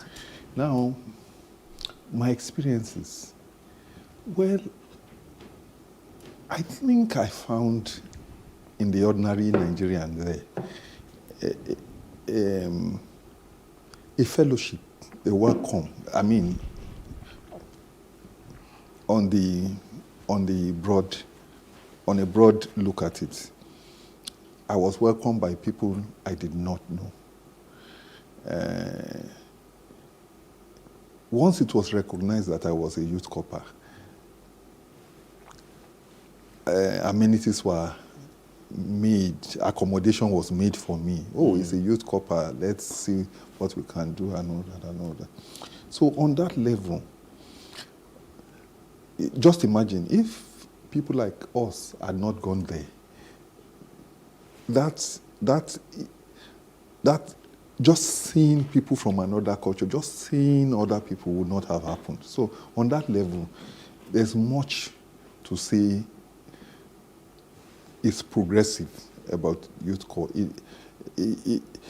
But then we lose a lot when, like we mentioned, you have these manipulations of you transfer, you are doing redeployment and all these things. You miss the purpose. And these days it has become massive. Even that essence of mixing up with cultures that you don't know, we miss it a lot. But you can't blame them now, considering what happened in 2011 in Kaduna, where core members were killed following the re-election of, or should I call it re-election? Okay, following the election, it was actually not a very unfortunate of Goodluck Jonathan. Very unfortunate. Security concerns. Very unfortunate. Also, on another level, I want to take it from the management level. Over the years, I think also what has not been looked at is how NYSC itself has been managed. Has it been prudently managed economically, and all those factors need to be looked at. When you embark on such huge projects, there should be time when you come back and reflect on what you are doing. I don't think that kind of reflection has gone on with NYSC. NYSC is an offshoot of something old. America used to have what they called Peace Corps, but they use it as an instrument of diplomacy. Yeah. They take a young person who has graduated and bring him to your country to teach and all that. We, in Nigeria here, we receive such people. They managed it up to the point they realized, okay, are we getting the bang for the buck? And they gradually did away with it. Like you said, other countries do military service. What other countries do with military services, they look at it and say, we are not constantly at war. Do we need a standing army of this proportion?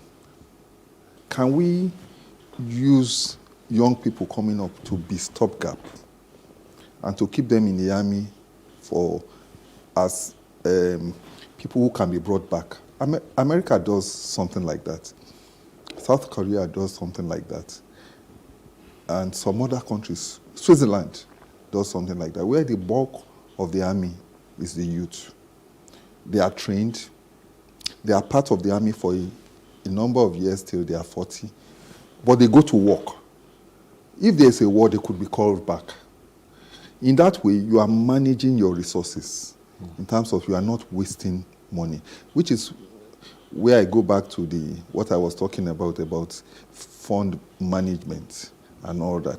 Because what they are doing, they are killing two birds with one stone. They are having an army at the same time. Working class people. Eh? Working class people and the army. Working class people and the army and all that. So those help their security along the line and all that.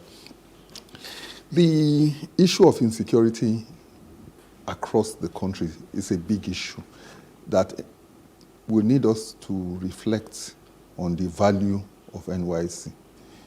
Nobody wants to train anybody and send him defenseless to a place where he's endangered. And come back in the box. Yeah, imagine how many people left their father's house, but they were brought back to their father's house in a box, called a casket. So they can't defend themselves. If to say they were sent into to be like in a military outfit, they will defend themselves. They will have things to defend themselves. They will be part of an army. But here, they are just sent there and they are left at anyone's mercy.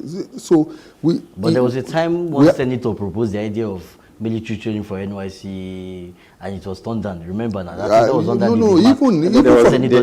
there's still the 3 weeks. Right from the beginning, right from the beginning, it was raised. Right from the inception of NYSC, it was raised. We were a military rule at that time, and the military did not like it.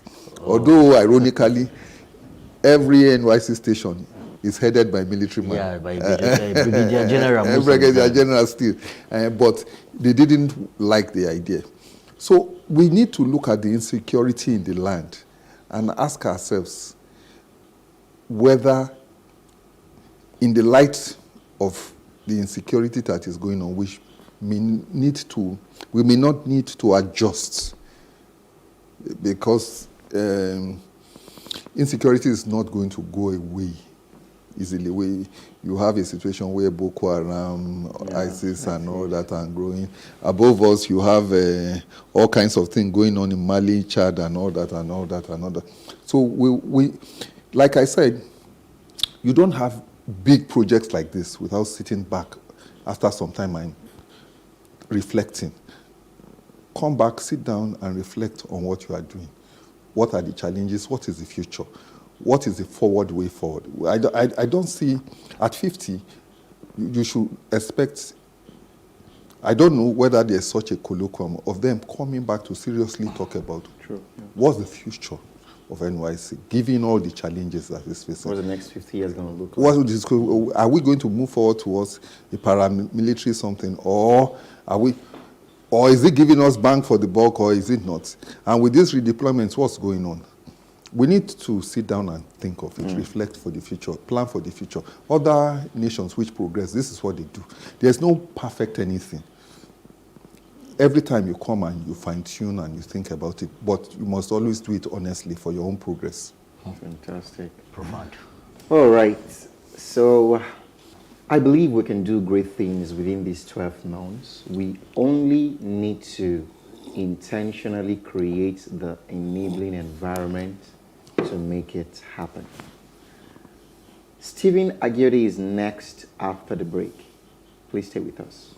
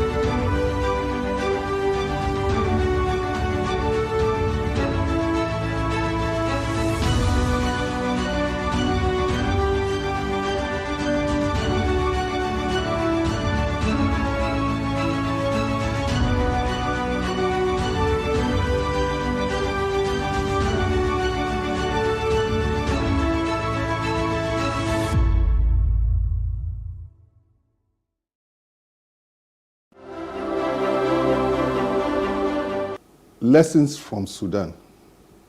In the morning of the 15th of April 2023, the world woke up to the news of open armed conflict in the city of Khartoum, capital of Sudan, between rival factions within the government of Sudan. The conflict is escalating and threatens to explode into a full-scale civil war. To be sure, Sudan is no stranger to war. It seems to have walked into conflict soon after its birth in 1956, when its then southern parts, unhappy with lack of autonomy, went to war. Many years after, and at the price, amongst other things, of an estimated 2 million dead, Southern Sudan eventually emerged as an independent state in 2011, and its own internal conflicts promptly began. Nigeria has a human stake in the happenings in Sudan. Many Nigerians go for their education, sometimes sponsored by state governments. Beyond this, technically, Sudan has always been a refuge for Nigerians. If Section 25 of the Constitution is soberly read, it must not be forgotten, for one, that the children and followers of the last Sultan of Sokoto, before the conquest of the Sokoto Empire by the British, Mohammed Atiru I, lived there and called it home. In many respects, our pre- and post-colonial histories are not dissimilar. There are lessons to be drawn from their experience. The first one, many years after independence, the fact is still not recognized that our nations were arbitrarily cobbled together by our colonizers, leaving ethnic fissures that require understanding and careful handling. There can be no sustainable development without peace, but sustainable peace will not be guaranteed by fiat and the martial boots. There must be a continuous and sincere discussion and bargains for the best arrangement of power that will move our nations forward. Here, there have been much discussion on restructuring, some sincere, some in contempt. But what we must say is that serious attention should be paid to it. Secondly, in general, we must do everything to limit foreign interference in our domestic politics. Every nation, like every human being, has its own interest. Implicated in Sudan's crisis is the UAE, Saudi Arabia, Russia, even the EU, which provided funding to a faction there to police a fence against a wave of immigration. This is, of course, not a license to roll out the artillery against citizens who seek foreign aid against oppression. To the contrary, it is an admonition to leaders to avoid creating the conditions that promote helplessness and the sense of oppression and injustice that leads to these interventions by constantly and sincerely taking into account the desires of all their people and not only some. Thirdly, there is a need for African nations, including Nigeria, to develop the capacity of their states to assume full control of the mining and trade of natural resources. One of the factional heads involved in this crisis owns gold mines. The oil bunkering now prevalent here is the cousin of the illegal mining of solid minerals. Sudan teaches us we should not thereby allow ordinary citizens and even foreign bandits to become de facto states unto themselves. Lastly, increasingly, the muscles of the African Union have grown flabby. Since the Arusha Accords that played a part in ending the Rwandan conflict, African leaders have largely stood by as the conflicts in DRC, Libya, Cameroon, Ethiopia, South Sudan, Mali, and others have festered.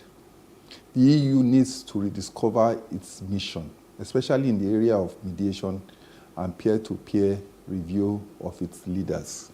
This is really...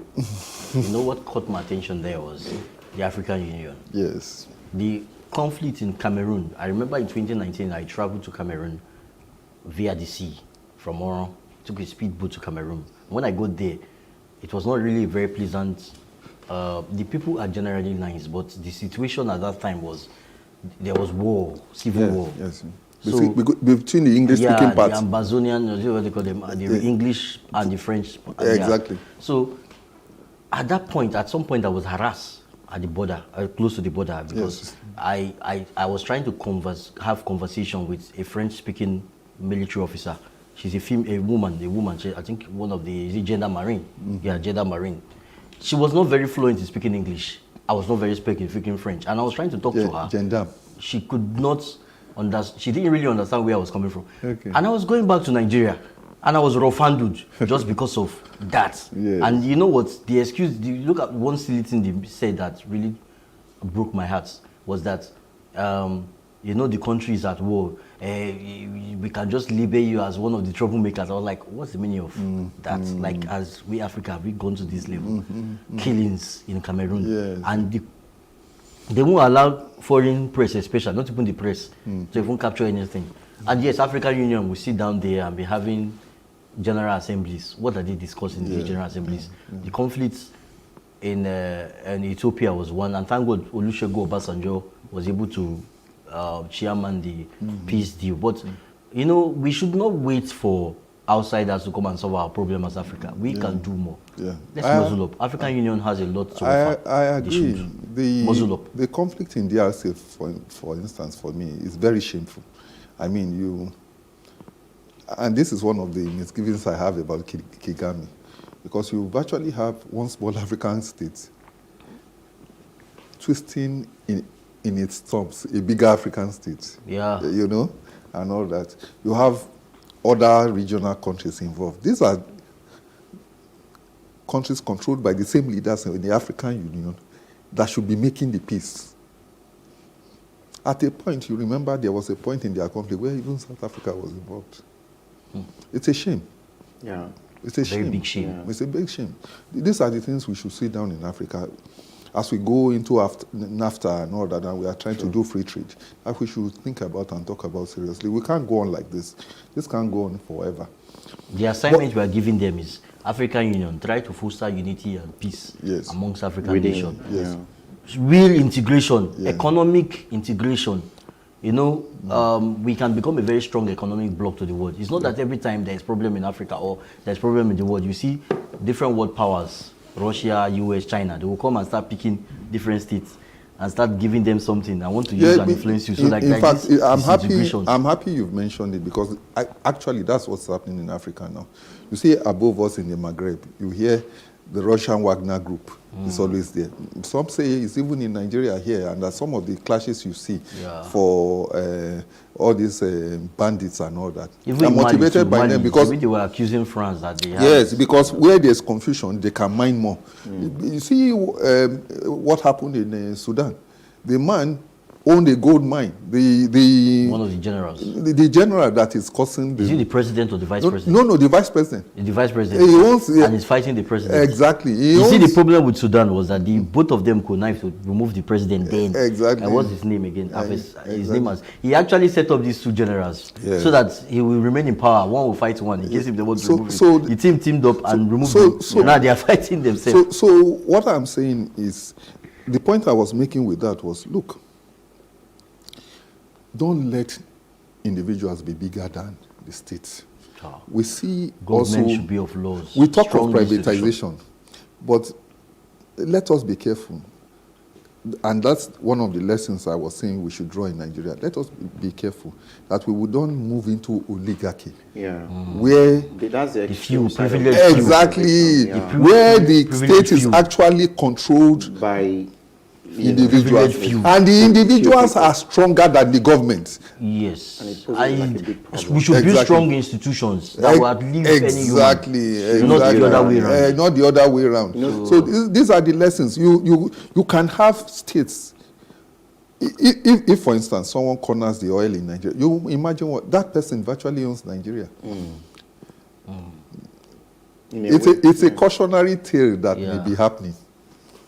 So, what I'm going to say in all of this is, I think oftentimes the enemy is within. Yes. Right? The enemy that we're fighting is within, yes, and not without.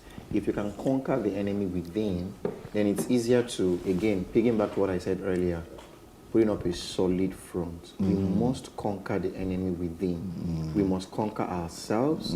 We must conquer our self-centeredness. We must come together as much as, I mean, politics is played everywhere virtually, even in the United States and all of that. But there's an approach, right? You know, there's always that, you know, I mean, I've been seeing some of these US government political series on Netflix, right? When you see how they govern, there's always that thin line they're not going to go beyond. You know, this is where we draw the line on this, right? So there is this balance, you know, in their political approach, well, most of them. But, I mean, when you look at Africa, we don't even value, the value of a human life is almost next to nothing. The value of a human life. What do you say?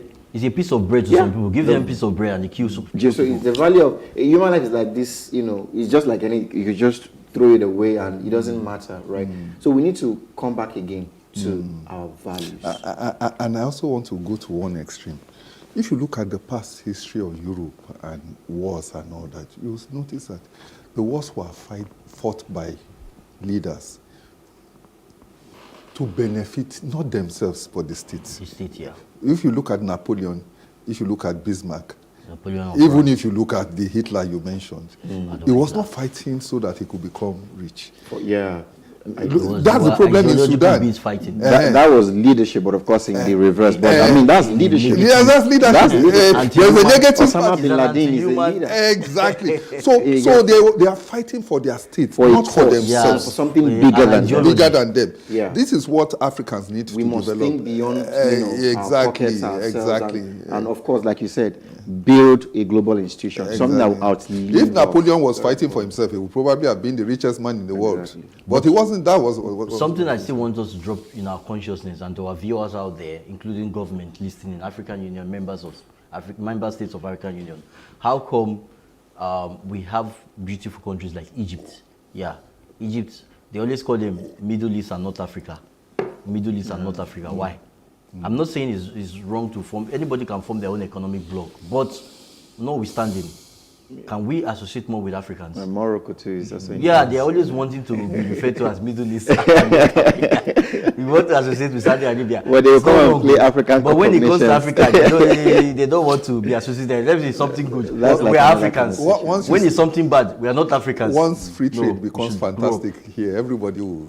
Once free trade becomes fantastic, everybody has to play their part. President of Egypt, Mohammed El-Sisi, right? He should play his part. Every other president, including our own president or the incoming president. Well, you know, right now what is going on is that every African wants to go out. But perhaps when we are trading together and we see the benefit of trading with ourselves and moving together in a collective and helping to solve our own problems. I mean, sometimes you see a country want to borrow money. Some of the money they want to borrow is not something that cannot be raised in a prosperous Africa. You want to raise $8 billion. If we come together, are we really saying $8 billion is not something we can borrow within ourselves? You know, so awesome. We'll get there. Anybody can do whatever they want. I think Ruto made that point. Meet with whoever they want to meet, but more importantly, your home. Yes. You should also make your home strong as much as you want to explore other continents, other countries, other states. Make your home strong. Africa is our home, so make it strong. So that's the idea. The end always seems to come too soon on advocates. However, the advocacy continues on our social media platforms. On Facebook, Plus TV Africa, hashtag TheAdvocateNG, or on Twitter and Instagram at Plus TV Africa, hashtag TheAdvocateNG. To catch up with previous broadcasts, go to plustvafrica.com/TheAdvocateNG. Don't forget to subscribe to our YouTube channel, Plus TV Africa. Till next week, same time on this station, let's keep advocating for a better society.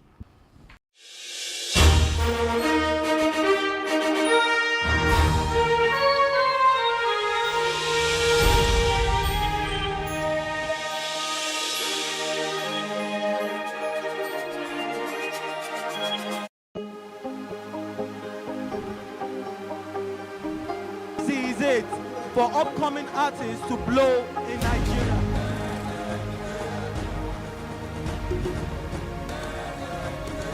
Welcome to Plus Trending. I am Bukky November, your host, saying thank you for joining us on today's episode. Welcome back. It's tea time on Plus TV Africa. Practice makes perfect. I'm not perfect yet, but I'm a lot better than I used to be. He's a king. He's entitled to marry 100 if he wants to.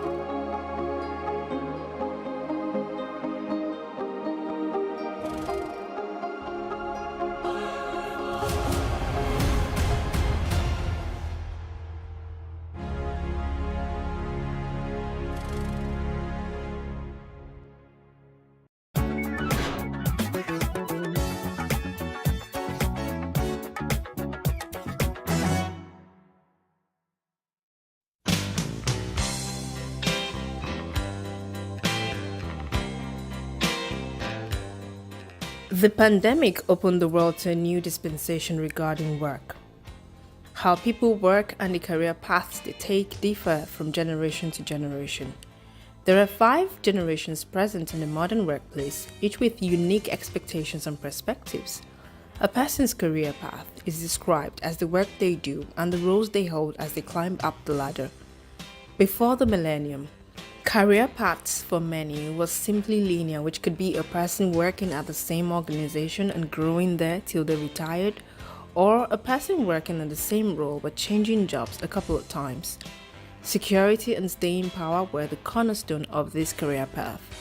However, with modern technology, a person's career path can be as multifaceted and versatile as the individual wishes.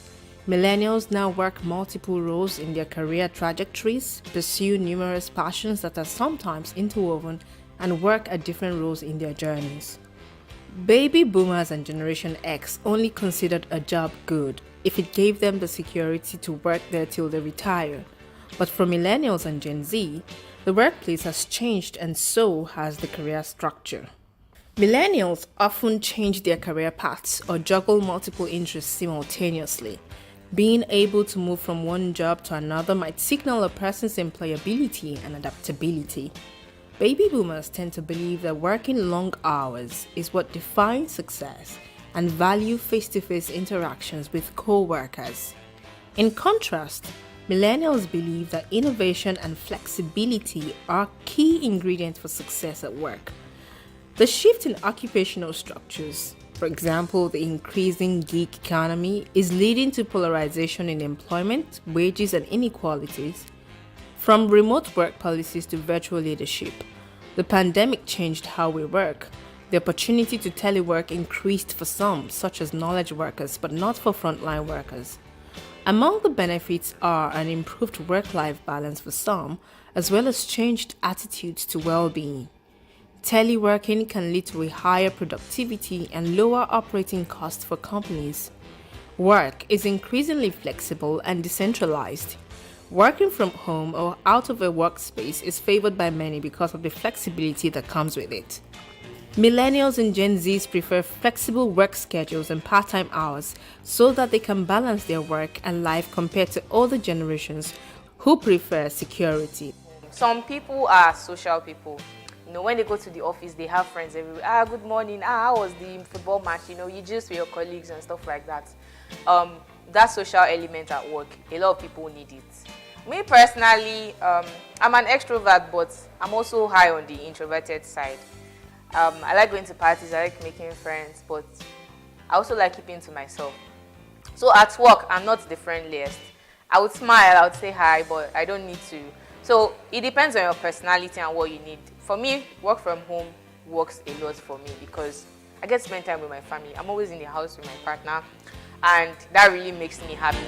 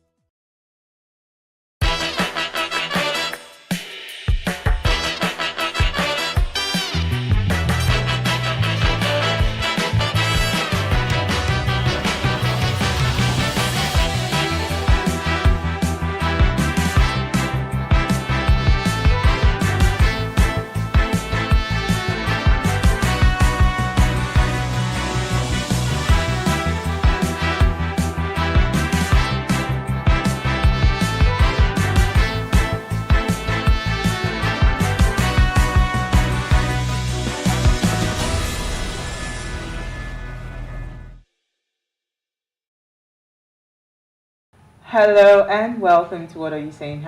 #Ways, where we talk about topics in the news as it affects us all. I am Usayo Mesale. Hello, ladies. Hello. I have Sanzi and Andy. Hi. How are you? At least you saw the way I came in. That's how I am. This is not my real face. I feel like if we did a BTS, it would have been the miraculous transformation of Simon Saleh. Really. But you look great. Thank God you look nothing like what we've been through. I'm grateful. Kai, today has just been that day, man. That kind of day, huh? But how are you doing? How did your day go? It's alright. Not as stressful as mine, I suppose. No, nothing like that. Just, I have something to say. What? Yeah, and this your laughter? I'm sorry, guys. Well, I'm not sorry because I know that what I'm asking will definitely be affecting someone. So I was telling Dee that I was watching a singles show, Singles Inferno, where you bring people together and they're dating, kind of like speed dating and stuff. And I am amazed at the level of mind games that happens in the dating world. Oh. I don't get it. Why? It's like they're bringing out a crop of men who no longer want to pursue a woman. It's like you see a lady that you're interested in. Oh yeah, make the move. No, you're sitting there waiting for her to come and approach you. So then, and then she eventually approaches you. You're still waiting for her to start the conversation. You're still there looking, and then they'll interview you. You're like, oh, I really, really like her. Oh yeah, talk. No, she has created an environment for you to talk. No, what do you want? Rules are reversing. And then the manipulation and the mind games, and I don't get it. And then the reason is because some of them, they're afraid because if they say if they come out up front and sincerely say, oh, I like you, or this is my feelings about you, that they will then twist it or take advantage of it and leave them for the next person. It's just Let me pretend. Like you did not Let me pretend like I care. Are you serious?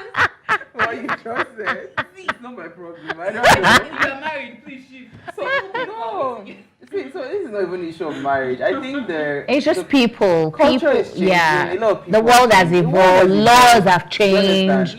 In all honesty, I feel like in anything that has to do with a relationship, do you? Yeah, absolutely. Right? Absolutely. I don't think if I were to date someone now, if I see somebody I like, I would approach the person. Literally, I would not wait for the traditional.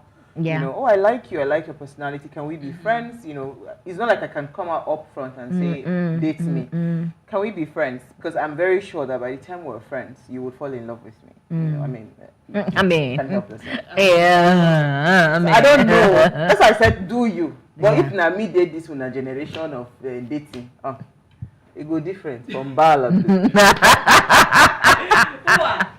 Let's just end it here for the sake of Thursday conversation. You already had a conversation for Thursday. Honestly, you would see people who still do them. They go ahead, put out the green light or the positioning or whatnot, and they're still there. Are you shy? No. What is it? I'm afraid she will take advantage of me. Or I'm afraid that he will. No, we are discussing reverse hula balloon. The hula balloon in reverse is still drama. Unfortunately, none of us have any idea what we're going to be talking about. But we have somebody that will join us. And here's what we found as today's quote. It says, we are not in a barbaric state where people can do whatever they like. We are in a democracy. And the tenets of constitutional democracy must be upheld by all. This was from Chief Edwin Clark. Now, yesterday, 24 members of the Rivers State House of Assembly attempted to impeach the governor, Siminalayi Fubara, causing turmoil in Rivers State. However, the governor's loyalists stormed the assembly complex to protest the plot. This came after suspected arsonists bombed the State House of Assembly on Sunday, damaging a section of the chambers and destroying some properties. Now, it's our ladies' night out, and Dee, Sanzi, Dan the humorous will be joining us, and I will discuss the topic. the succession challenges in River State. And when we open our phone lines, if you are from River State, please call us. If you are not from River State and you understand what is going on in River State, please call us. We'd love to hear your thoughts. But first, let's quickly run off on a break. When we come back from that break, we'll see what we found in today's news.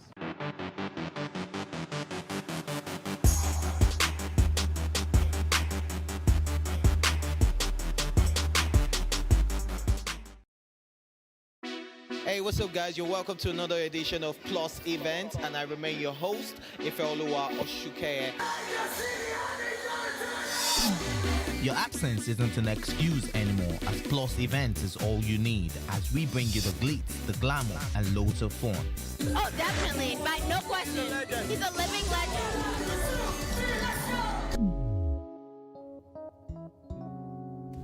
Oh, God forbid, Holy Ghost fire, I know. I just want to be blown away. I want to be wild. This is 11 years of doing it.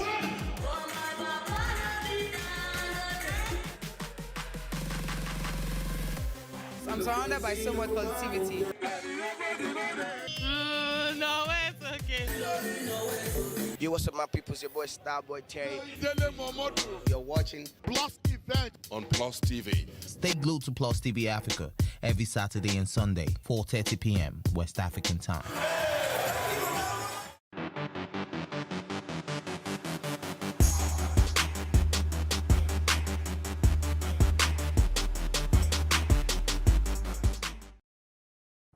All right, thanks for staying with us. So Dan the Humorous is with us. Hello. Good evening. Because we cannot discuss River State. I'm sorry. I'll just be like this and listening to you. All right, so on October 31st, 2023, the global community celebrated World Cities Day under the theme Financing Sustainable Urban Future for All. The day was marked by a series of events and activities around the world aimed at raising awareness of the importance of sustainable urbanization and the need to invest in cities to make them more inclusive, safe, resilient, and sustainable. So this is quite interesting because yesterday on the show, I had an exclusive with the senior special advisor to the governor on climate change and what's it called, circular economy. And we're talking about building a sustainable Lagos. So I mean, this is just an apt day. All right, ladies, let's quickly rush through what we found in today's news. Okay, so for me, it's CBN comes up to say they have no plans to redominate the Naira. And yes, this is coming from the narrative that is out there. So they're saying that we're concerned that this narrative, which has been refuted before now, appears to be gaining traction with several debates on the implication of such a policy for the Nigerian policy. We wish to reiterate that the contents of the message are misleading. The authors of that message, in their mischief, modified text that was from an old policy move by a previous CBN governor in 2007 to make it appear recent. So please, let's just disregard this news. Okay. Yep.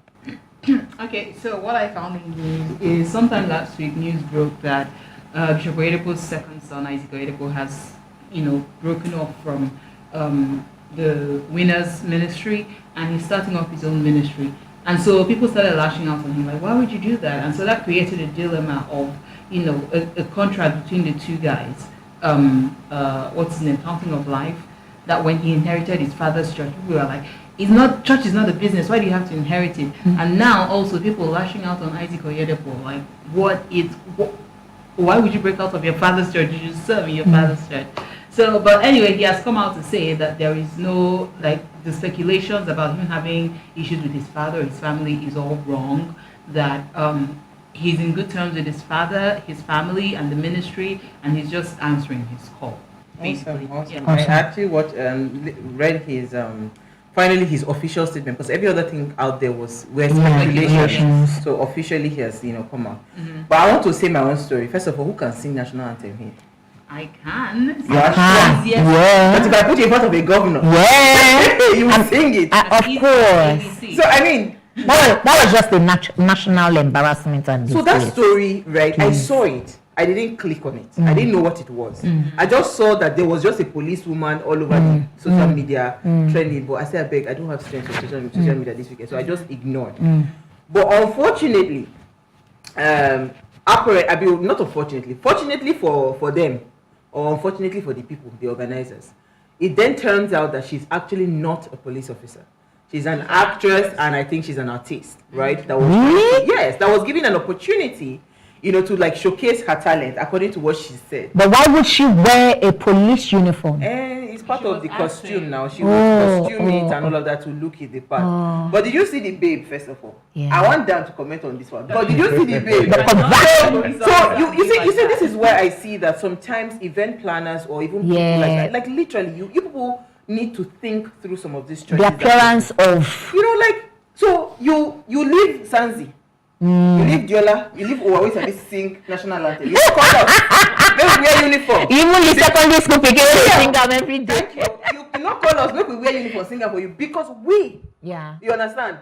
So that's the thing. We don't look like what. Yeah. What would that? Yeah. So were you trying to pimp a girl, or you were trying to? Me, I go talk my mind. Of course. Were you trying to pimp a girl, or you were actually trying to sing the national anthem? Because if you wanted to sing the national anthem, come on. But guess what? They were different people. You, in fact, called a nursery 2-year-old to stand in front of the governor to sing the national anthem. You know what struck me? You know what struck me in this video? It wasn't so much the girl singing. It was only one person was actually like, what? What is she saying? It meant that even almost 90%. Exactly. They were not just mesmerized. They probably didn't see anything wrong in what she was doing. They felt she was doing the right thing because they themselves probably don't know. Dan, what are you saying? And she will not come and she those people, they were just respecting the national sovereignty. So they just had to stay put for the national anthem. But there was a guy behind the governor that opened his mouth like, and then at the end of it, if you saw Governor Uzodimma's face, that's a man that his face doesn't even have reaction normally. You can't tell his mood, but you could see that somebody's going to lose their job. What just happened? Somebody lose their job. I'm sure, because first of all, so the whole thing, it was Okebagaze who posted when he was talking to her, like, just put a caption, the police is your friend, and with her figure and everything. And so we're like, wow, because there are some pages on Instagram that both customs, correctional officers, you see very beautiful officers. So we're like, wow, okay, then they're police, nice, you get. So first of all, when I saw it, after like 2 lines, that's when she did a salute. I was like, okay, this person is not a police officer. Because even those that are ADCs, even if you are just following and you just play national anthem from your phone, they can just stop and, and then she goes and then missing the lyrics. I'm like, no. So I don't know about pimping or what, but I'm sure definitely somebody got excited about the optics, that this will be good for the picture, skin color and all of that. Yeah, and artistically speaking, you can, with permission from the police, use their uniform. You understand? This is police event. So I think, somebody should know the national anthem, for goodness sake. So if they just say, Sandra, come and sing national anthem, I will not be asking you, are you sure? Can you? For a whole national anthem. Artist was not saying when she did the apology video that she should have now sang it full. They need to learn left hand for old age. The problem I had with that apology video was the video now had soundtrack. Yes, sir. They now edited it. I'm like, oh. No, she's not. So the thing is, this is like, in no sense of humility, she's not particularly a smart person. So even with the video of the apology, you could tell that there were loads of edits because they now put Sandra and the necessary. So I understand. There are certain things you just leave. Come on. So I think going forward, because I see this mismatch a lot, and this is why I decided to take this story. I see this mismatch a lot. You want to do an event that has to do with athletes, you go and bring a musician to come and be the brand ambassador for the athlete. Do you understand? Like, literally, we when we do events, we don't think. You must match intellect for intellect. Today, we want to discuss rivers. As we see, say, our brain, no carry rivers politics. No, but that's the truth. There are some things that I can discuss. There are some things I cannot discuss. What I then do is look for the expert. That is the wisdom. You can't just bring anybody to say to come and stand in front of the What this has even taught everybody and within the event space, especially, is that don't leave anything to chance. Yeah. So because Don't naturally, you assume, go to some true. event, you see they bring, you know, fine singers, Precious and the likes of them, do the anthem. I want to believe that you know how to do the anthem. So see- put your musical, but now as it is. But you don't see as a guy. Write it down. This is my Let me point. see. This is my point. Our value for excellence. If it was in the United States or something that they're trying to host an event and you're meant to sing the national anthem, you will rehearse and do Yeah. So So they would have- they should have done sound check and all of that. Yes, experience. Or could it be? Segun Obe, she and what's that other lady? 3 of them always sing the national Yes. anthem. Or It's could not it a be- mistake. Or could it be that at rehearsal she got it well, but No. she was now when she saw governor, saw IG.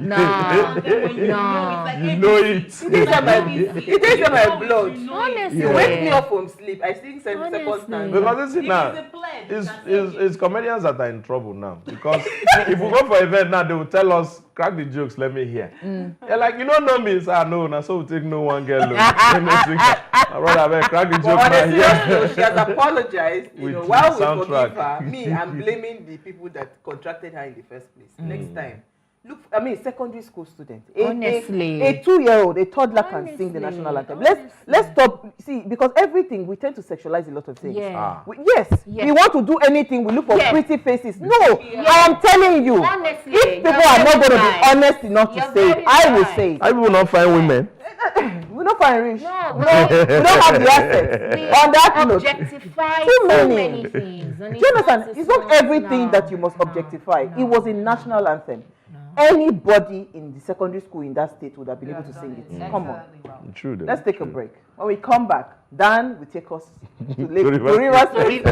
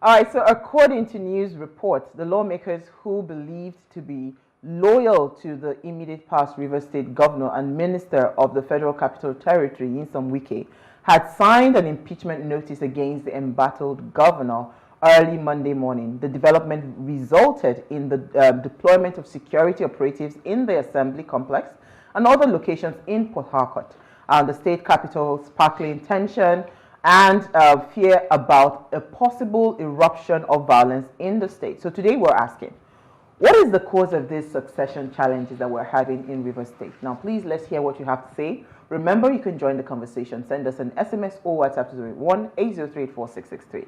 Dan. Yeah. Me, I don't understand. But let's say this one Rivers State problem day, because it's like it has been signed in some coven that for every governor that it's true. We saw the Wahala Buhara between Amechi. Well, I don't know about before Amechi, but between Amechi and Wike. Now Wike, and this was Wike's anointed. I mean, not being anointed. Very anointed. Hey, Jehovah, please tell us what is happening. So for me, in as much as it's a very hilarious thing for me, but for very obvious reasons, like, you know, it's me singing as they paint them, they sweet us now. But it's also sad because I'm like, why always us? And why is it this kind of news, you know, coming out from our state? And I would naturally even feel that, okay, if anything was even going to happen, maybe 1.5, 2 years down the line, maybe towards the next election cycle, but this is just 5 months, you know, and they are going this. As a matter of fact, when I saw it on Sunday night, when I saw WhatsApp groups and all of them on Sunday night, impeachment tomorrow, I'm like, on behalf of them, I'll say this is fake news. Because come on, this guy cannot all the way to, do you know what it means to the level of impeachment? It's like husband and wife to the level of divorce. Straight. Because I don't quarrel keep for grant till you get. So lo and behold, that night, like what's it called? The chamber caught fire. I was still in doubt that no, this is still fake news. So until I was seeing the number plate, the name plates on, I was like, this is really the chamber. And then Monday morning, all the drama that was going, I was surprised for them. So clearly, from all of the talks going around, as they say where we come from, they say the witch cried at night, the baby died in the morning. Obviously, somebody is not happy with somebody's style of governance, because even for the governor himself to come out to react. It's also funny because this is one governorship candidate, as it were, in the history of elections in Rivers State that did not do one interview, even to secondary school press club. Because he was handheld. He did not do one interview. As a matter of fact, when they were doing the news coverage at the time, you will watch the major news channels. They will be like, the major news platforms, like, oh, the so-so rally happened, so-so places. This happened, that happened, that happened. Even the governorship candidate spoke. They maybe once or twice take the clip. Then, and also, the governor said this, said that. Major exposure, you get. So you just know that there's an election going. So even a lot of previous people were like, this man not they talk, this man not they talk. We don't hear him voice. We don't hear him voice. So I posted on my this that we asked for talk, now we're hearing shout. You get? Now he's talking. And this is somebody that he was not even amongst the career politicians that you know in the state. Because approaching 2023, we knew that Wike was going for, second term was running out. Yeah. So even in PDP, there are people that were saying, oh, it might be this, it might be this, it might be this, it might be this. Yes. He is a very young man that was in the civil service, did very well, rose to become accountant general. The only thing probably, I think that's even the highest, unless maybe the next thing, head of service. You know, so he rose to the peak of his career at a very beautiful age of 40-something. I think it's 44 or 45 or thereabout. You get. And then he was, handpicked and made governor effortlessly. You get. So it's now a case of, oh, why are you controlling him, or allow the man be the man? So there are some part of discussion that are saying, he's ungrateful. If not, allow the man to do obey the people that put you inside. Another part of the conversation is, oh, why are you this? Because when you look at the appointments that have happened, and it's right there, 70 to 80% of the commissioners there are the commissioners from the last government. The SSG is the SSG of the last government. The chief of staff worked in the last government. The former chief of staff in the last government is a commissioner. And then one or two people. You know, this and other platforms, I'm hearing from other more senior Rivers people that are from 16 commissioners, only one that he brought. Essays is the one that put him. The so-called leader, as it were, tells him, because you see PDP governors meeting. You see governors meeting. You don't see our governor. And then today now we are hearing things like, oh, it's because he did not get permission to be going for those things. Okay, so Dan. So Dan, even a puppet. I'm sorry. Puppet, you go see him as you see the master.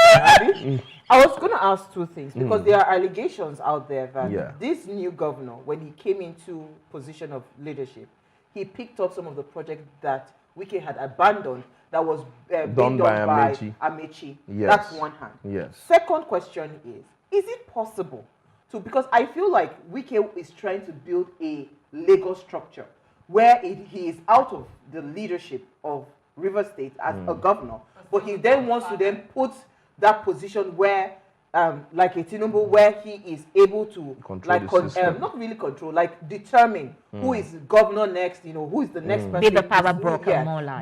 Be the power, the powerhouse of the state. Is that what is playing out? So those Okay, so let me start with your first question. Yes, I also heard in the news that this, because I think last week or 2 weeks ago, I saw it in the news where Governor Similaris Fubara said they are going to do some stuff to revive agriculture. Now, under Amichi's government, very key: road, health, education, agriculture, and tourism. These were very big. And then, of course, he did well with security before all these things could happen. Now, from Wike's government, lots of those schools were abandoned. Lots of those health centers were abandoned. The tourism, we didn't have Kani Reef. There was Kani Reef from 2008 to 2014. From 2015, there was no Kani Reef till date. There was the Songhai Farms. There was the banana plantation that caught fire mysteriously in 2015, 2016. Lots of, they have, what's it called now, the rubber plantation, some other palm oil stuff, rice and all of that. There was nothing that was said about it. So it's just yesterday and today we are hearing that, oh, he wanted to revisit Songhai Farms. And this is the only thing, and I mean, everybody gives it to him, infrastructure, physical infrastructure, the roads and the flyovers and all of that. As a matter of fact, the 195 billion ring road that was flagged off is something that was designed as far back as 2009 under Amichi, the M1 and the M10 roads. So there was supposed to be like a private investment. We were going to toll those roads and all of that. So for some reason, it never came through. We were thinking that, okay, Governor Wike will come and do it. So I was surprised that when they flagged off this thing, so he's even aware that this thing is still in the cupboard. So we were wasting our time to do flyovers, because I've never, of all those 10 or 12 flyovers, it's only 2 or 3 that makes sense. That are very vital. The artillery flyover and the Rumokoro flyover. Those are the only 2. And then the one at Tank. Those are the only 3 flyovers that indeed has solved problem. If not, every other place is still Street Express. What this ring road would have done would have opened the city. Everybody cannot just choke themselves within 2 local governments.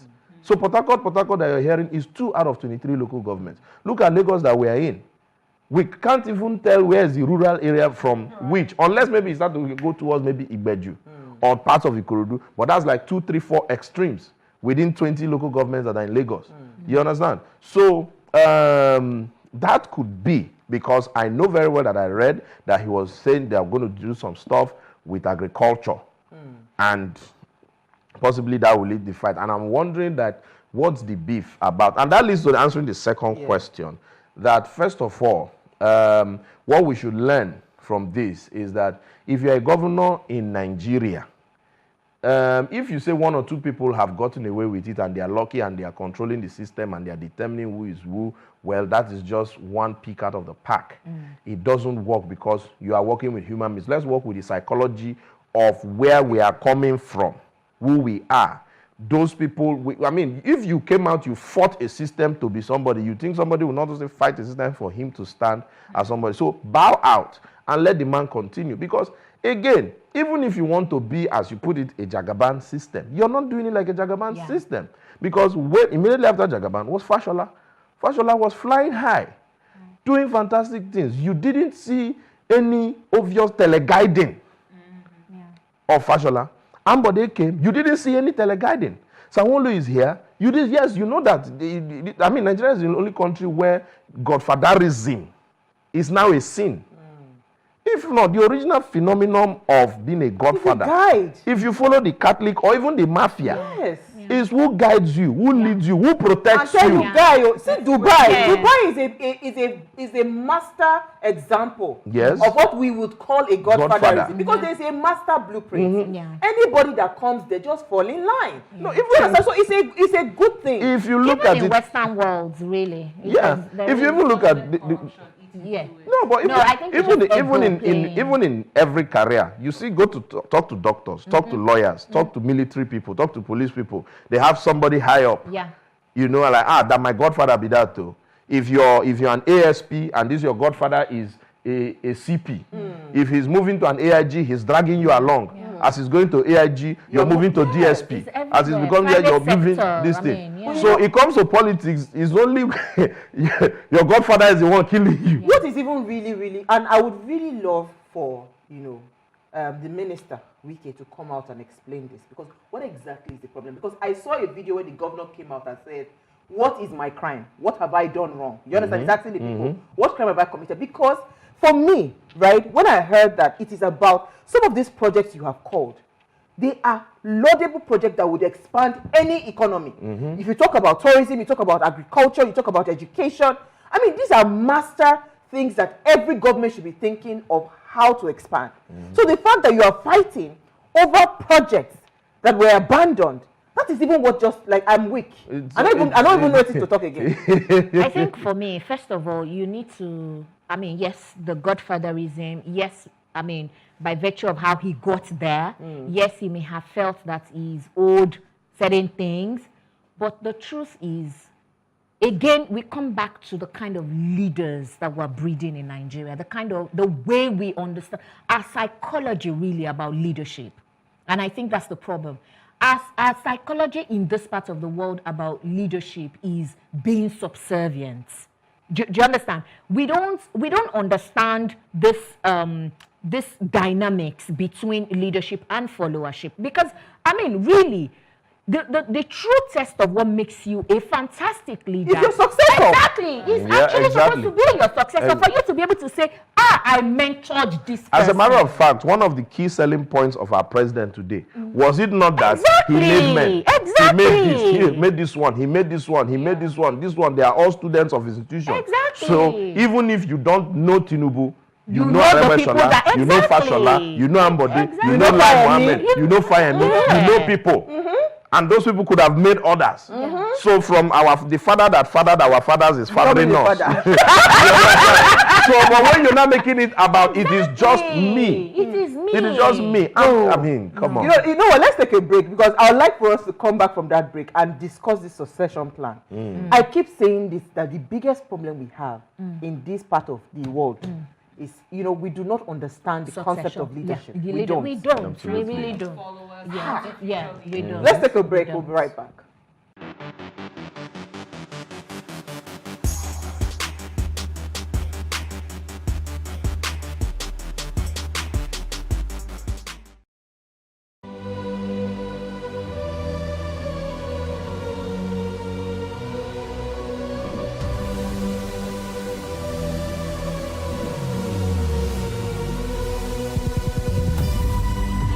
What we do not understand, we will stigmatize. What you can see is the remaining of the tanker that exploded. The suspect equally confessed.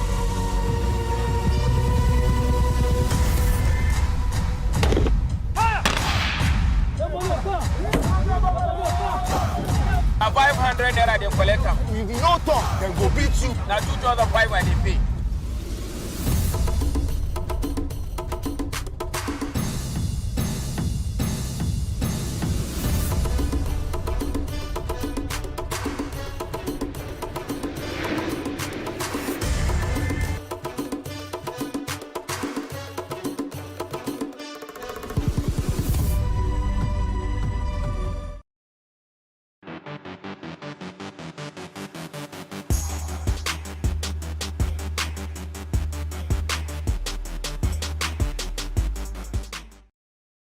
All right, thanks for staying with us. Now, if you just tuned in, is our ladies and gentlemen night out. And we're discussing the succession challenges in River State.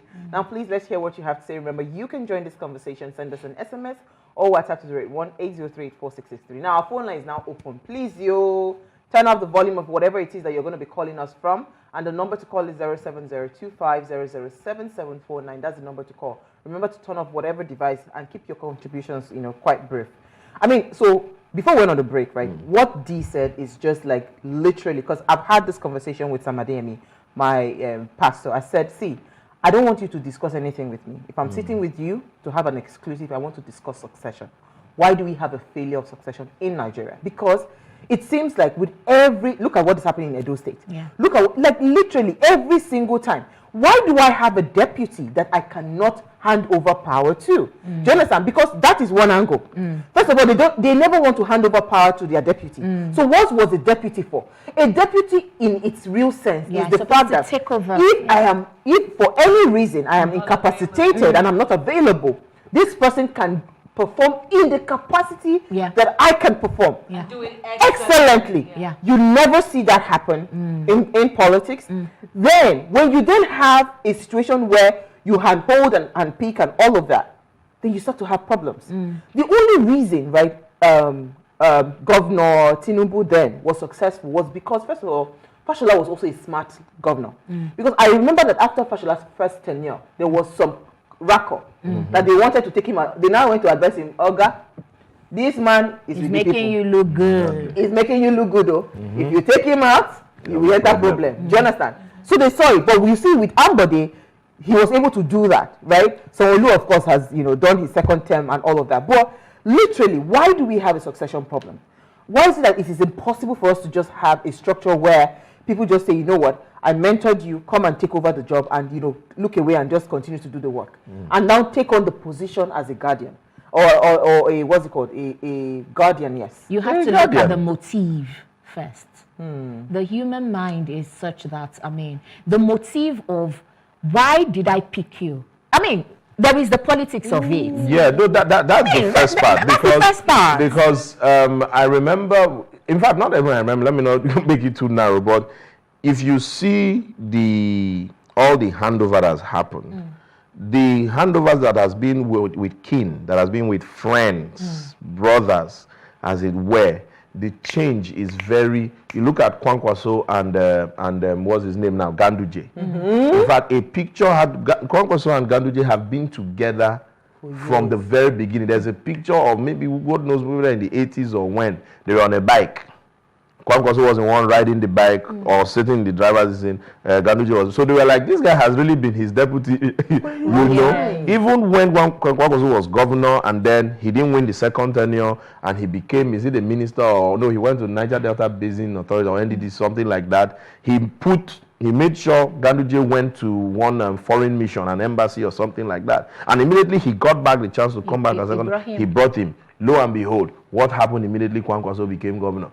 Ganduje became governor. Kwankwaso couldn't enter Kanu for a while. You understand? Like, how did he do it? Look at Obi and what's his name? Obiano. Yes. Obiano. This is, when you talk about this, is Obiano that we were seeing it is on TV there. The videos are there. Peter was holding Obiano by the hand and making Obiano's speech on his behalf. Will he get me agriculture? Will he get me here? Will he get me this? Meanwhile, the Willie is standing there. And then lo and behold, Willie gets to power. William. So there, first of all, so there is something in fundamentally that power. Yeah. There is something people see. That's why I like the thing Fashola said. Our loyalty not be tested. Yes, so your loyalty not be tested. Because sometimes clearly these things. That's why you can't blame everybody sometimes. Yeah. Because I can tell you that the so-called godfather, as it were, has told this person, not by assumption, say, guy, when you come into office, this and this, this and this, this and this. You say yes, sir. Yes, sir. Agreed, exactly. So he goes there because again, these people are not mad. They won't just wake up and make a demand that they didn't ask for you. So you put in sign. Yes. No, not even sign. That you say yes, master. Yes, sir. I agree. I agree, sir. You understand? There are certain things we will say on TV now. I agree. Then you go there. Then by the time you access it, there is something about that. Do you know what it means? You're driving, the whole traffic is stopping for you. We don't, some of us don't understand that level. Absolute power intoxicate. Absolute. Do you know what it means? You're entering a hall. How many weddings have you gone through? You just enter, go and find your seat. This one, you're entering a hall. MC, please, my ladies and gentlemen, His Excellency, the governor, everybody stand up. They play national anthem for you. Even though the girl cannot sing it, but they sing it for you, however. Do you understand the power and influence that comes with that? Do you know what it means? People that you've looked up to, you've read about the Oni of Ife, they are coming to visit you. So before you know, it's a human thing that tells you, Oga, you go rest. And then if you now have somebody that is now overbearing, that is now not this thing, that now begins to tell you, don't go for this meeting, go for this meeting. Who do you want to see? Show me all the files. This one. Anybody that wants something from you, the governor cannot see you. They'll go and meet your so-called godfather first. Godfather says, okay, yeah, go and meet him. You know, so it's something that we should learn as a people. So first of all, as leaders and as followers, the leaders themselves. I mean, you have been privileged to be governor. Every state has over 10 million people. From 1999 or even from 1960 till now, no state has had up to 50 governors in Nigeria. So you are among the very few that have been #1 citizens of the state. Your picture is there for life. Children will call your name in current affairs or social studies. So why don't you leave it at there? If it's about collection of resources, you don't collect. Leave them. Let another person collect. Because I don't think, let's just put the cards on the table. The person you leave there, if you are very true and you tell him, take care of these people. See this one. Keep on for me. Now my pension line be this. Everybody will be happy. But when you're now like, oh, go and bath by 5 o'clock. Why are you bathing? Come back. I mean, it's just like even having a controlling partner. Even your that child. you say hi to her. Why are you greeting that guy? Partner self is understanding. Even the pikin will come up for your belly. You can't do that to your child. That is Kwara State, far from here. Did you see father and son? You understand? So we must. So as leaders, we must understand that if we find ourselves there, if it's time to bow out, let us hopefully and successfully replicate ourselves in the people, and then have some level of security of our own. That if we keep them there, we should not be afraid that they will wash our names. Why are you afraid that they will wash your name? If you know that you did something lasting. If you know you did something last, that's why in Rivers State till today, even children born, they will still be telling you about Alfred Spiff, who was governor in 1960. When was Rivers State created? 65, maybe 66. He was the first governor at 24 years old. Most of the things we still have in that state, the secretariat, the Mbiama Bridge, the Civic Center, they were all built by Alfred Spiff. Alfred Spiff is 70-something years. He should be. This is 2023, July. He turned 80 this year. Wow. But he's still celebrated. Colonel Musa Shehu, old military administrator, still celebrated. It's from 99. Everything just started doing anyhow. So if as a leader, you are sure that you are doing something well, and you keep a lasting legacy, I mean, for Wike, for goodness sake, you move on a bar road as you're jumping on those flyovers, you know that this is Wike. What are you now? So if you go and revisit Amici project, let's even say that's the issue. So people will now say, oh, we love this farm. We're not driving on top the flyover again. We'll dive. Fly? He doesn't change. So it's a problem. This is such a very important plan because it goes beyond Nigerian politics. Yeah. It even goes into the workplace. Absolutely. No, sorry, I think we have a call. Good evening. Good evening. Hi, thank you for calling. Yeah, I'm Kimber Bale. Okay, hi. Wike is using politics for business. Because this project that he wants Fubara to end has been commissioned by the government, and which by the money has been paid to him. So if you know you can't finish a project, then you leave it when you finish, then you submit the money to the government. Wike has embezzled the money given to him before. So he wants Fubara to finish the project which he was not able to finish before. And Fubara has his own aim in the government. So if Wike, because Wike put Fubara on the seat, so all his members, all his followers that followed him, that they all ate the money before. So they are trying to, because they put Wike in the seat, so they are trying to use Wike as their own business. As Legend said, they want to use it to aid their own aim. That is it. Thank you. Okay, so I'm just seeing an update. So Wike has spoken actually. Okay. And he said it's a party crisis. Okay. It's a family affair. Okay. Then we should let them be. Yeah, we should let them be. And I even saw from Business Day that because I think President Tinubu summoned them and that they hugged and they embraced. and they settled. So maybe this guy is correct. That, I have a question. That maybe they give him the balance. I have a question. Yeah. So who takes responsibility for the House of Assembly that was burned? They put it in the budget. So that's, see, Yeah. I mean, we were in a crisis shenanigans. situation. And then this kind of But I can tell you one thing. It's definitely not the end of the story, because even if there's a settlement, we know they didn't learn left hand for old age, and we know the character traits of the dramatist personnel involved here.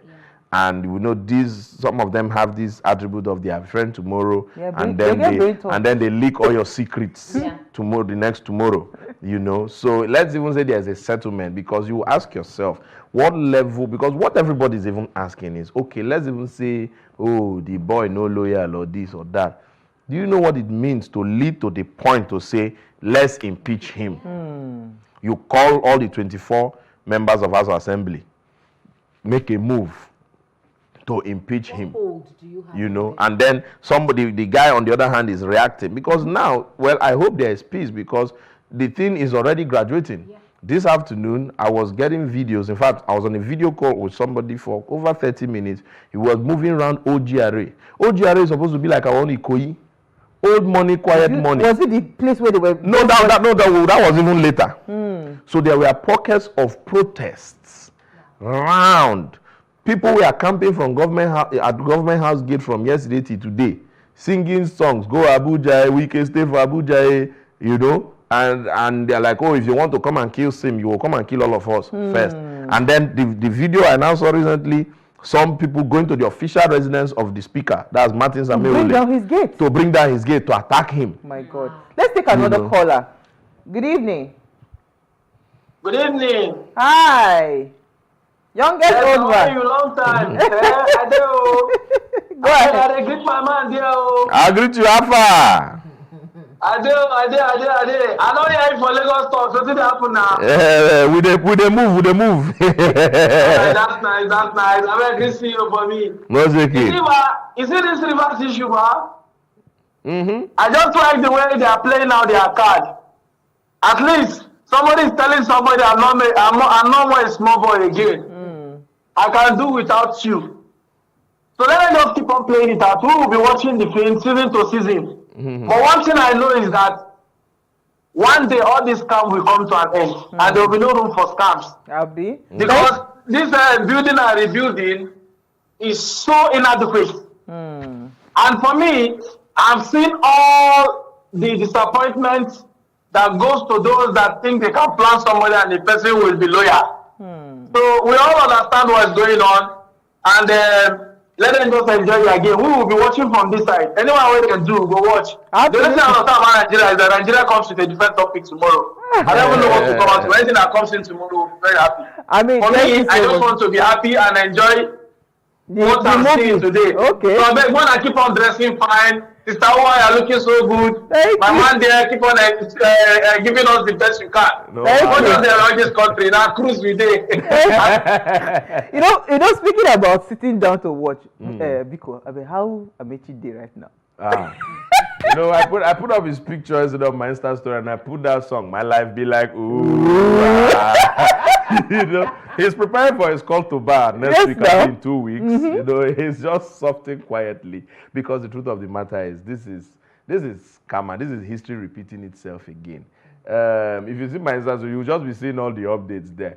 I said in 2013, 5 tried to impeach over 27. In 2023, 8 is trying to impeach, because 8 now have a new speaker and all of that. And there are certain things that you do in a relationship that the glass will not break, but that has cracked. And one more, everything can split. Because 2 things will happen now. Because I was so heartbroken. So when I saw that Edison here, Edison is very close to some other people. Let me not mention their own names since they are not main actors. When I heard that, and I thought that, oh, these ones are with Edison. And then I now saw that they were on the others, are like, Edison, main man. When now all of them, they club together. Now, see what in politics don't do. So let's say they settle. How are they going to look at this? It can never remain the same. And then do you know what will happen at the end of the day? It is Rivers people that are suffering. Because 2013, Why, if you remember, 2013, 2014, if you remember very well, Port Harcourt Airport was rated the worst airport in the world. Meanwhile, at that time, there was a massive renovation of all the airports in Nigeria. But because there was a disagreement with the then governor, they ignored the airport. And who suffered from it? Rivers people. People were using the airport, entering on that canopy. Yes. And foreign airlines were landing on that that airport. Right? Now, if what we are hearing that, okay, he wanted to revisit those abandoned projects and this and that and this. So let's assume that two things that will come out from this settlement. Let him be. Let him do his thing. Fine. But what if one of the provisions of this settlement is bone those, ignore those projects? It cannot work. So the people who are supposed to benefit from those things are now still kept in the dark for nothing. So I think what should happen is when people are fighting, remember that you are not there because you are there. It's not about you. It's about the people. Let's quickly take comments, I think. Okay, so this one is, good evening, ladies. Succession challenges is the bane of poor leadership in Nigeria since independence. The true mark of a great leader is the quality of succession and legacies that stand the test of time. Unfortunately, in Nigeria, politics now is a lifelong career for these politicians. Truth is, most, if not all of them, can't survive outside free government money. Hence, the constant quest to find ways to continue having access to our commonwealth long after they have left power. It's a big shame. This is from Niyi Omole in Lagos. Okay, so another one, it says, good evening, ladies. On quiet firing, I've experienced a few... No, quiet firing is... that was, I think, yesterday. Yeah, that was yesterday. Go ahead. The first one. Your guest is speaking the ideal in a sane country. Okay, that was a quiet firing. Okay, so I mean, literally, right? Thank you so much, Dan. Me, I like that song. My life be like... I mean, people just sit down like this. What in being poisoned? It's not that poison, no. What are they doing? Water. Or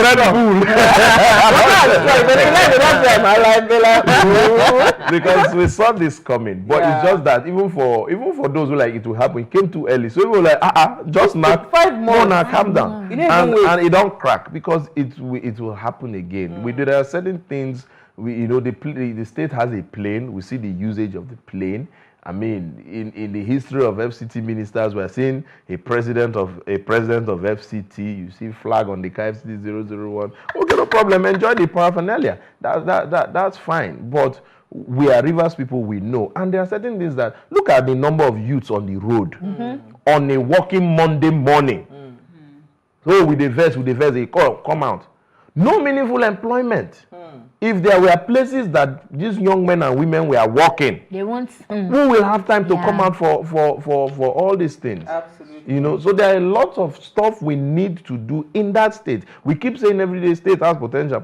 When will this potential move? And then we see that there's a certain movement and this is happening. And so I just hope that this whole episode, I don't know how it will move, but I'm sure one way or the other, it will rattle the box and lead to the proper development of River State and bring it to where it ought to be. Absolutely. Amen to On that. Note, amen to that. You see that we had the best person. Honestly. Thank you so much, Dan. And it was at short notice. You always come through for us. Thank you so much. We do not Amazing God. Before we go, ensure, thank you, ladies. Before we go, ensure you follow us across all our social media handles at Wayshow Africa. Interact with us further, drop your comment, and most importantly, follow our engagement on social media, like, share, and invite your families and friends to watch and follow the conversation. If you missed our quote from Chief Edwin Clark, it says, we're not in a barbaric state where people can do whatever they like. We are in a democracy. And the tenets of constitutional democracy must be upheld by all. We'll see you guys tomorrow at 8 p.m. Hopefully we're not discussing River State. Another great conversation to your screen. Ciao.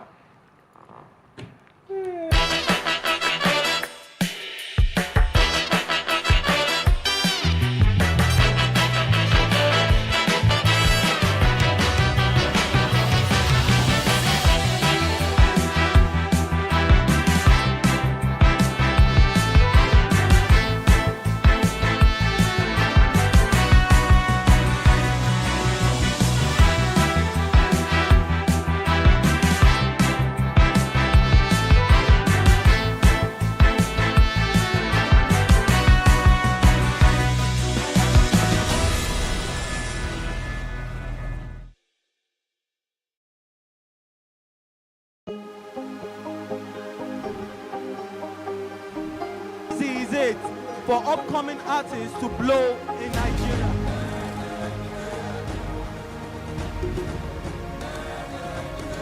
Welcome to Plus Trending. I am Bookie November, your host, saying thank you for joining us on today's episode. Welcome back. It's Tea Time on Plus TV Africa. Practice makes perfect. I'm not perfect yet, but I'm a lot better than I used to be. He's a king. He's entitled to marry 100 if he wants to.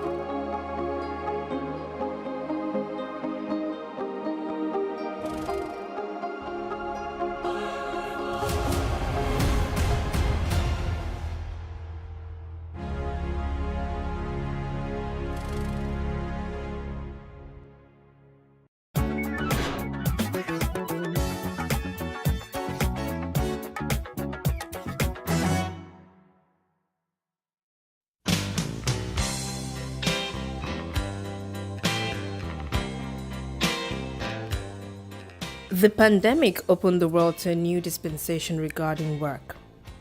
How people work and the career paths they take differ from generation to generation. There are 5 generations present in the modern workplace, each with unique expectations and perspectives. A person's career path is described as the work they do and the roles they hold as they climb up the ladder.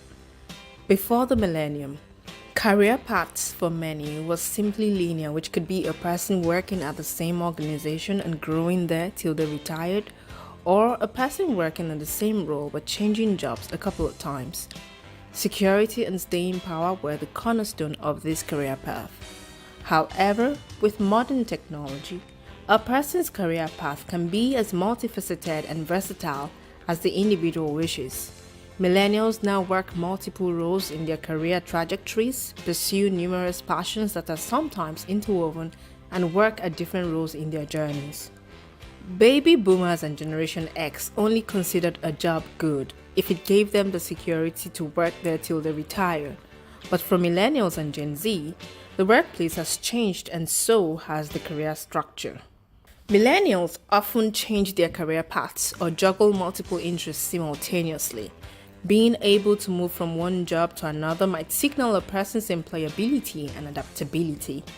Baby boomers tend to believe that working long hours is what defines success and value face-to-face interactions with co-workers. In contrast, millennials believe that innovation and flexibility are key ingredients for success at work. The shift in occupational structures, for example, the increasing gig economy, is leading to polarization in employment, wages, and inequalities. From remote work policies to virtual leadership, the pandemic changed how we work.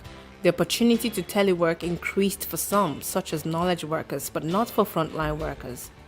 Among the benefits are an improved work-life balance for some, as well as changed attitudes to well-being.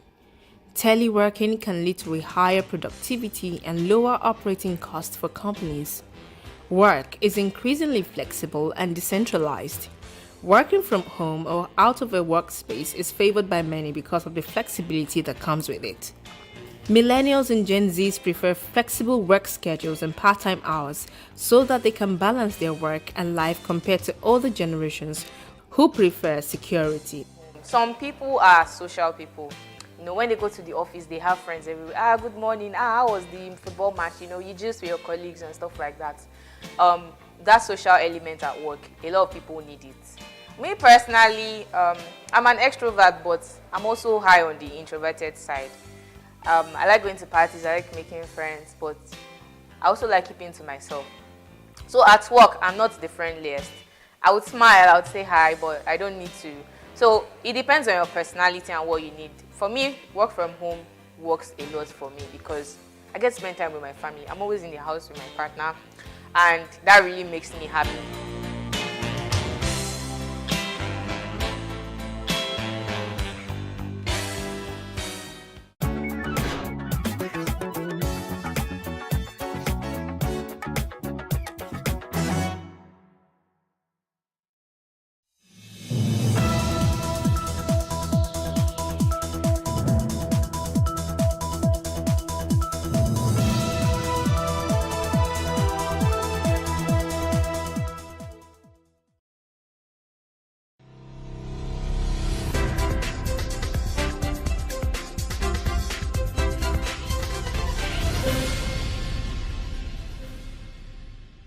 Welcome to Ladies Talking Business. I'm your host, Moremi Akon. Our guest today is Omoumi Loveth Adeshoyi, CEO, Niger Fabric Hub, a Nigerian indigenous business founded in 2015. She is a dynamic businesswoman controlling multiple businesses, including Posh Larea Event, Posh Foods NG, and Posh Interior Limited. She is a graduate of English language from Obafemi Awolowo University, Ile-Ife. In addition to her degree in English language, Omoumi has a diploma in French language from the Institute of Language in the Republic of Benin. She is a certified member of NASIMA, Nigerian Association of Chambers of Commerce, Industry, Mines, and Agriculture. And she is passionate about the impact of Nigerian women in business, a passion validated by her commitment as a member of NASIMA Business Women Group, NAWOG.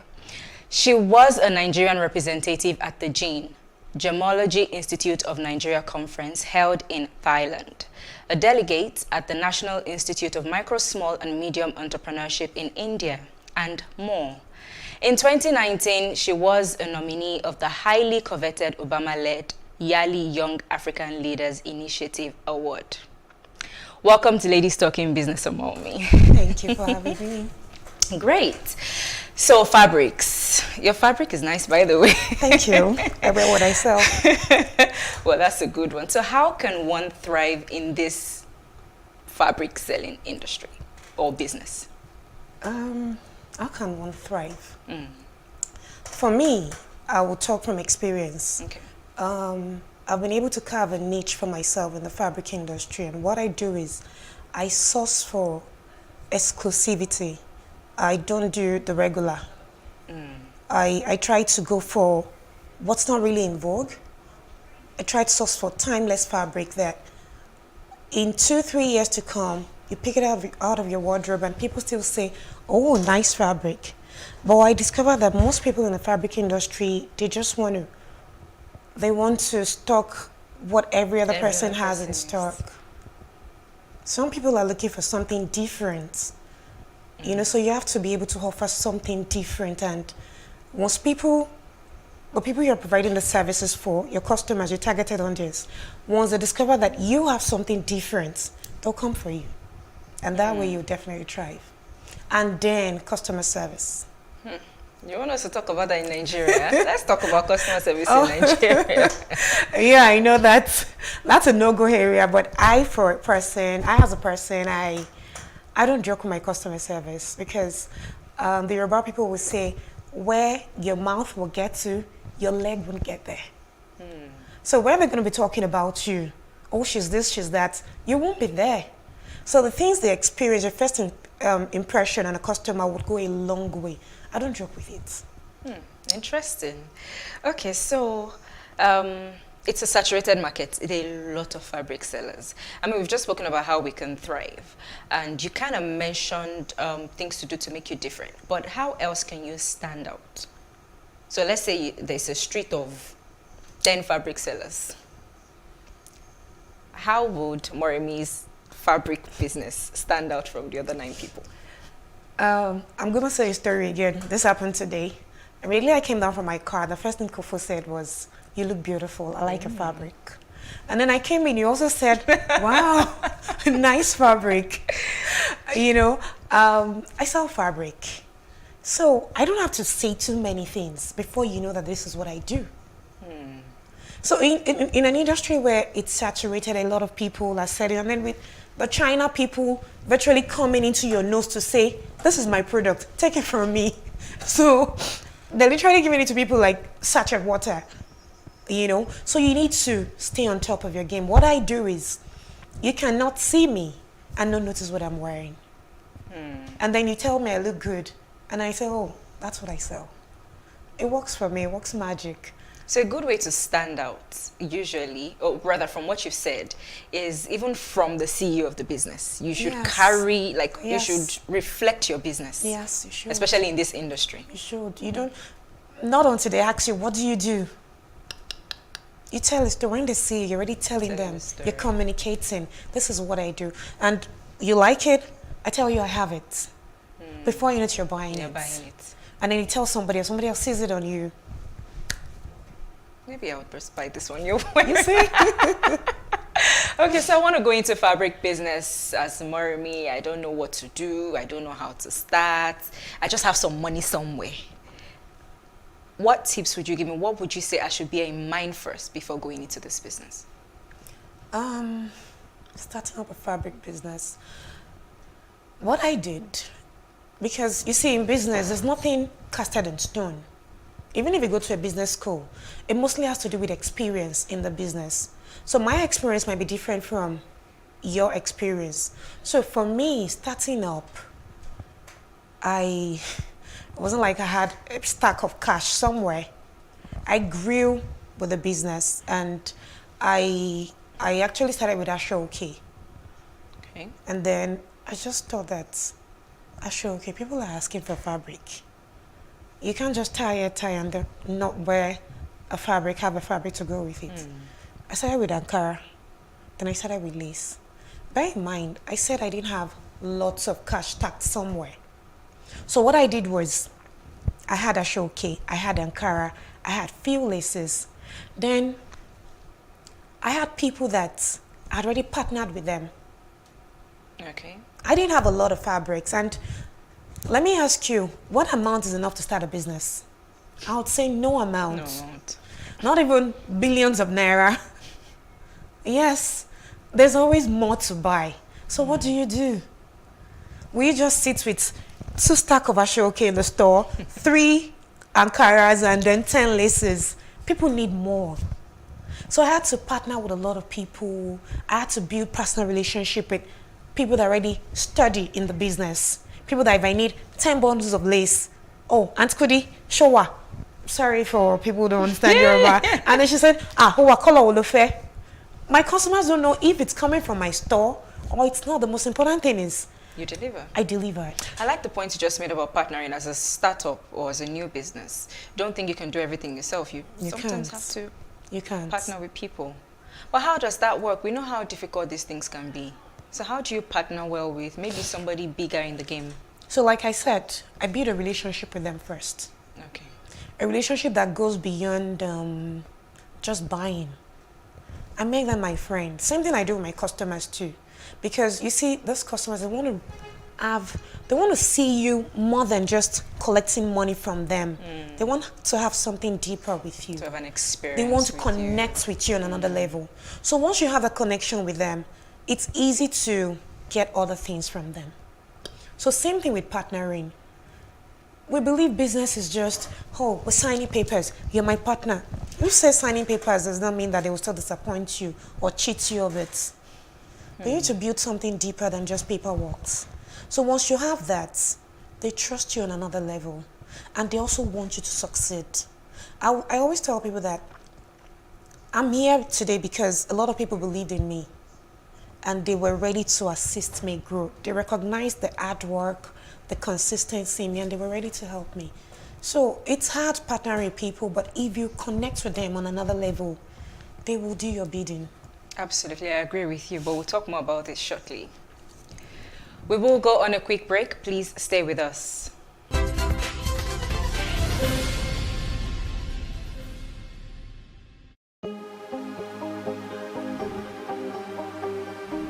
This is it for upcoming artists to blow in Nigeria.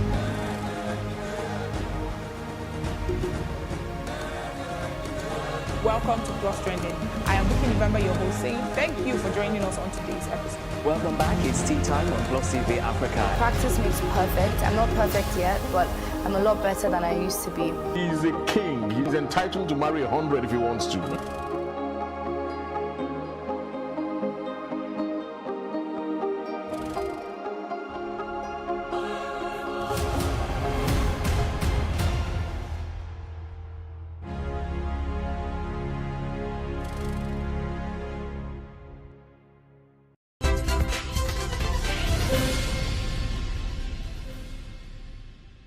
Thanks for staying with us. This is Ladies Talking Business, and our guest is Omowumi Loveth Adeshoyi, CEO, Naija Fabric Hub.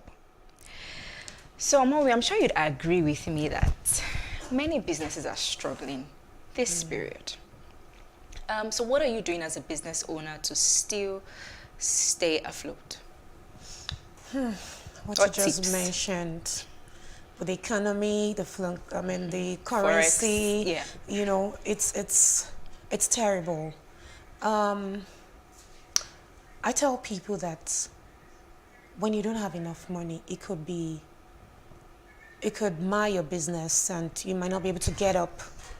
What I did was, okay, as you know, you read in my profile, I'm a member of the NASIMA, I'm a member of NAWORG, I'm a Rotarian, I'm a member of Abuja Chamber of Commerce and Industry. As business owners, we need to tie ourselves to associations that would help you. There are a lot of grants going on for business owners. There are a lot of loans from banks for business owners. But a lot of us don't know. Okay, then the accessibility part. If you belong to associations, they help. A bank or the government would listen more to an association before listening to a body, just a person. You, Moremi, going to meet the government to say, I want a loan for business. I want a loan for women empowerment. Before you get access to the government, it's going to take a long while. But imagine being a member of a national body that's going to hear your views to the appropriate place. It's easier. There are a lot of grants. I've gotten loans. I've not gotten a grant, but if I want to, I will.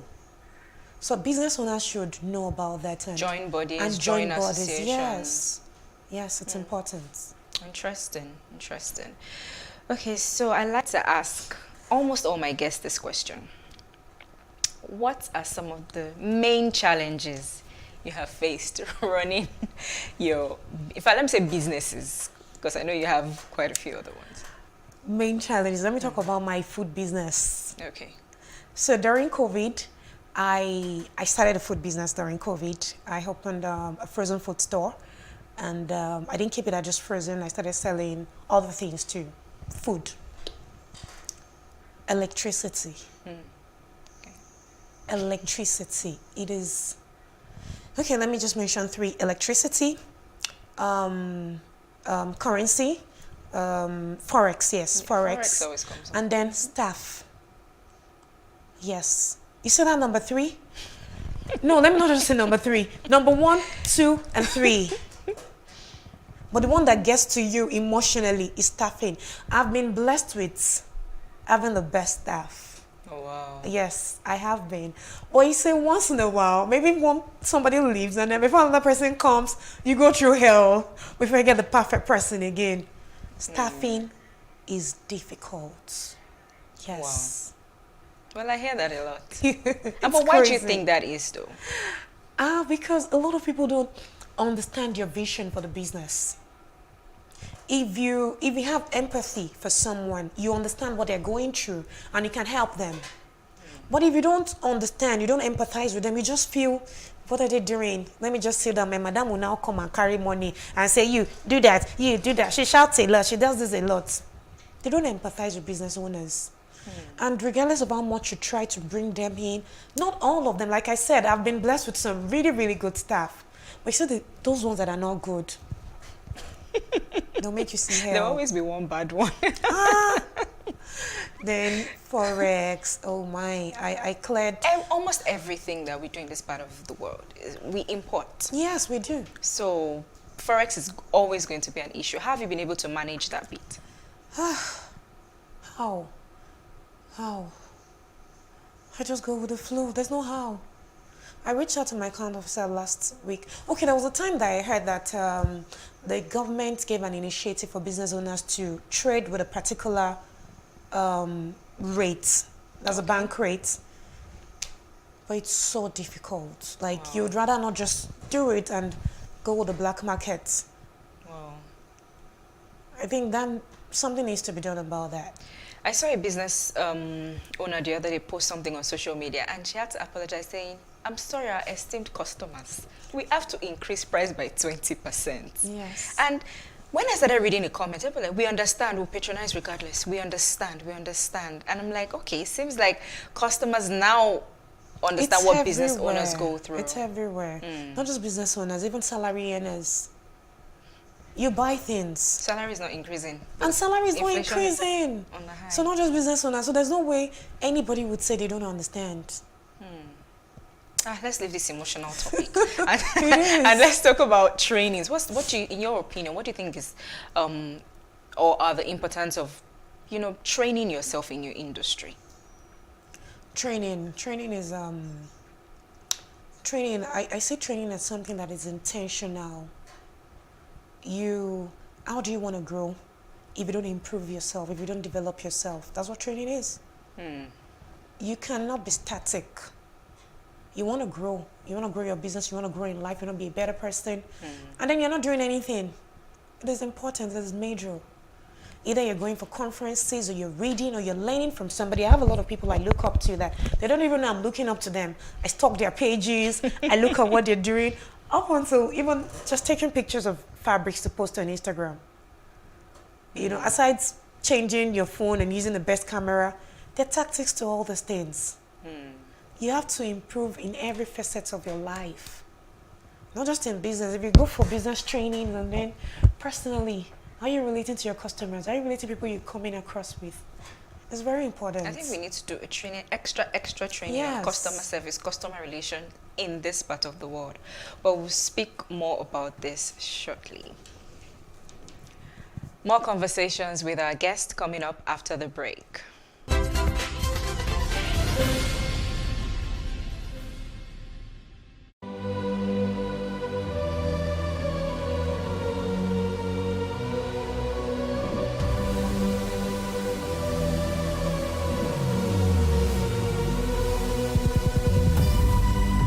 What we do not understand, we will stigmatize. What you can see is the remaining of the tanker that exploded. He suffered equally confessed.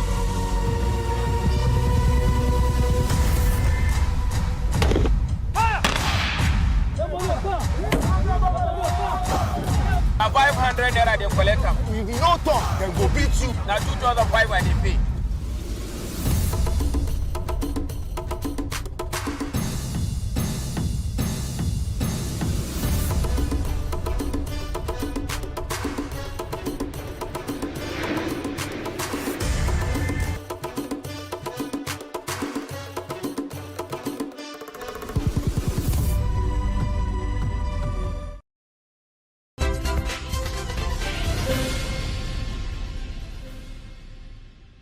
I'm still here with Omowumi Loveth Adeshoyi, CEO, Naija Fabric Hub.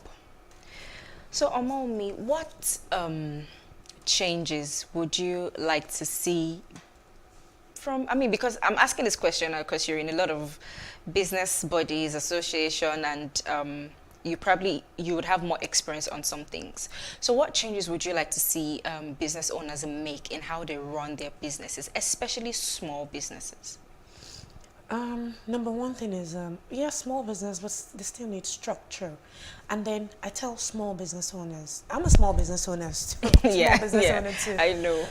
The first thing I'll tell a small business owner is, separate your individual self from your business. It's very, very important. If you cannot separate Omowumi from Naija Fabric Hub, you have a problem. The capital in which you're using to run your business is yours, yes. But again, it's not yours, because you feel it's yours, it's my business, then you take 10,000 naira from it today. You take from it again tomorrow. Before you know it, you've started with 100K, you already have 80,000 naira left. You need to separate both. Your business is your business, you're a different person. Pay yourself a salary. And if you can't afford to pay yourself a salary, maybe find a side also that wouldn't make you touch from your business money. It's hard. Yes, it's hard. Yeah. But you have to. Because you're just starting. It's a small business. The moment you start taking from it, you're going down. And then you don't have anywhere to replace it. It won't work. I agree with you. So for someone who's doing business or who has businesses in Nigeria, what lessons have you learned from running a business in Nigeria? I've learned to be extremely patient and tolerant. Yes. I've learned to not focus on my losses. Okay. because it just pins you down. Yes, there will be losses in business. Anybody that comes and tell you, oh, it's sweet, is this? Yes, it's sweet. When you start hearing po, sounds of a lot, it's sweet. But there are times you make losses. Are you going to dwell on the losses and not move on? You cut your losses and move on. But before you move on, identify why you had losses. What can you do to avoid such next time? The first time is a mistake. The second time maybe a mistake. But third time, you can't call it a mistake anymore. Something else. Something else. So you have to find why such happened, what you need to do next time to avoid such, and move on to make more money so that you can replace the one you lost. So what else have you learned? I've also learned that consistency is key. You can't tell somebody today that you're selling Ankara laces, and then they come next tomorrow, there's no Ankara today, there's only lace. They come next tomorrow, there's no lace, but there's just one. There's only a show, okay. They won't come again.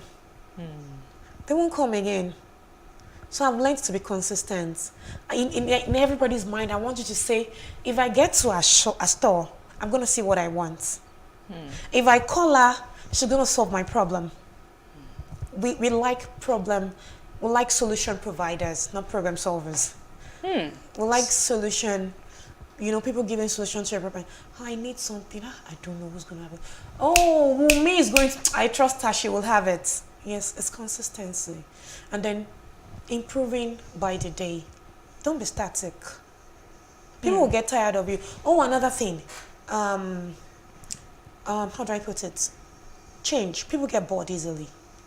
So you have to keep doing your Yes, things, if you evolving. notice those big brands, they're not static. They're improving. They're bringing something new to the market. Even as a small business owner. Okay, let me give you an instance. This year alone, I've changed my paperback twice. Okay. And I put it to especially my WhatsApp status viewers, and I'll be like, okay, I want to change our paper bag. What do you think we should do? Do you like this? Do you like that? They want to grow with you. They So like you're to getting them see involved something. in the process.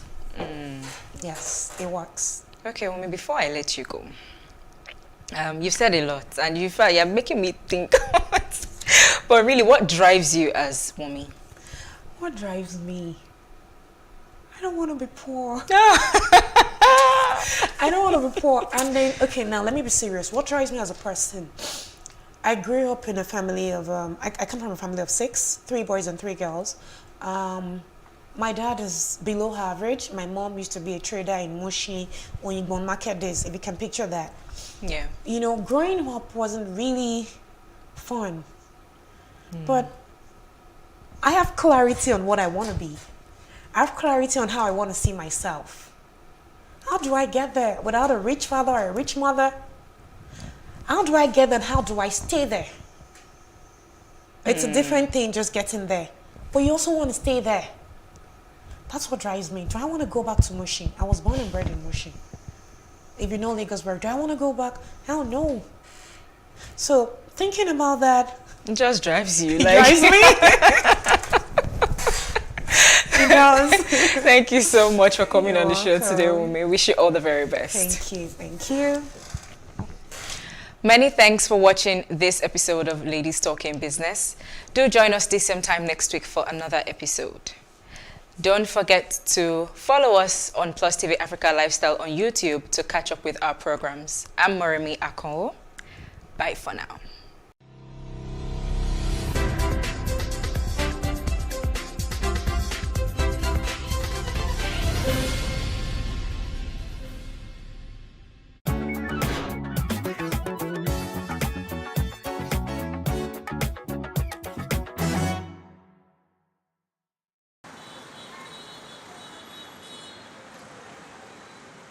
You may want to ask why murals are important.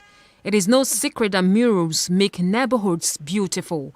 They add color to building walls and streets which would otherwise go unnoticed. They are treat for locals and tourists alike. Murals have been part of Nigeria's cultural landscape for thousands of years. The term mural became popular with the Mexican muralism art movement. The transformation which took place in the history of mural art during the 1920s and 1930s was highly influenced by the government's sponsorship in Mexico. The Mexican President Alvaro Obregón began a nationalist cultural program in the 1920s. As part of this program, the Mexican Ministry of Education and other government entities to create public murals. In Lagos, the visual effects of wall paintings are an excitement to attract public attention to social issues like the ones here under the Falomo Bridge. An artist, Poli Alakija, created these murals on the columns in homage to the Bring Back Our Girls, the 276 schoolgirls who were abducted on April 14, 2014 by Boko Haram.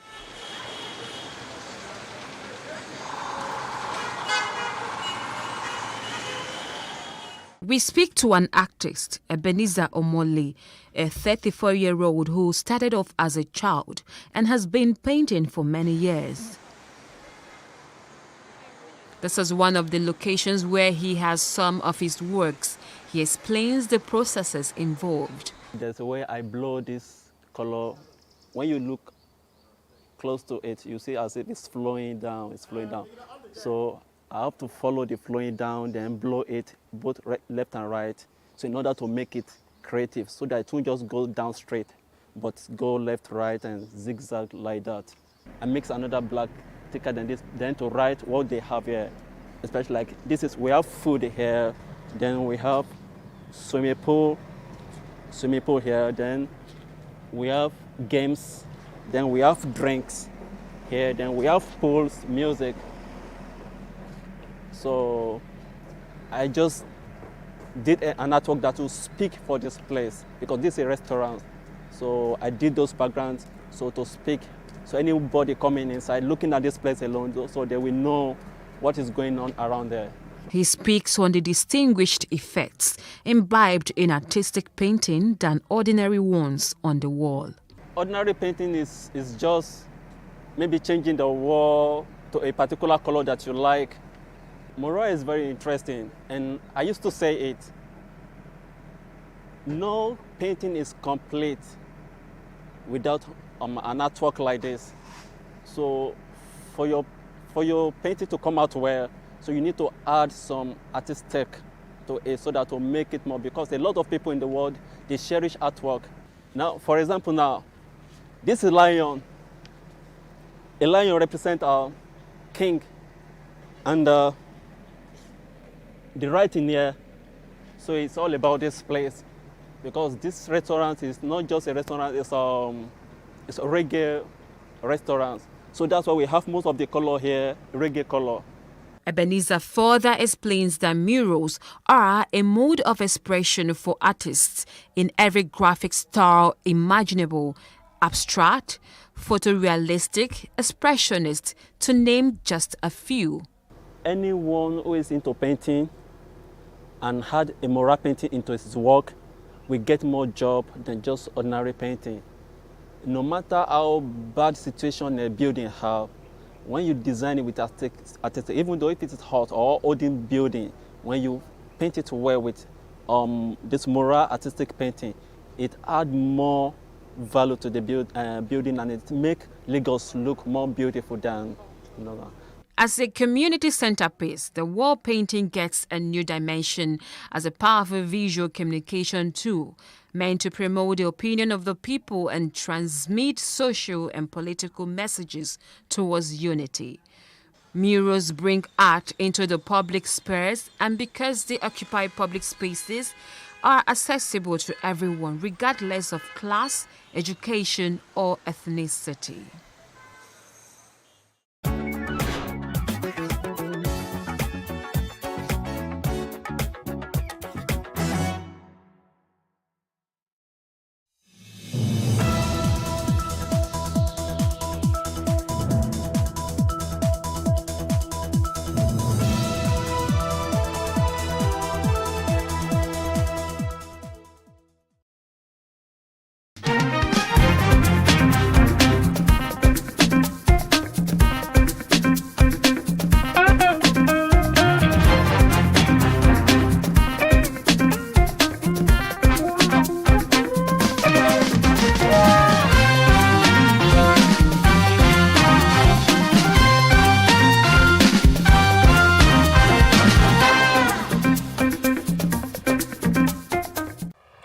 Hello, this is the Greater Lagos Vision, and I'm your host, Love Ikuku Oyedokun. Working together, carrying the people along, keeping your feet on the ground, and ensuring that every decision you take has the best interest of the people at the heart of it all are the surest ways to succeed. This was a charge handed down by Lagos State Governor Babajide Sanwo-Olu to the 37 commissioners and special advisors while taking their oath of office.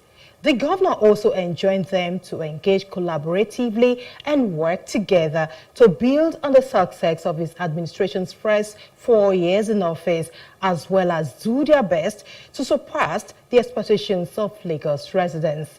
The State Executive Council is a mixture of politicians and technocrats, having 29 males and 8 females. It is made up of 18 returning members of the immediate past cabinet members and 19 new ones. This is the Greater Lagos Vision. Welcome once again. I'm Love Ikuku Oyedokun. This episode features Red Rail Line Project. Sanwo-Olu inspects work at Agbado, Ogun boundary. Domestic and sexual violence. Sanwo-Olu urges collaboration to end surge. Transportation. Sanwo-Olu takes first ride as Lagos Blue Rail begins operations. Details of these and many more when we return. Please don't go away. Lagos State Governor Babajide Sanwo-Olu has restated his administration's determination to make the Red Rail Line project, which is over 90% complete, a reality as scheduled. The governor stated this while on an inspection tour of ongoing work on the Red Rail project at Lateef Jakonde Station, Agbado, at the boundary with Ogun State. Governor Sanwo-Olu's first port of call is the Agbado station in Ogun State. Here, the governor and his entourage were greeted by this mammoth crowd, cheering and hailing him. Wasting no time, Governor Sanwo-Olu assured the people of his administration's determination to complete the project on schedule, while warning against treading on the rail tracks. The governor told them that the entire tracks will be totally walled off as he gave those trading around there 2 days to vacate. Social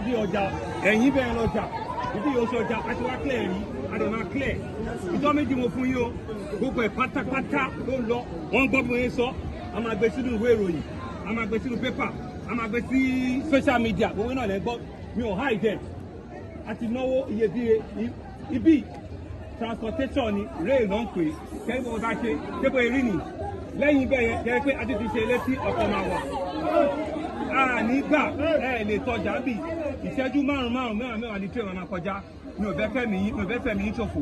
Ibi yìí sì kò ṣe oníwọ̀n wá mọ́. Ìṣẹ́jú márùn-ún mẹ́wàá ni.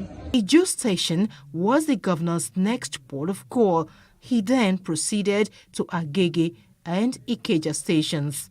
From here, the entourage moved to Yaba Station, which is a few kilometers away from the Nigerian Railway Corporation, Ebute Metta Station. The visibly elated governor expressed satisfaction at the level of work done on the Red Rail Line. We've seen all of the station furniture. We've seen the state of all the stations we've been to. We've seen the state of the platforms. We've noticed that there's still some work that we need to do, especially around cleaning up all of the illegal activity that are being conducted on the rail track, which shouldn't be, and some final approach around pedestrian bridges that we need to clean up and we need to finish, and general cleaning up of all of the stations are still part of the things that we need to do. In all, I think that I'm very impressed with the level of work of all the contractors that are working on our Red Line Rail Corridor. We believe that we're still on track, to see how we can finish before the end of this year. And that's what we're committed to. We will work tirelessly around the clock to see how that will happen, especially if we can be very hard on enforcement to ensure that we can preserve intruders on the rail corridor. That's the most important information that I think we want to take away today, that we've told some people that are selling, that are working on the rail corridor, that it will be zero tolerance. We've given notices, we've appealed to them, you were there, you saw it, and we need to clean up all of the entire rail corridor so that it can be free for rail passenger movement when they do start. It's going to be a change in our attitude, in our way of life, and because this rail track is agreed, meaning it's not elevated that we have on the blue line. So we have a lot of work to do. Sawunlo, who called for a change of attitude on the part of residents, spoke on the unique features of the Red Rail Line. We've told some people that are selling, that are working on the rail corridor, that it will be zero tolerance. We've given notices, we've appealed to them, you were there, you saw it, and we need to clean up all of the entire rail corridor so that it can be free for rail passenger movement when they do start. It's going to be a change in our attitude, in our way of life, and because this rail track is agreed, meaning it's not elevated that we have on the blue line. So we have a lot of work to do to ensure that people are not in any form on the rail track. Significantly, we have walled off most of the rail track using the wire mesh, but you will notice that at some point, right, we'll probably need to go back and do proper concrete wall, because with the wire mesh, they have started even breaking them and opening up. So we have taken a view and a decision that we will, especially maybe 500 meters to almost a kilometer, to the train platform itself, we'll probably need to do concrete wall to be able to secure the passengers, to be able to secure the citizens from themselves, against safety, that will be happening on that rail corridor. The other things that we've noticed is the construction of the vehicular bridges. Some have been completed, 100%, and I dare say that the bridge at Ikeja along is completed. The bridge at Yaba here is completed, and the one at Ibutemeta is about 97-98%. It just needs a few cleaning up and just a few road furniture to pretty much completed. It's completed, right? So what we will be doing even before we launch the full Red Line is to give vehicular relief to the citizens. So the first bridge that we're probably going to open will be the Yaba Bridge, which we will do in the month of October.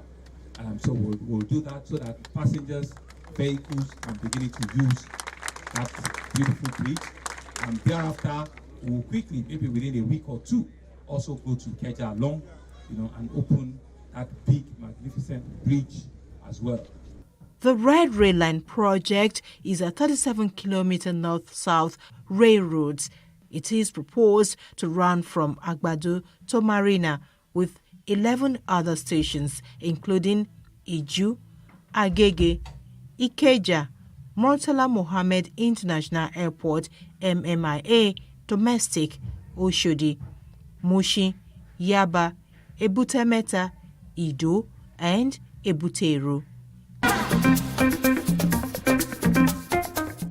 The long-awaited Lagos State Blue Rail has commenced full commercial operations, with Governor Sanwo-Olu taking the first ride.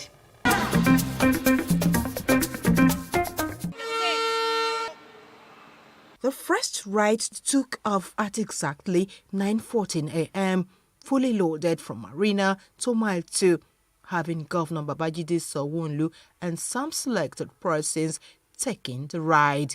Don't forget, it will be stopping at the National Arts Theatre station for 90 seconds. Watch the platform. Be careful when you're disembarking from the platform. Our first stop was at the National Theatre Station, Igomu, at 9:22 a.m. We then continued to Orile Igomu and had another stop by 9:29 a.m. The train thereafter continued to Alabo Station at 9:35 a.m. and finally got to Mile 2 Station by 9:40 a.m. It took us approximately 18 minutes from Marina to Mile 2. Visibly elated, Sanwo-Olu, feeling fulfilled, charged residents to take ownership of the facility. The governor reminded them that the rail track is electrically powered while warning against pedestrian crossing. He also urged Lagosians to purchase the Cowry card to be able to cruise on the train. The Lastra card, which is our state citizens' identity card, can also be used on the train. So I want to employ all of you also, especially students, especially you students, to go get your Lastra card, because you can actually travel with a Lastra card on the train, because it has a chip and I think it has a wallet as well. So it has the ability to be able to do tap in and tap up, as well.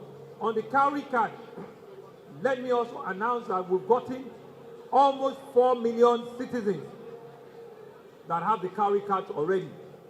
And so these Cowry cards can be used on the train, on our buses, BRT, and also on the ferry service.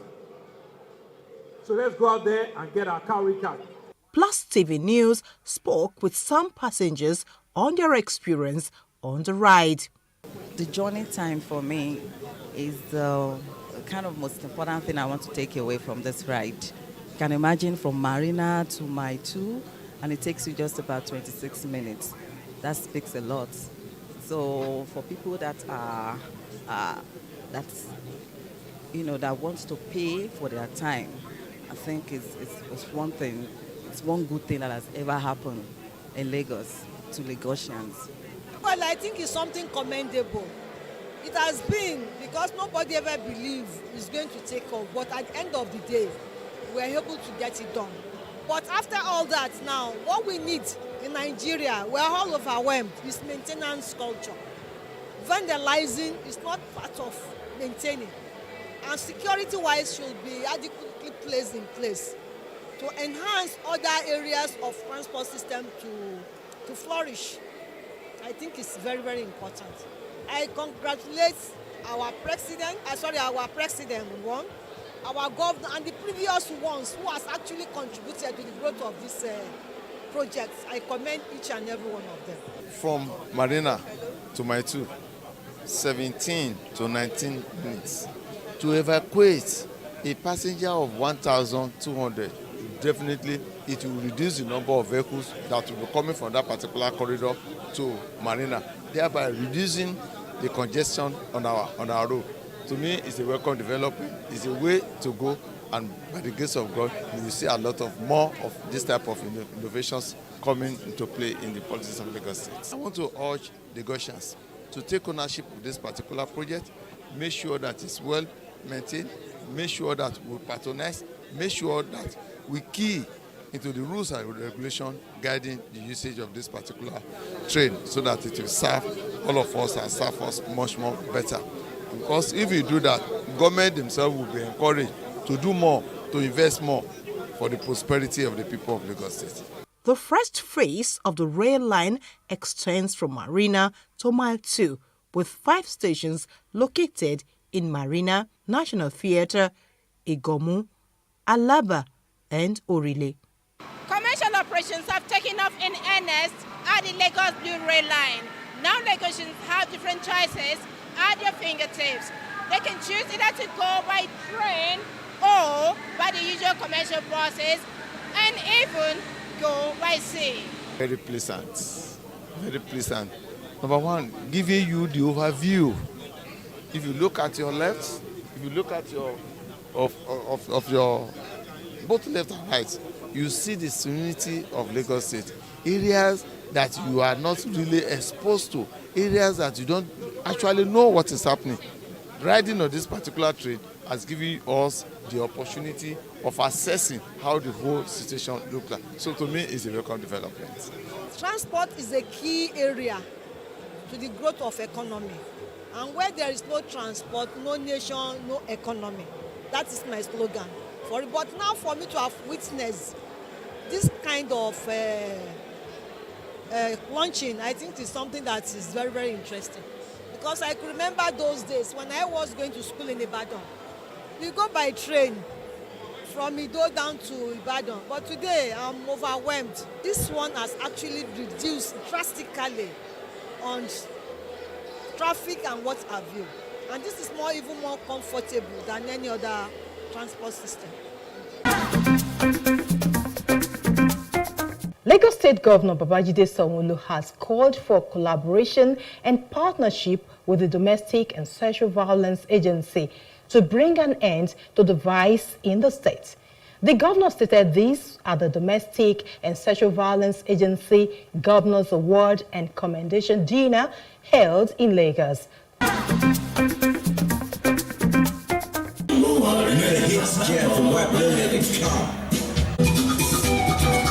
It was a night of commendation, gratitude, and appreciation.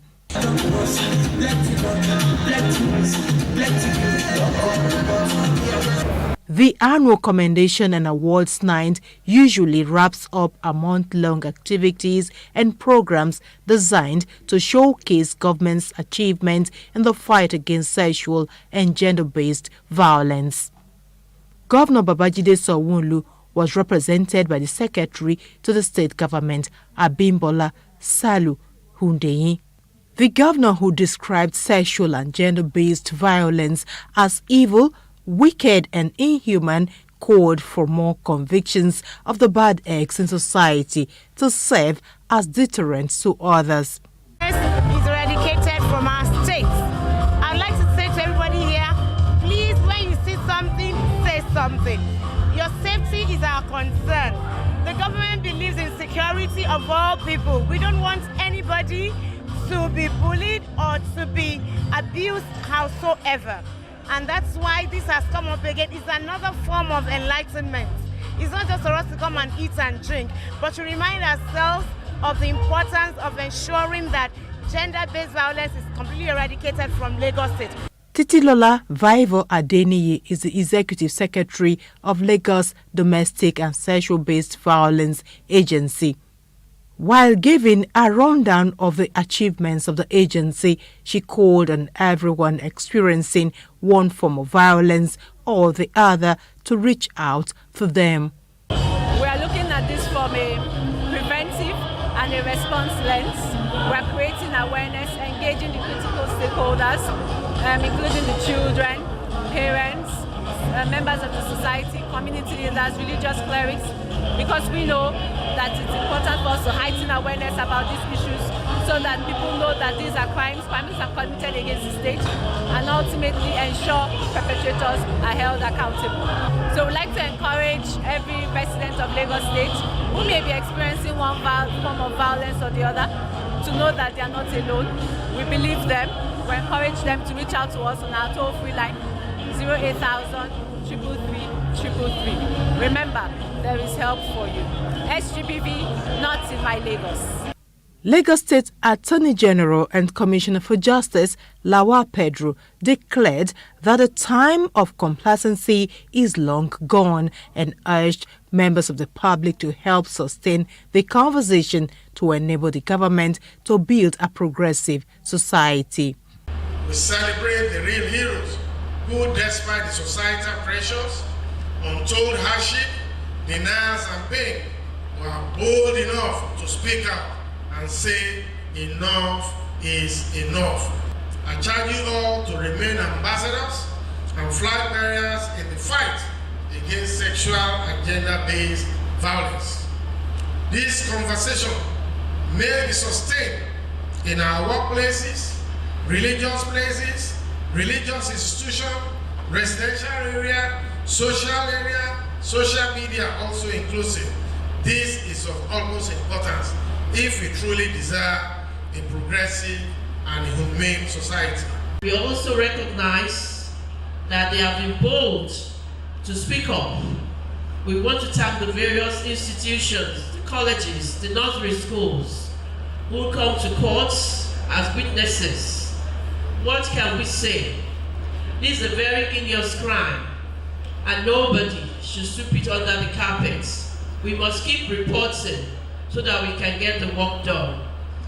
It's a new beginning, and we promise that the courts in Lagos State will never be left behind.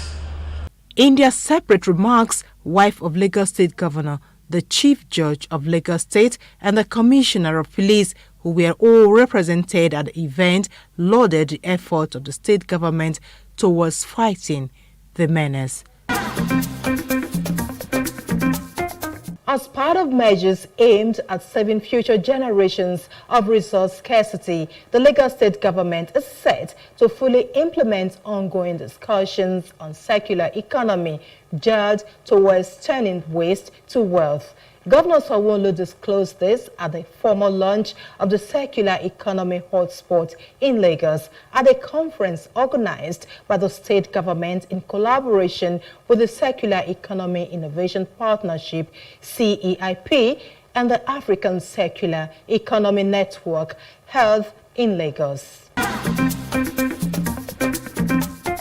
Gathered in this hall are world-renowned experts and delegates from business, politics, science, and public institutions. They are here deliberating on circular business models, strategies, and approaches from respective host regions and cities. The event provided an avenue for exchange between international industry counterparts to drive the regional and global development of circular economy.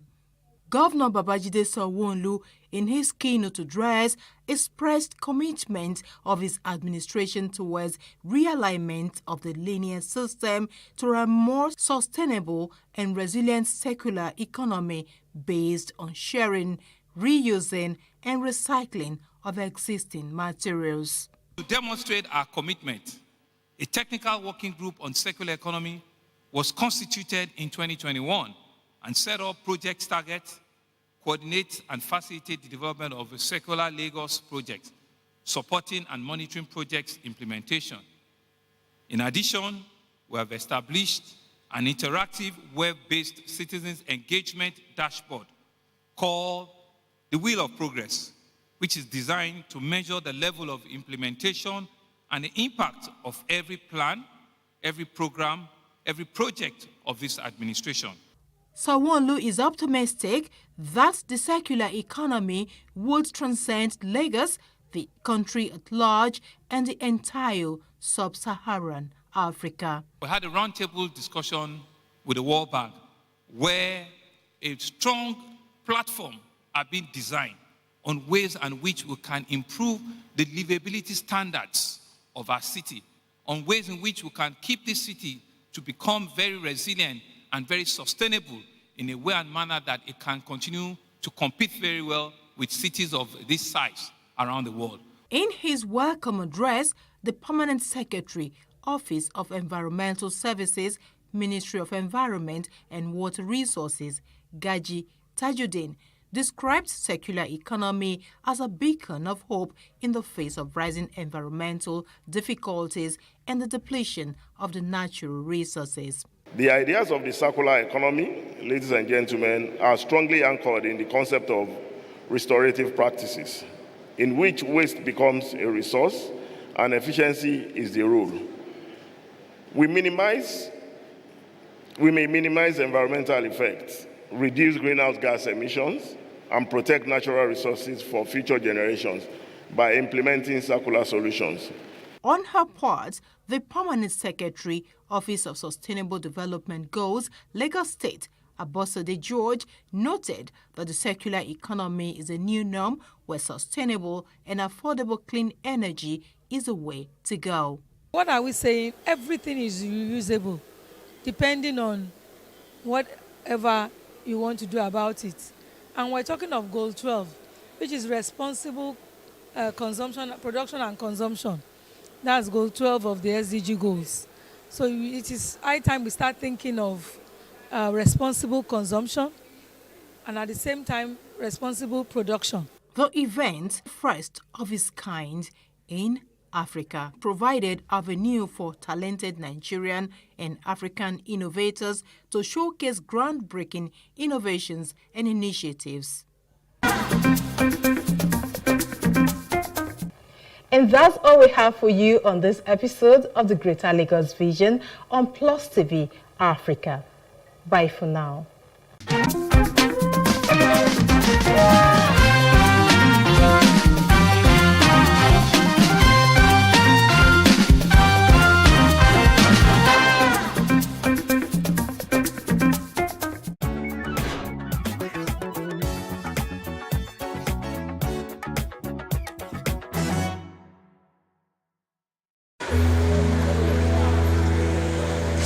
Who has the right of way?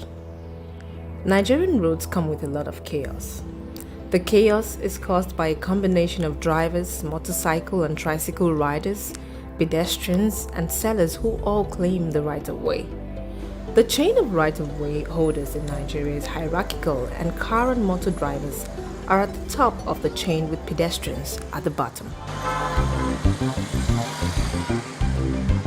Car or motor drivers believe that they always have the right of way regardless, and motorcycle and tricycle riders don't even have any regard for who has the right of way.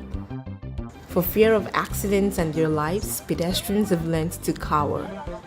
When a collision occurs, the question of who has the right of way is on the lip of all concerned as they try to figure out who is guilty. The law doesn't grant anyone the right of way, but you yield it to other road users under these circumstances. At a yield sign, to pedestrians in a crosswalk, to persons using a seeing eye guide dog, to persons using a white cane with or without a red tip, at T intersections where you must yield to vehicles on the through road, at uncontrolled intersections where vehicles are already in the intersection, when driving on an unpaved road that intersects with a paved road, when returning to the roadway after a car is parked. Pedestrians must always be yielded the right of way at intersections and crosswalks. Treat bicycles as motor vehicles. Yield to bicyclists in all situations where you would yield to a car. For example, wait for an oncoming bicycle to pass before turning left. Turn right at a red light if it's permitted and no vehicles are approaching. If you see a sign that says "No right turn on red," then you must wait for the light to turn green again. Otherwise, you must turn right at a red light after yielding to oncoming traffic. Stop for pedestrians who've begun crossing the road. Once a pedestrian has begun crossing the road, they have the right of way. You should also stop for pedestrians waiting to cross at crosswalks that aren't controlled by a traffic light. Yield to oncoming traffic if you're entering a main road.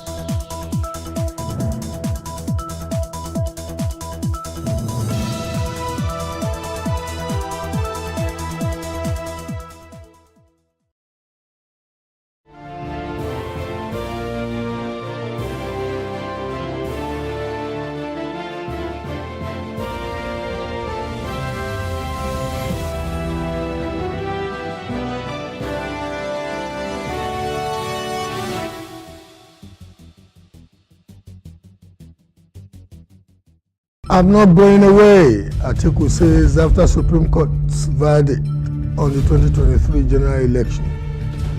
And Rivers impeachment saga lingers. I am Bola Oba, and this is Plus Politics.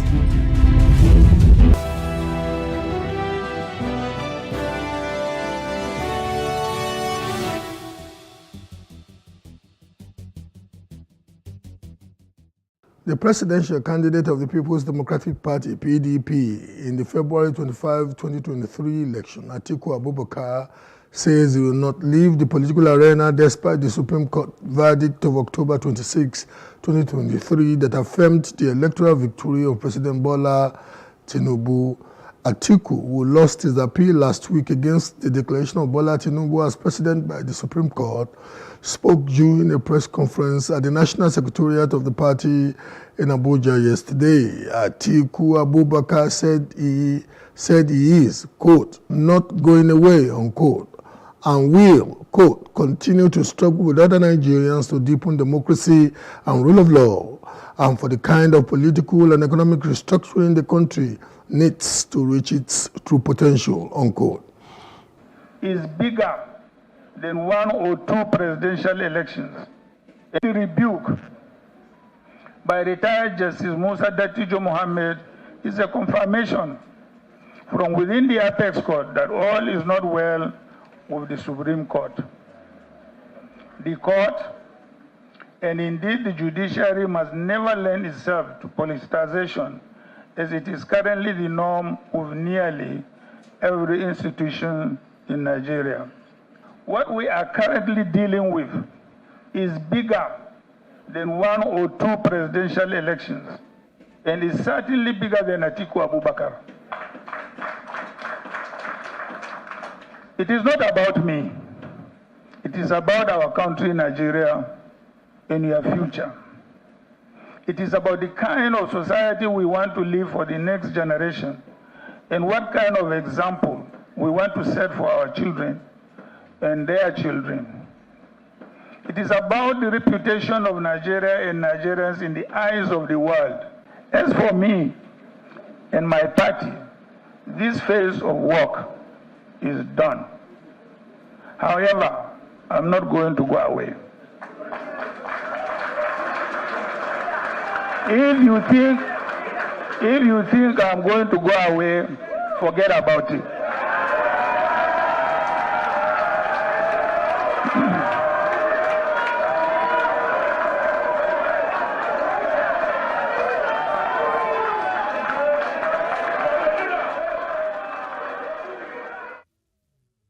Joining me to discuss this is Akim Amade, PDP Publicity Secretary, Lagos State.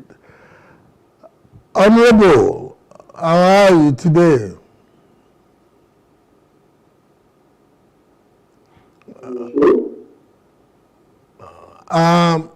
Welcome to Plus Politics. Could it be construed that Vice President Atiku has just announced is being an aspirant on the ticket of your party in the next round of presidential elections?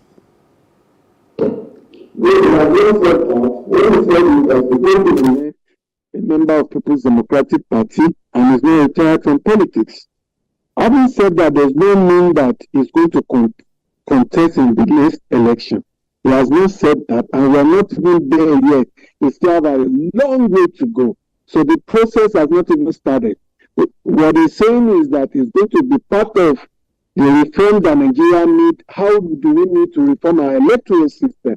These are part of what is contained in his speech. He has not put himself forward that I am contesting in 2027.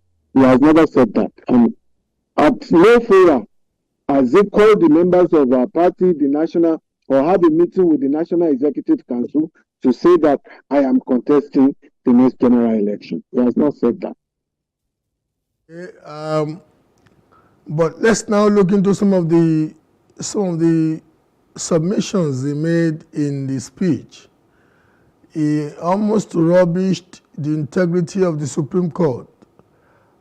This same Supreme Court was the court that on a number of occasions vindicated him against the oppression of the then President Olusegun Obasanjo, with the incumbent president being a formidable strategic lieutenant and deploying the machinery of the Lagos State government's judicial system, Ministry of Justice, to help articulate his case. Suddenly now, because he has lost at the Supreme Court, the Supreme Court is now a cesspit for him. Is that not hypocrisy? No, if you look at the cases and the way Supreme Courts are back then, are they still constituted the same way? Now you can hear what the last member of the Supreme Court, Justice that retired a few days ago, he rebuked the member of the Supreme Court, the judges in the Supreme Court. So this is to lend credence to what he said, that the judiciary needs a reform. So it is not about rubbishing the judiciary. It is him saying the obvious, that what Nigerians do see is different from what the Supreme Court sees. And a member of the Supreme Court, the last judges that retired a few days ago, articulated the same view, that there is a lot that is wrong in the Supreme Court. So he has never, and it has no point in time, said that Supreme Court is the final court of justice, and he is going to abide by that, but you may not accept the decision. That's exactly what it is. But he's going to accept it, but this is where we are as a country. That's exactly what is wrong.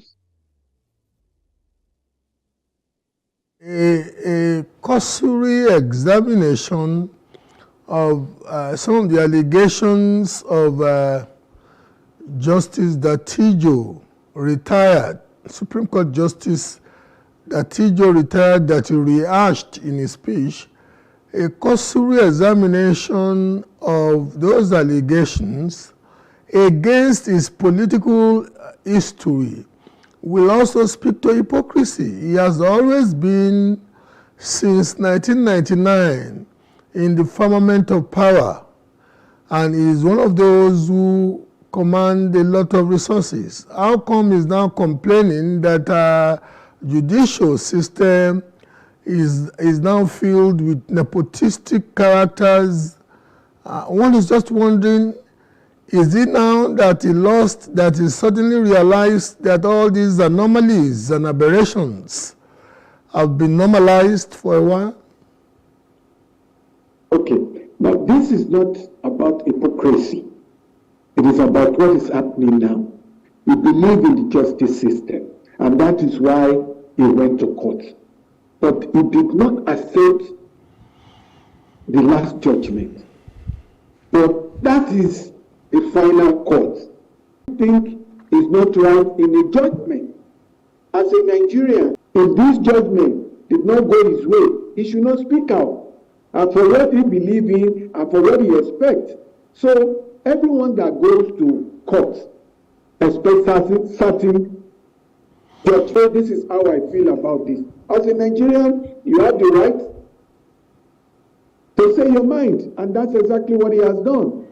Given, and pardon me if I'm getting a bit personal about this, given what I know to be your antecedents, especially in our diaspora and the Northern Hemisphere, I know you have lived in some respectable jurisdictions before coming back home to give your own contribution back to Nigeria. Given what I know to be your antecedents, would you think this is proper in a respectable jurisdiction where a loser suddenly goes out there and lampoons and lambasts the justices of the Supreme Court when he knows particularly that they don't have the privilege of replying him. Is that the responsible thing to do? Just asking you personally now. Okay, thank you so much. Now, I will now to use the same example that you have just referred to. Because I have been living abroad for so many years before returning back to Nigeria. And I just came back a few days ago from America. And you see what is happening. Now, because you are a Nigerian, does not give you the right not to speak. You have the right to speak as a Nigerian. The same way in America today, former President Trump is expressing himself about the judiciary, about the judges in America. So there's nothing wrong if you feel that your right as an individual has been trampled upon, or if you feel that the judgment that you expect is not what you get, then you have the right to express yourself, to say that I am not happy with this judgment, and I felt that this judgment should go in certain ways. So it is within his right to express himself, and he has done that. So nobody can fault him for expressing himself. But given the example you can now look at to in America, you will agree with me that the court in Georgia and the court in New York are both inflicting some degree of punishment on former President Trump for not being circumspect in his use of language about the proceedings in the two courts. So, and to be honest with you, let's be very, very frank with ourselves.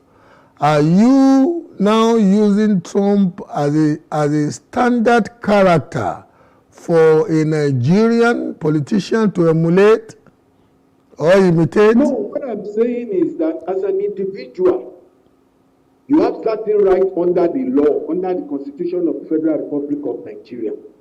You have the freedom of speech to express yourself. And all he has done is to express himself. And he has not contravened any law. Now, and I know that if he has contravened any law, by now, you will have had sanctions from the Supreme Court. The Supreme Court has the power to sanction. So, but they haven't done such. That is to say that it's within his right to say what he said. And that is how we feel. So every Nigerian has a right and freedom of speech. So I don't think he has done anything wrong or against the law or against the Supreme Court. But that is how we feel about the judgment. And you cannot fault that. Okay, for you is a case of spanking a child and not expecting the child to cry, is it? If you say so. But the reality is this: there is no time that anyone goes to court, whether at the senatorial level or at the governorship level, that the governors or the senators do not have one view or the other. This should not be different. Atiku is a former presidential candidate of PDP. And by so doing, he's also a Nigerian who has certain rights as well. So he is not different from somebody who... as the person who is fortunate to be in charge of the publicity machinery of the PDP in Lagos, unarguably, apart from the national publicity secretary of the party, one would want to believe this is the most populous state, most populous federating unit in Nigeria. One would want to believe that they must have somebody who is capable in place in Lagos. But having said that, as somebody who holds this position, do you think it is proper for somebody as eminent as Vice President Atiku to be addressing a so-called world press conference twice in 3 weeks, twice in less than 1 month? There is nothing wrong. Like I said earlier on, as a Nigerian, and also are also the leader of the opposition in Nigeria. So there's nothing wrong. Tomorrow, if you have something to say about what is going on in the country, he can address the press conference. Don't forget, he's the leader of the opposition now. So, by so doing, if something is not right, it's within his right as a Nigerian to express himself and to say this is where my party is on this issue. And so there's nothing wrong. There's nothing wrong, my brother. Okay, let's come back to Lagos now. We cannot but engage you on the activities in Lagos. As the PDP Publicity Secretary, what is your take of governance in Lagos? Today, you can see the way Lagos is. In Lagos State today, and I've said this many times, there is no reason, after about 24 years of APC government in Lagos State, that we should still be having flooding in Lagos State. The channels are all blocked. All these channels are supposed to have been cleared in preparation for the rainy season. That is still there. We still have security issue in Lagos. That is still there. The people of Lagos State wanted a governor who will look out for their needs to provide accommodation, good schools, the mega city of Nigeria or Africa. But where we are today, there is no reason why we cannot be better than Dubai with the amount of money that the state government is generating in Lagos State. And the kind of things that they are doing, particularly Ojo is today.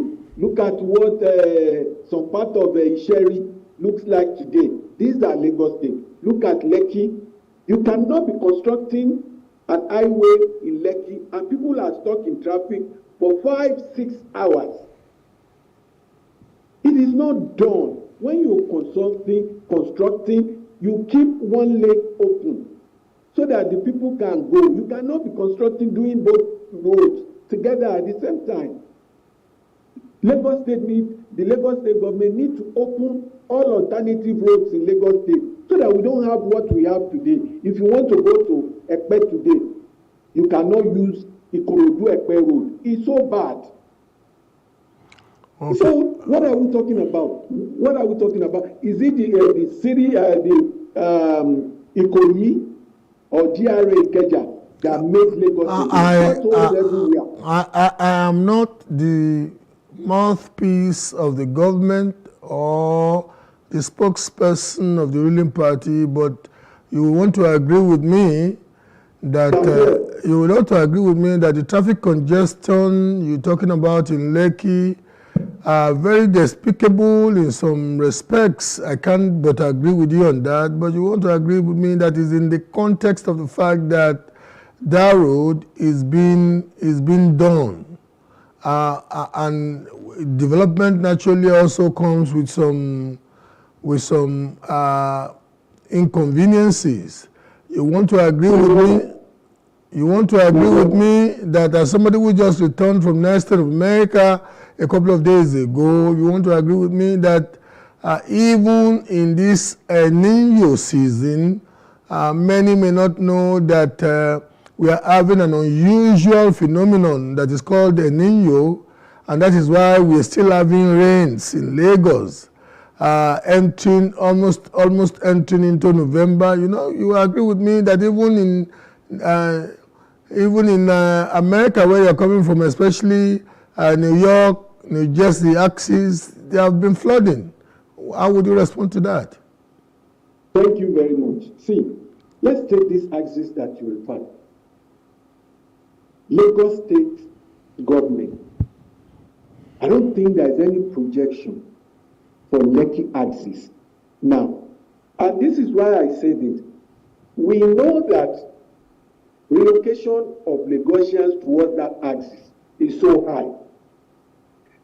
As at now, even the lanes that we have in that axis, with the kind of industries that are relocating to that area does not even measure up to the infrastructure that you have, cannot even take the volume of development coming to that axis. So the government needs to be ahead. They need to be ahead of the development. There should be a projection that in 10 years, this is what this place will look like. You understand? Now you are looking at that same road, we're still maintaining 3 lanes. By now, there's no reason why we should not have a wider lane, more lane. You are having this same road is the one that will lead to Ekpe, the new the film city that they are planning. This same road is the one that is going to accommodate the new airport. This same road is going to accommodate the new, the Dangote refinery. The volume of traffic that is going to come to that axis, we are not even prepared for it. Talk less what we have now. I understand that there is a natural phenomenon right now about the ozone layer. But the point is this: are we ready? What are we doing in preparation for that? Okay, that's as a government. You need to have a forecast and then prepare for the rainy season. Not when the rainy season arrives, that's when you'll be running up and down. Okay, that's the better. If we are well prepared, that's a better place to leave it. All of these things little by little. Okay, that's a better place to leave it. We hope to give the Lagos State government's side to an equal opportunity to come and defend themselves. Thank you for guesting on Plus Politics. We really appreciate this. Thank you. Thank you so much for having me.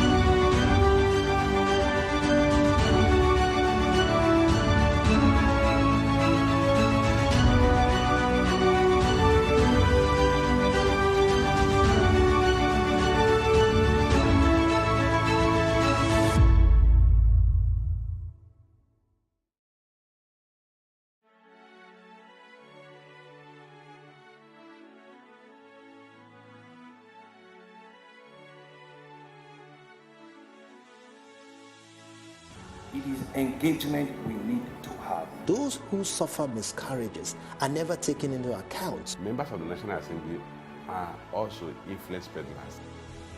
You are sitting on Nigerians' money. From the Babin, I pay my rent. On the Babin, I send my children to school. A consultative engagement. No any tangible notification before they ban us. It's one thing for people to be at your back and the heat of the moment, and another thing for them to still be with you when push comes to shove.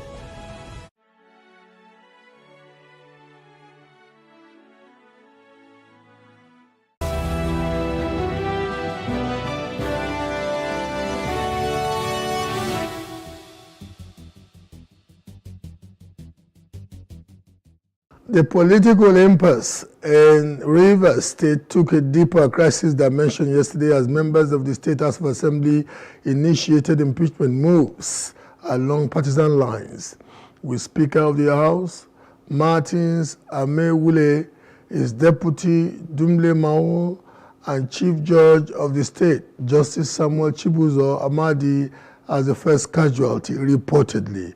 The government has actually denied suspending the chief judge or any other officer of state. 8 members of the state legislature loyal to Governor Similai Fubara impeached the speaker and his deputy.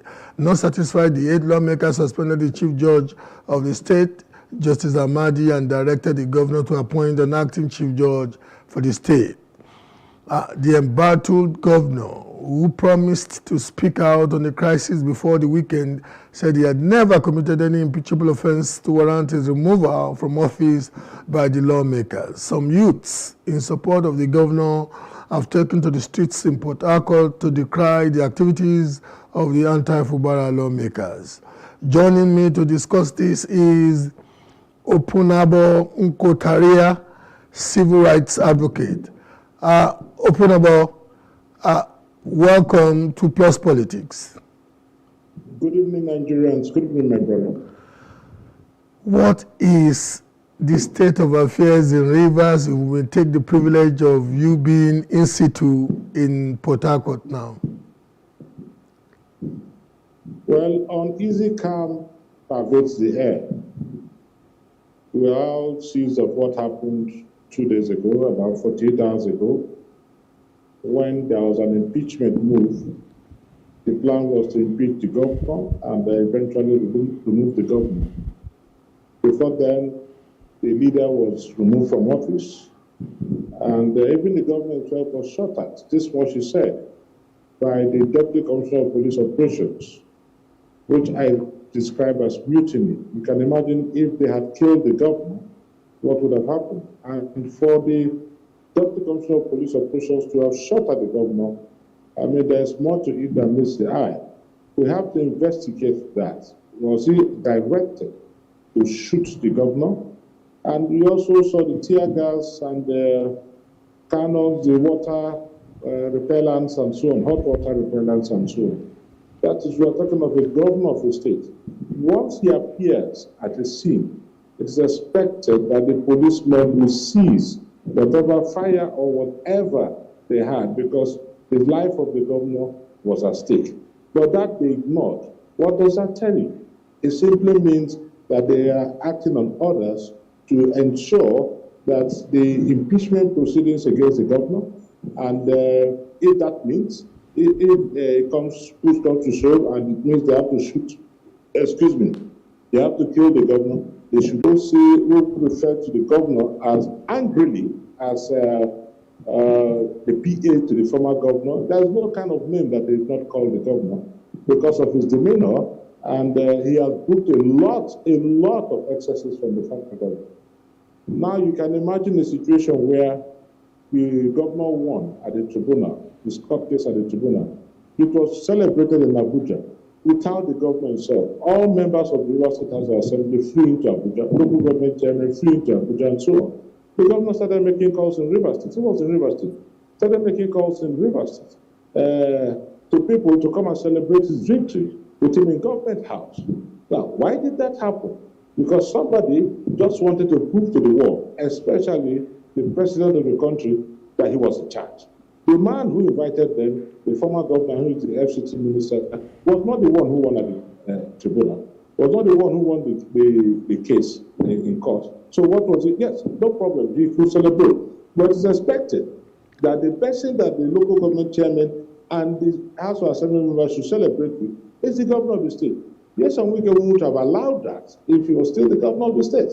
We all knew what happened when traditional rulers left Rivers State and visited the then Minister for Transportation, Rotimi Ameti. And he came back and threatened a lot of them that whoever, if we're talking of traditional rulers, some of them are our grandfathers, that whoever left the state will be dethroned. So, but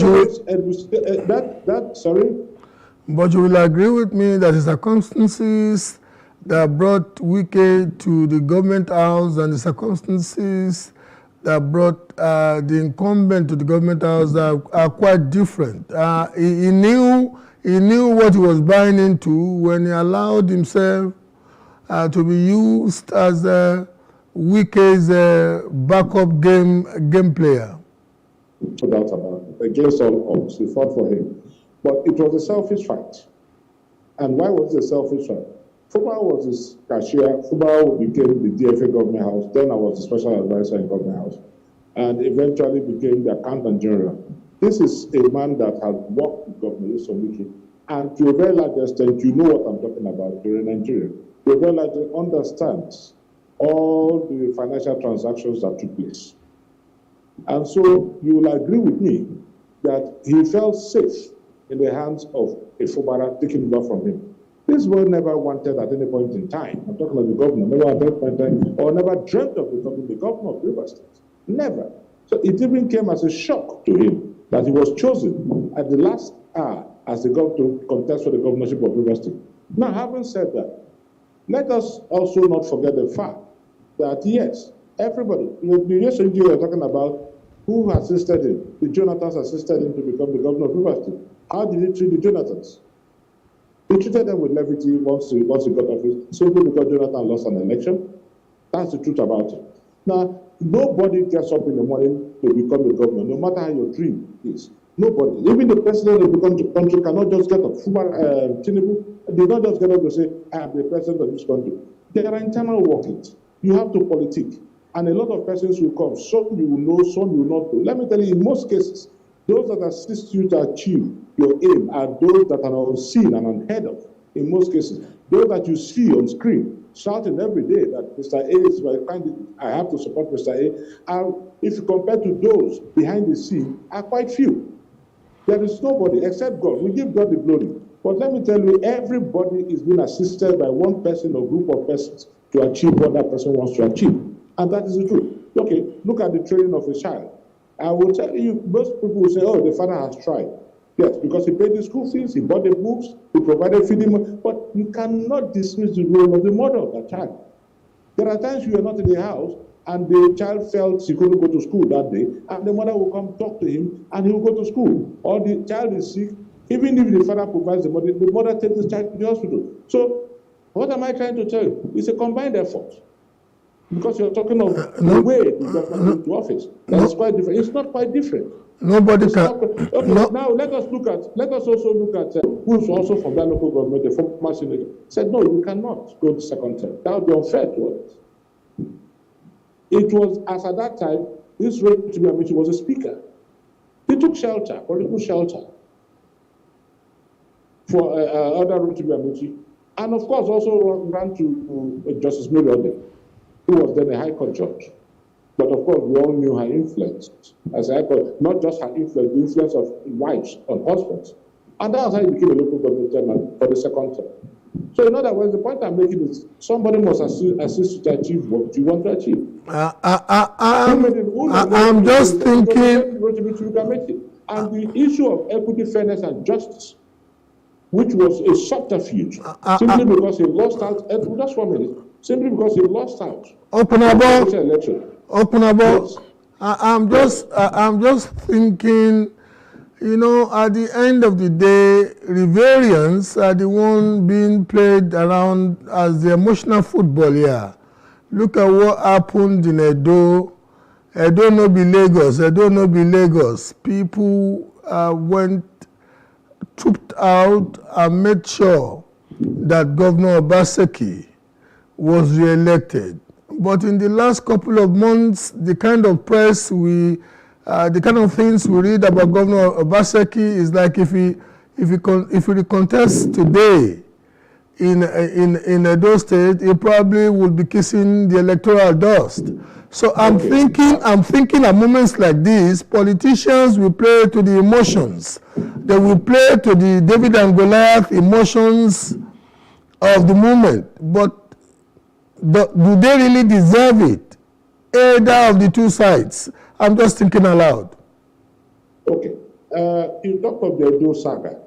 Well, no doubt about that. There are issues. But then, you know, a lot of people are sick and tired of this godfatherism. The truth about the pestilence of godfatherism. And the reaction you saw in Rivers State was a referendum of the people's disapproval of godfatherism. This is a governor who was in town. This is a man who is the governor of the state.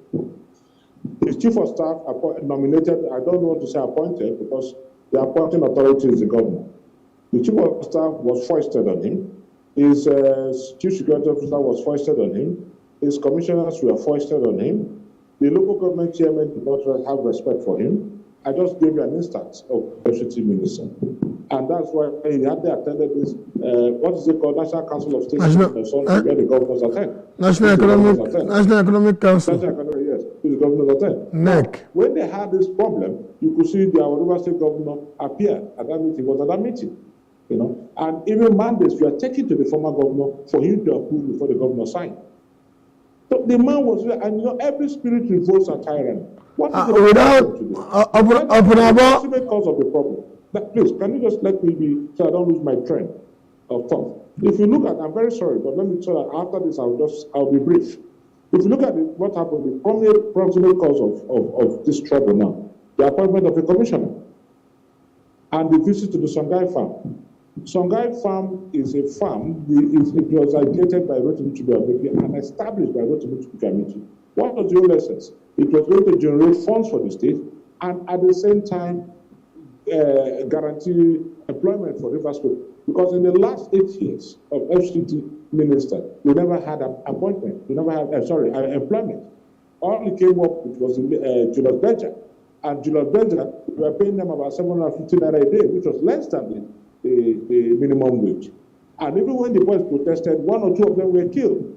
And the governor came out to say he was angry that why would he protest? The commissioner questioned Julius Berger on environmental impact assessment. That commissioner was sacked immediately for daring to question Julius Berger.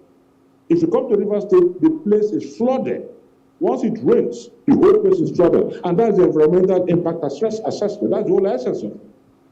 Houses are built indiscriminately. It is only when at loggerheads with the governor that the governor will come and demolish your property. Once you're at loggerheads, he will demolish that property or he will seize one thing over. You know, and every spirit revolts a tyrant. So when we had this civil and marching, in the last 24 years, we've never had a riverine governor. And that's why when certain persons said, no, this is our turn. That is, I'm talking of the riverine people. This is our turn. Yes, and they came out to support it. They were right.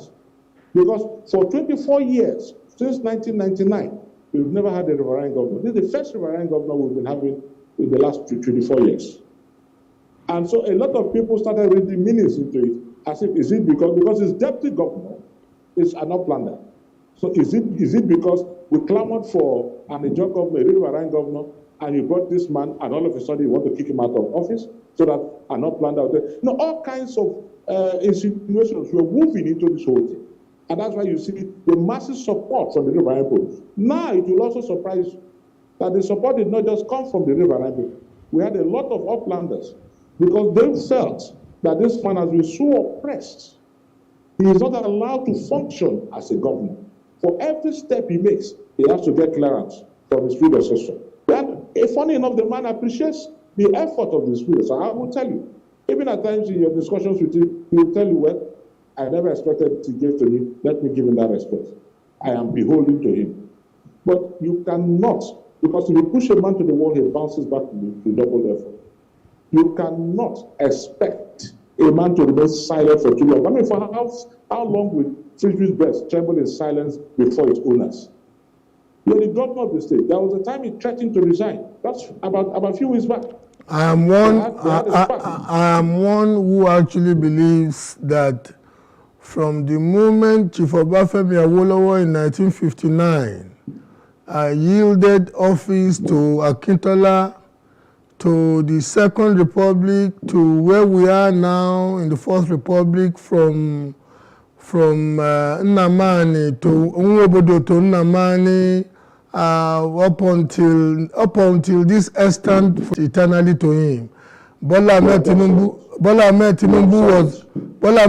was uniquely fortunate that Fashola may be out of good upbringing or just being chicken-hearted.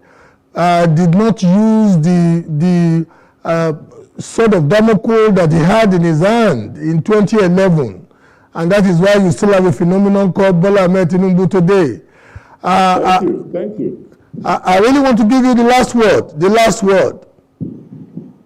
Well, my brother, so what we saw, I'm talking of the impeachment, I think we were still in quandary because we have different views on the impeachment, different stories. Some say the chief judge sacked, some say the chief judge not sacked, and so on. But please ask yourself a very simple question.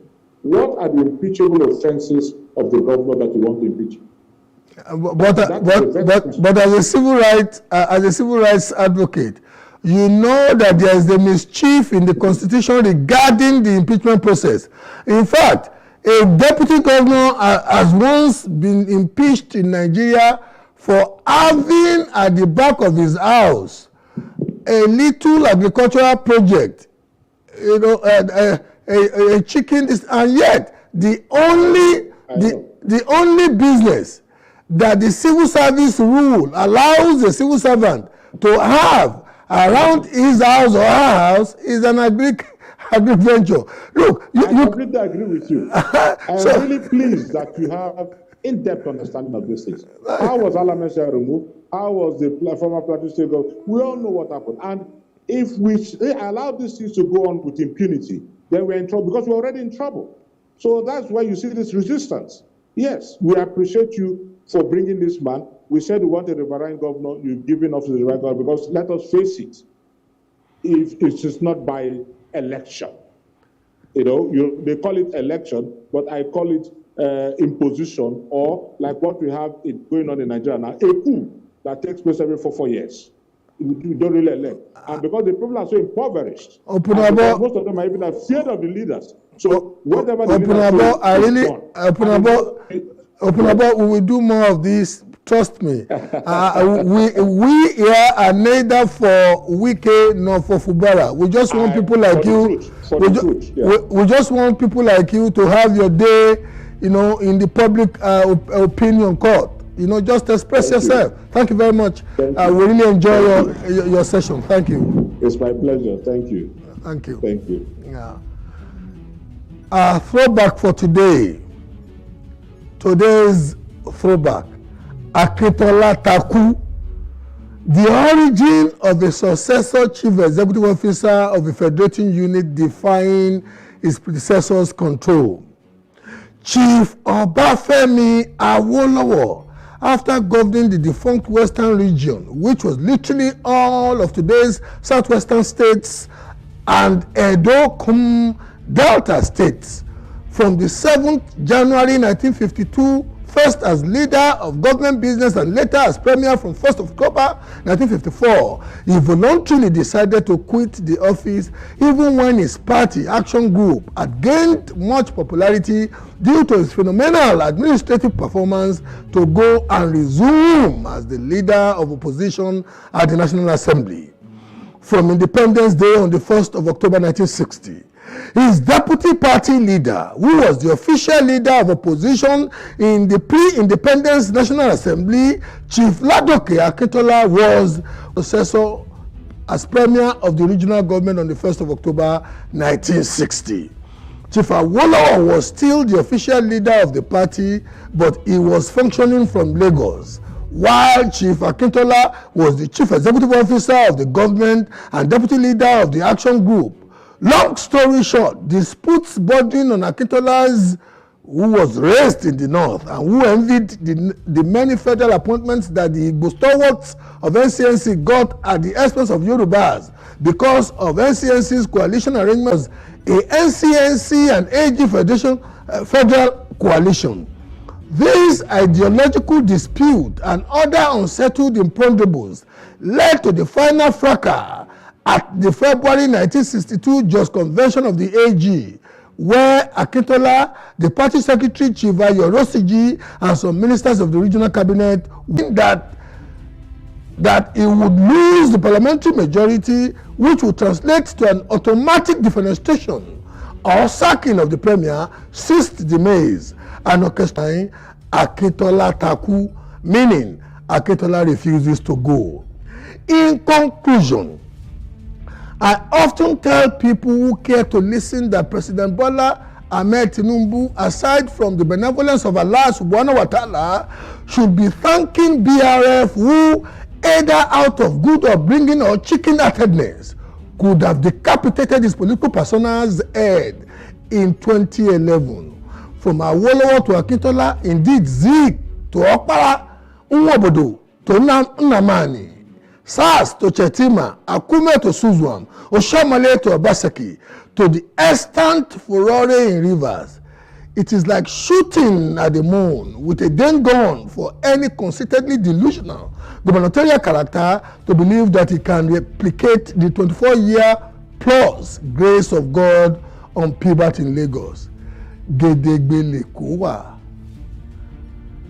And that's it On the show tonight, I am Bola Oba. Have a good night.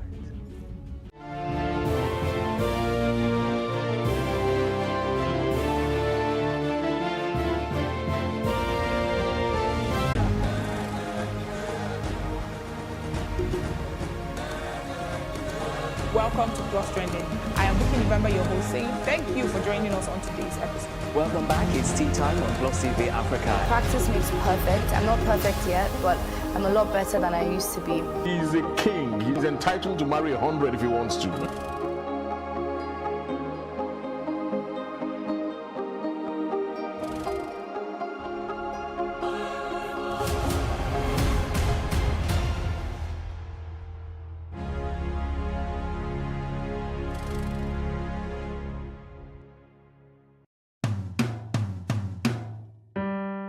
Hello there, my name is Olusegun Shonubi. Here are the highlights of the stories and events that shaped my growing up years. They were indeed memorable, good old days. I was born at Ikeja General Hospital to the family of Alhaji Yunusa Olabisi and Alhaja Sabitiu Aduni Shonubi, and called Abinu Foyele, someone who left his position in anger. My dad was a World War II veteran who joined the Federal Ministry of Trade and Industry after his discharge as trade fair officer, which afforded him the opportunity to travel around the world representing Nigeria at trade fairs. I am proudly a Mushin boy. I grew up on Olateju Street, the challenge area of Mushin. Contrary to the general impression of Mushin being a violent area, I found it very peaceful. There were area boys in those days too, and you hear names like Isa Alagbara, Bayo Ogundare alias Bayo Success, the Way Boys, Ojuwoye Boys. But in those days, there was what you could call cooperation among them. Their recalcitrant acts were not without limitations. They were feared, but certainly not bloodthirsty like today's area boys. I recall several. He would use his network and whatever was lost would be returned. There was also good communal living. Everybody seemed to know everybody in the area, and during celebrations we were all like one big happy family. I recall with fond memories the day I saw and met the legendary Ayinla Omowura Egun Mogaji. He had come to play for Bayo Ogundare alias Bayo Success, the first popular NURTW chairman and the henchman of the defunct National Party of Nigeria. Bayo Success had lost his mother and contracted Ayinla Omowura to play for him. Bayo Success, who equally lived in our area, had approached my dad to allow Ayinla Omowura, who came early for the occasion, to stay on our balcony till it was his turn to go on stage. A close encounter that would take a long time to leave. Anytime she saw something that did not belong to me, she would start singing, "Ọmọ yín ò ṣàgbàfọ̀, ó ń kájọ wálé, ẹ rójú olè ẹ ò mú. Ọmọ yín ò ṣàgbàfọ̀, ó ń káṣọ wálé, ẹ rójú olè ẹ ò mú." Meaning your son is not a dry cleaner and he brings different clothes home. You did not arrest the thief. So every time I come back from school and I hear that song, I know hell would let loose that night. But she will allow me to eat dinner and sleep. She would then wake me up in the middle of the night, ask where I got the things from, and if not satisfied with my answer, would beat the hell out of me. Nobody taught me to stop putting what did not belong to me in my bag. The story of my education would not be complete without the mention of my eldest sister, late Alhaja Busirat Olaide Quadri and Alhaji Tijani Olatunji Shonubi. Both of them encouraged me to be the best I could be. They sometimes would have paid for my school before my dad would be informed. The quality of education was high in my secondary school days.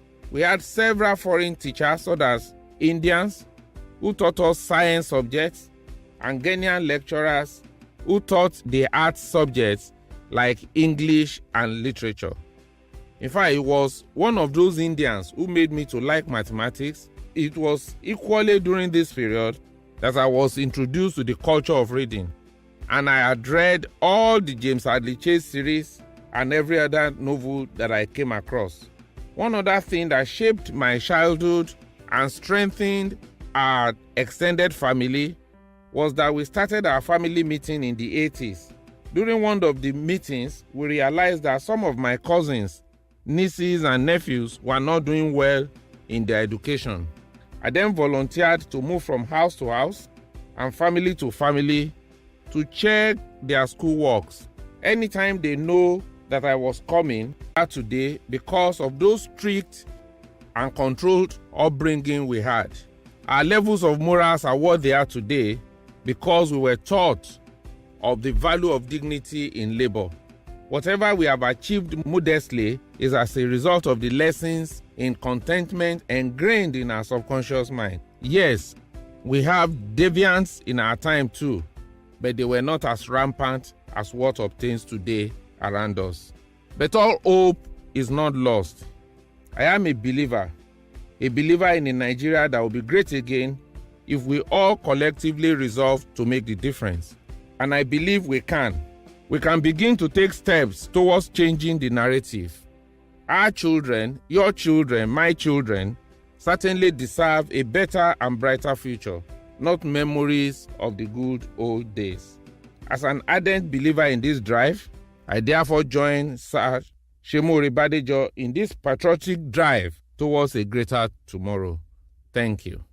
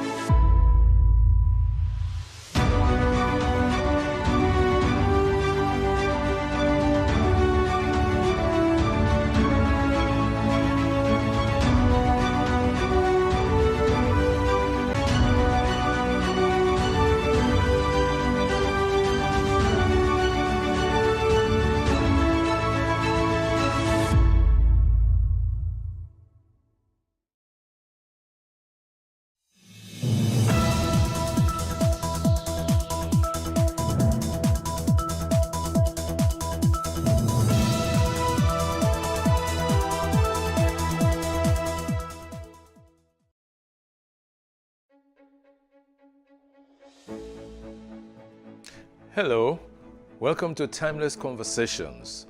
Today my guest is someone for whom I have a great deal of respect. Indeed, he's my trainer, my teacher. If someone has been your teacher once, you can't say he's my former teacher. So he's my teacher.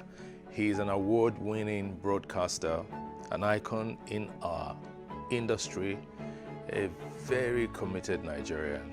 Please welcome Sonny Irabor.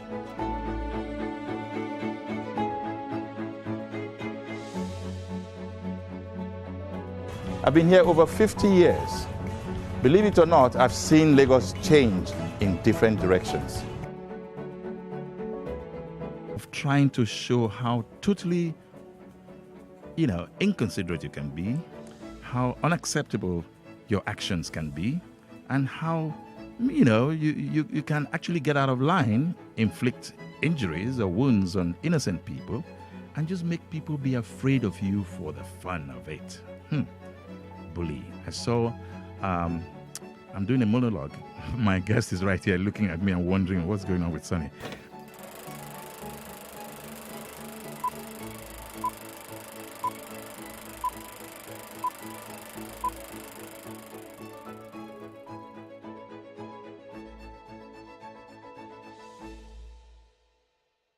Thank you very much. And welcome too. It's like you're doing my job for me. Yes, I'm doing your job for you now. Now, so you teach us. I recall that in 1982, I was one of the first people in your class. The very first class you had to take. 40 years ago. 40 years ago. Oh, wow. Yes, I recall then that you would leave us in the class to quickly go take the network news, and of course by the time you came back the class was upside down, and then you tried to restore order. Let me ask you, Why broadcasting? I've said this times without number. There was Edele Olowu, a great friend, was my senior in school, and that was in 1968. I heard his voice on Midwest Radio. The voice didn't change. It was just the same light, personable voice. And I said to myself, that must be Dele Olowu. That must be Dele Olowu. I said, okay, when I grow up, I'll be like him. But guess what? He came back to school that same day. I said, did I hear your voice on radio? Those days of rediffusion. Rediffusion, yes. And he said, did you listen? I said, yeah. I said, really? How did I sound? I said, great, But it never left my mind. I made up my mind, one way or the other, I will have to be a broadcaster. So to me, he was the influence. That was your influence.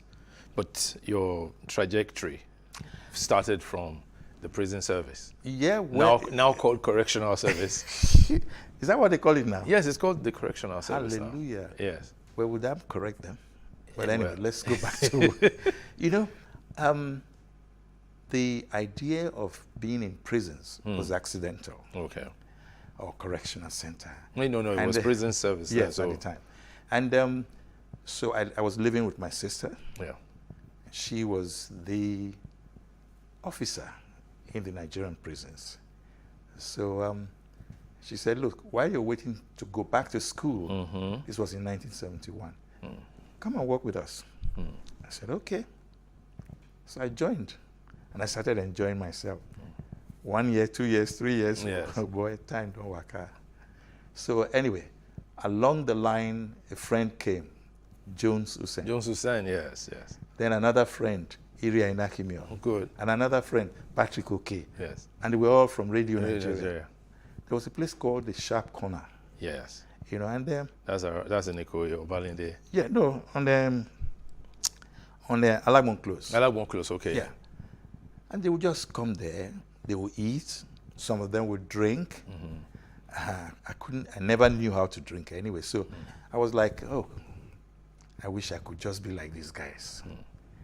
Then one day, Patrick and Jones said, you have the kind of voice that I think should make a good broadcaster. I said, really? Okay. So come, let's go. So we went to Radio Nigeria. You had an audition? No. Patrick Oke with Buma Kaliwo gave me a script to read. And I read, today I would say the email you are getting now. We read letters that took 2 weeks to arrive at the studio. Exactly. And maybe another 2 weeks to respond to. Yes. And so it was called NBC Mailbag. Patrick was the narrator. I was the voice. Ooh. And sometimes Buma, who was the producer, if there was no other voice, she would join when there were too many letters. So the feedback mechanism we had was through that process. Where people reacted to what programs they heard, no matter how long it took. Yes. But they reacted. And there was always a feedback. A feedback, yes. Yeah. So that gave me a leeway, and that was in 74. But in 76, I was sent to apply for a job. Okay, now. At Radio Nigeria. Whoa. Meanwhile, I was still with Alagbon Close. Alagbon Close, yes. So that's how your radio broadcast life started. And I went for training in 1977. That thing about training. In those days, people didn't go on the air as full-fledged broadcasters without training. Yeah. But these days, what do we have? Well, talk about speed and time, because in those days, people looked at perfection, and you have to be ready for the job psychologically and physiologically. Yes. And then also, you have to be prepared to be trained, and you have to show that you were trained for the job and ready to operate as a professional. Sure. So as luck will have it, I was trained. After 3 months, I became a junior presentation assistant. Can you imagine? Junior presentation assistant. Yes. And then they said you could not go on air. Me, I was ready to go, but they said you could not be go looking on at air. the microphone like I'll just that. be looking at, and then they now paired me with the likes of Jones Hussein. Yes, your what friend. now the Citizens Jones of Max Radio. Max today. Radio, yes. And I brought him down because of what he did to me. Yes. The first baptism of fire I had was when Jones started to read news at midnight. And then 1 minute into it, he said, Sonny, finish the news. He had cut off the mic. Sonny, finish the news. I'm not feeling good. You just have to finish the news. Me, how? I'm not allowed to finish the news. I can't, you're wasting more time. And this is midnight. Midnight. So grab. Where did you stop? There. So my voice was so tiny. Yes, then. I wasn't sure whether I was hearing myself. I was really scared. And I said, okay. That was fear. And I read it. Yeah. I read, the sound of my voice was like, probably if Butterfly has a voice. Yeah, that would have been like it. Yes. You know, and I finished it, and he said, sign off. That was good. Sign it off, sign it off. And I signed it off. I never forgave him. You didn't? Till today, I don't go forget Jones Hussein, and I'll go forgive him. But because I felt like going to the toilet. Whoa. I could not go to the toilet. I had to finish the news. And it wasn't funny for me. Yes. I don't know if you, okay, imagine yourself driving a car and there's traffic. Yeah. On, say, the marina. And marina is an open space. Yes. And you feel like, you know, Yeah. going to the light one in the Yes. to the toilet. Yeah. And then what do you get? You can't. You cannot leave the car Yeah. because it's moving, it's scrolling. Yes. You cannot go anywhere else to do whatever. You have to do what they say, what they call whole body. Hey, I was holding body.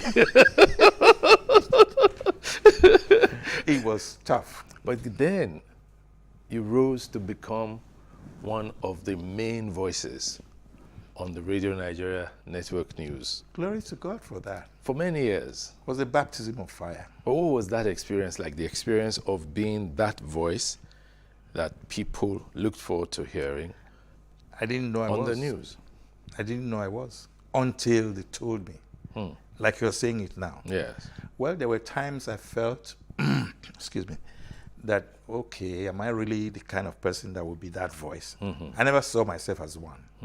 Because they were, can you beat Patrick Okey's voice? No, you couldn't. So, yeah. Or even you, your voice. Well. You know, so I think it was just a stroke of luck for me.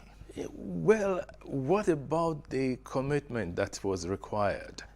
All right. Now that you say that, yes. Yes. What I about was the very commitment? committed. Yes. I was, and I was also particularly, I saw myself as somebody who had an assignment, and no matter what, I had to do it right.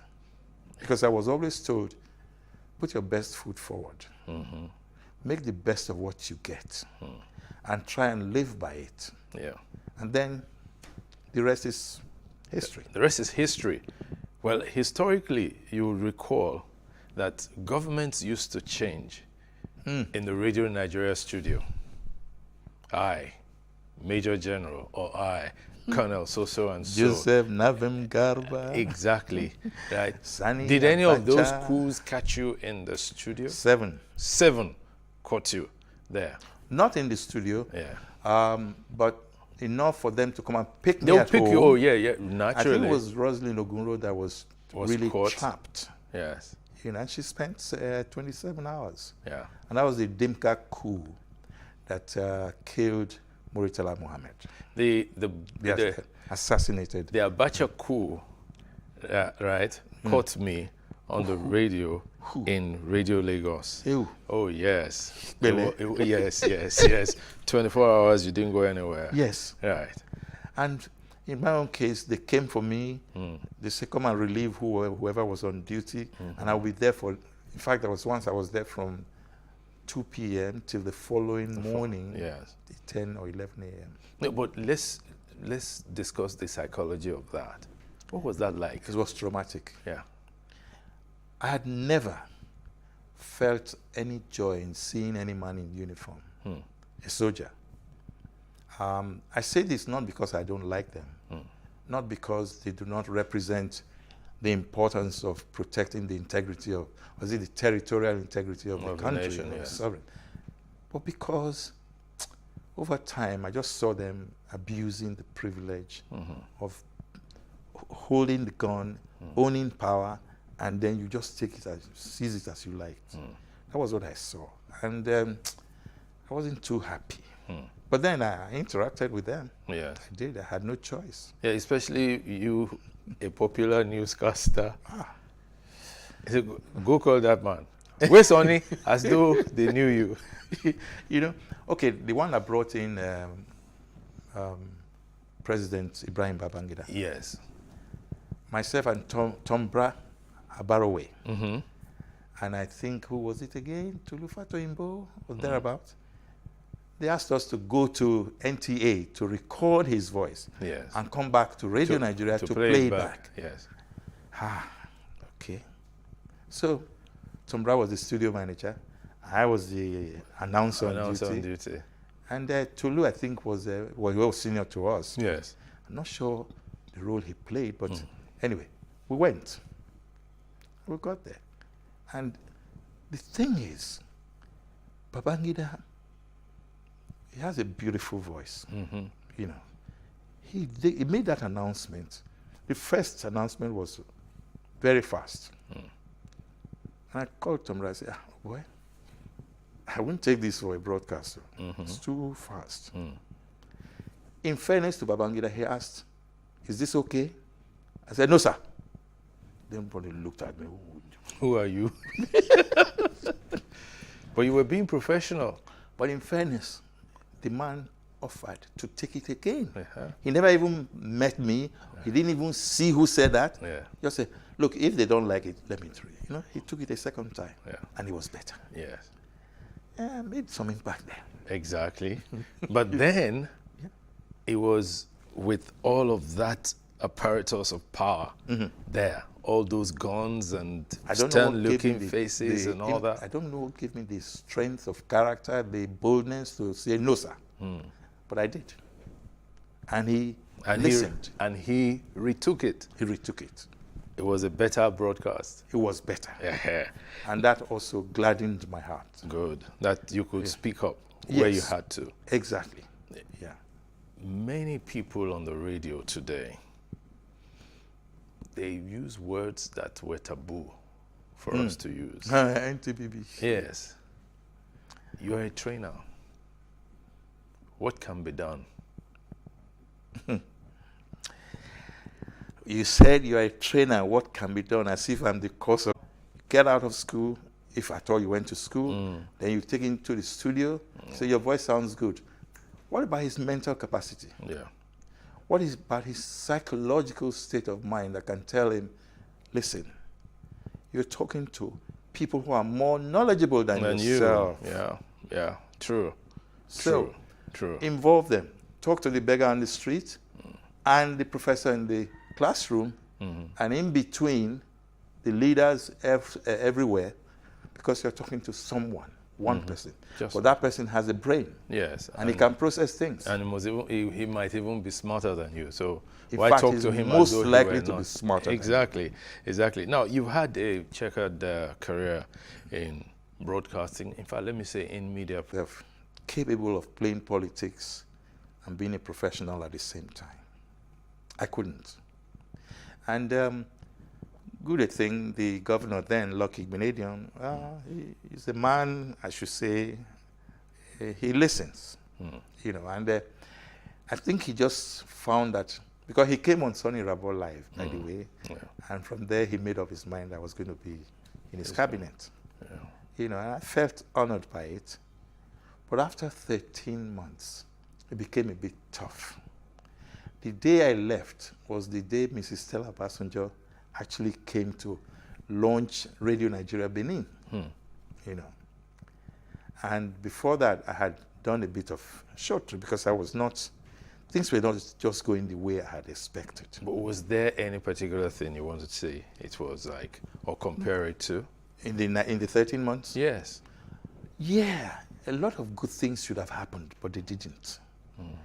You know, and I saw a governor who was being untwisted to do a lot of things for the politicians rather than for the people. And there's no way anybody can rule like that. But isn't politics meant to be for to the people's benefit? Okay, you said it. Yes. But do you feel it? Let the people tell you that they're actually getting or gaining the so-called benefits of democracy in the people. I don't see that happening, and I don't think people are really enjoying that. Otherwise, we will not be where we are today. We are going down rather than going up. That's and true. This going down started a long time ago. But can you divorce the person from their politics? Why shouldn't he divorce himself from the politics? Who elected you there? Isn't it the people? Yes. Okay. So if the people put you there, what should you do? What should your priority be? Meet the people's needs. Yeah, and expectations. Not meet the politicians' needs. That's what's happening today. Yeah. And that's very sad, really. It is sad. It is sad. And even these days, you hear people say the young or younger generation is not ready to take power. That's a very untrue statement. And that's from a very selfish point of view. Why do you say that? Because adults are overstaying their role and time in power. Look, Trudeau of Canada, how old is he? Yeah, well, he was a baby when Gowan visited. Thank you. 1971 or yes, thereabouts. 72 or 73. Yeah. Because I think he's about 48 now or so. So you can imagine how many years he's put in now. Yes. So how old was he when Bill Clinton, how old was he? 43 when he came to power. Yes. Emmanuel Macron Yes. was 39 when he came to power. Exactly. The Prime Minister of Austria, or was it, Austria, Yeah. was 31. Yes. So what's happening to African leaders? Become geriatric before you can be anything? No. You see, what I'm trying to say is this. I'm not perfect. But I believe, honestly, that the people deserve a true leader, a committed leader, one who can say, I have something to offer you. Yes. Because of the needs that I see before us. Give me a chance and I'll give it to you. All right.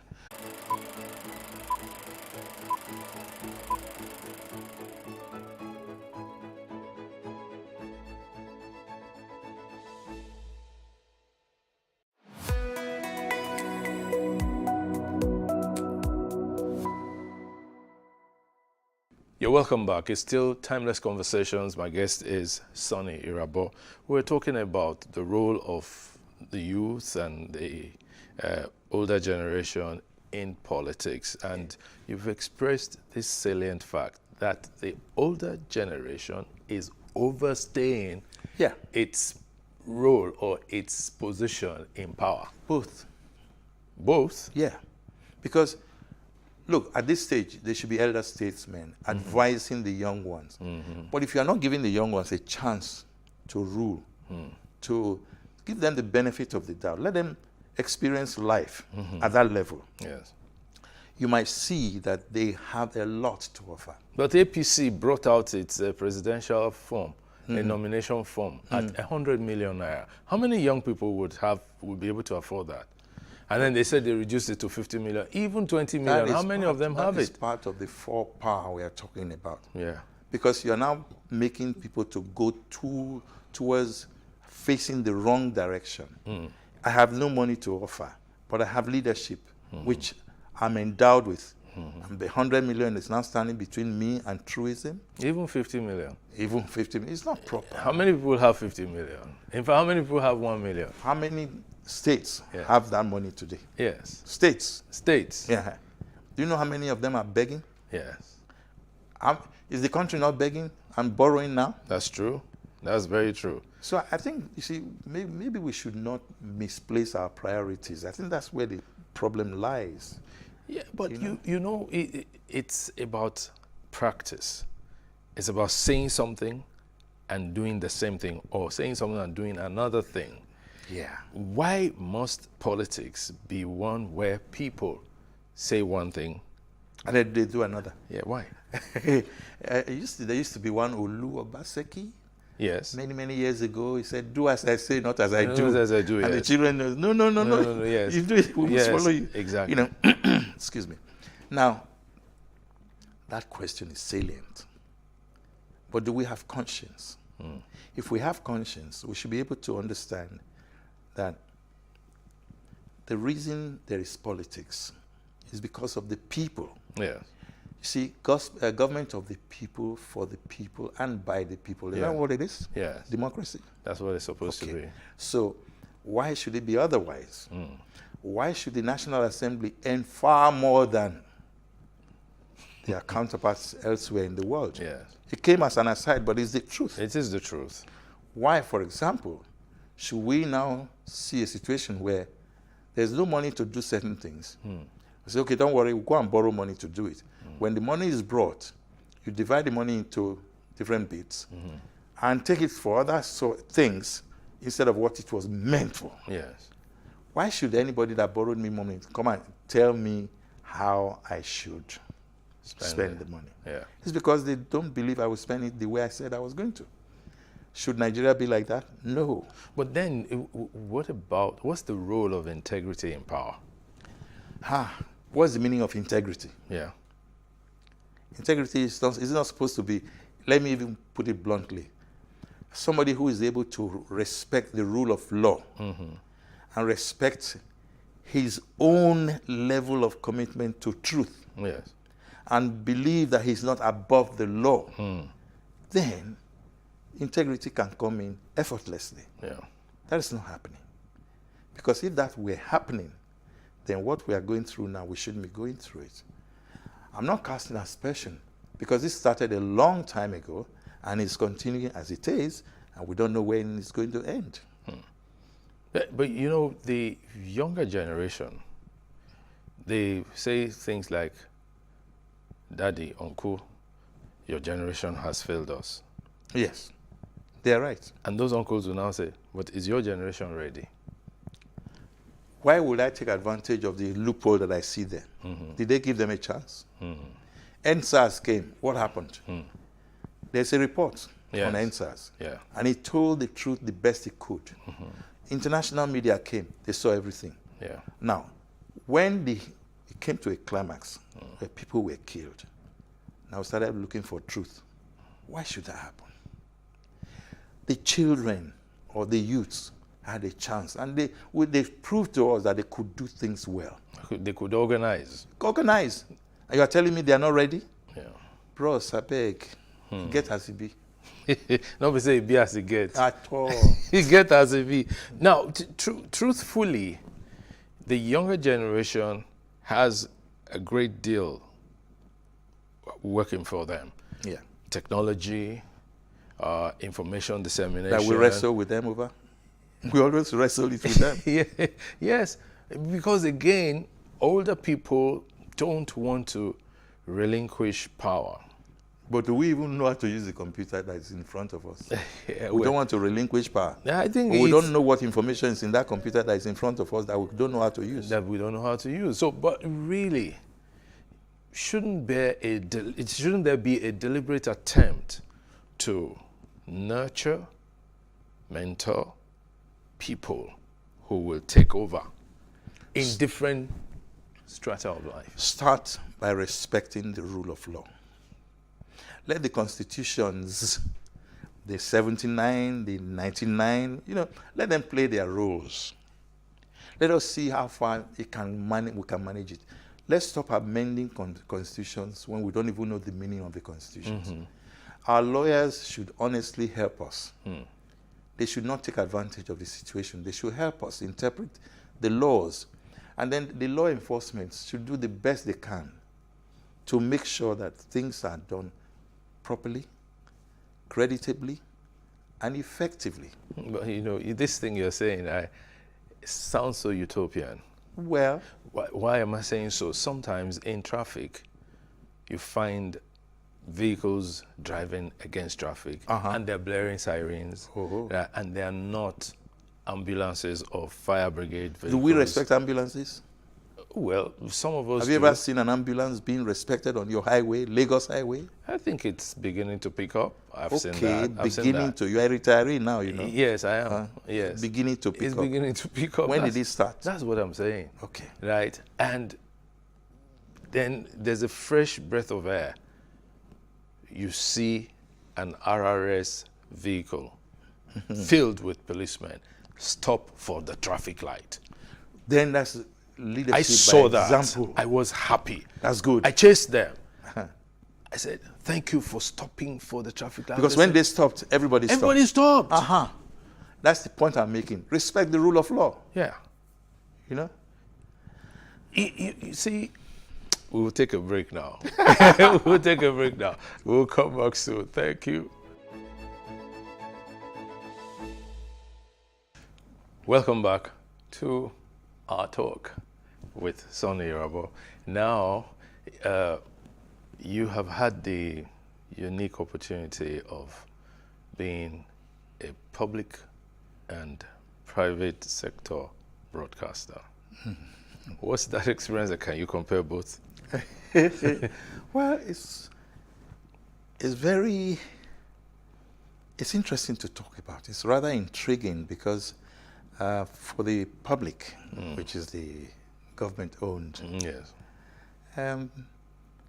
they see us as civil servants, but we see ourselves as private servants or private sector people. You know, and the reason for that is because we still try to maintain some form of professionalism, which is required. So I entered broadcasting at a time when the competition was not that strong. But in 1992, which was halfway through, Babangida opened up the floodgates. So private radio stations, private TV stations, they all came up. But don't forget, there was always private print. Yes, that's always been there. Yes. In fact, that's why they've been seen as bolder than the rest of us. Now, when you look at it from that point of view, you also see that the private sector radio, which I really got fully involved in with the advent of the establishment of Inspiration FM, yes. You know, and of course there was Sonny Rabo Live with AIT. Yes. I saw myself listening to both sides of the coin. I saw a bit of public service, and I saw a lot of private sector service, if there's any phrase like that. But what happened was that, hey, private sector, sometimes the private sector, they will do their best to make sure that salaries are paid as and when due.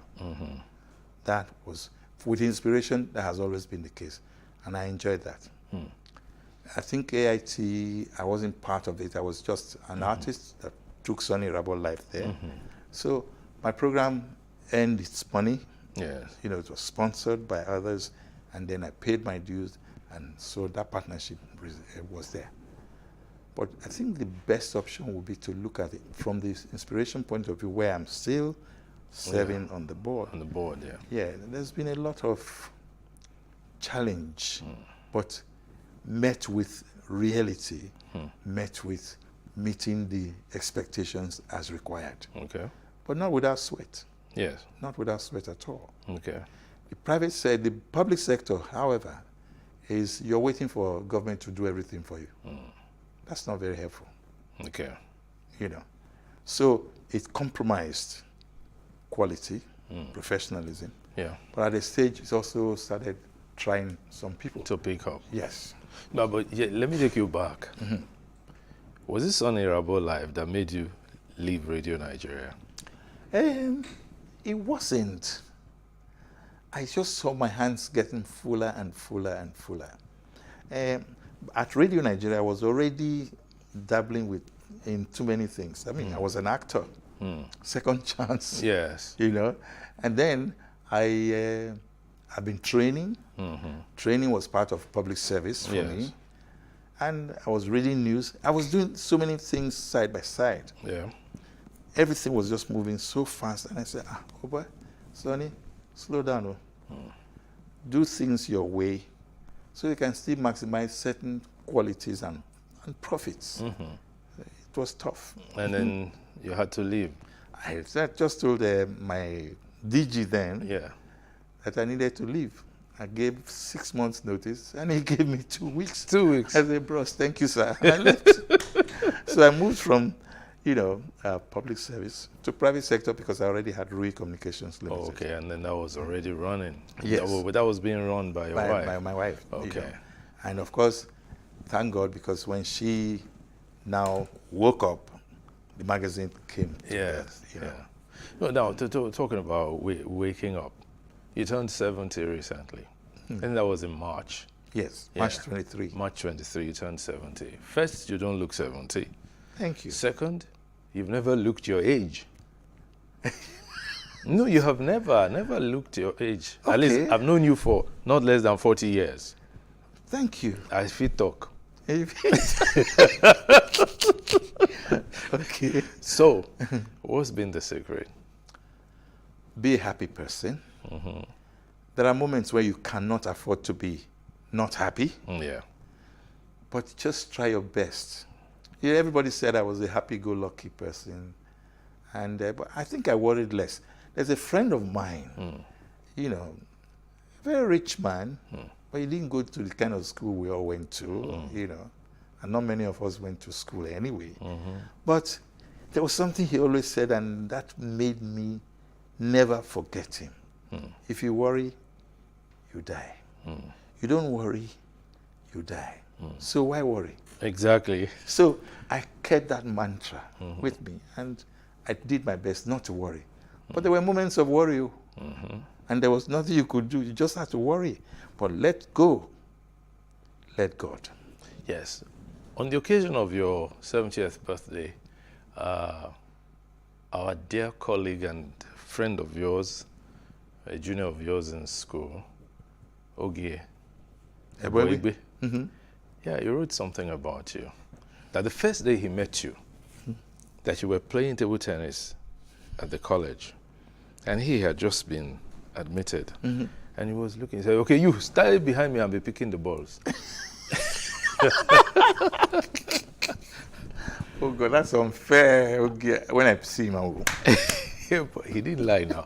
He was describing his experience. I remember the experience. Right. Oh my God. They don't do that in school these days. Or they will call it bullying. Oh, boy. But they still bully though. Oh, wait, I didn't bully. But people bullied me now. Yeah, well, that was an experience because, again, there was also a hierarchy of experience. Nami first reached you. Yes. Nami first reached school before you. Before, yes. And go behind me, pick the ball. Pick the ball. You were even in Form 3. He was just in Form 1. So you had 3 years experience already. He was about to start. That's what he wrote. Yeah. And it was a very beautiful thing. He happened to even end up being your best man when you were getting married. Yes. See how the world goes around. Yes. Because Ogie is very principled. Yeah, he is. He's, I say, and he's very spiritual. Yes. So he's that kind of person. Look, you won't believe what Ogie has done. Ogie was State House correspondent. Yes. Then he finished and went to work for Canadian Embassy. He was their PR officer. Then he went to work for UBA as PR officer. Now, if you look at his trajectory, you say to yourself, "Not be Ogie be this." But he maintained a cool mien about it. Yes. If you worry, you die. You don't worry, you die. So why worry? Yeah, we won't worry, but we'll talk about something. Yeah.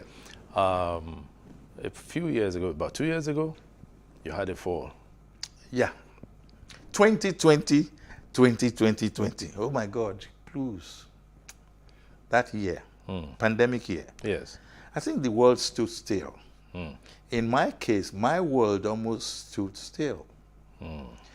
On August 25, 26, maybe, I'm not so sure. I ran through the kitchen, which was being cleaned up, washed, they mop it. Yeah. So it was wet. Just to give the driver the car key. I was feeling spiteful. I just, I slipped. And then I started doing Tom and Jerry, just trying not to fall. Oh, no. I navigated my way through the back door. I zoomed. I hit the sharp edge of the steps. Oh. My chest at the back. And it was bang. I saw, well, I don't know if you can look at elephants as stars. That's what I must have seen. Wow. So I recovered and just got up and sat there. Poor drivers, they were just looking at, sorry, sir, sorry, sir. They made poor girl almost crying because she felt she caused it. And I got up and I just went back in as if nothing happened. A few days later, I was not feeling my best. And Betty, my wife, said, why is your shoulder slumped? It's like your one side was, you know. And I said, I don't feel it, but somehow I just feel one kind. I said, I know, call the doctor, blah, blah, blah. Anyway, I felt good. I thought I felt good. Then I said, I'll call the doctor later. And I didn't. Anyway, what then happened was that all of a sudden, I started feeling uneasiness and kind of heat wave around my system. Wow. So I now called the doctor. The doctor said, what's wrong with you? I said, I don't know how I'm feeling. But I had a fall. And when? I said, some days ago. Did you hit your head? I said, well, no, I didn't. Are you sure? I said, no, I didn't. Okay, come to my house. So we drove to his house. My son drove. My daughter I was at the back. No, I was in front. The two women were at the back, my wife and my daughter. So we got there. And his wife was having, this Dr. Sheyi Roberts. Okay. His wife was having her 60th birthday. Yeah. And so they didn't have any major, because pandemic, there was really no noise making of any kind. Anyway, so they came out and looked at me, examined me and said, if you feel like this by morning, go and check go and do MRI. But shake my hands. And I shook his hands with this hand. He said, grip me. And I gripped him. That's he your pulled right me. side. Yes. He pulled me and I pulled him back. You're okay, you're okay. So far, so good. But please, if you feel any discomfort or any change, call me and make sure. But in the morning, go and see go to Mikio and do your MRI. So everything seemed okay. I slept well. I went to do the MRI in the morning. By then, I was beginning to limp, and Betty said, take me. Because Betty, who had done surgery some years back, some her clutches that she used. So yeah, take. So I started using that. And then got to do the MRI. Sitting down waiting for the MRI must have taken about 5 hours. And my system was degenerating. Oh no.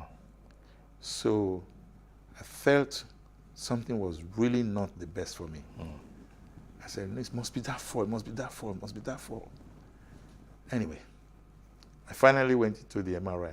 One noisy machine like this, oh God. And 20 minutes later, I came out. They said they would send the results to the doctor. But by the time I came out, this hand had gone limp. And, oh, wow. Betty was upset. My children were very upset. They didn't know what was happening. Because everybody sees me as like, I've never ever been admitted in any hospital. Wow. So by the time she saw the MRI results, quick, said, Nicholas, I should go to them. So I spent 9 days there. And I already had what you might call almost a full-blown stroke. On this hand. Yeah. But luckily, that was the only thing that showed there was any stroke.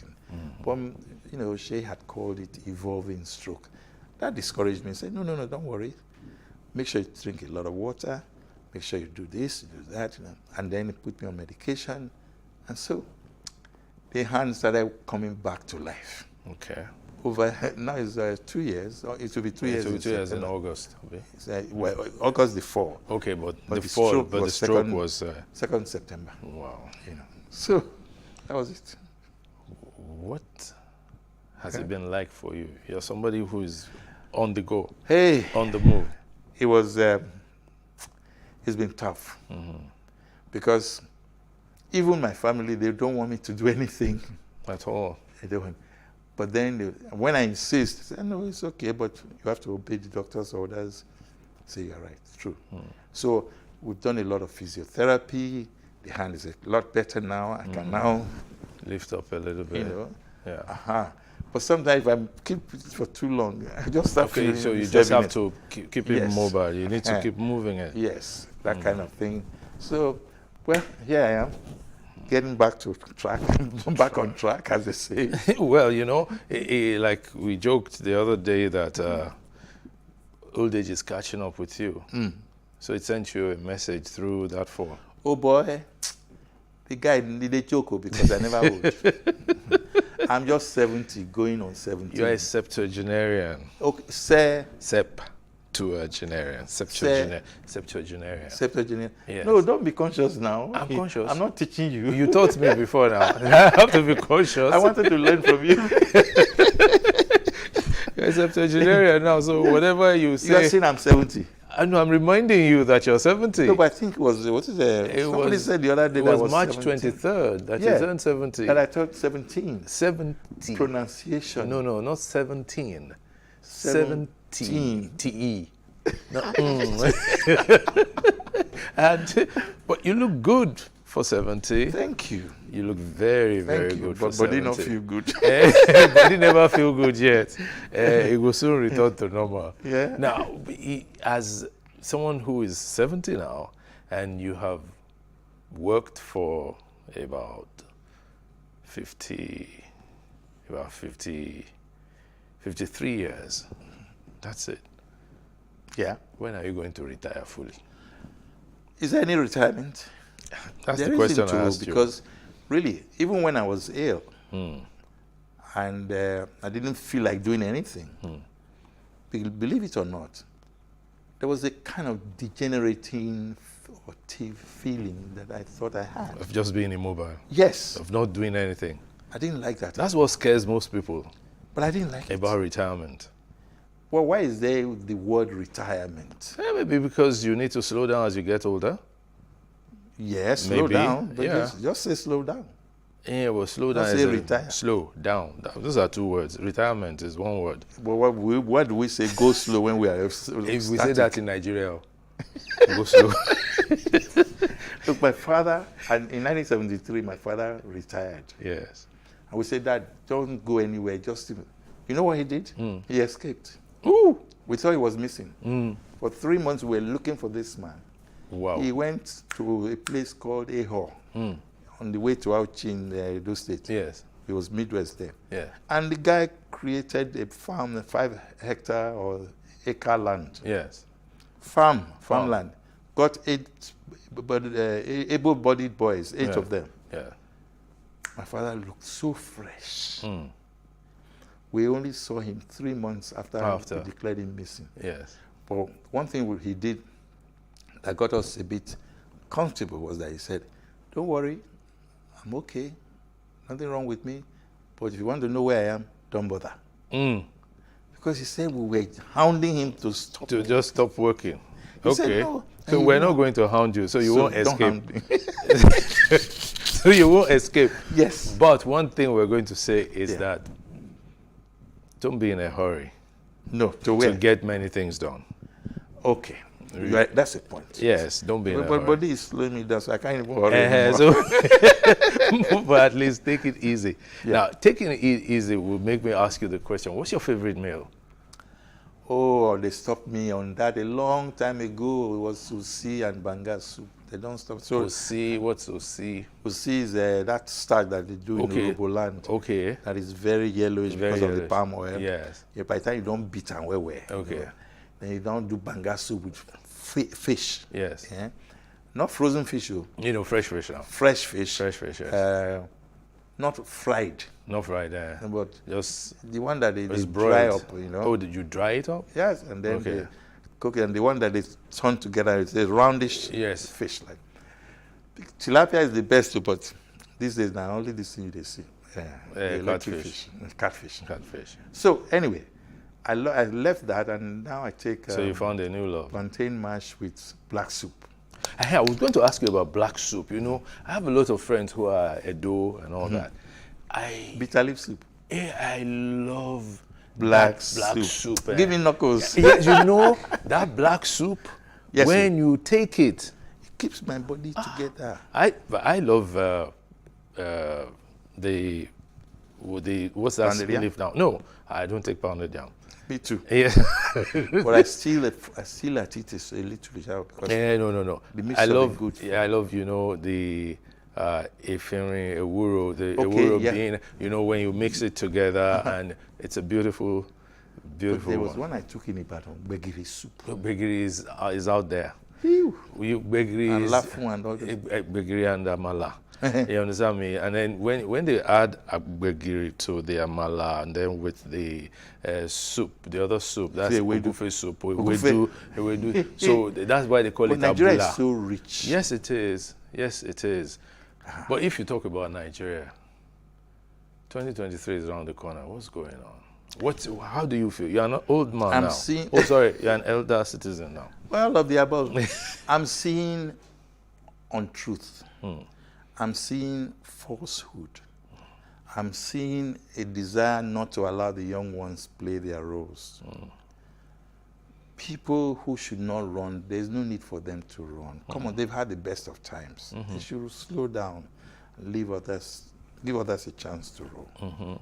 Honestly, I think what we are doing right now is like Shakespeare's Comedy of Errors. It should not be so. Some people said that Nigeria is at a precipice right now. We've been there too many times, and I Yeah. hope this time we'll be able to get away from it. We were in Get out of it. 1993. Yeah, we were in 1993. And that was very We were scary. in 1979. Yes. See? And the we truth- were in the 1964 wet Yeah. year. The truth is, 64, I wouldn't have been aware. I was just 2 years old then. Well. Right. So I was one of those they were carrying around. Not so for anything not to happen. Don't crawl out there. No, but seriously, why is it that every election year we heat up the politics so much? Some people enjoy that. They want the world to see. You see that fear mongering? Yeah. Fear factor. Yeah. It doesn't help anybody. Mm. It takes us back, actually. So if we can tell the truth to ourselves and respect the rule of law, I keep saying that. Yeah, but you keep saying rule of law. Yeah. What is the rule of law? Who is going to lead in the respect of rule of law? There is something missing in the Nigerian political space. It's leadership, good quality leadership. Because the right people have not been given a chance, to rule or lead by example. And so somebody makes a mistake, he's at fault, he's taken to court, he's guilty. Let the judiciary handle their case themselves. Yeah, but talking about going to court, people don't get punished. People steal money, huge sums of money, and then they do a plea bargain, you slap them on the wrist 6 months. And then, why is the money so available? Shouldn't the money be in the banks? Yeah. Should it be in houses or bullion vans? The truth. Should any individual own bullion vans? Should anybody even say why?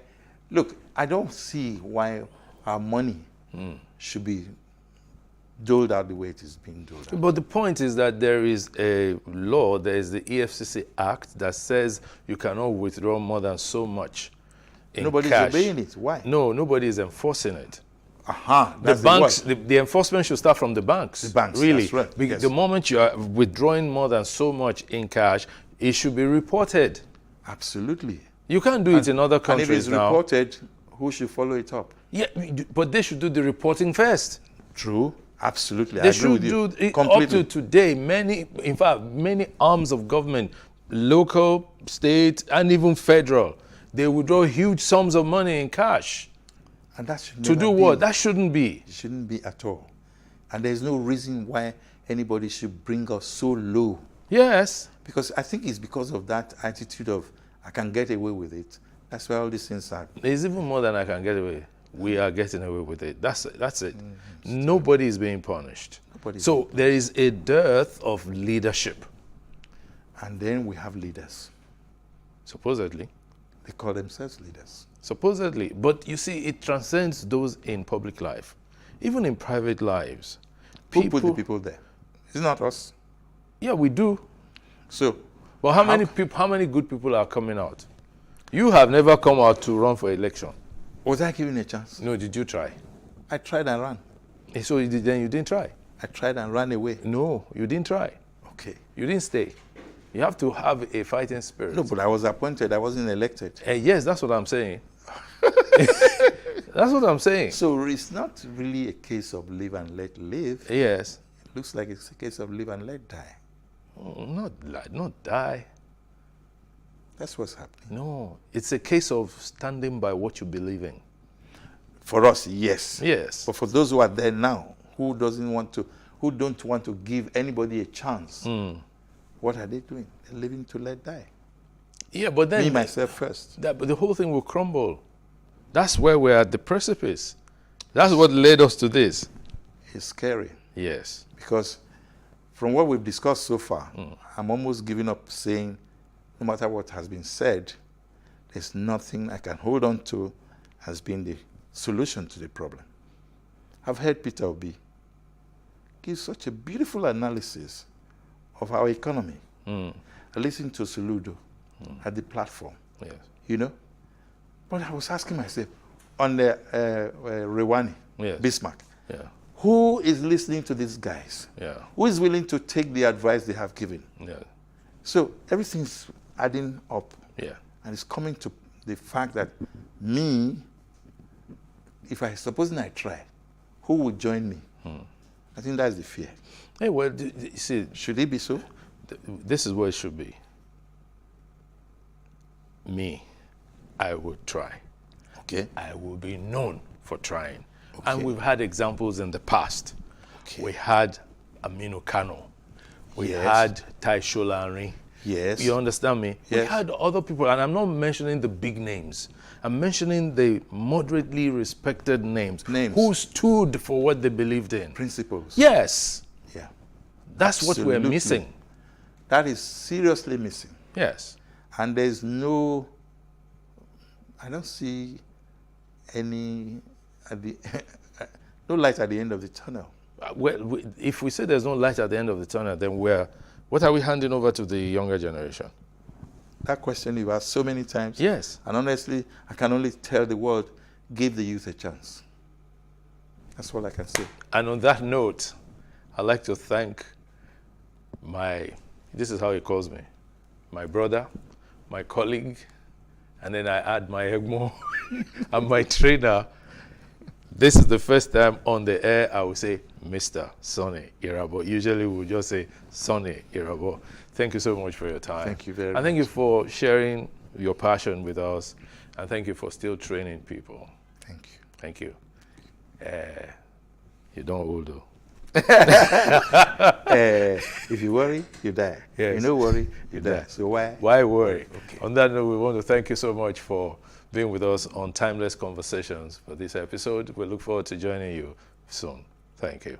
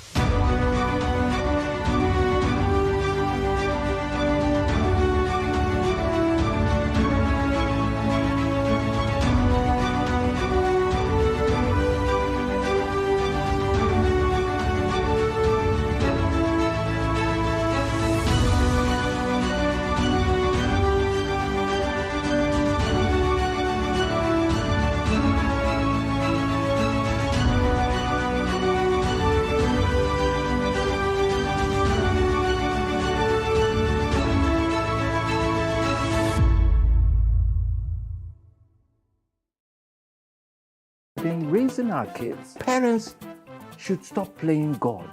The internet is actually using the people. But when you are looking for money to help other people, then it becomes easy. Don't rush into marriage. I always say this. You rush in, you rush out. Family is the bedrock of every society and the essence of life.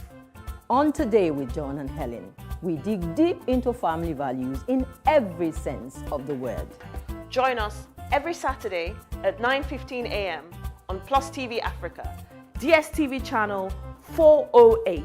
With you, we play a part in strengthening the values passed from generation to generation.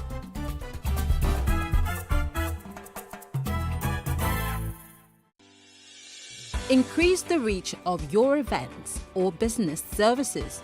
To advertise on Plus TV Africa, please call 0906 000 5719 or 0909 040 8408, or send an email to marketing@plustvafrica.com. Plus TV Africa. Big stories live here.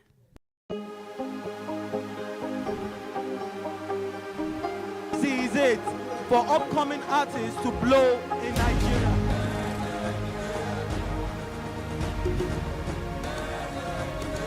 Welcome to Plus Trending.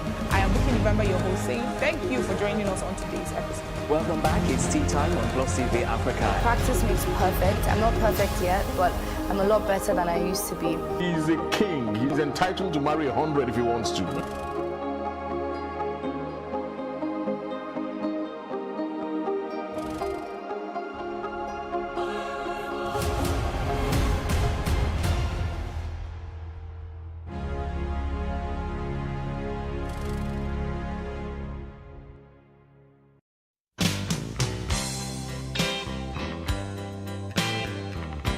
From a very young age, we are asked what we would like to become when we grow up. And you're expected to have just one answer.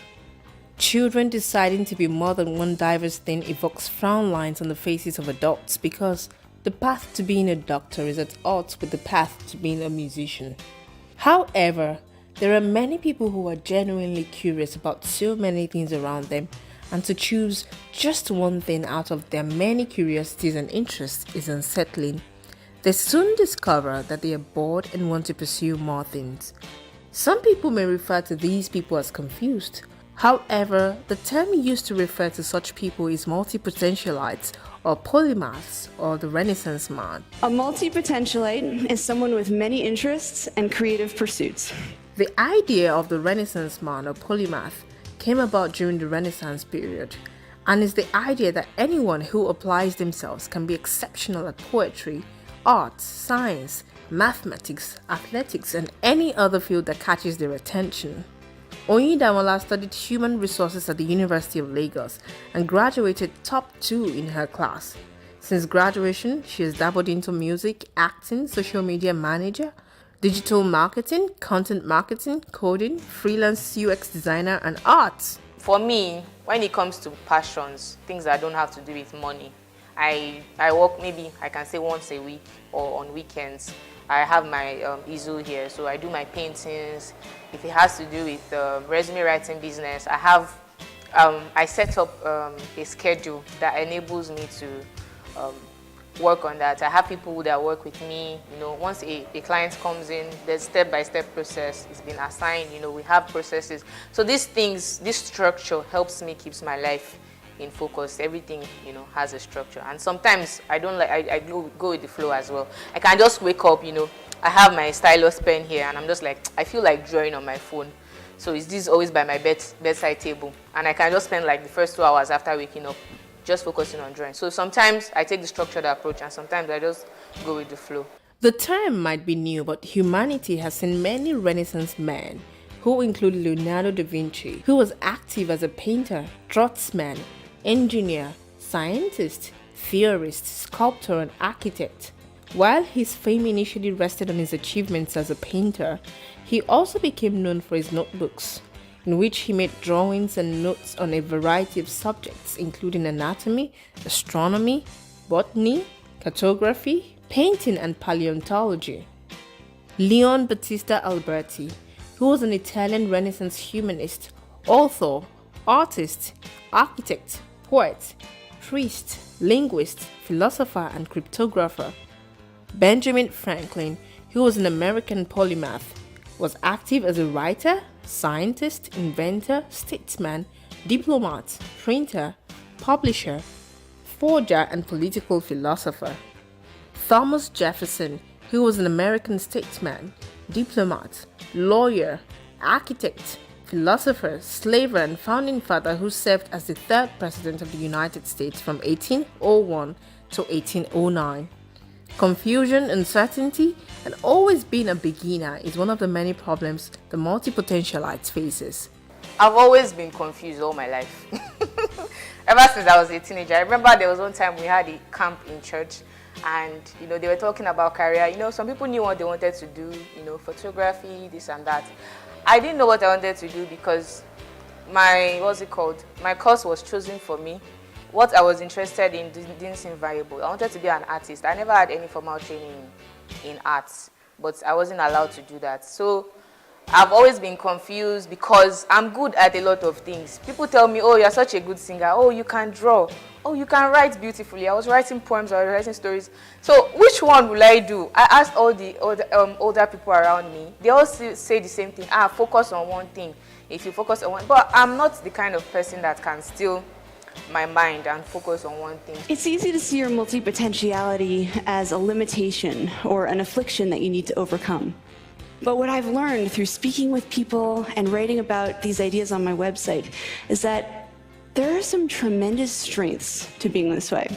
In the modern world, where a common job might require someone to be a social media expert, public speaker, writer, and data analyst, the polymath wins and the deep subject matter expert is relegated to a back corner to be used as a resource for others, explained Jake Chapman in Specialization, Polymaths, and the Pareto Principle in the Convergence Economy.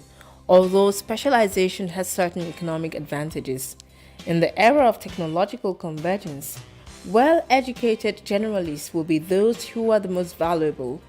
Emily Wapnick explains the multi-potentialite superpowers in her TED Talk. Fast Company magazine identified adaptability as the single most important skill to develop in order to thrive in the 21st century. The economic world is changing so quickly and unpredictably that it is the individuals and organizations that can pivot in order to meet the needs of the market that are really going to thrive. Idea synthesis, rapid learning, and adaptability.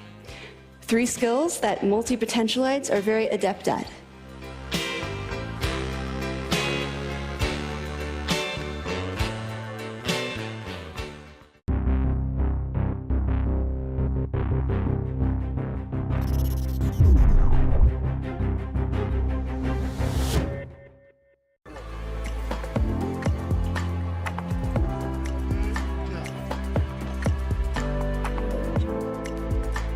It is not the hope of this feature to blame anyone for the never-ending tension between police and the citizens.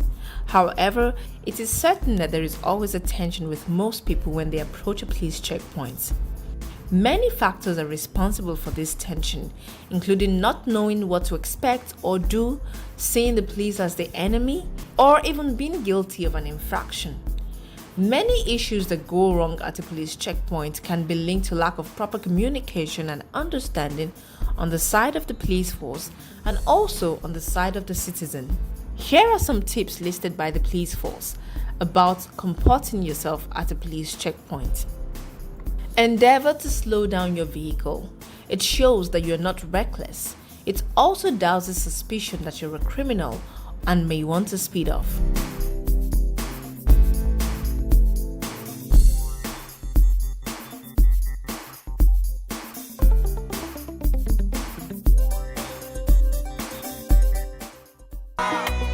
Turn down the volume of your car stereo. Courtesy demands this. Besides, you are able to hear each other better. This simple act will help you win the confidence of the security operative. Keep your hands visible to avoid unnecessary suspicion or fear by the officers that you're attempting to bring out a gun or other harmful objects to attack them. Turn on the inner light of your vehicle while approaching the cops if at night. It readily sends an unspoken message that you have nothing to hide. That's the nature of your job, officer. Don't worry. That's the nature of everything will be fine. Be friendly and cheerful. Commend the officers, especially when you see them working under very unfriendly weather conditions such as rains and harsh Harmattan conditions, excessive heat, cold or sunshine. We know it's their job, but a little kind word from you will do a lot of good. Remember, when you smile at the mirror smiles back at you. Officer will not come down. Let's see what you do. Don't mind this. We won't come down. Endeavor to be polite when answering questions put to you by the officers. Don't dare or challenge an armed security man to a duel. Oftentimes, you hear people say things like, "Shoot me if you can." Note that this is a recipe for disaster. It is a very provocative and unnecessary call for war. So please, play safe, more so as you do not know the state of mind of the officer concerned. Also, don't go into a physical fight with an armed security officer. He may resort to the use of his weapon to defend himself. Avoid unnecessary arguments with armed security personnel. There are 1,001 ways to seek redress where you feel your rights have been infringed upon. Never try to touch an officer in an unfriendly manner. He may suspect you of trying to disarm him. If you're a regular traveler or road user, make sure you have the police emergency phone numbers of the route you operate. You never can tell when an emergency situation could arise and you need the police to come to your aid. Make sure you have all your relevant car papers and desist from actions or inactions that constitute either a criminal or traffic offense. Such infractions of the law provide a veritable grounds for possible charges and other forms of adversarial contact with the police or other law enforcement agencies, including unnecessary arguments. Don't give the impression that you're unhappy to see the officer on his beat or that he's wasting your time. But if you do have an emergency, politely inform the officer. Don't speed off while still being checked. Take note of the name tags, force or service numbers, personal description of weapon or patrol vehicle of the security officer, especially where the officers begin to conduct themselves in an unprofessional manner. Seek an audience with the most senior officer at the checkpoint if things are not working out smoothly. Politely insist to be taken to the police station if your complaint is not properly addressed.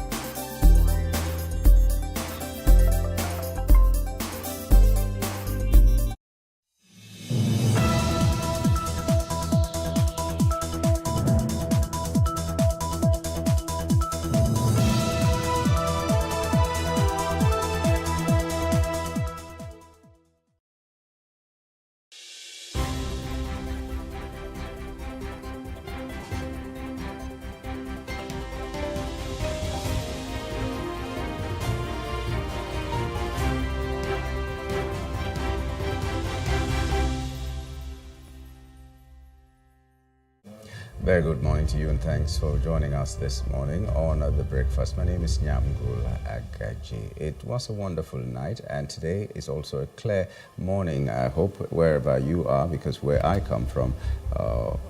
came from this morning, it was really clear and bright. Today we're going to be talking about one thing which gives us concern. The National Bureau of Statistics has said that the prices of food items such as beef, rice, beans, onions, yam, and others increased in September as food prices rose to 26.76% in September. Okay, so it's very worrisome. How much are we doing to make sure that food security is at the front burner? We don't have to starve. No matter what we think about our government, or whatever we think about doing tomorrow, like my people say, it is the one that is in the stomach that carries the one in the head. So if you cannot have something in your stomach, how can we reason to move on as a country? So if there is deliberate policy that will be done to make sure that we have food security in this country, it'll be good. So we'll be discussing that with Nick Agule this morning on the show. First of all, let's just go to what is trending, or what really caught our interest in the course of the day. So, like I said, or if I have not said it, my name is Nyamgul Agaji, and I'm welcoming you on behalf of the entire team to today's edition of the program. Now, Rivers crisis was what we discussed yesterday on the show mostly, and we heard from an insider telling us what the happenings in that state were and debunking some of the rumors that have been going around. For instance, like that the chief judge has been removed and so many other people have been removed, and he said that is not the case, and so many other things that he said. You might just want to go back to our edition of The Breakfast yesterday and watch what was said by an insider from Rivers State. But today we're interested in the fact that Tinubu PDP governors stop Fubara's removal. Protesters arrested. That is the first story. President Bola Tinubu and the People's Democratic Party governors on Tuesday intervened to stop the impeachment moves against Rivers State Governor Siminalayi Fubara. The president conferred with the embattled governor and his predecessor, the Minister of the Federal Capital Territory, Nyesom Wike, at the presidential villa in Abuja. The Bauchi State Governor, Bala Mohammed, disclosed this shortly after the Nigeria Police Council met for the first time under the Tinubu administration. Both Wike and Fubara had attended the meeting, which was held at the State House. However, photographs and videos capturing the moment were muffled by security operatives, or were said to be muffled by security operatives, who threatened any media house that published them with eviction from the presidential villa. Some cameramen said in confidence that while others were asked not to take photographs and videos of the two men, those who had done so before the directive were asked not to publish them. This happened as the police arrested about 120 youths in Port Harcourt for protesting the moves to impeach the governor. Sources say the youths had attempted to invade the official residence of the Speaker of the State House of Assembly, Martin Amaewhule, in Port Harcourt, but they were repelled by the police, who dispersed them with gunshots. The youths were demanding Amaewhule's eviction, claiming that he was no longer the House Speaker. The protesters had attempted to pull down the gates to the Speaker's residence while demanding his eviction from the building, but the police quickly responded to the situation and arrested some of them. Now, it was gathered that a stray bullet hit one of the youths, who bled profusely and was rushed to the hospital for treatment. Some say he died, and some others said he's still undergoing treatment. Whatever the case may be, but somebody was hit. Meanwhile, a senior police source confirmed the incident, saying those arrested are about 200, and one of them is the chairman of NYCN, Chijioke Ihunwo. According to him, one was seriously injured. The ones arrested are in custody. An official police source said no fewer than 120 protesters were arrested by the police, and reacting to the arrest, the spokesman for the Ijaw Youth Council Worldwide, Bedford Benjamin, confirmed the development, but said the youths had no intention of attacking Amaewhule's residence. He said the aggrieved youths only went there on a peaceful protest and condemned the decision of the security agents to fire at them. Benjamin said there was an unconfirmed report that someone was killed by the bullets, adding that many of the protesters sustained injuries. He said one of the youths and chairman of the National Youth Council of Nigeria Rivers State Chapter, Ihunwo, and many others were arrested and thrown into a cell. We keep asking the question, in a moment of protest that ordinarily starts out as a peaceful protest, shooting at the people, is it the best move to be taken by security agencies? Are there no other ways to make sure that the protesters are either repelled or arrested, or whatever else can be done in a civil way to them? So if this person who was shot and was bleeding actually dies, then the question will be, was it right for the police to kill that person? Because hey, what were they really doing that was such a threat that the police could not have quelled whatever threat it was without using live bullets on people? Whatever the case may be, we don't need two sides of the story, because the person, if he dies, will not have his own side of the story told ever again, because he's gone. So the police should be careful what they do in terms of protest. Maybe if they have to train and retrain and do whatever they need to do to know how to handle protests, that's why they are police. That's why they are the only ones qualified to be in the civil society to take care of people and stop violence and other things that happen in the civil society.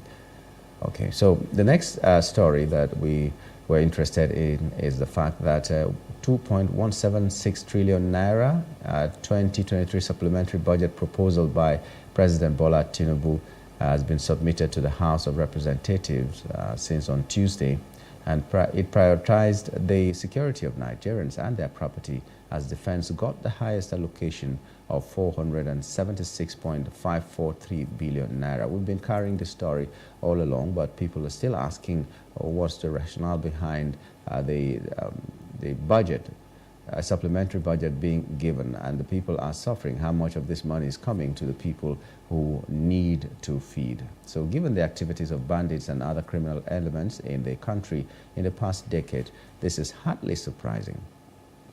The proposal is, however, subject to the approval of the National Assembly, and President Tinubu's pledge to make every part of Nigeria safe for habitation has been underlined by the huge allocation for the defense of the nation's territorial integrity.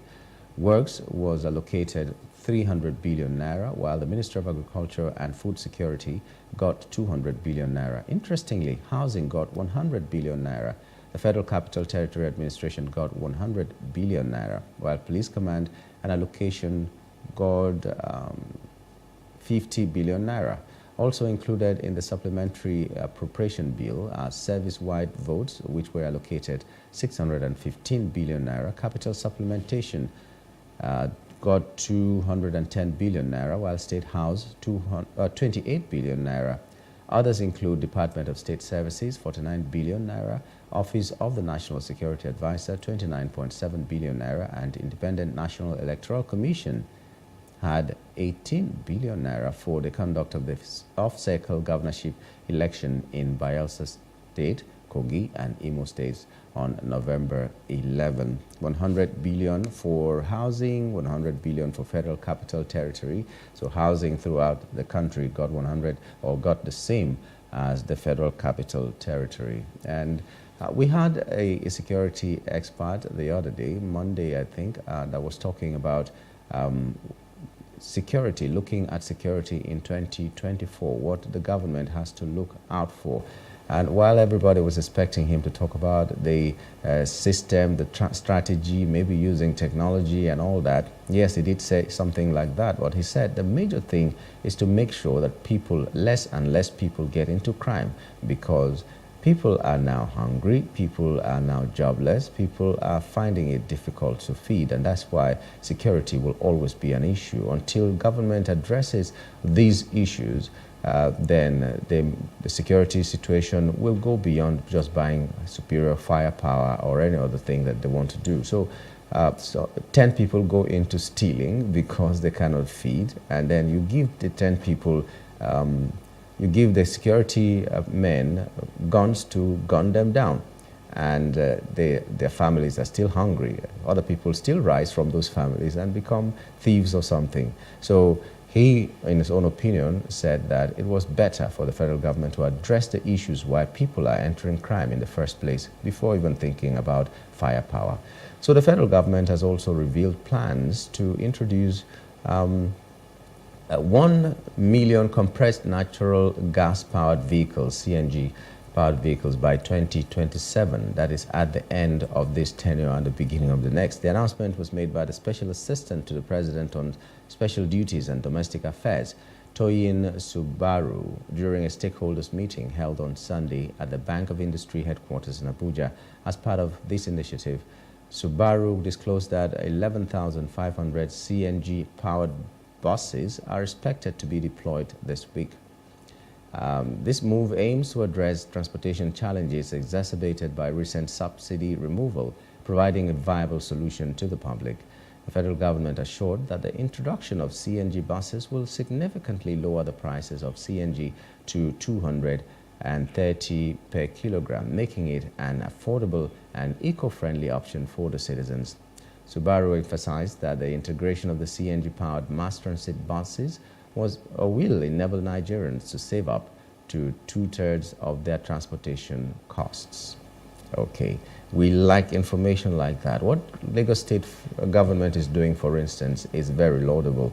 If you have the power or the opportunity to have a cowrie card and you are on the route where the BRT buses are plying, then you find out that you're paying like half of the transportation cost every day to work. So instead of paying 1,000 naira, maybe you end up paying 500 naira to where you're going. And that is really laudable. The only problem is that so many routes in these Lagos still lack that opportunity to board BRT buses. I always use the example of Agbara axis to even the historical site of Badagry, where we don't have BRT reaching there. We know that the train gets to Mile 2, the BRT buses also get to Mile 2. I haven't seen, if there are, I haven't seen any buses moving beyond Mile 2 to areas like Agbara and Badagry. And everybody wants to visit Badagry, and it's going to be better if we all have a very easy means of getting to that point. We understand that there's a possibility the trains will get to Badagry, and the trains will also get to Ajah and other parts of Lagos, all up onto Dangote refinery and beyond that, Ekpe and all that those axes. But until that is done, what are the palliatives? I know that when you call palliatives nowadays in Nigeria, people think about rice and beans and all the things that are being distributed because of the fuel subsidy removal. But what are the interim measures that are going to be put in place to make sure that the people on those axes will also enjoy, have a fresh breath like some of us on the mainland and other parts of Lagos are enjoying? So if there are more buses, BRT buses, there are more trains, we hope that the red line will come on as soon as possible, just like the blue line has, and people are enjoying it. Even though it's just like 4 coaches, but the ride is always beautiful for now. We do hope that it will not degenerate or deteriorate into what we find some of the BRT buses now becoming. In those days, people used to wear sweatshirts when they're entering BRT buses because it was always cool. There was AC. Now all the windows are open because there's no AC anymore. It is very hot inside there. Still, it is better than the crowded commercial buses, ordinary yellow buses that ply the roads. You will find more comfort, even though sometimes the people who are standing on these buses are more than the people sitting. The standing capacity is exceeded. The seating capacity cannot be exceeded because the seats are customized just for one person. You cannot squeeze in another person in there. But the people who stand sometimes are more than the people who sit. If this is the case that should have been, well, I don't know. In the time of COVID even, we still had situations where people had to crowd these buses because, you know, they have to save some money, and they found a way of saving the money. So we have or every reason to go and crowd there, if that is the excuse that we're going to give. So there should be more buses, and there should be more routes opened to these BRT buses. The train should not take another 16 or 20 years to come up. It should come up very soon. And all the people are saying, especially as we hear that Ogun State and Lagos State are collaborating to make sure that the rail lines also run to Ogun, then it will be a very, very laudable project. And we're hoping that that will be done deliberately and not wait to 2027. We wish that these 1 million buses, CNG buses that they're talking about 2027, would come earlier than 2027. 2027 is a full tenure of the present administration, and it is in the present administration that the fuel subsidy was removed, and people will remember this administration for that, and I'm not sure it's going to be a good memory for them. So I wish the 1 million buses were just now, because it will make us travel easier. So if I want to go to maybe Sokoto and I have a bus, a CNG bus provided by the federal government that will take me as far as Abuja, and then from Abuja I go to Sokoto, connecting, not flight this time, but connecting buses that will take us to wherever we're going to. It will be a very, very laudable thing. Well, Rome, like they say, was not built in a day. We do hope that our own Rome will not take so many days, will not take so many years. It shouldn't be like God created one day one thing today, and maybe it took 1,000 years before it created another thing. Like people say, the 7 days of God may have been 7,000 years. Anyway, we're still here. It's the breakfast on Plus TV Africa. We want to take a break, and when we return, we hope to be looking at the papers. Once again, I have not said it before, but welcome to a new month. It's November. That means you have just 1 month, and after that, it's Christmas. Stay with us.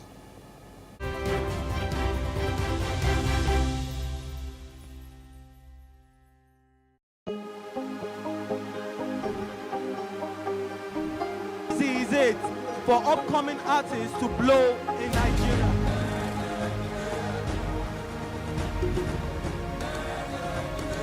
Welcome to Plus Trending. I am Buki November, your host, saying thank you for joining us on today's episode. Welcome back. It's tea time on Plus TV Africa. Practice makes perfect. I'm not perfect yet, but I'm a lot better than I used to be. He's a king. He's entitled to marry 100 if he wants to.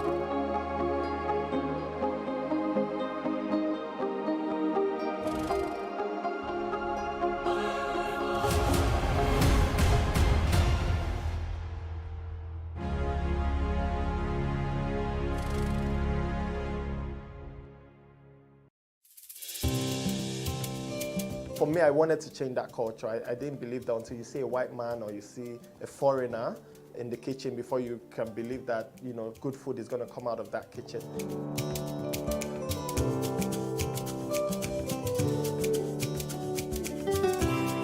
You can leverage on each other's spaces and, you know, sell.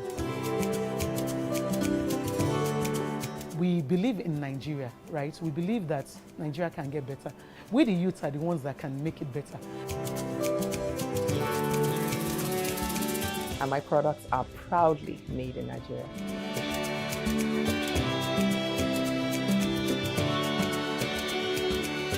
Made in Nigeria, showing every Tuesday at 10:30 p.m. and repeats on Saturday at 8:30 a.m.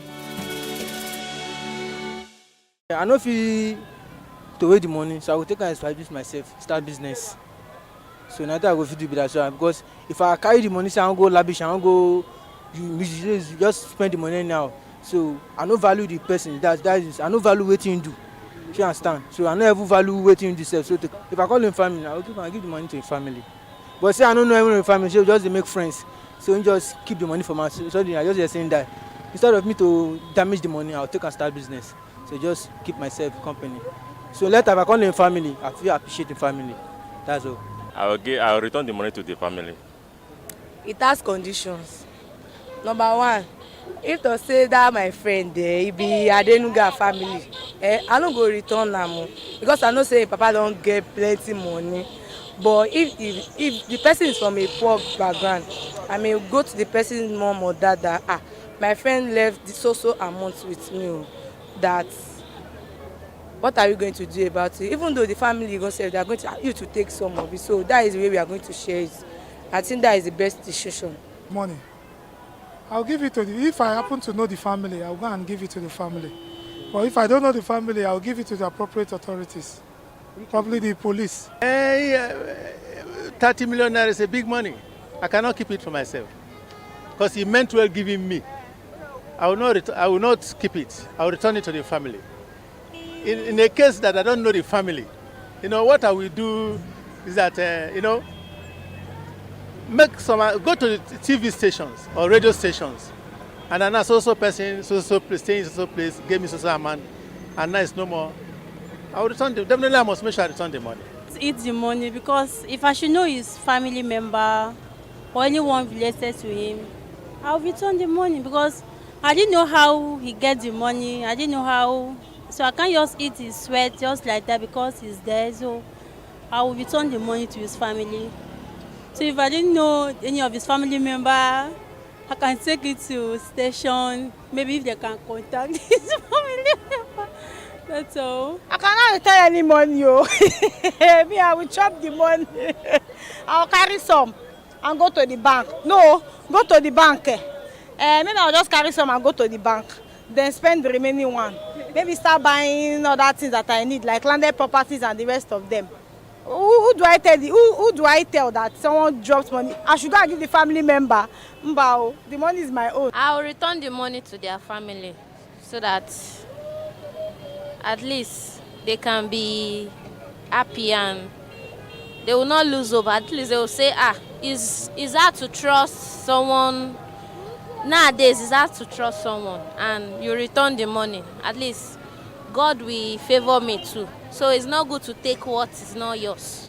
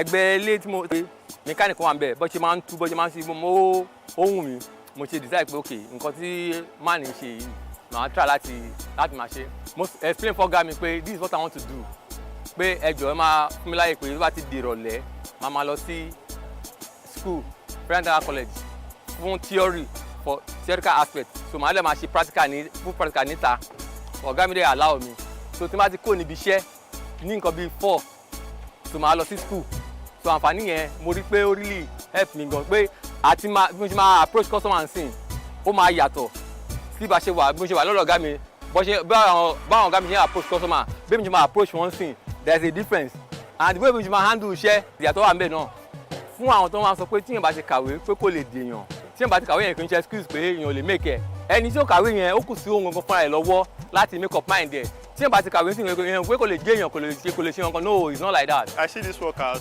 my ladder of progress. I see it as something that if I am serious about it, I'm going to make it in life. I am very proud of this work because it's a work of an idea. It's an idea work. It's a work that you can boast of maybe when you fix a car and it's work fine. You are good to go. I see it as a very fantastic job. In the nearest future, I want to be a very great man and how to mingle with people. I like music, I want to be a musician, but at least I need something like handwork to help me, and at the same time I want to have my own mechanical company that I will be in charge, and that's all.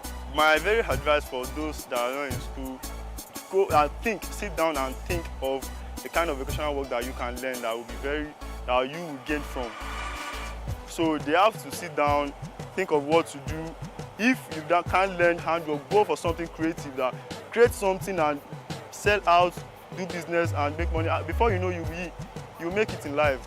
Instead of roaming around with friends or wasting your time. See what we want to see, only to save us from pain. My name is Banke Mishido Lawal. I'm a makeup artist and I started doing makeup because it was the next thing to do. Our common sense to find we're struggling. Today I'm going to do the makeup for a bride. I'm going to take you through the process from wearing of the coral beads to the ashoke, and I'm also going to tie her gele. The gele is a head wrap. It's a traditional head wrap worn by women in Nigeria for during occasions or ceremonies. I understand the emotions a bride goes through on her special day. I've worked years in the wedding industry, and I know that everything culminates into today, the engagement day. My job is to present, is to pack all those emotions and present the bride in a fantastic way. She's coming out, she wants to come out beautiful, but I also want the groom to recognize her. I don't want her parents to think, oh wow, what's this masquerade alighting?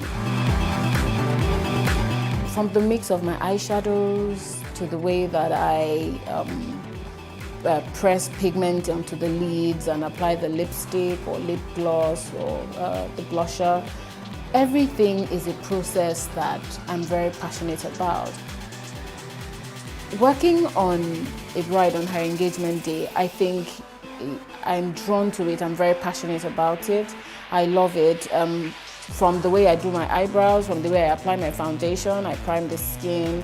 I want to make sure that the foundation is brown and it matches the neck and it doesn't wear off. It lasts long. The bride is not concerned about mopping her brows during the ceremony and wiping off everything. So in as much as the makeup is going to look beautiful, it has to be long-lasting. Those are some of the secrets of my makeup artistry. I do makeup that stays on and on and on, and even though the bride will sweat, because of course it's humid in Nigeria, the makeup still looks fantastic 10 hours later.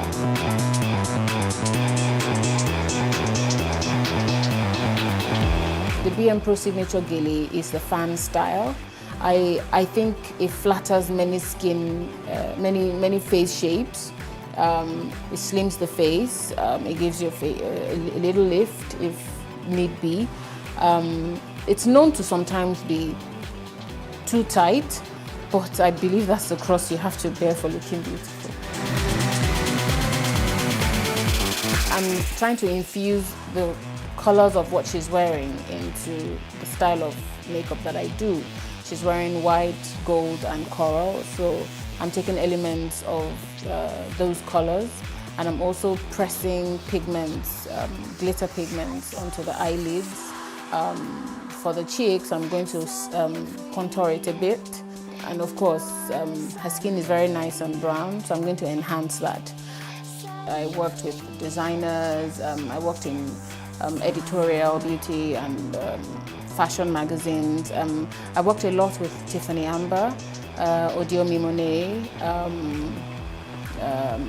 I was drawn to working with models, but these days I find that I work mostly with brides. I do a lot of weddings, destination weddings, weddings locally, and even I take one-on-one makeup classes for people who want to learn how to do their own makeup. Thank you so much. You're welcome. I'm usually inspired by client feedback. Whenever I've worked with anyone, whatever they say to me about the service afterwards, those are some of the things that keep me going. They dictate or determine what I'm going to do next.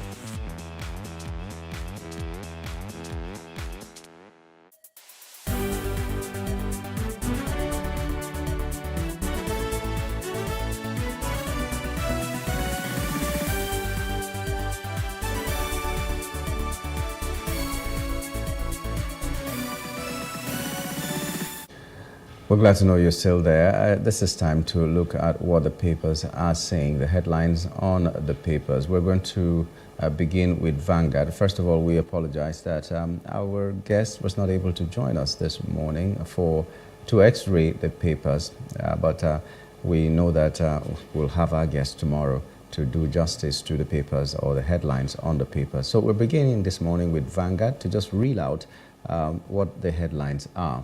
The leading story on Vanguard is Rivers. Tinubu waits in Wike Fubara meet, greet in Abuja.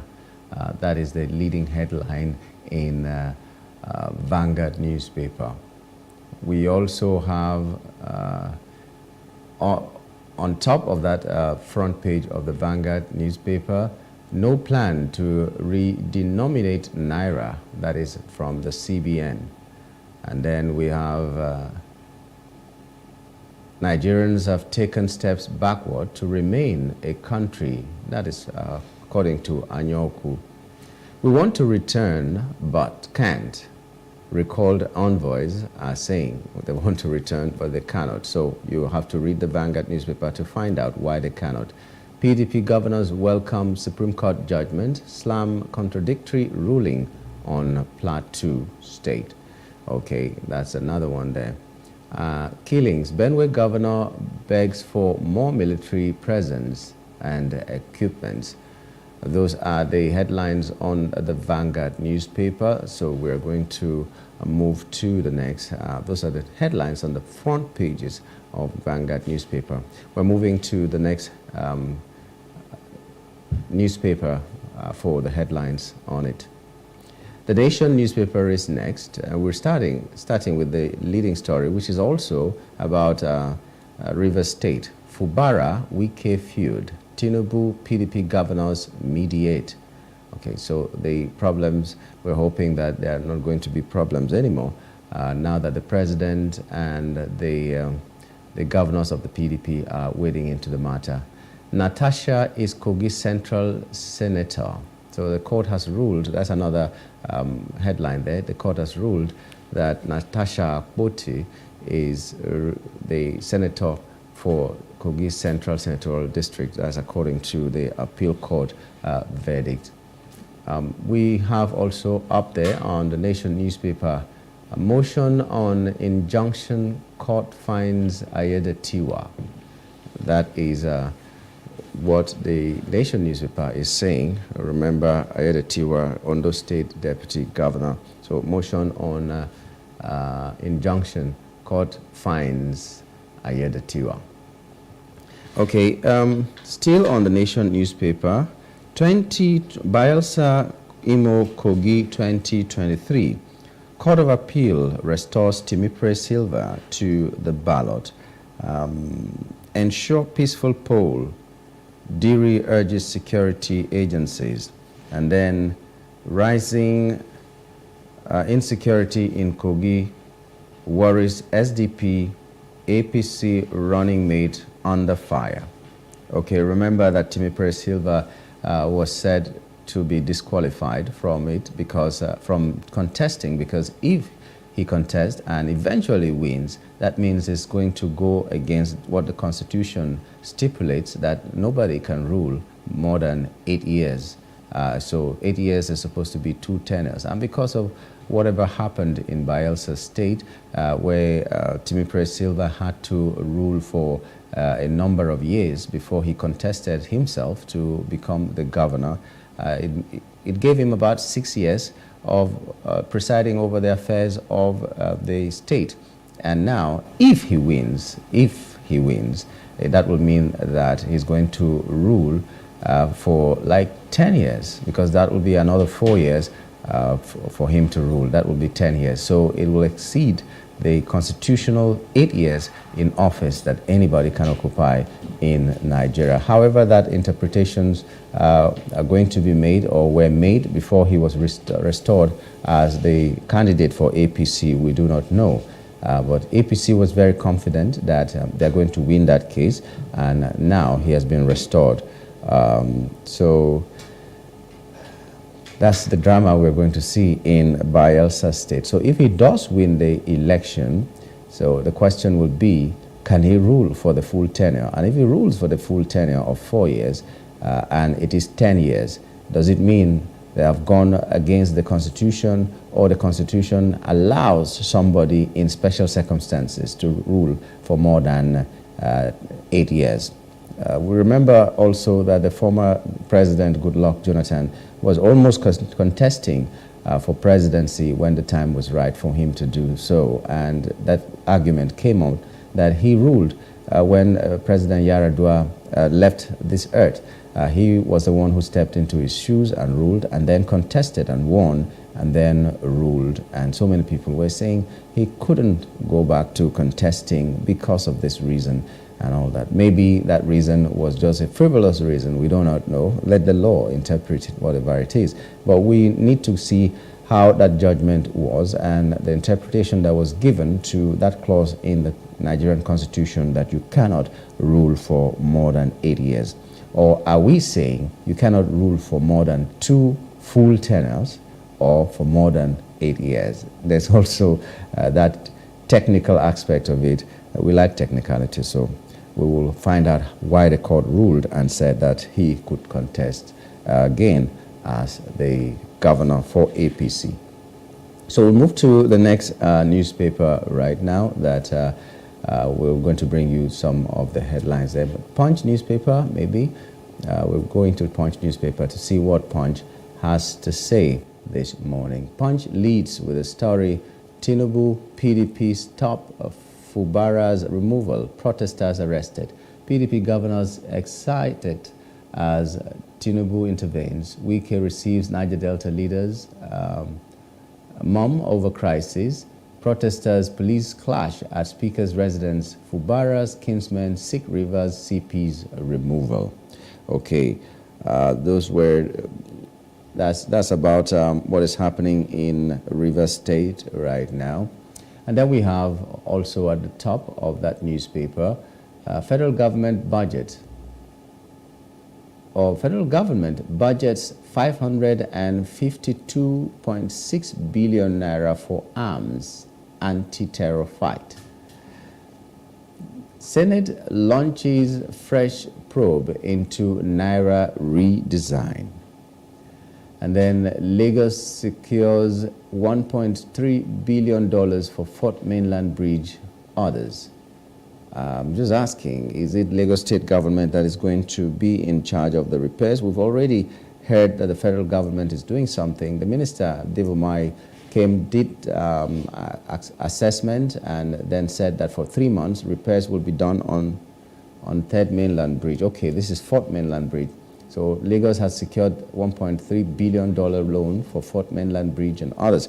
We do hope that Fourth Mainland Bridge will actually come to fruition. Now, we've been hearing Fourth Mainland Bridge almost since we returned to democracy. Fourth Mainland Bridge has always been a campaign promise in the time of Fashola, Ambode, then Sanwo-Olu, and we hope that it will come to fruition. Let Sanwo-Olu be remembered for fulfilling promises made years ago.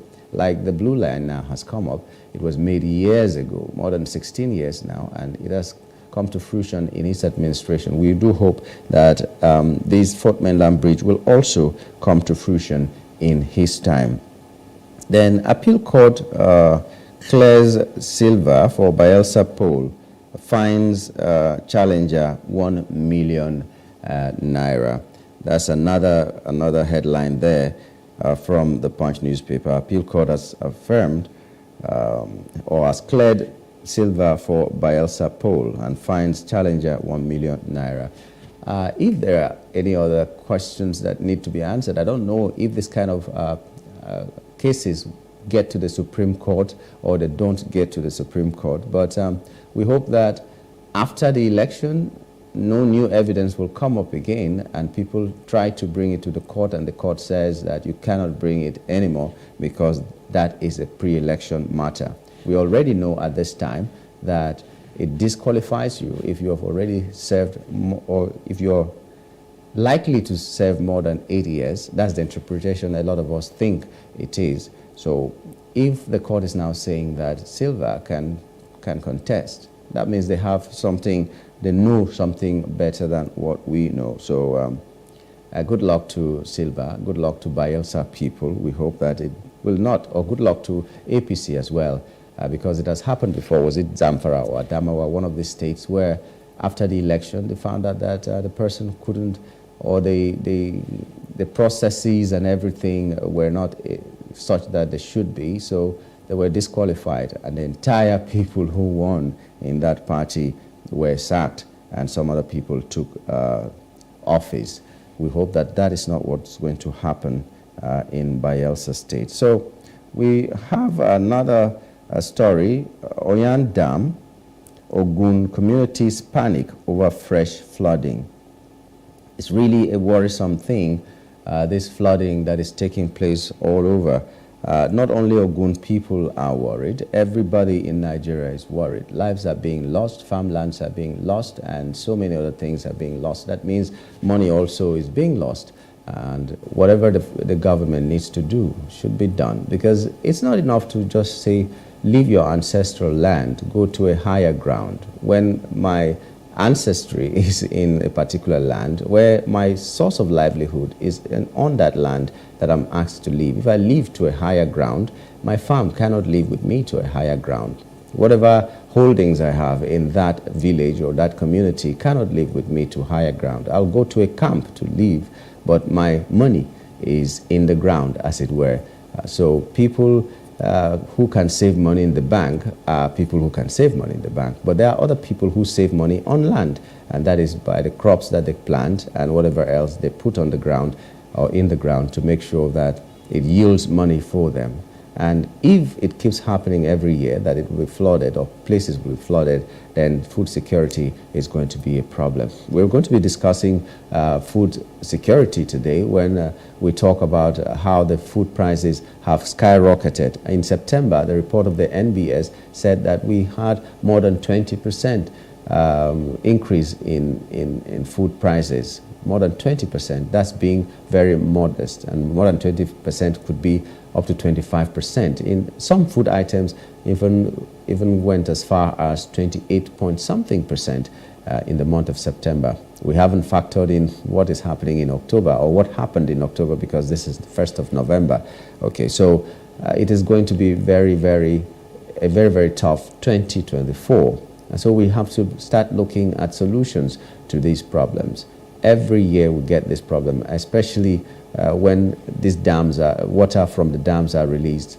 Water from the Oyon Dam is released, and also water from Cameroon Dam is released. So the ripple effect gets to almost every community. So Whatever needs to be done should be done. If there's something the people have to do, let them know on time and let them do it. Something that will not impoverish the people more and turn them into beggars or slaves in their own communities. We should, refugees in their own communities. We should do those things and make sure that next year or beyond next year, we're not going to be experiencing all of these things anymore. So we'll move to the next newspaper. The Guardian newspaper is our next port of call this morning. The Guardian newspaper is what we're looking at. What are the headlines on the Guardian newspaper? Okay. The Guardian newspaper says here as the leading headline, MDAs firms shun local data centers, spend scarce FX abroad. It's really worrisome. I wonder why people keep doing this. I had a story, I had an experience once. Someone was trying to get me from Lagos to come and give a talk somewhere in Cross River State, in Ecom, precisely in Cross River State. And everything I was going to say could be said by people around there. And I asked the question, maybe which I shouldn't have asked, because the money was going to come to me. I asked the question, why do I have to come all the way from Lagos, take flight to that place, lodge in a hotel for as many days as I'm supposed to do, and then give the talk that people in that community can give? I can give you a few names of people in the same profession who I trust that can deliver. And the person told me if the person comes from Ecom itself, it will mean that there will be no overhead cost, or how did he even call it, when I'm signing the papers for the transportation, for the hotel accommodation and all that. What will I say about someone who came from Ecom? Nothing will come back to me because the person is as much as strolling into the event center. So we need someone to come from far so that the money that we have to sign for your transportation and accommodation and feeding will be such that we too can get something. As plain as that. I didn't get to go anymore. I recommended some people. I had work to do in Lagos anyway and all that, but that's not an excuse. Why do people keep doing this? People will have conference rooms in their MDAs and they go and hold meetings and AGM, all other things in Sheraton Hotel, in Echo Hotel. They go to other places. So why build a conference room when you know that you can always get somewhere else that you are going to stay? You have a conference room and you're going to somewhere else to have an AGM. Who does that? The money you're going to spend in these posh hotels to do whatever you're supposed to do, what if you spend this money, putting your conference room or center or whatever you call it in good shape, so much so that people will even want to come and rent your own conference center to do their own events. But you have a conference center and there's nothing that goes on there. You go to a hotel that you will spend millions and millions, and maybe you'll take blank receipts so that at the end of the day, if they charge you 200,000 for a hall, you are going to say 2 million for the hall. Corruption is not just people in the National Assembly. A lot of people at even the lowest rung of the ladder are also very corrupt. And it's from this rung of the ladder, as I'm putting it, that people grow into becoming whatever they become. All the National Assembly members come from among us. So it is maybe the kind of attitude that we've imbibed from when we are low that we take to where when we become greater people or higher people and all that. Like they say, money does not make you good or bad. It just amplifies what you already are. Position is the same thing. It amplifies who you are. If you're a good man, your office will not make you a good man. You were a good man before you got to the office. If you're a bad man, you've always been a bad man before you got to the office. It's just now amplified because more people see you and there's more power in your hands to do that. So why would MDAs go and contract some other person outside, spending good FX to do what they could have done back home? we also had that story, that kind of a thing, when the logo for the Nigeria Air, or the Nigeria Airways, I don't know the name that they called it, the one plane that the whole country of Nigeria was going to float, the logo was contracted to a foreign firm, and millions of dollars were spent. And someone was asking, what if they had just said a secondary school or tertiary school, tertiary institution competition between schools, let people bring as many logos as possible, and we choose from the best. Maybe we'll have a first prize, second prize, and a third prize. If you give even 1 million naira to the first prize, and second prize 800,000, and 500,000 to the third prize, you have empowered so many people, and they will be so happy. Instead of spending like $50 million or more on a logo that could have been designed in Nigeria. Who designed the green, white, green flag? Who composed the national anthem that we are using right now? Are they not Nigerians? So why couldn't we have done that as well? It's something, it's a slave mentality, like a lot of people say. It's a slave mentality. You think something that comes from outside is definitely going to be better. And then there's the other angle of you making money off something that should have been really, really simple. So we have to stop all this if we want corruption to go. We can't expect Tinubu to do everything. We can't expect Bawa, or not Bawa now, the person at the helm of affairs of EFCC to do all the thing, or ICPC to do the fighting of corruption. You have to start fighting corruption from your conscience, and then the nation will be the better for it. Okay, we're still on the Guardian newspaper. We just talked about MDAs and firms shunning local data centers and spending scarce effects abroad. Still on the Guardian newspaper, calm in Rivers as Tinubu negotiates ceasefire in Wike-Fubara feud. Okay, we've had a lot of that in all the newspapers. They are carrying it. And then we have Obi flays executive criminal mindedness, seeks parliamentary system of government. You can see that on the news page 3 on the Guardian newspaper. Akeredolu and governance void in Ondo State. Remember that the governor lives in Ogun State, and then he superintends over affairs of his state. Is it Ogun State or your state? Then he superintends over the affairs of his state. He doesn't live in his state, in short. And there's problem in that state. The deputy governor is under fire. A lot of political intrigues are going on and on. So there is this editorial on page 16, Akeredolu and governance void in Ondo State. You might want to read on that. Nigerians spend 975 million daily on online betting. Okay, I don't know how that one should be treated. Maybe it should also be treated in the same way drug abuse is being treated, because it is a problem. Betting, we know how many lives have been ruined. We know also that people do win from time to time some money, but is betting really something that we should encourage? And whatever happened to national lottery, we haven't heard that. At least we know that the national lottery, whatever money is gotten from there, is put back into the building of our country. So if people are betting and they're buying the lottery and they're trying to play that and all that, we know that the money is not going into one person's purse. Maybe the government should think about that, since people like betting. A lot of people in this country bet. In every office that you go to, people bet. And so many people that you think cannot ever do something like that, they bet. So is betting evil? Maybe not, but does it have an adverse effect that might ruin families? Definitely yes. But can an alternative be given that will make sure that whatever you're spending is being plowed back into the economy? Yes.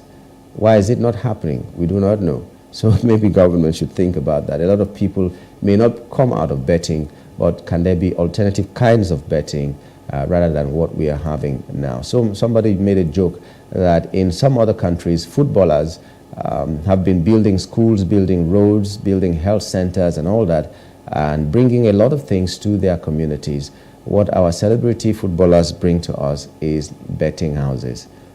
And we see that a lot. So it was a joke anyway, but some jokes, you just look at them and you see the truism in them and you begin to wonder, is this what we can import to our country and make our country better? Well, we don't know about that. It's very lucrative. Betting, religion, some other things, the things that are really very lucrative to some people, and they're going into it with all their hearts.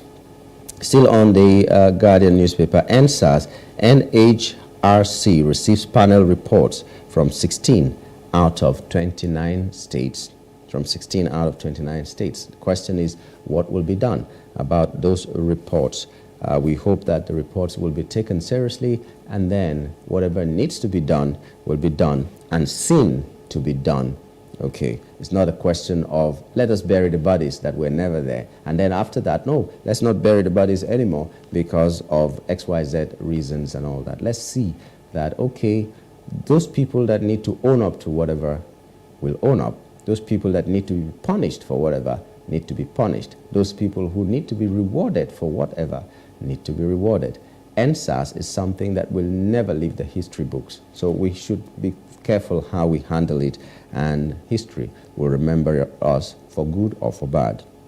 Okay, and then that will be just about that from the Guardian newspaper, and eventually that will be the end or the last newspaper that we're taking this morning. You've seen all the headlines. These are not the only newspapers in Nigeria. There are so many others that will have. You have Business Day, you have Premium Times, you have so many newspapers that carry different stories. We know that one of the biggest stories will be that of River State. We do hope that there will be peace in River State and all that. So we'll be talking on food prices rising in September to as high as 26.76%. And our concentration will not be only on the fact that food prices have risen, but how to make sure the food prices come down. We have been told by one of the committee members of the economic planning, or what's the name of this committee? I can't remember off the cuff right now, but we've been told that it is possible that the naira will come, the dollar will come down to maybe 600 or 700 naira per dollar before the end of 2023. And we're just crossing our hands, crossing our fingers, and just waiting for that to happen. And if that happens, good. But if it doesn't happen, that will just be yet another talking point for everybody in Nigeria. Why promise the things that you cannot fulfill? We're waiting and hoping that that does happen. But right now, we're going to take a break. When we return, we're going to be joined by Nick Agule to look at the food prices rising to 26.76% in September. Stay with us.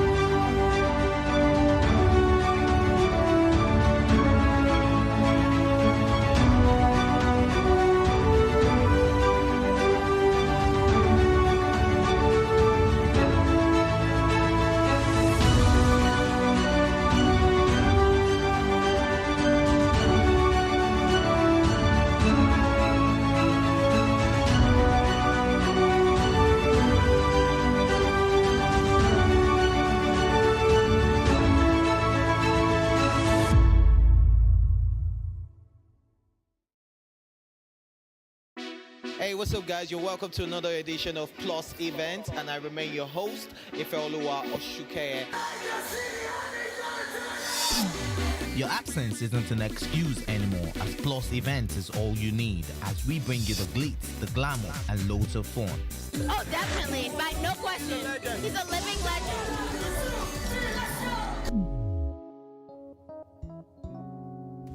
Oh, God forbid, Holy Ghost fire, I know. I just want to be blown away. I want to be wild. This is 11 years of doing it.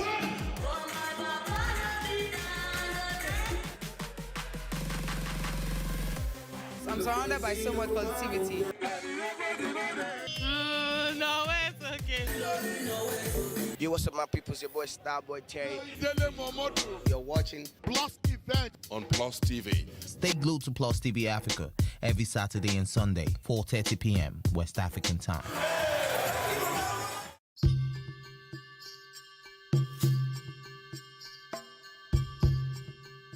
From Adamawa State, northeastern Nigeria. I attended an introduction course in conservation biology, and I realized this was what my passion was. After I completed my master's in the UK, I knew I wanted to come back to my country. I knew I wanted to come and work for conservation in Nigeria and nowhere else.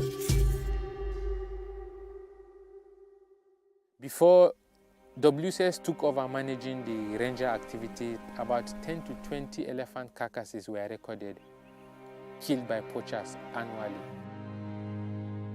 Rangers were not properly trained, they were not armed, so one ranger with a firearm in a team and the others would have cutlasses and sticks. That made the hunters more confident.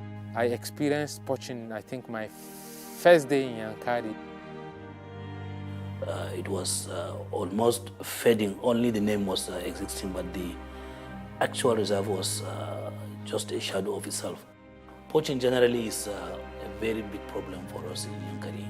I realized there was lots of grievances from the surrounding communities.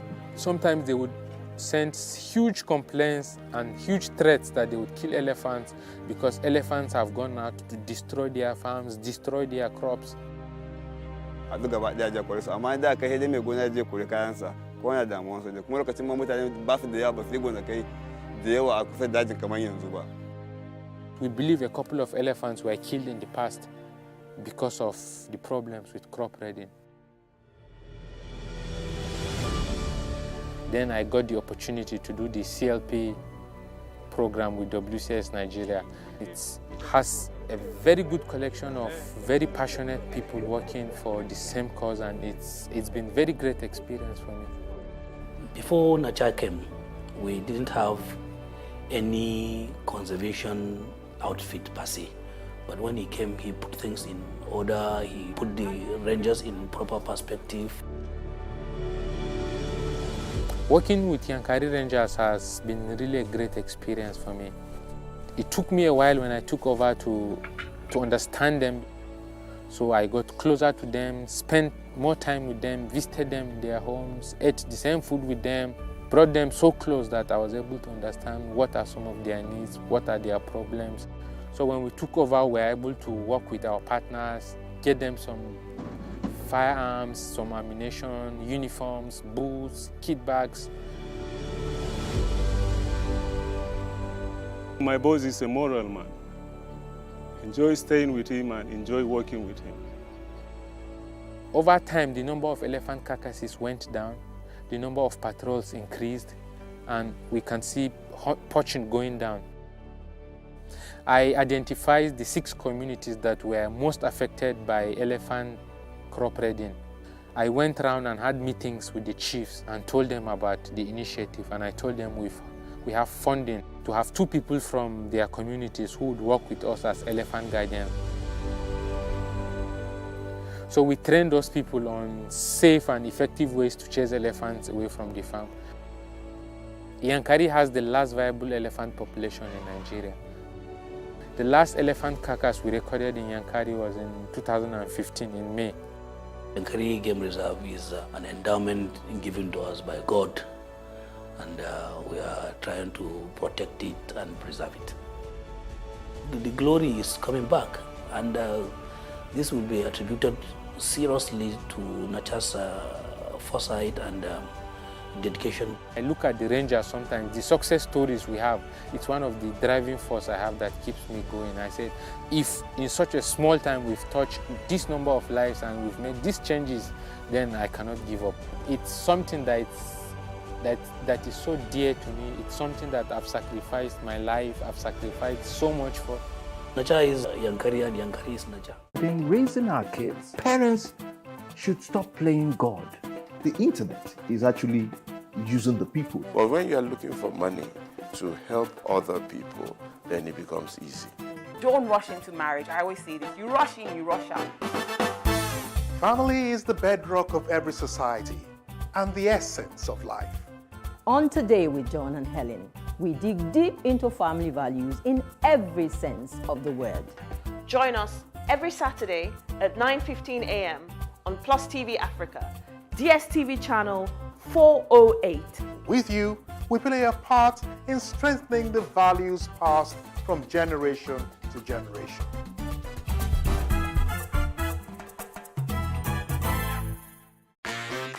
Hello and welcome to Space and Style, a property show designed to connect various stakeholders across the property value chain.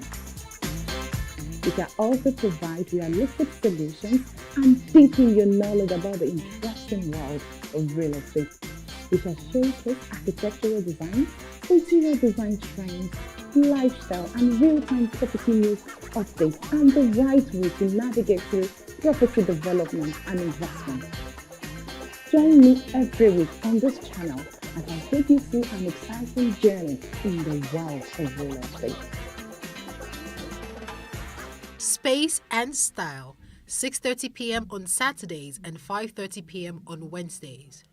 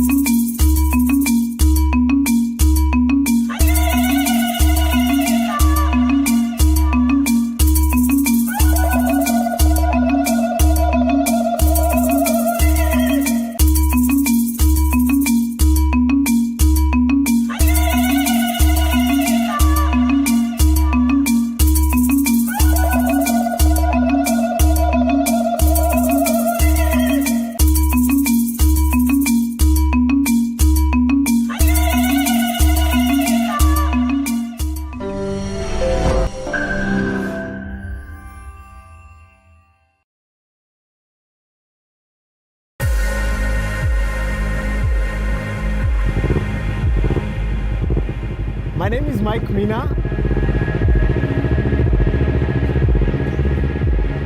I work in communications at the International Committee of the Red Cross in Kenya.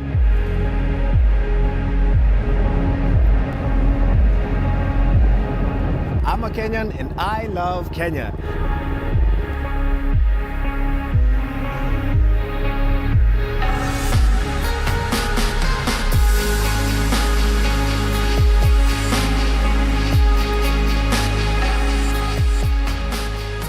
One of the reasons why I love Kenya is because of the weather. Look, I'm an outdoor person and the weather here allows me to be myself. It allows me to have fun because it doesn't get too hot, it doesn't get too cold. So throughout the year, there's always something to do for me. And the other thing that I really love about Kenya is the landscapes. I mean, just look at this. Quite beautiful. This is a town called Magadi, 3 hours from Nairobi, famously known for bird watching, production of salts, and for people who love the outdoors like myself, this is a great spot for landscape and nature photography.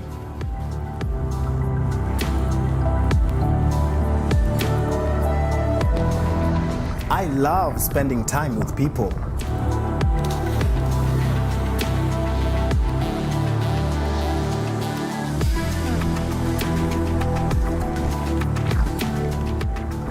We are in Lamu. Lamu is a coastal town in Kenya, very beautiful place, a World Heritage town famously known for its rich cultural and built heritage. But despite this beauty and heritage, some areas in Lamu have been experiencing insecurity over the years. For example, back in 2014, there is a town that was attacked, leaving many widows behind with their children. Now, working with our main partners in Kenya, the Kenya Red Cross, we assisted some of these women to start small businesses in order for them to sustain their families.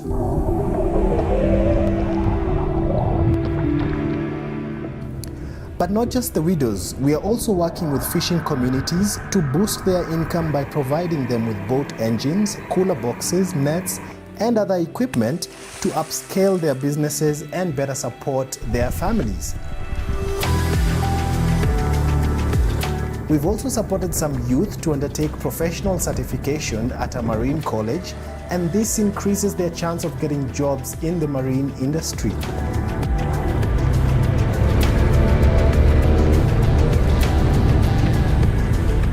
Kenya is a key humanitarian and diplomatic hub that hosts different international organizations and institutions.